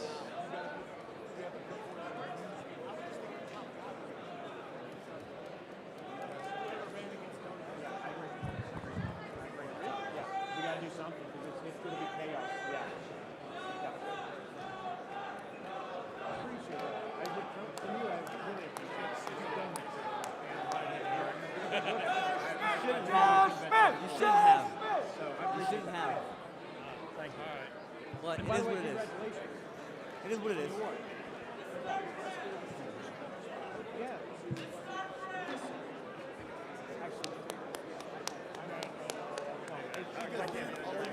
Nice job. Paging New Hampshire to the teller's desk. New Hampshire. That would be so savage. That would be so savage. Microphone 1. Hang on, I was going in around in order, and I think 3 was actually 3. technically next. So let's hit Yes. 3, and then we'll go back to 1. Number 3. Mr. Chairman, Idaho Joe from the Idaho delegation. Yes. I would like to make a motion at this time that in the event of Nota, the seat remain vacant and the current vice chair retain the seat as acting chair for the next 2 years. Okay. No. So if you wanted to make that motion, number 1, it would be actually out of order entirely. And no, do not put me in. Point of information. I was going to go to number 1 next. Number 1. Mr. Chair, would it be in order to make a motion that we adjourn after the results of this round of voting, regardless of what happens, right now, so after somebody votes, they can leave and not have to worry about any kind of shenanigans? I understand where you're coming from. The problem is that many delegates are distracted doing the tallies right now. And so I don't want to do any votes on any motions while the delegates are voting on something else. Roger, can we go to that motion after the tallies are done? We can. It'll just be the motion to adjourn. I mean, it'll be in order. I guess we could just make a motion to adjourn then. Would you like me to put you in the queue to be making a motion? Okay. That's John Paul down there, right? Point of information, didn't we already motion to adjourn after the results of this? We did, in fact, yes. If they're So wouldn't conclusive, that wait, unnecessary. Mr. Denke, only if they're conclusive do we adjourn after this. If Nota wins, then we keep going. Oh, okay, never mind. Right, by default. Mr. Chair, Mike 2. Mike 2. Mike 2, Joe Burns from Texas. I've got a question for you. Yes, Mr. Burns. Is the fact that this vote is so split mathematical proof that we are not voting as a hive mind? That we're not voting as a what? Hive mind. A That we hive are not mind? voting as a collective. That we're not voting as a big block. That maybe, just maybe, we all vote as individuals. I will say that. I will say this. In my time in the party, there have been times when I have relied on the advice of others that may be paying closer attention to certain things here or there. But in the end, I'm an individual and I have the ability to think for myself. I cast my own ballot. And why I cast my ballot is really no business to anybody. So I fault no one for how they cast their ballots. I believe they are all doing it in good faith. I believe anybody that spent money to be here is acting in good faith. Even if I disagree with their decisions, it does not matter. And I would ask that all the delegates respect the other delegates likewise. All right, microphone 3. Before we do that, I'm sorry, Mr. Dasbach, hold on just one moment. Paging Oklahoma to the teller's table. Oklahoma. Okay, Mr. Dasbach. Would it be appropriate for us to become at ease until this is passed so that you're not having to constantly deal with one motion after another? It would, but at the same time, I feel like it keeps people busy. All right. I mean, it keeps people from wanting to murder me. I don't know. I'm good with it. I do agree we could, but it does keep people on the floor, and that's important too. So, all right, I see nobody new at 1. Microphone 2. Mr. Chairman, request for information. I'm sorry, what was your name and delegation? Morrow Stevens, Florida. Okay, go ahead. Are we having a good time? I'm having a great time. I hope everybody point else. of order. I mean, it's business, but we make Point it of as order, the best Mr. we Chair. can. Wait, who, where, what? I'm sorry. Or rather, a point of inquiry. Brian Doss, State of Virginia. Microphone 1. Please hold 1 second. I'll Yes. get to you after I get to microphone 3 because he was there first. Go ahead, Mr. microphone Chair, 3. Request for information. Yes. I understand that it's been a long day. Some people might want to drink with something alcoholic in it. Yes. Is there a cash bar and where? That's a great question. Hey, COC. Is there a cash bar in this hall? I see people waving their hands and pointing back there in that corner. I'm going to guess Now, you probably have time, especially, you know what the right thing to do is? Make sure you've cast your ballot in your delegation. Your delegation's got their stuff all together, and your delegation chair has turned the ballots in their tally sheet in down here. And once they've done that, you may reward yourself with a beverage of your choice back there in the back corner, at your own expense, of course, because there ain't no such thing as a free drink either. Mr. Chair. So, I was going to go to microphone 1 next. Thank you. Brian Doss, Virginia. Point of parliamentary inquiry, I suppose? Yes, sir. The question that we have in our delegation is whether or not in a Nota election between somebody and Nota, are write-ins votes considered valid? Hold on. Excuse me. Mr. Wolford actually knows this answer, so I'm just going to let him answer Is it. they right? No, I'm serious. Excuse me. Mr. Chair. Yes. I had an error. It's votes for eliminated candidates. Are they valid? Damn. All right. So according to Roner, write-in votes are valid, and according to our nominating procedure, all of that other stuff was just for nomination to appear on the ballot. So any write-in campaigns are valid if they meet a 51% threshold or a majority threshold. Let me say that. Now, is it? But if they were previously candidate that was eliminated, but that makes no difference. It makes no difference. The only thing that would make a difference if they are ineligible by not being a member or some other means. Thank you, Mr. Secretary. Mr. Chairman, microphone 3. Information? Sorry, they can't see me. Mr. Chairman, microphone 3. Hang on, I just came. I just have a quick question to piggyback off the last one. All right, I'll entertain it. Go ahead. If a candidate has been beaten by Nota previously, they are not an eligible write-in, correct? Actually, what I'm being told is that they actually are a double check. Yeah, they are a valid write-in no matter what because of the way Roner and our bylaws interact. They're eliminated from the ballot, but they're not disqualified from winning. Okay. Okay. Microphone 2. Oh, okay, microphone 3. Mr. Chairman, point of inquiry. Yes. Mr. Chairman, it's been a while since I asked, and I may have forgotten. Is taxation theft? The short answer is yes, taxation is theft. And Mr. Chairman, quick follow-up question.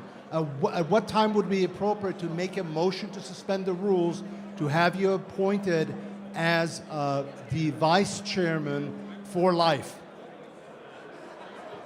That would be out of order. Second. That would be out of order by our rules, and Second. I would run away. Thank you, Mr. Chairman. I appreciate the sentiment, but thank you. It would be out of order. All right, let's see. Appeal the No one ruling at of the one. chair. Now we're at number 2. Appeal the ruling of the chair. No. No. Can I bust a rhyme? No. I'm sorry. Did Omar say something? I can't hear him. Yo.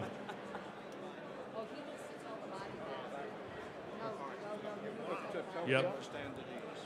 All right, hold on a second here. Stand at ease for a minute while I consult with the parliamentarians. I'm starting to rap now. Mic 2, bring it.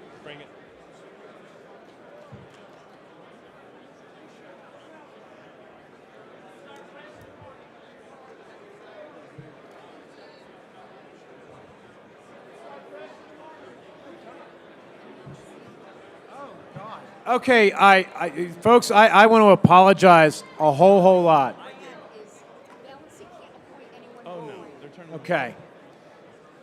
So, sometimes it helps to review the bylaws on things, and it turns out that if Nota wins, the position actually will be vacant if we don't start this over again. So I apologize to everyone. I'm sorry.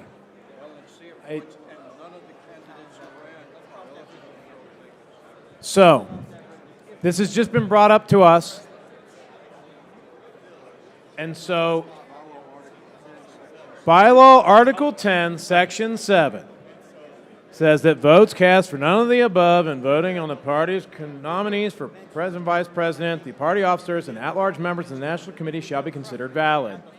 Should a majority of the votes be cast for none of the above in the presidential or vice presidential balloting, no candidate will be nominated for that office. Should none of the above be selected for any party office, that position shall be declared vacant, and none of the losing candidates for that position may be selected to fill the vacancy for the term of the office. So what I'm being told is that means the LNC would get to fill the vacancy, but none of the people that have been considered would be eligible to fill it. So that's a wild one. Great. On the upside, it means this election ends, no matter what. On the downside, it's kind of like new information that would have been good to have 10, 15 minutes ago. Yeah, about to make an announcement.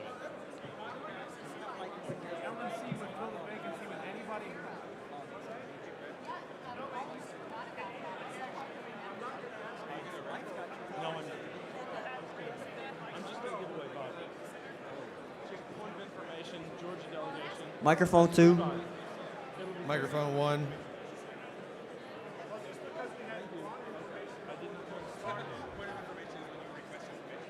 Point of something. All right, somebody had, I heard something while I was talking to someone up here. Microphone 2. Microphone 2. Yes. Request for information, Mr. Chair. Are we getting kicked out because the lights are getting turned off? I'm sorry, I cannot hear you. If the chat in the hall could come down a notch, I sincerely apologize. Are we being effectively kicked out because the lights are getting turned off? What's going on? Well, I mean, they're probably auto set to shut down at 5. And Okay. yeah, Well, we have the this is the room. mood lighting, guys. I mean, come on.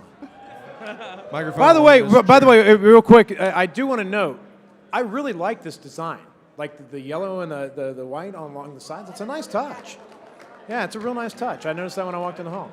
But as far as I know, I mean, we were in here at midnight last night doing an unofficial thing at midnight. So they didn't kick us out. We just wandered in and did the thing.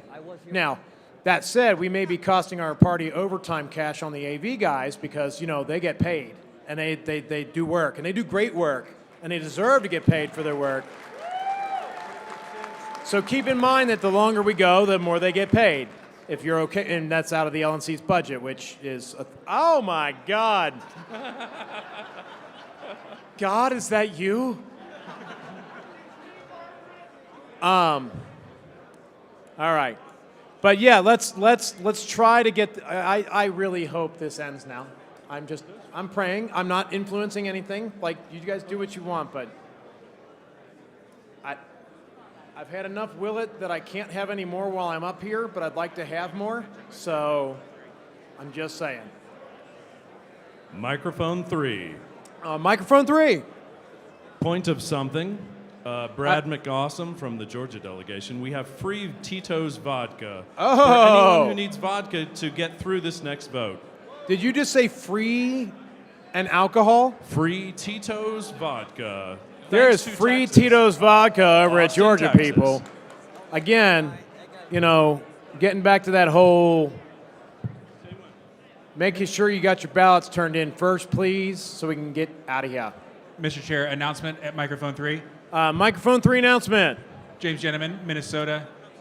This information would have been much more useful about 10 hours ago, but for those who don't know, there is a cash bar right through the doors in the back of the room. Yes. Fernand, the bartender, would appreciate your tips, and I appreciate his booze. And that is the libertarian thing to do, is always make sure we compensate people properly for the services that they provide.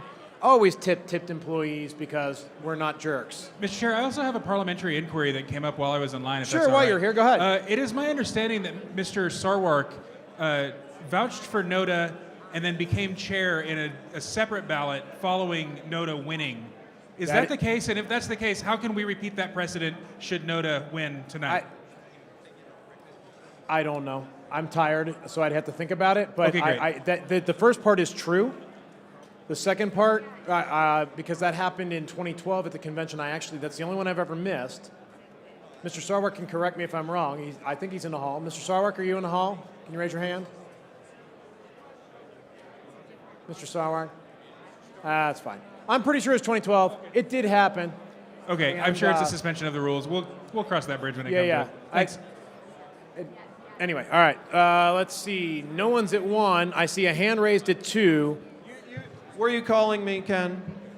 Hi, Mr. Sarwark. Hi. Hi. I'm a delegate from Ohio, in case anyone forgot. Yes, and you also contain information that the previous questioner was asking. What was the question? The question was about a previous notice speech that you had given in, I believe, 2012 that actually affected the outcome of an election for an internal party office. It did. What do you want to know about that, other than the speech was awesome? Well, number one, they asked that it did occur. Yes. It's on YouTube. And I was pretty sure that was the convention I missed, and I was sad about that. But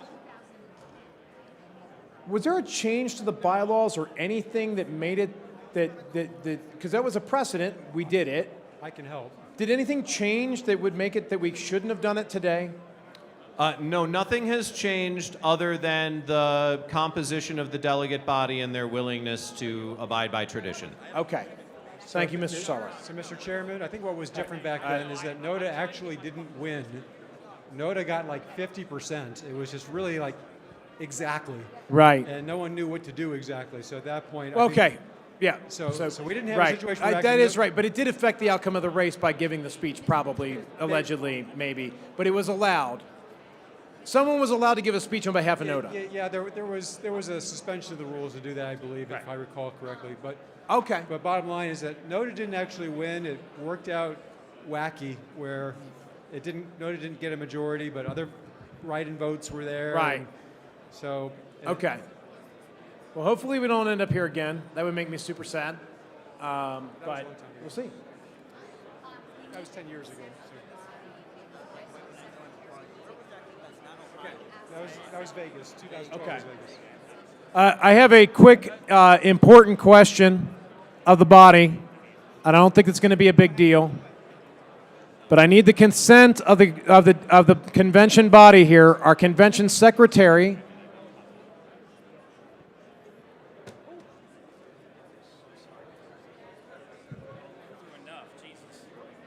I mean, under the bylaw.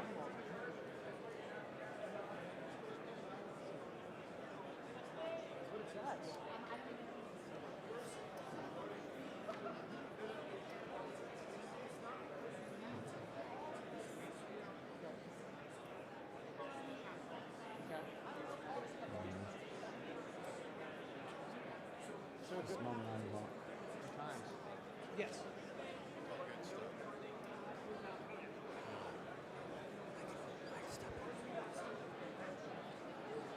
We still act. Okay. Okay. All right. Was there an objection? What's that? No, he's worried about the number 7. It's not an LNC appointment because we're still in convention. The body can make the selection.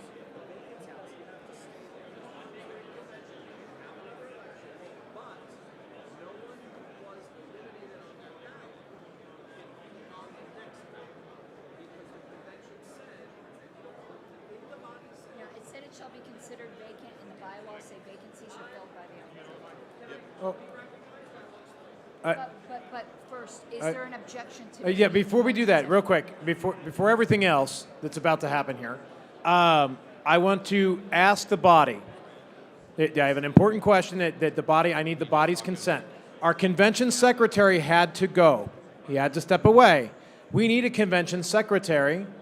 Our convention secretary has said that he would be fine with Ms. Harlow's taking over his duties for the rest of the day. For the rest of the day?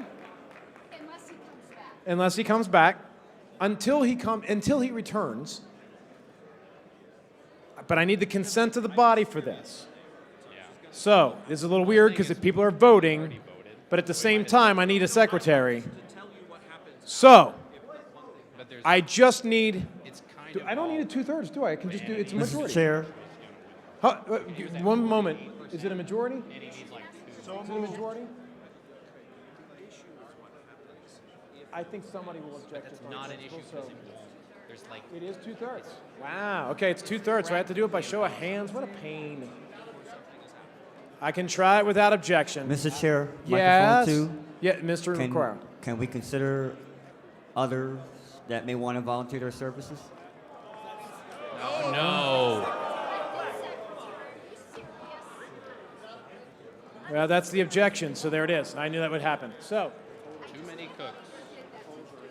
Point of information, do we have a quorum? all right, I need a secretary so I can give you the damn totals. So, I need everybody who's a delegate or an alternate voting as a delegate to get your butt sit down. Get back in a place where I can tell that you're voting Mr. Chairman. so we can get this We do not done. have quorum, I don't believe. Mr. Chairman. I'm hearing Microphone Mr. two. Starr. Go ahead. I think you were in error earlier when you said it takes 2/3. Basically, you select a chair, secretary pro tem with the consent of the body. Yeah, and that's what I thought it would be, just 50%. It's just a majority. That's That's all what I it is. thought too. Let me make sure. Oh, he's back. Give me 1 second. I just Back. Mr. Chairman, he's back, so it doesn't matter.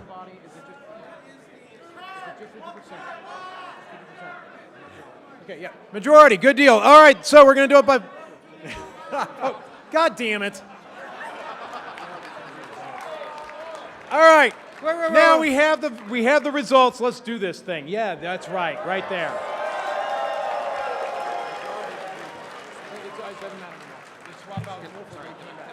Just let him do it. It'll all work out. We delayed long enough that the secretary came out.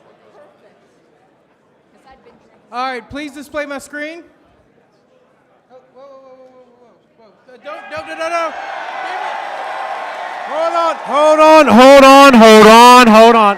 Hold on. Please hold on a second. It was an early display. We need to validate the state-by-state results, please. Unfortunate, we just got the wrong screen up first.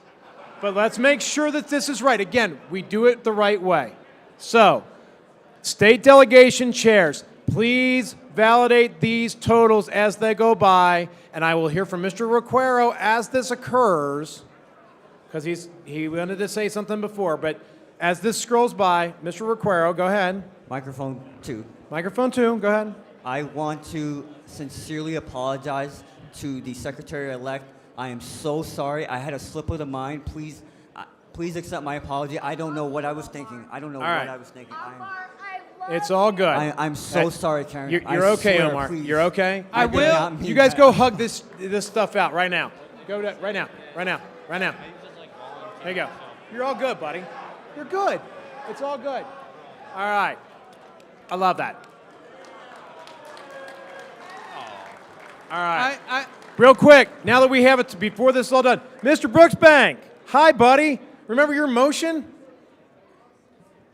You need to make that while this is being checked. Delegation chairs, check this stuff. Hey, no. No? I can't take the minutes while that's happening. I will take the minutes. Okay, you'll take the minutes? Yeah, I will do that. Can I ask a point of personal privilege to the body? Okay. Does the body have a problem with me deputizing Ms. Harlow so I can go have a Region 7 election and try and get regional rep for that area? Because that's where I was. Does the body object? No! All right, I heard a lot of no, but no yes. So, Ms. Harlows, we need you. Thank you. All right, you run, you go. Mr. Brooksbank, do your thing, quickly. I move to suspend the rules to set the time of the deadline for the platform tokens to be in at 9:30 in the morning tomorrow. There's a motion to set the time certain of the platform tokens to be due at 9:30 tomorrow morning, that no more flexible times, set at 9:30 solid. Is there a second? There's multiple seconds. Is there objection to this? Damn it. All right, those in favor, okay, we're just going to do this. Those in favor, raise your hand. Those opposed? That passes. Good deal. 9:30 tomorrow. Get your tokens in. Do not delay. Mr. Chair, request for information. Where is the? Okay, that's fine. Mr. Chair, It doesn't matter anymore. Mr. Chairman. Indiana. All right, Mr. Microphone- Hlavaca. Microphone 2, Mr. Hey, hold Chairman. on. Mr. Hlavaca was next in Oh, line. sorry. Mr. Chair, you made an Sorry, announcement. no, I am getting them here. You're getting all the names? Yep. All right. No, Mr. Hlavaca, quickly. Mr. Chair, in the interest of time, I'm going to withdraw my motion. Thank Okay, you. good deal. John Paul. Where'd you go? He's gone. All right, I heard Aaron start too. Point next. of personal privilege. I heard Aaron start. Mike 2 for next. Just a request for information. Could you please tell the body where in this room or outside this room one turns in those John platform Paul, Mike retention- Point of personal Is it over privilege there is in this box? interrupting. Hold on. Yeah, right here. The platform tokens go in the blue box. Thank you. That's it. All right. John Paul, Mike 1. Mike Point 1. Of, point of There's personal John privilege Paul. is interrupting. My name's actually Elijah Gizzarelli, delegate from Rhode Island. I move to adjourn. Point of personal privilege is interrupting. Can we please have the totals back on the screen to validate? Yeah, actually. We have not validated. Yes. All right, there we go. Thank you. Thank you. Yes. All right. The vote totals need to stay up there. Everybody needs to keep looking through these delegation chairs. There's been a motion to adjourn, but we're in the middle of finding out this answer. We found it out. But that is, by the way, that is the next thing that comes up anyway, just so you know. So if it's not seconded, it doesn't matter. That's where we're at anyway. I thought that you were calling me for that motion. Okay. No, it's all good. Okay. All right. Mr. Chair, point of information. Where is that at?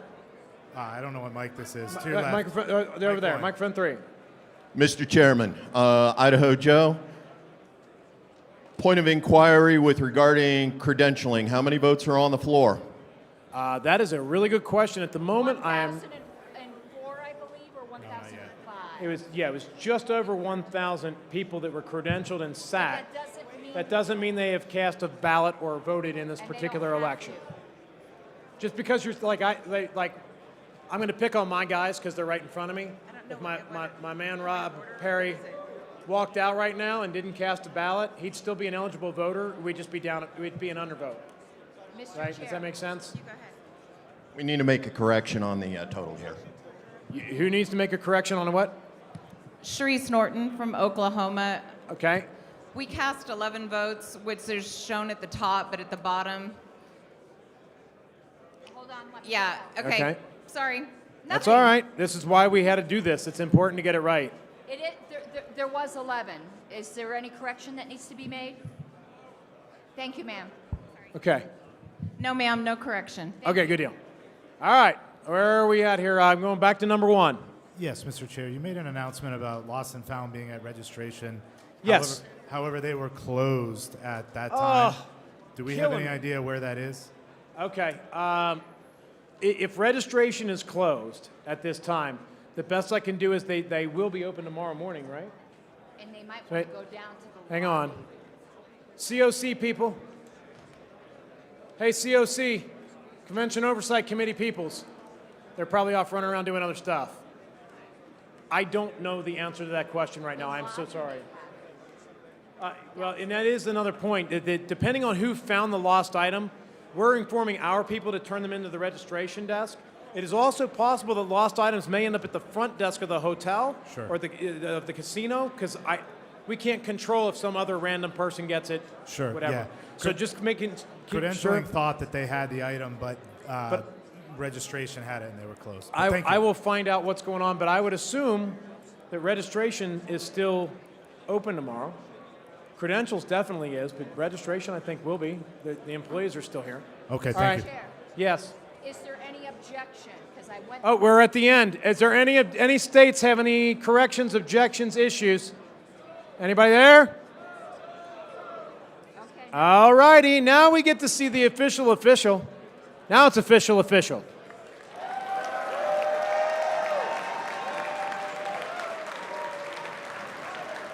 And with 66.26% of the vote, congratulations, Joshua Smith, Vice Chair-elect.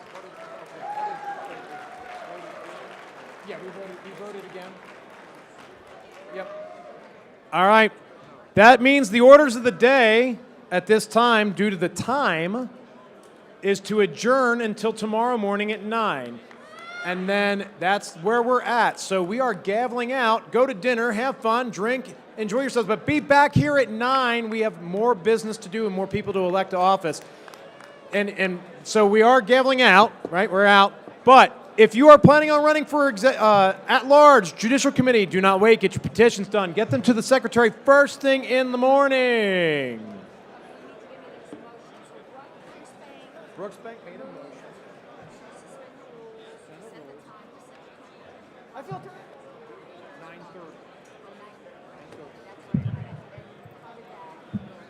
That passed. Yeah, it passed. Passed by show of hands? Yeah, it was a lot. We're finished. Yeah, just show of hands is fine. And what was next? fundraiser? The funny part is, I don't have a gavel. There was a point of, wait, no, I need to get this.